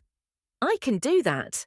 I took the comb she held out and pulled the front section of the left side up, dividing it in 3 near her hairline in the front and starting to braid, my fingers flying. She watched in the mirror. "You're really good at this. You should have a little girl someday." "I think my little buddy might be a one and only," I said, "but I'm happy to help you." "Where did you learn?" "School." It was a lie. My sister had been obsessed with French braiding her hair, and I did it for her every morning for years. But I still couldn't talk about her without crying. Bethany started to nod and then laughed. "I guess that's not the best idea." "I can adapt." I caught her eyes in the mirror. "Why weren't you and Ainsley close?" She shrugged. "I was jealous. She was the oldest. She was the smartest, and her paintings. I used to look at art books when Mama would take us to the library. Ainsley was really and truly better than some people who are famous painters. It wasn't fair." "Why did she stop?" I asked. I had spent an ungodly number of hours the past few weeks wondering why Ainsley never mentioned painting to me in the years we'd been such close friends before I realized I'd spent a chunk of her last night on Earth in her bedroom and seen not so much as a paintbrush. Maybe it wasn't that she didn't want to tell me. Maybe it hurt her to talk about it because she missed it. She never said. It was after she met you. If I had to guess, I'd say it had something to do with that. Maybe she spent her painting time with you, or maybe she gave up on the idea of leaving home because she had a friend here. I don't know. I just remember going in her room one day while she was over at your place, and all her art stuff was put up in her closet. She wanted to leave home. I raised one eyebrow, trying to keep my voice steady. The Ainsley I knew loved Firefly Grove almost like I loved my son. I couldn't fathom her leaving. That was the other part of it. No matter how hard I worked at being like Mama, she loved Ainsley best. She couldn't stand the thought of Ainsley going away to New York City like she always talked about. Ainsley didn't want to be here, even, and I tried so hard, and Mama never noticed. I stared at her reflection in the mirror. "You're not serious. Ainsley said you were your mother's favorite, that Sarah Beth listened to you because you were more like her." Bethany blinked a dozen times before she spoke, like the words had to sink in one at a time. "Mama doesn't listen to anyone but Papa, not really. She took my suggestions because I suggested things she wanted to do anyway." "Seems like you two were wrong about each other." I didn't understand that kind of jealousy. My sister and I had never done the sibling rivalry thing. We were too busy surviving and taking care of each other, I guess. By the time I wasn't jealous of her anymore, it was too late. I had done too much. Bethany brushed at the corner of her eye. "I wish I could tell her I'm sorry." "I'm sure she knows." I patted her shoulder and reached for the curling iron as I finished the last braid. "You okay over there, Bubba?" "Colour?" Corey said, holding up the bath crayons he was using to draw on the tile wall over the tub. "You're sure those come off? Mama can clean anything. When Franny was born, she got up and cleaned all the blood out of the bathroom right the next morning. He's fine." "That's pretty serious cleaning." My thoughts wandered as I curled her hair, the conversation running out of steam. I didn't like Bethany because she hadn't been very nice to Ainsley, but I had needed her to let me in the house. I'd seen the dust from the truck when everyone else left for the game and wanted a few hours to snoop by myself. Corey was fascinated with their huge TV and would watch a cartoon while I looked around in places I wouldn't normally have reason to go, like that locked office across from Alexander's room. I'd been there when the house was full every day for weeks and found nothing. I didn't want to give up when I'd promised my friend, but it wasn't like I had a good reason to look in the kind of places people might hide something about a body in their garden. And with so many people always in the house, the constant risk of getting caught wasn't worth it. I finished the last curl as a car horn sounded outside. "Jimmy's here." Bethany jumped to her feet, running down the hall and snatching a jacket from her closet. "Let yourself out, thanks for your help." "Have fun," I called, listening for the door. When I heard his truck drive away, I pulled a list from my back pocket and beckoned Corey to follow me to the hallway. I stared at the door to Ainsley's room for a good 30 seconds before I opened it. Ainsley hadn't once invited me up to her room. The only time I'd been in it was that last night when she was sick. I never gave that a second thought, really. We weren't children, playing in each other's bedrooms after all, but now I wondered if her painting was all she'd forgotten to mention to me. Sarah Beth hadn't let anyone touch a thing. The bed was missing. Sarah Beth had made Bert burn it after Ainsley died, but otherwise, every single thing was just as Ainsley had left it. I went straight to the closet where Bethany had said Ainsley put her painting supplies. Her skirts and blouses were crushed into one corner to make room for a folded easel and 2 chest-high stacks of canvases. The top one on the left wasn't finished. I picked it up by the edges. "Pretty," Corey chirped from behind me. "Very pretty," I said of the lake landscape. Hand to God, it looked like the water was moving if I stared at the canvas long enough. I put it down and flipped through several more. The hills outside, the house, the pond. The one of New York City at sunrise stole my breath. "Mama, look, I see Corey." My son waved a silver-plated hand mirror he'd found on the dresser. Corey is such a handsome boy. I barely glanced at the mirror or at my son as I closed Ainsley's closet and went to her nightstand, hoping I was at least a little right about how well I'd known my friend. "Bingo," I said, pulling out a sketchbook. Seeing that Ainsley was indeed as gifted as everyone said, I figured she couldn't just stop creating cold turkey. And it looked like maybe I was right. Corey clapped his hands. BINGO, and bingo was his name, O. He danced as he sang, and I grinned and ruffled his hair. "Good job, bud." I pulled in a deep breath and whispered, "Come on, Ainsley," as I opened the sketchbook. Flipping pages. I was so taken with her extraordinary talent, I almost forgot the mission.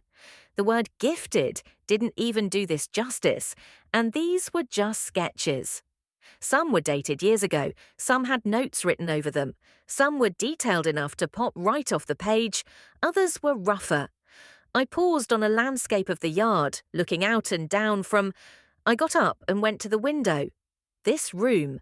A woman with Sarah Beth's signature bun stood near the driveway, her shoulders hunched up, arms wrapped around each other, watching a small car drive away in a cloud of dust.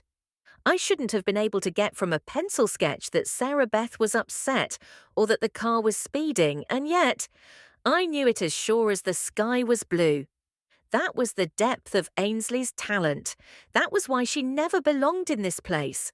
Was Bethany right? Did she stay here?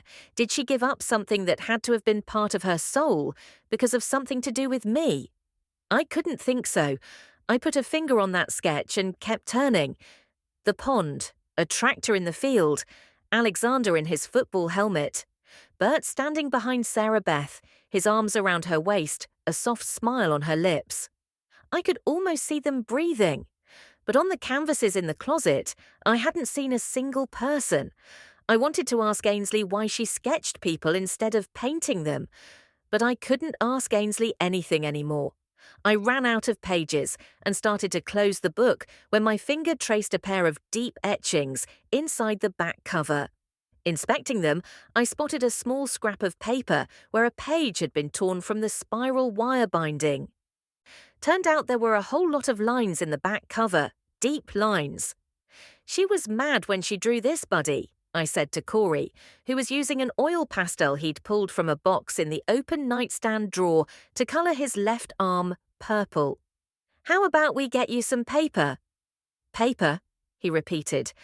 I handed him a piece, then took one myself and pulled a pencil from a Cottonwood Secondary School 4H cup on Ainsley's desk and laid it on its side, running it back and forth over the paper, over the imprint on the sketchbook's back cover. I'd seen people do this on TV shows, and it always magically revealed something important at just the right moment. Maybe it would work for me too. I got to the bottom and held the paper up to the light coming in the window. Strike 94. It was just a sketch of Francine, standing in a doorway with a crib behind her. I didn't have enough detail for anything beyond that, but it wasn't a magic key to whatever Ainsley had been talking about the day she died. "No treasure maps here, Bubba." I took the pastel from Corey, tucked the etching in my back pocket, and grabbed his hand. "Let's clean your arm." "Treasure map," he said, toddling behind me to the bathroom. He was a little parrot these days, soaking up new words like a thick sponge, and I loved everything about it. We could even have simple conversations. I had loved his baby stage, but I was just as excited to have a little friend I could talk to as I had been to have a giggly baby. I almost had him cleaned off when I heard a sharp rap at the front door, followed shortly by the knob turning. Bert, Sarah Beth. Was that Cam? I froze for a second, debating just staying quiet. They weren't here, he'd go on in a minute. He wasn't looking for me. "Hello?" he called. Corey splashed the water at me and squealed. "Hello," he shouted. I shook my head at him. "Thanks," I whispered. "Welcome," he chirped. Good to know the manners were sticking. I pulled the plug from the sink drain and went to the door just as Cam came around the corner from the stairs. "Meg." He stopped, sticking his hands in his pockets. "I didn't know it was you." "I was helping Bethany with her hair. She had a date," I said. "Everyone else went to the game." He nodded. "Alexander seems to have found his calling. Glad to see it. I worried about him for a long time. Ainsley worried too. Football has been good for him, for all the grief it gets," he said. "Some folks don't handle pent-up aggression well. Alexander is one of them." "What do you mean?" The hair standing up on my arms meant I wasn't sure I wanted him to answer that. It was a long time ago." "Cam?" "Ainsley told me. Do you remember the day after our one and only date, I showed up at your house and you had cut your foot? I nodded. Wasn't the kind of day people forget. Not that he needed to know that. There was a possum hanging from your porch when I got there. Cam's face flashed a disgusted look at the memory. It had been, there's not another word for it, but mutilated. I know. I saw it. It was there when I got home the night before. Why didn't you tell me that? Tell me, Corey said. Hey, buddy. Cam held his hand out and the baby slapped him 5. Why didn't you tell me? I countered. Because Ainsley said it was her brother. She said sometimes he'd seen him doing things like that to animals he'd trapped. She swore to me he'd never hurt a person, and she cut the thing down and got rid of it. You live next to them. I didn't want you to be afraid.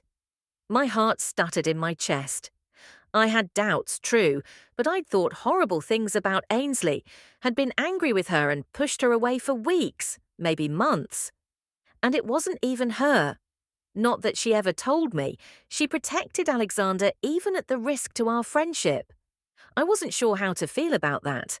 I also wasn't capable of being mad at Ainsley when I missed her so much. So I snapped at Cam. What if he had decided to, I don't know, gut me like a fish and hang me from a tree? She said he didn't like you going out with me, Cam said. Well, you made it clear that you didn't want to anymore anyway. So I didn't argue, I stopped calling, and nothing like that ever happened again, right? True, I just nodded. Sorry, I mumbled. I miss her. Of course you do, he said. I've been worried about you since the funeral. By the time I got Mrs. Owens sorted at the hospital, everyone was home asleep, and I've gotten good at resisting the urge to call you. We're getting along. I left out the part where I was possibly trying to solve the mystery of a dead child. Cam nodded. You said they're at the game? Yeah. I'll come back out tomorrow. He turned for the stairs and paused. Meg, lock your doors. I waited for him to say something else, but he just stood there, scuffing the toe of his boot along the edge of the carpet. Cam, I prompted. I need to talk to Bert and Sarah Beth, but I can't not warn you either. Doc Mulligan called me this afternoon. He took blood samples from Ainsley the night she died, before he knew she was really going to die. Then his nurse sent them on to the lab in Kansas City before she knew there was no need. The lab sent the results back yesterday, and Doc went up there today to make sure they weren't wrong. I tightened my grip on my son. What? I bit out as Corey squirmed. Ainsley didn't have encephalitis from a case of the measles 20 years ago. She died of something called lactic acidosis, but the lab says it was caused by poisoning, cyanide poisoning. That's why it took them so long to send the results back. The tests for that are apparently pretty complicated, and they ran it 3 times to be sure. Did you just say cyanide? Like capsules for people in old movies to kill themselves, Nazi gas canister? Cyanide? My stomach flipped slowly over, thinking about all the times I'd eaten in this house in the past 2 years. That's what the doc said. I'm not saying it was on purpose. I don't really know much of anything yet. He waved a paper. I have a warrant to search the house, but I'd rather have them here and tell them to their faces what I'm doing. That's nice of you. I can do it tomorrow morning. I don't think they're a flight risk, he said. Can I take you all home? I held his gaze until I had to blink because my eyes hurt. I was raised to think of the police as the enemy, but every time I looked Cam Blankenship in the eyes, all I wanted was to be his friend. More than his friend, if I was being honest. 2 years of keeping him at arm's length hadn't changed that a bit. I'd like that. Cyanide. What in the actual blue hell? Should I tell him why I was here and what I was looking for? Probably. But what if Ainsley had been hallucinating, like the doctor said? Sarah Beth and Bert had been kind to me and my son. I wanted to know more about whether there was anything here to worry about before I went involving the law in it. I mean, there was something horrible buried in my own yard, and I hadn't gone running to the sheriff about it. I knew that decision was a selfish one, but I couldn't fight the urge to apply the same logic here. Whatever Ainsley had been on about, if there was someone buried on their property too, it was a long time ago. Ainsley said years. I wasn't in any immediate danger. Me too. He reached for my hand. I let him take it, closing my eyes when the spark skated up my arm and right into my heart. Me too. Corey kicked his feet. Buddy. I followed Cam downstairs and outside, realizing as I climbed into his truck that I still hadn't made it inside the locked upstairs room in the West Wing. 47. Sarah Beth. September, Cam Blankenship walked into my house with a search warrant on the last Saturday in September. "I'm sorry to bother y'all," he said, stepping inside without waiting to be invited when Claire opened the door. "But I need everyone in the house to come to the living room and sit there while we conduct a search of the premises." "While you what?" I walked into the foyer with a broom in my hand. Sweeping used to be Daisy's chore, but since Ainsley, staying busy was far better than not. "Hi there, ma'am." The little boy I used to babysit was a full-grown man, staring straight back at me without blinking. "We have a warrant from the county judge to search the house this morning." "For what?" "Mrs. Godfrey, I'm not real sure how to say this except to just come out and say it like they taught me. Ainsley did not die from an infection related to a childhood case of the measles." I sagged into the wall. Claire gasped, clapping one hand over her mouth as tears sprang to her eyes. "Papa!" she screamed after a few seconds. Cam stepped toward me. "Are you okay?" "I saw Ainsley with my own 2 eyes," I said. "She was sick." "Yes, but not from the measles or from encephalitis caused by them either. We need to get more information to determine what happened here. Anything you can do to help with that will be appreciated and may help protect the rest of you too." "Sheriff, can I help you?" Bert came through the hall with his eyebrows up. "What's going on?" "Mr. Godfrey, I have a warrant to search your property, sir." "For what?" "Evidence relating to the death of your daughter Ainsley, sir." Bert's face flushed. "Have you lost your ever-loving mind, Cameron Blankenship?" He crossed the floor to gather me in his arms, and I hid my face in his chest. "Ainsley had the measles when she was 2. Doc said she got a brain infection. What in the hell do you think you're doing here except upsetting my wife and stirring up grief?" "I find no joy in this, Mr. Godfrey." "Ainsley was sick," Bert repeated. "Ask Doc Mulligan. He'll tell you." "He's the one who told me she was poisoned," Cam said. "He got lab results on some blood back yesterday and called me because he was worried about the other children." "Poisoned?" My voice sounded faint. "You can't be serious." Cam nodded to the deputies in the doorway. "You'll know what you're looking for. Start in the kitchen." He turned back to me. "I'm running out of patience with you, Cameron." "Mom, I am doing nothing but trying to figure out what happened to your daughter and whether or not any of the rest of you might be in danger." "Danger? My babies." I swallowed hard. "What exactly is it that Doc Mulligan says happened to Ainsley?" "Cyanide poisoning. It has most of the same symptoms of the brain thing you can get from measles." He checked his notes. "Sclerosing panencephalitis," Doc said. He said he just assumed that she had that because he treated her for the measles when she was 2, and the symptoms matched up. I blinked. That's just plain crazy," Bert said. "People don't die from cyanide except in black and white movies." "I was up late reading about this and I was shocked by what I found," Cam said. "It's more common than you'd think." He looked from me to Bert. "Do any of you shop online?" "We don't even have the internet," Bert said. "No computers in this house." Cam pulled a piece of paper out of his pocket and unfolded it. "Seen anything that looks like this?" There was a picture of a small black case with 2 jars of powder and some capsules. "No." Bert barely glanced at it. I studied it. "No." Cam tucked it into his notebook. "Was anyone here unhappy with Ainsley?" "I'm not sure I like where you might be going with that," I said, realizing I couldn't feel my face. The numbness spread from head to toes until I couldn't even feel if I was still breathing. Cam Blankenship, a boy I once babysat and then briefly thought might be my son-in-law someday, thought there was a murderer in our house. Besides me, I mean. But of course he didn't know that. I looked at Bert. He didn't have any reason to want Ainsley dead. Did he? I stopped breathing for so long my lungs hurt. Punishment. Not from God. God had more important things to concern himself with than a cheap tramp my husband found in a motel, after all, but rather from Bert. Are you okay? Cam touched my shoulder. I jerked away. Would you be okay if I walked into your house accusing someone you love of murdering your child, Cam? I suppose not. I pointed to the paper. So is that what you're looking for? Maybe it's a kit available online. A cyanide kit? Bert shook his head. I told you no good would come of the internet. The kids do call it a suicide kit, Cam said. Are you sure Ainsley didn't have access to the internet?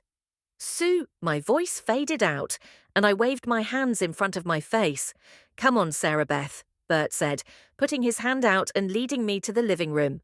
I'll be in Ainsley's room, Cam said. My daughter did not kill herself, I said, my voice breaking on the last word.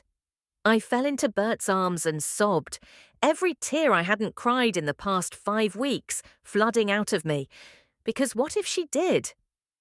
What if I made her so miserable and guilty keeping her here with a secret that wasn't even hers, with a lie that was entirely mine, and she got dragged down so far she didn't see any better options? How would I live with myself if my scheming, and not a virus she'd had years ago, had actually killed my daughter? 48. Meg. October. Cam didn't find anything conclusive at the Godfrey's house, but somehow his presence there broke Sarah Beth. 10 days after he served his warrant, she still wouldn't get out of bed. Bert threw up his hands on day 3 and kept on with the harvest. I checked on them every day. She'll get better, Meg, Bethany said, kneading dough at the kitchen island. She never cried. About Ainsley, not until the other day. She's just grieving now. She nodded like she was telling herself that more than she was telling me. Did you hear what Cam was talking to her about? I asked, handing Corey a wooden puzzle to play with and sitting him on the floor. Bethany pinched her lips and shook her head. She was lying. She always pinched her lips together when she lied. She said Ainsley didn't, kill herself, Claire said softly from the table where she was reading. She had grown into a quiet girl of 12 who preferred books to people most of the time. That was the last thing Mama said before she started crying. Of course she didn't, I said, hurrying across the floor and squeezing Claire tight. Ainsley wouldn't do that. Then what happened? She asked. The police were here for hours. They even searched in my room. They said they didn't find anything, but if there was poison in her blood, it got there somehow, didn't it? Bethany dumped the bread into its pan to rise and covered it with a towel. Claire, she said, go check on Francine for me. I watched Claire go and then watched Bethany move around the kitchen. She had gotten comfortable being in charge right quick. You hanging in there? I asked. Why wouldn't I be? She pulled a chicken from the fridge and started prepping it for dinner. Just making sure you're not overwhelmed. I have 1 child and a small farm to take care of, and it still feels like I'm drowning some days. I'm set. Mama taught me well. Her voice was tight. I'm right next door if you need help, I said. We're good at taking care of our own here. Her voice took on a chill. I don't mean to be rude, but you were Ainsley's friend, and Ainsley is gone now. Why have you been here every day? Bethany Lynn. Sarah Beth's voice came from the doorway, and Bethany dropped the chicken, muttering a swear word and squatting to clean up the mess. Forgive my failure to teach my daughter manners, Sarah Beth said. I'm always glad to see you, Meg. That was news to me, but I smiled anyway. Thank you. I'm glad to see you up and around. Your girls have been worried. I miss my Ainsley, she said quietly. Having you here makes that a little less. She loved you. I loved her. I held Sarah Beth's gaze. She was one of the only people I've ever met that I would do just about anything for. Ignore Bethany. You're always welcome here, Sarah Beth said. I appreciate that very much. I like being here, I think. Where Ainsley was. Sarah Beth nodded, and Corey brought me his puzzle. Good job, buddy. He beamed, his tiny teeth gleaming. Sarah Beth smiled. Blink, and he'll be as big as you are. I can believe it. I picked him up and planted a kiss on his cheek. Speaking of growing, we have grocery shopping to do. Thank you for your kindness, as always. Anytime. She touched the baby's hand as we passed her on the way out. I didn't bother to say goodbye to Bethany. I was stuck for any way to figure out what the heck Ainsley had been talking about, a little girl in the garden. I'd looked everywhere I could think to look in their house without a search warrant of my own, and Cam had actually searched the whole house, and I still didn't know any more than I had the day she died. I couldn't very well just get my rusty shovel and go start digging, could I? I mean, I had picked the exact wrong spot to dig on my own property once. Maybe I could do it again. I wondered if Bethany wasn't kind of right, if I was using this whole idea of playing detective to feel closer to the friend I had lost. I didn't want to give her up, so I was doing something for her, something big enough to consume every minute of every day that I wasn't taking care of my little boy. Losing people we love makes us all go a little crazy. Staring at my ceiling fan in the small hours of the night while Corey slept in his crib, I even questioned whether Ainsley had ever said there was a little girl under the garden in the first place. It sounded insane. That was part of the reason I didn't want to repeat it to Cam. I knew it was crazy to think she said it, and crazier still to be sneaking around weeks later trying to uncover a mystery that might not even exist when I was about as far from a cop as a person can be. Turning on my side, I stared at the baby's crib in the glow of his nightlight. Sarah Beth was right. It wouldn't be long before he outgrew this, too. A gift from the Godfreys that had kept him safe for 2 years now. The ripples on the rails cast funny shadows on the wall. Ripples! I furrowed my brow. Ripples!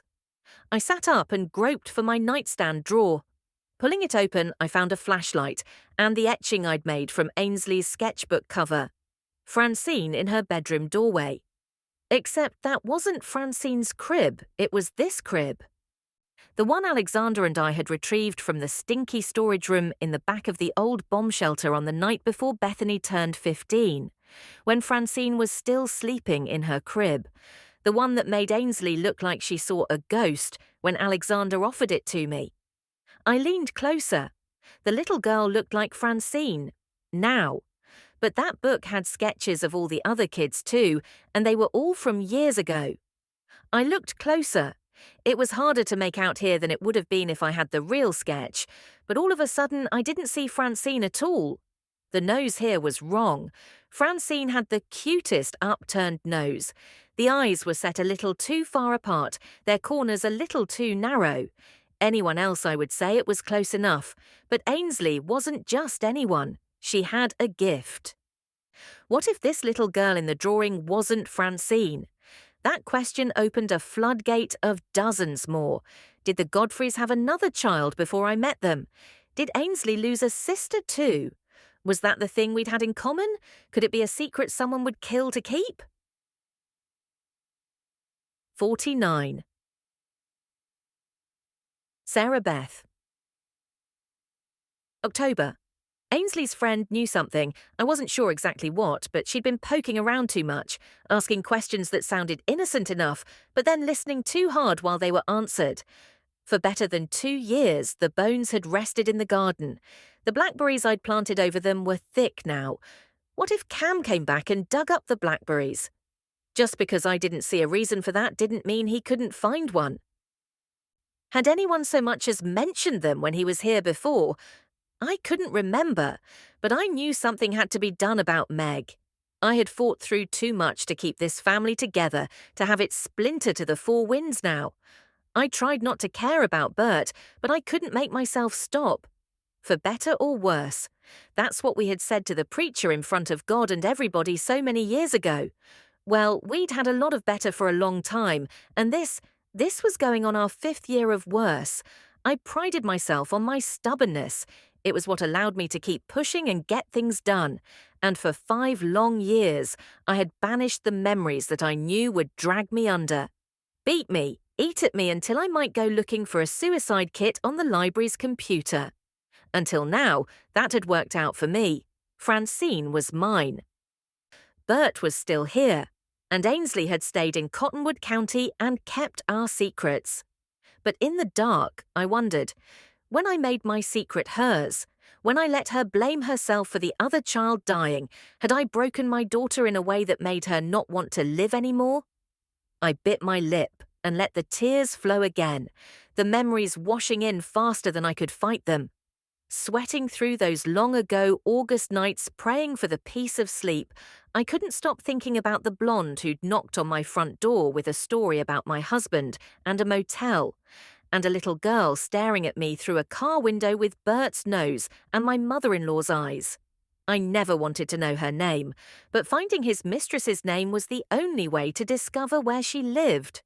And my husband, arrogant as he was, hadn't even really bothered to hide it well. A week after the tramp sped off our land, while my hand still stung from slapping her face, I spent 14 minutes digging through Bert's desk and came up with 27 cancelled checks made out to Lila Fuller with the memo line, Violet. $400 a month in what I had to assume was child support. Another 26 were made out to a Joshua Roberts, and the consistent amount of $700 made a pretty sure bet that they were to pay rent. I snuck off to the library 8 days after this woman turned my world upside down and found an address for Joshua Roberts 2 counties over, and a bird's-eye photo of his property showed a detached garage with a staircase running up the side. The questions were eating me from the inside out by then, and I was half convinced what I imagined had to be worse than the truth. So I went looking for her. I'd driven all the way there with the hunting knife heavy in my pocket, hoping it wouldn't come down to using it. She was small and slight, and hadn't even tried to hit me back that day in the yard. But I would not live with this kind of threat to my family, waiting every minute of every day for her to show up again, never breathing or sleeping easily. I had to make sure she was scared enough to stay far away from us. I knocked on the door to an apartment above a sagging garage, sided with green shingles coated in peeling white paint. I stood close to the frame, instead of stepping back like I'd always taught my children.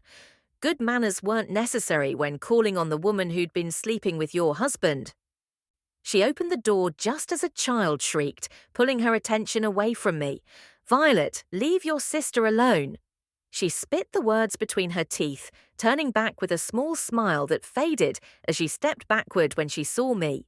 She swung the door like she meant to slam it, and I shot one hand out to hold it open. I wasn't big, but working a farm for decades had made me strong. Stronger than Bert's whore was, anyway. "I just want to talk to you," I lied. "I'm sorry I was rude before." She turned her head, and I couldn't stop a gasp when I saw her jaw.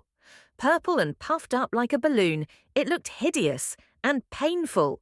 I could sort of see the outline of my thumb and forefinger in the bruise. I glanced from her face to my hand, still wedged against the flimsy plywood door. What in the world? Had my hand flown at her face with the power of Zeus? "It looks worse than it is," she said, not moving anything but her lips. "I don't suppose it could be any worse than it looks, at any rate," I said. "Why are you here?" Her words were slow, but I could understand them because of that, so I wasn't complaining. "I don't know." It was the truth. The knife was heavy in my pocket, the metal cool against my leg through my skirts. But I was kidding myself. I couldn't kill anyone. "I couldn't stop thinking about you. I thought I had questions. Now I don't know if I really want the answers." She stared at me for 3 heartbeats and opened the door, waving me inside. I looked around, breathing stale air that smelled of soiled diapers and strong coffee. The little blonde girl I'd seen in her car the day she came to our house had lost interest in her sister, transfixed by a woman in overalls singing on a small television.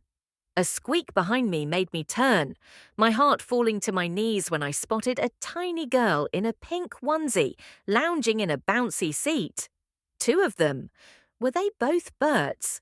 Violet was the only name I'd seen on the checks. "I don't have anything to offer you," their mother said. "We're getting kicked out of here next week." "Why?"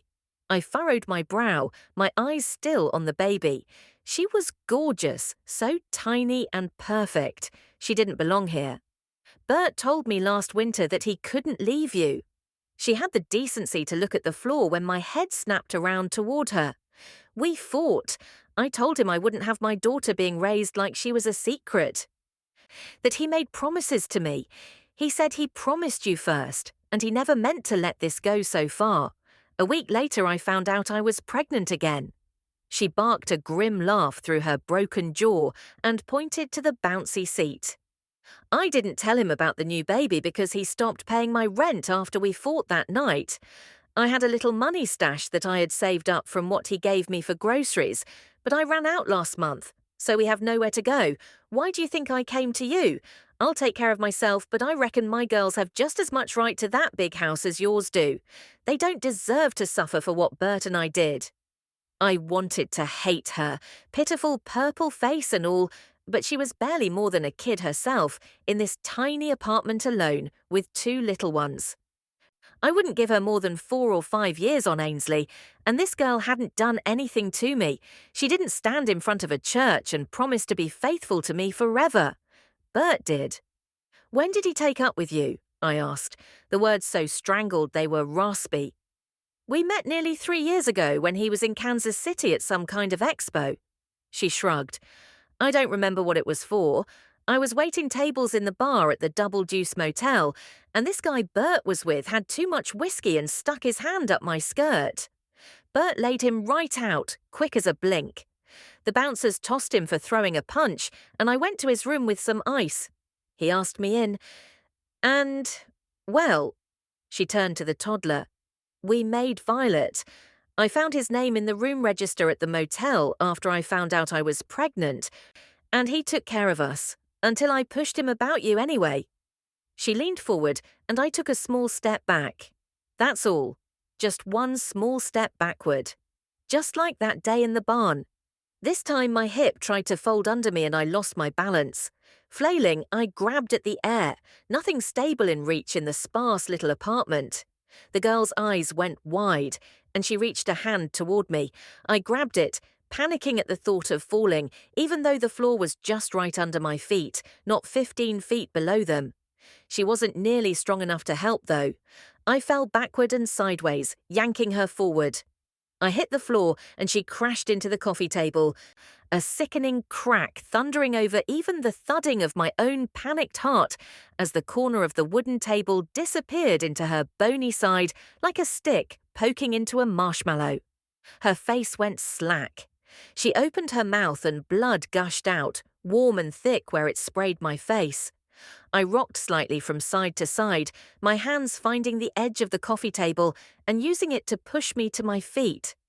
I watched with eyes that refused to even blink as my husband's mistress slid to the floor like a cheap sweater. Blood trickled out of her mouth, her eyes wide and glassy, staring at nothing. The blonde toddler with Bert's nose and my mother-in-law's eyes screamed, both hands going to her face. That got me moving. I squatted to talk to the child.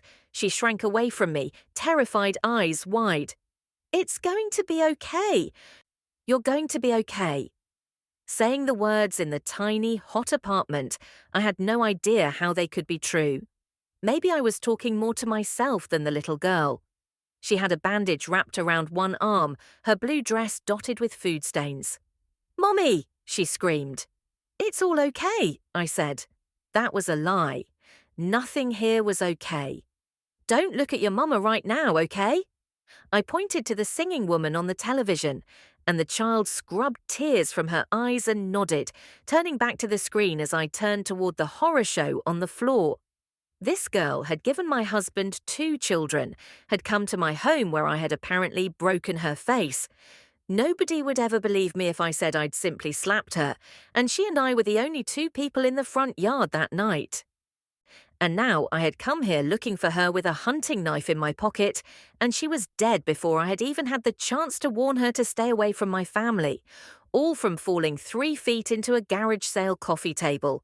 It made no sense, but that didn't make it any less true. I couldn't go to prison. I wouldn't leave my children.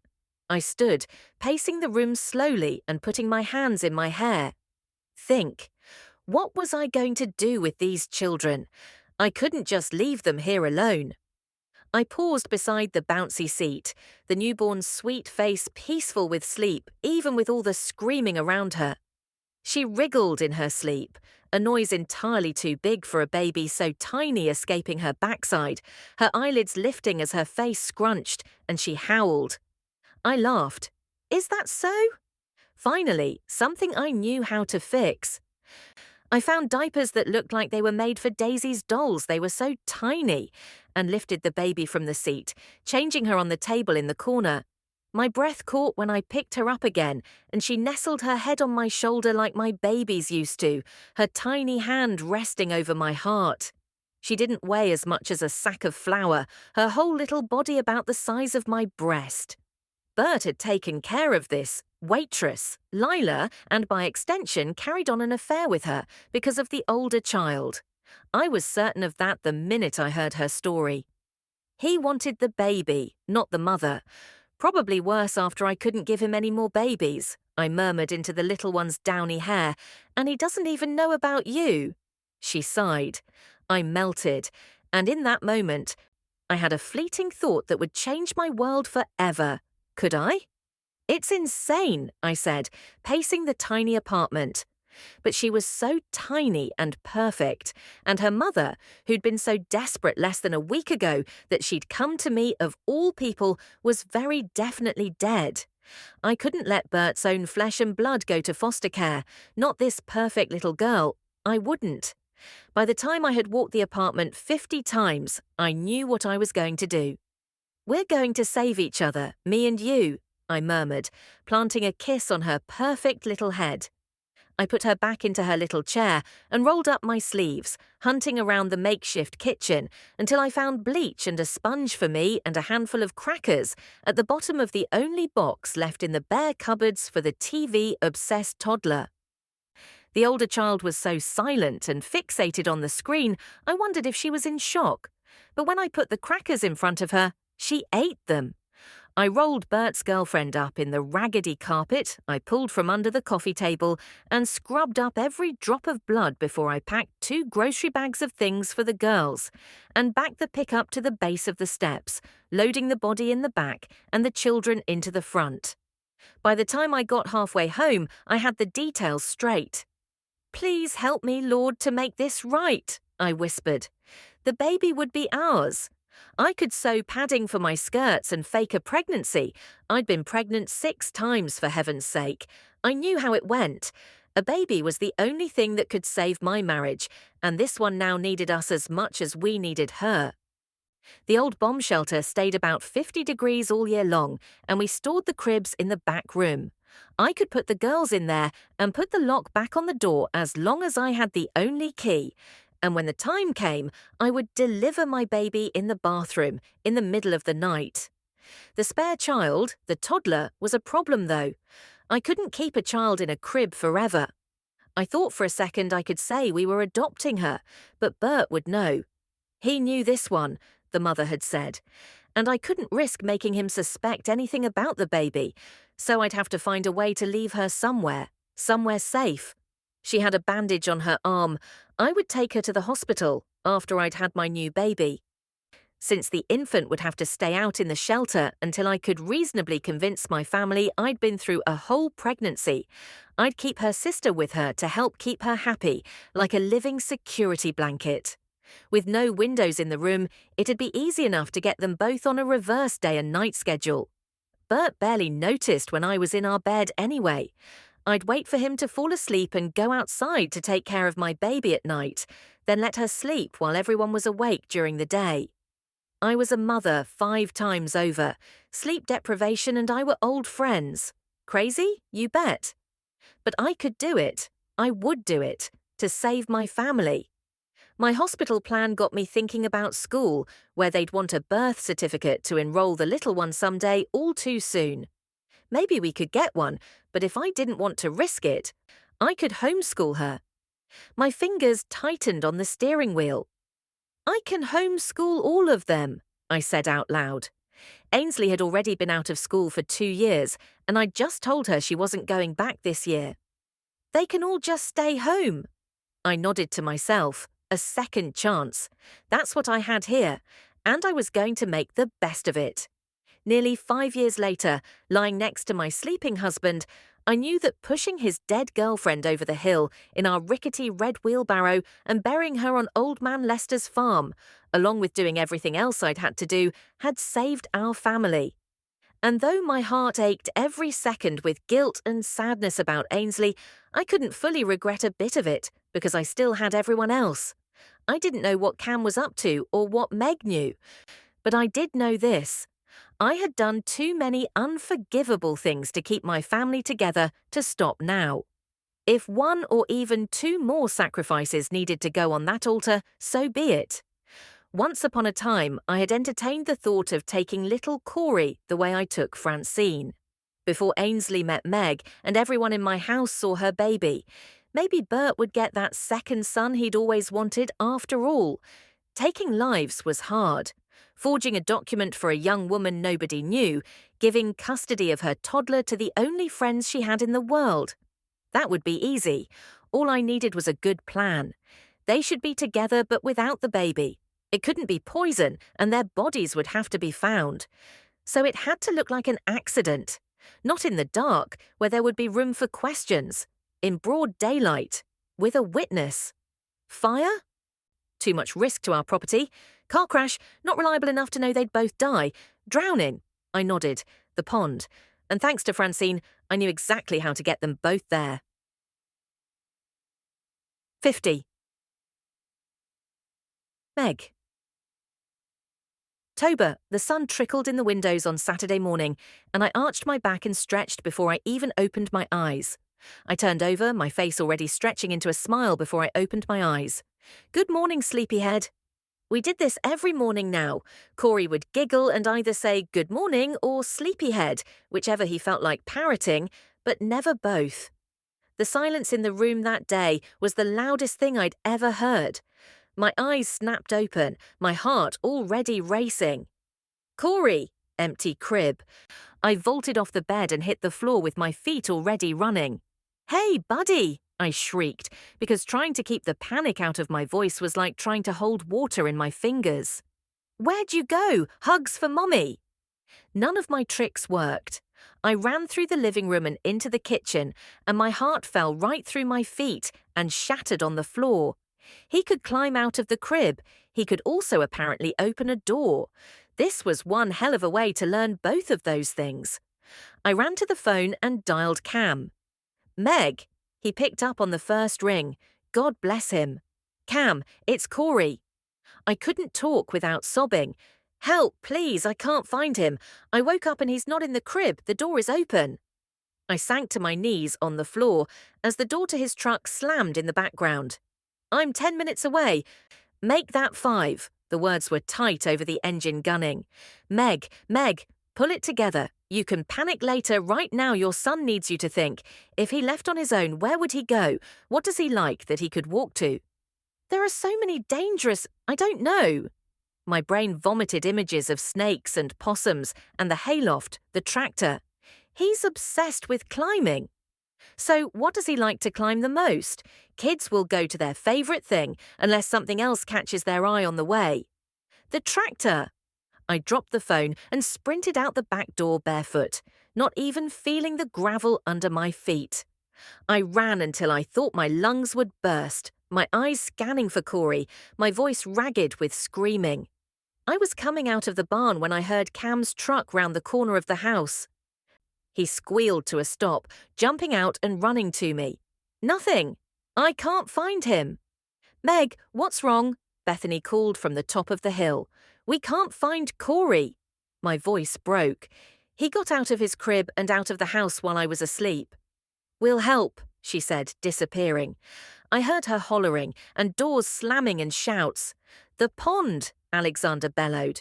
Remember when Francine disappeared? I looked up at Cam, my eyes filling again. Oh my God, he's right. He loved going there with Ainsley last summer. He's been after me about going back. Cam and I started running at the same time, no spare air for words. We were further back, and cutting across the fields on both sides of the hill, we beat all the Godfreys to the water. Cam dove in fully clothed when we didn't see Corey anywhere, and I followed. Behind me, I heard Alexander yell again. "Wait, no!" he roared, the sound travelling through the water. "The plants!" What plants? I didn't care anything about plants. I was looking for my son. It was about the last thought I had before my foot got tangled in something. Looking around panicked when I realised I was stuck, I spotted Cam slashing at shoots of something green with a pocket knife. He got one foot free and the other got stuck. My lungs burned. I stopped kicking, watching Cam fight his way free of one tangle just to get snared by another. I'm sorry, I couldn't say it. The last thing I remember thinking was that at least I didn't see my baby. There were so many people in Ainsley's family who loved him. Surely someone would find him. 51. Sarah Beth. October. Alexander always had the worst timing, from checking on sick people when they're sleeping to walking in on Bert and me making love. It even extended to playing the hero, apparently. Standing halfway between the barn and the pond, I watched Meg and Sheriff Cam disappear beneath the surface of the pond. I counted. 30 seconds. 40. Their lungs would be getting tired. Too tired. And then my son dove into the freezing water clothes and all, his pocket knife in his hand. I sighed. Alexander was strong. He'd grown up here. He knew the key was to avoid the hydrilla growing out of the floor of the pond himself by keeping his whole body inverted or flat. The stuff was always there, but between the heat and the fish, it was short enough in the summer for the water to be pretty safe. This time of year, though, it grew long, tangling shoots that were crazy strong like the weed it was, and it was easy to get stuck in if you didn't know to stay away from it. We all knew that. I had counted, correctly, on the fact that Meg and Sheriff Cam did not. But Alexander was about to throw a wrench into this plan too. I couldn't let anyone see my irritation, though. Picking up my skirts, I hurried a few steps toward the pond, yelling for Bert. Alexander surfaced with Meg in one arm and Cam in the other, yelling for help. Claire ran to the edge of the water like her tiny, weak person could be at all useful. Bethany pushed her back and took Meg from Alexander. "She's not breathing." Bethany didn't sound that bothered. "He's not either." "I learned CPR for my coaching job. Move," Alexander ordered. I watched until he had the sheriff breathing again. Damn. I turned slowly. My hips had gotten worse over this past winter, so I had to be careful with any kind of pivoting. I crossed behind the big barn.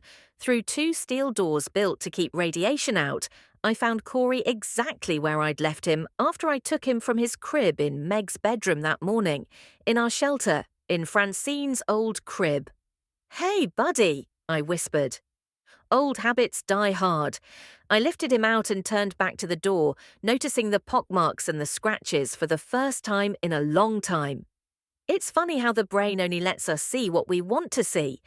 I wondered what would be different today if I hadn't gone looking for the blonde, Lila. If I hadn't had to know the details of what Bert had done with her behind my back. Not that I would trade my little Francine, but would some of the other sorrow we'd been through in the years since be absent from my life and my heart. Bert was waiting in the doorway by the canning shelves, watching me with hooded eyes and the strangest, coldest blank look. "The kids said he was lost," he said, "and you think he wasn't?" I raised one eyebrow and stepped through the doorway, pausing to close the door. "I don't think he opened that door and climbed into a crib." His voice was quiet. "But I've spent the last few years wondering, off and on, about a lot of things, and watching you lift him out of that crib, I got the most horrifying, sickening thought. Sarah Beth, what did you do? Did you take him?" "Why would I do that, Bert?" He shook his head. "I don't guess I've ever really understood you, as much as I like to think I did. I can't imagine what would drive you to do that, but I also can't think of any other reason for what I just saw with my own 2 eyes. He turned for the door. "Where do you think you're going?" I asked, my voice so low I gave myself goosebumps. Bert turned slowly. To tell Meg her son is okay and try to make up a reason for him being here that doesn't involve kidnapping. Kidnapping? I barked a dark laugh. Are you listening to yourself? What else would you call taking a child from his bed while his mother is asleep? He shook his head, his face quivering, shaking off the shock until he just looked revolted, disgusted, by me. Something inside me snapped, looking at my husband's face. My mother's voice whispering in my ear that I was going to end up just as alone as she'd been. It was almost like I felt the break, and before I knew which end was up, words gushed out of my mouth as fast as I could think them. "How dare you?" I hissed. "I gave you every part of myself carrying 6 babies for you. I nearly died helping you run this farm, and the thanks I got was a tramp ringing my doorbell telling me her children had just as much right to this land as mine. Children? Oops. That wasn't even what she'd said that first day. I had only seen Violet then. It just slipped right out into stale shelter air before I could swallow it. His eyes went from mine to baby Corey to the crib. They lingered there for a long time, then jumped back to me full of understanding and horror. Dear God. Francine, you stole her? What did you do to her mother, her sister? Jesus, Bert. I rolled my eyes. I didn't shoot your whore in the back, as much as I might argue she deserved it. It was an accident. She fell on her coffee table in that stifling little apartment. I think there had to be something wrong with her. Brittle bone disease, he said, his eyes filling with tears. She was so careful. When I told her about your fall from the hayloft, it terrified her. She was terrified. I didn't recognize my own voice. Rage poured out of my throat, hot and bitter, giving my words a thick, panicked, shrill quality that made them seem like they weren't mine. You had children. Not just one mistake, Bert. Children, plural. A whole other family, with someone else. You told me you loved me. What else could I have given you? Given this family? I stepped toward him and he backed up. I laughed. Are you afraid of me, Bert Godfrey? Everyone who draws breath in this house is afraid of you, he said.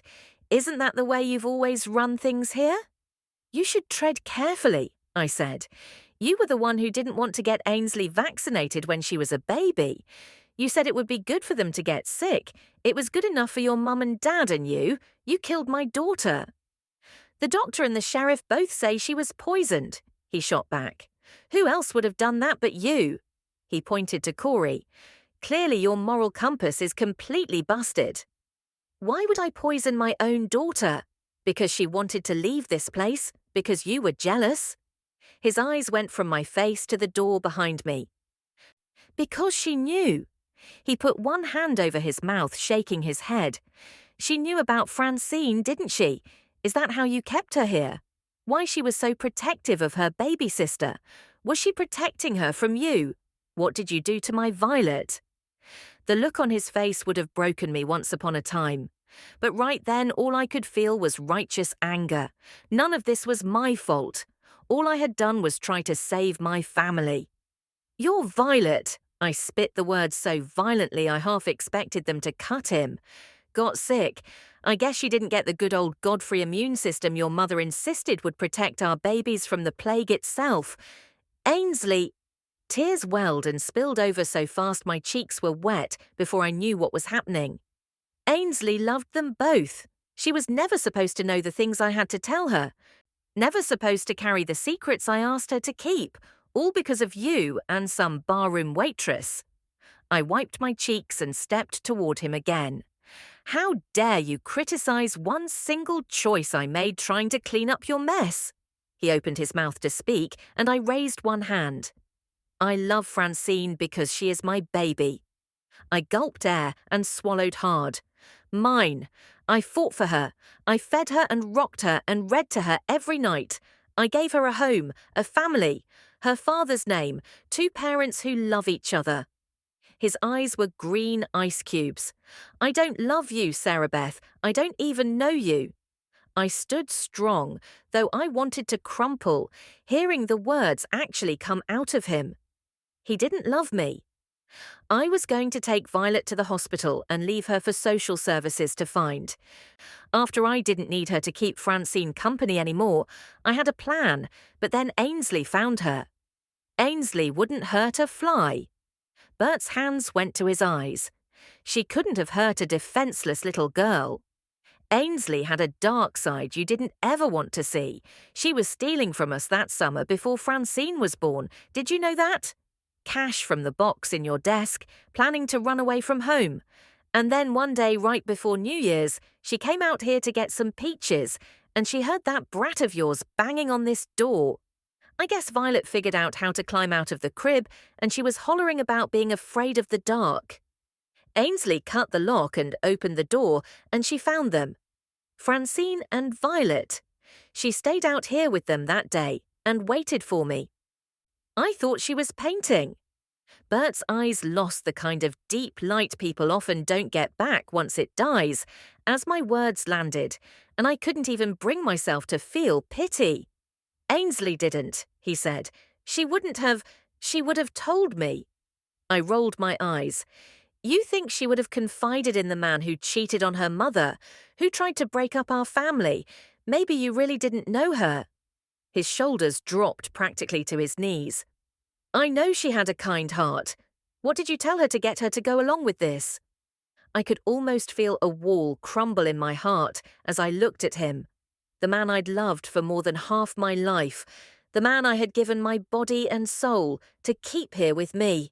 Every secret I'd carried in the name of keeping Bert Godfrey happy was about to come out. What did it matter anymore, really? My voice sounded cold, like a doctor telling someone they have some terrible disease. I told her if she'd help me sell my pregnancy with Francine, I'd figure out a way for Violet to stay with us too. I couldn't, of course, but I thought I'd deal with that later. Maybe Ainsley knew I didn't mean it. She wrecked my plan to drop Violet at the hospital by telling the brat her name and that they were sisters. I worried. I prayed. And then that January, before I could come up with another idea, Violet got a cough. Didn't seem serious at first. I backed up one step when he stood up straight. Not serious? Bert's question squeaked out on a whisper. How can a toddler living in a damp, allergy-infested outdoor room have a cough that's not serious? It just kept getting worse. Ainsley asked about taking her to a doctor, but I put it off. I was afraid of what Violet might say in front of a doctor, and I was so close to being able to bring Francine inside. Then one night I came out here and found Ainsley holding Violet. Ainsley was crying. Violet wasn't breathing. I stopped, trying to shake off the memory of the anguish in Ainsley's voice. Ainsley kept saying we murdered her baby sister by keeping her locked up out here. Why didn't she tell me? Bert's hands went to his face. And split up her family when we had already let a child die to preserve it, I scoffed. Ainsley was far too logical for that. He looked around the room, his nose wrinkling, before his eyes landed on me again, wide with shock. This place, the smell, it was never the plumbing, was it? You left me no options, Bert. I threw up my hands. You and Ainsley set the game for me. I just played my hand. What else was I supposed to do? Of course I told Ainsley we had to hide the body or we'd both get into trouble. Ainsley insisted we hide it in here because she didn't want to bury her in the dark. She said Violet was afraid. She left a light burning in that room around the clock for years. Bert's face crumpled. I wondered about them all this time. Lila and I had a fight. She told me, you didn't want to leave me, she said. The laugh that slid out of my throat tasted as bitter as it sounded. I couldn't leave all these children for one child. By the time I went back looking for her, she was gone, and I just thought she was so mad that she took Violet away, so I couldn't see her after I stopped paying their rent. He shook his head. Then, about a year ago, I started to wonder about Francine. She looks so much like Violet. I couldn't imagine how that was possible, but also I couldn't imagine how it wasn't. He took a deep breath. I even thought about hiring a detective to find out what happened to Lila and Violet, just so I could sleep better, so I would know. I couldn't ask Cam, I reckoned, without risking word getting back to you, and every cop in 5 counties knows every other one, so I couldn't ask the police anyplace else without it getting back to Cam. And that got me thinking, this town, this whole county, is so small, I was afraid to ask anyone. He shook his head, meeting my eyes for the first time in a while, and flinching at what he saw. I couldn't risk you finding out if I was wrong. My God, I wish I'd done so many things different. I should have gone with Lila when she asked. Violet fought for air for days at the end. I spit the words, wanting to make him hurt the way his last words had hurt me. She was miserable, and Ainsley thought it was her fault, called herself a murderer in her darkest moments. If someone here is a murderer, it wasn't Ainsley. The disgust on Bert's face was so complete, every bit of love I'd ever had for him died right there. Ainsley gave your brat the germs, I said. She came out here with a chest cold because she thought I wasn't kind enough to Violet when she didn't come visit her. We were so close. I swallowed hard. The look on her face when she told me she'd killed the little girl. I shook my head. And you let her think that. Her last days on Earth were spent thinking she'd killed a helpless child. I had no choice. You had many, Sarah Beth. You just made the wrong one. I've made a lot of bad choices in my life, Bert. It seems you're near the top of the list. Stop it, both of you. Alexander's voice was low and tight. From the doorway I hadn't even heard open. You're just digging your holes deeper, saying things that can't be unsaid. My son's huge frame filled the shelter's squatty doorway, blocking out every bit of light. What did you hear? I turned wide eyes on him. Enough to know neither of you understand anything about what's happened right under your roof. He stepped inside. You're not even acting like you're on the same team. A family isn't that different than a football team. Papa, Mama is the coach, trying to do what she thinks is best for the team, even when she's wrong. Mama, Papa is like a quarterback, always most concerned with what's best for him. Ainsley, he swallowed hard. She was our centre, protecting everyone, taking the hits herself so you two didn't have to. But she had her limit. I think she was going to tell someone about what happened to the little girl you kept in that room for so long. You kept her in there even after she was dead, Mama. I didn't want to think it was true, even though deep down in my gut I knew that smell didn't have anything to do with plumbing. We can just refuse to believe the truth when the truth is too hard, though, can't we? I think that's what Ainsley did, until she couldn't stand it. I went out to fish late one night in July and heard her sitting by baby Elizabeth's grave talking about how she couldn't stand the guilt anymore. I didn't want her to see me, so I came up here. I looked under the tools and the body wasn't there. Oh, Alexander! I pressed my fingers to my lips, tears welling in my eyes as dozens of mangled dead animals flashed through my head. Of course, Alexander was the other person in our house capable of killing someone, and he'd thought Ainsley was going to expose my secret. Was he trying to protect me? I moved Violet's bones more than 2 years ago, after the tornado when you all brought Meg in here, so no one would find them. Ainsley didn't have any evidence to back up her story. You didn't have to kill her, buddy. What did you do? Me? He stumbled backward, shaking his head. Are you kidding? I didn't do anything. Wasn't it you? The door squealed open behind him, and Bethany ducked in, slamming it shut again. Ainsley should have just buried this whole thing a long time ago. She dropped right into the middle of our conversation like she'd been listening outside, which I wouldn't put past her if there was a way to. But she wasn't like us. Alexander's right, she talked to herself, or maybe to dead people when she thought nobody was around. So Bethany was listening. She had always been good at sneaking around unnoticed, and she was still talking. I heard her in her room one night, late a few months ago. She said being friends with Meg had made her see how wrong she and Mama were, because someone must have loved the little dead girl the way Meg loves Corey. Bethany hauled in a breath, her eyes cold and flat in the dim light. Why would anyone let a dead person break up their family? Family is everything. You taught us that, Mama. You? I wasn't even sure which one of us said it. Every pair of eyes that wasn't in Bethany's head went to her. Tell me y'all didn't know still. Are you serious? The sheriff straight said she was poisoned. Who cooks everyone's meals? She reached into her pocket and held up a plastic bag. Are those cherry pits? Bert squinted. Very good. Bethany smirked. We learned this in ag science, Alexander said, his eyes going wide. Cherry pits, peach pits, and apple seeds are poisonous. He waved one hand in front of his face before it balled into a fist. They have cyanide in them. The words came slowly. Oh my God, Bethany. When you crush them, Bethany said, nodding like she was telling us she'd found a new recipe for meatloaf. I put them in her eggs every morning, easy enough when she always wanted hers different from everyone else's. All it did was give her headaches at first, until that last night when I put a ton of them in that sauce she liked for her chicken.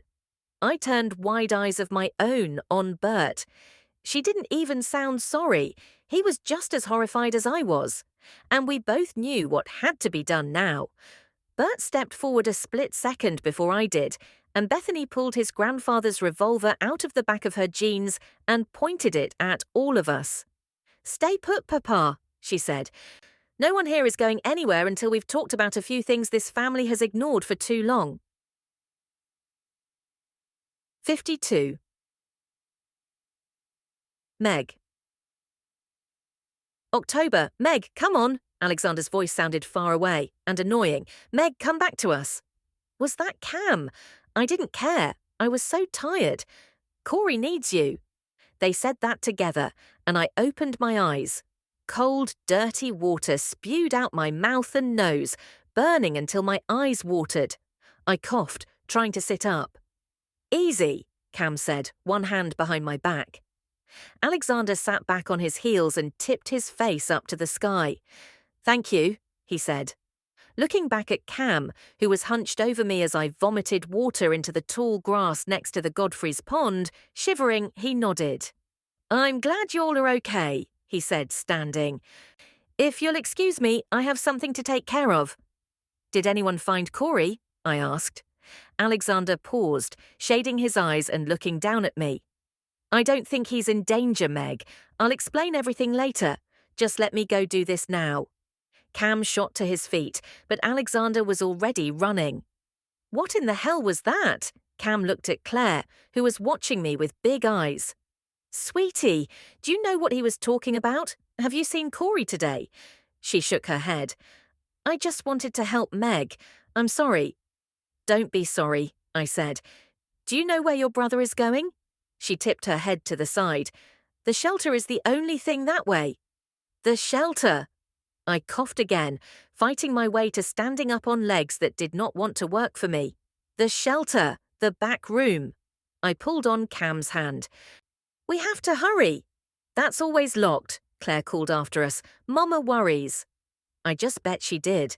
That smell, the sketch, that rounded corner doorway, the little girl that looked so much like Francine. Bert and Sarah Beth had locked a child in that room, and something terrible had happened to it. The thought of my baby being locked in there made me find strength in worn-out legs and breath in watery lungs. What's going on? Cam ran alongside me, trying to grab my arm, but I shook him off. Did they have another kid? A girl, maybe after Daisy but before Francine? Sarah Beth lost a baby in her accident, Cam said. People whispered about it in town for months. I almost tripped. Why would anyone gossip about something like that? My lungs hurt, almost like they were cramping. You know how people are. Some said she fell on purpose because she didn't want another baby, called her a murderer. Other people said Bert had a girlfriend, that he pushed Sarah Beth, trying to kill her. None of it provable, of course, nothing to investigate even, just gossip. But the Godfreys stopped coming to church, stopped sending their kids to school. New people who move in closer to town don't really know they exist now. They ghosted the whole county, kind of. He shook his head, stopping to bend and catch his breath just the far side of the barn. I did the same, scanning our surroundings. I spotted Bethany outside the shelter. She stood there for a minute, her head tipped like she was listening at the door, then jerked it open and went inside. The sun flashed off something in the back of her pants. "I'm good." Cam stood up straight. "You okay?" Everything he'd just said swirled around what I knew about the Godfreys until I wondered if I really knew a single true thing about them at all. Except one. Bethany was a selfish bitch. That I'd bet my life on. And if I was right about anything that was happening here, I might have to do that to save my little boy. I took off again, my legs trembling with the effort. "We can walk," Cam said. "It's right there." "No, we can't," I called over my shoulder. "Bethany just went in there, and I'm pretty sure she's got a gun." 53. Sarah Beth. October. I pressed my fingers to my lips. "Oh, Bethany, don't you— Oh, Bethany me. I was just trying to do the same thing you were doing, keep our family together.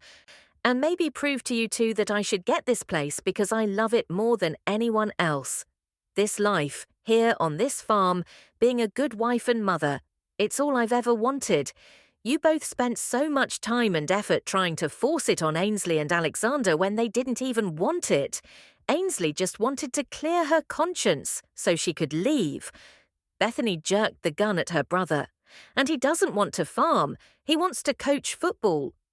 "Bethany, you don't want to hurt anyone," Alexander said. Did he hear her say that she murdered Ainsley because she wanted the farm? I didn't think it wise to say that out loud while she was waving that .45 around, though. "I'm tired of trying the hardest and being the best, and still somehow never being good enough," she said, her face scrunching into a mask of despair and fury. Just when Mama started to think I was better, that I wanted what she wanted, Francine came along and she's Mama's favourite now. "Francine isn't," Bert began, and I kicked him. "Don't you dare," I hissed. "She has a gun, Sarah Beth," he said. "Tell the girl you love her." "Bethany, you have always been the most like me," I said. "I don't have favourites, and I'm sorry if I made you think I do, but I love you very much, and I think you'd do a beautiful job running this farm." "You're just saying that." She shook the gun. "Am I?" I raised my eyebrows. "Hand me that and ask me again." "Mama!" she sobbed. Alexander lunged at her and grabbed the gun. It went off, deafening in the small space. Bert let out a strangled gasp, and I turned just in time to see the neat round hole in his shirt start to leak blood into the cloth. The door opened before I could get to him. Bert slid down the wall to the floor and grabbed at the hole in his shoulder. Alexander, holding the pistol like it might bite him, shook his head but wouldn't look at anyone. From the doorway, with wide eyes and blue lips, Cam Blankenship pointed his gun at me and told me to hand Meg her baby. I kissed Corey's small head and took him to Meg, looking around the shelter, my eyes landing on Claire and Daisy and Francine, who had followed Meg and Cam from the pond. My family was everything to me. Now I knew just how deep Bert's betrayal had been, why and how Ainsley was dead, and how my hands were buried in every bit of it. In trying to save our family, I had destroyed it. I stuck my hands out and met Cam's disbelieving stare. "If I'm going to jail," I said, all the hatred and anger that had boiled my blood just minutes ago replaced by chilly resignation, "at least I'm doing it with an unburdened heart." 54. Meg. November. "You're sure I can't talk you into staying?" Cam shut the door of my truck and leaned in through the window. "You're welcome to come with us," I said, laying one hand on his jawline, my words dripping regret. "This place has too many bad memories now. I can't shake them, not even for you." He poked his nose an inch from mine and stared into my eyes before he kissed me. We'd spent one night together, the night after he arrested Sarah Beth and Bethany Godfrey for murder. It was even more electric and magical than I ever could have imagined. 5 days later, with everything I wanted to take from Cottonwood County except this man packed in the back of my truck, that kiss was enough to make me forget my own name. His lips moved slowly over mine at first, growing more insistent as I buried my fingers in his thick hair, running the tip of my tongue along his lower lip until a growl ripped from his throat and he pulled back, his eyes bright and breath coming fast. "What are you doing to me? This has always been my home. I have a job here." Like they don't need cops literally everywhere. I rolled my eyes, putting both hands up before goodbye spiraled into another argument. "We're not going to cover anything here we haven't said in the past few days. I don't want to stay, you don't want to go." I sighed, swallowing the baseball that had somehow lodged itself in my throat. This is how these things go for me, probably for the best. After the Godfreys had argued their way through confessions to multiple crimes, with the sheriff standing right outside their bomb shelter that wasn't even fully soundproof, he'd made the news as far away as Kansas City for breaking open what the reporters were calling the trad wife murders, which I didn't really understand. But Cam said it was an internet thing, and I counted myself generally happy to fail to understand those, so I ignored it. "How could this be for the best, you leaving me?" I laughed right in his face. "Did you hear Sarah Beth and Bert? They were, to their own children and this whole county, the perfect example of married bliss. High school sweethearts, half a dozen kids, holding hands everywhere they went, sticking together through her terrible accident, and it was all a big lie. There's no such thing as true love." "I would like the chance to prove you wrong about that." He ran one finger up my cheekbone. "Corianna Blake of Vipers Hollow, Virginia, a.k.a. Martha No Last Name I could locate of Whitney Falls, Arkansas, now Meg Whitney of Cottonwood County, Kansas." I very nearly vomited in my lap. "Breathe." Cam put his hands on my shoulders. 2 beats later, he shook me. I meant that. Breathe. I realized I wasn't and sucked in a deep breath. "What did you just say? How?" I reached for Corey's seat. "Cam, I can expel—" He laid one finger over my lips. I said that, not exactly the way I'd planned, but casually, because I want you to know that what destroyed the Godfreys was secrets. Bert's girlfriend, Sarah Beth's lies, Ainsley's big dreams, Bethany's jealousy, and we don't have secrets, me and you. If you think we could keep it that way, well, I've been thinking." Time itself stopped. "About what?" It was a small miracle I got the words out. He knew. He knew all about who I was. If he had even found Martha, he had to know about my sister Emma, and that meant he probably mostly knew how and why I'd killed my own daddy. Whitney Falls meant he knew about Mary and Tim and Sam Tomlinson and Charlotte. 3 of the 4 were dead, one of them because of me. But if he knew about Mary, he probably knew about Corey too, that I hadn't birthed him myself. If he knew all that, chances were good he knew that Corey's real parents were not only monsters who didn't deserve my beautiful boy, they were also dead. And he was saying he didn't care. I didn't know what to do with that. "I love you, Corianna Martha Meg. I love that little boy. I read all the files, and I read them months ago for the record. Ainsley asked me about a human trafficking ring in Arkansas that she had seen on the news, and I started poking around. Saw a photo of you in a church newsletter someone posted on Instagram with a woman who had those same violet eyes my little buddy does. Turns out the boss is a pretty good detective with the right motivation." He thumbed a tear off my cheek and shook his head. "I knew you had been hurt. I could tell you felt what I felt that first night at dinner, and you just didn't want to let yourself feel it. The more I found out, the better I understood that you must be terrified of men in general, and one who wears a badge in particular. Right?" I nodded. "I couldn't fall in love with you, Cam," I whispered. "I didn't want to hide who I was, but I couldn't stand the idea of you finding out and hating me either." His turn to laugh.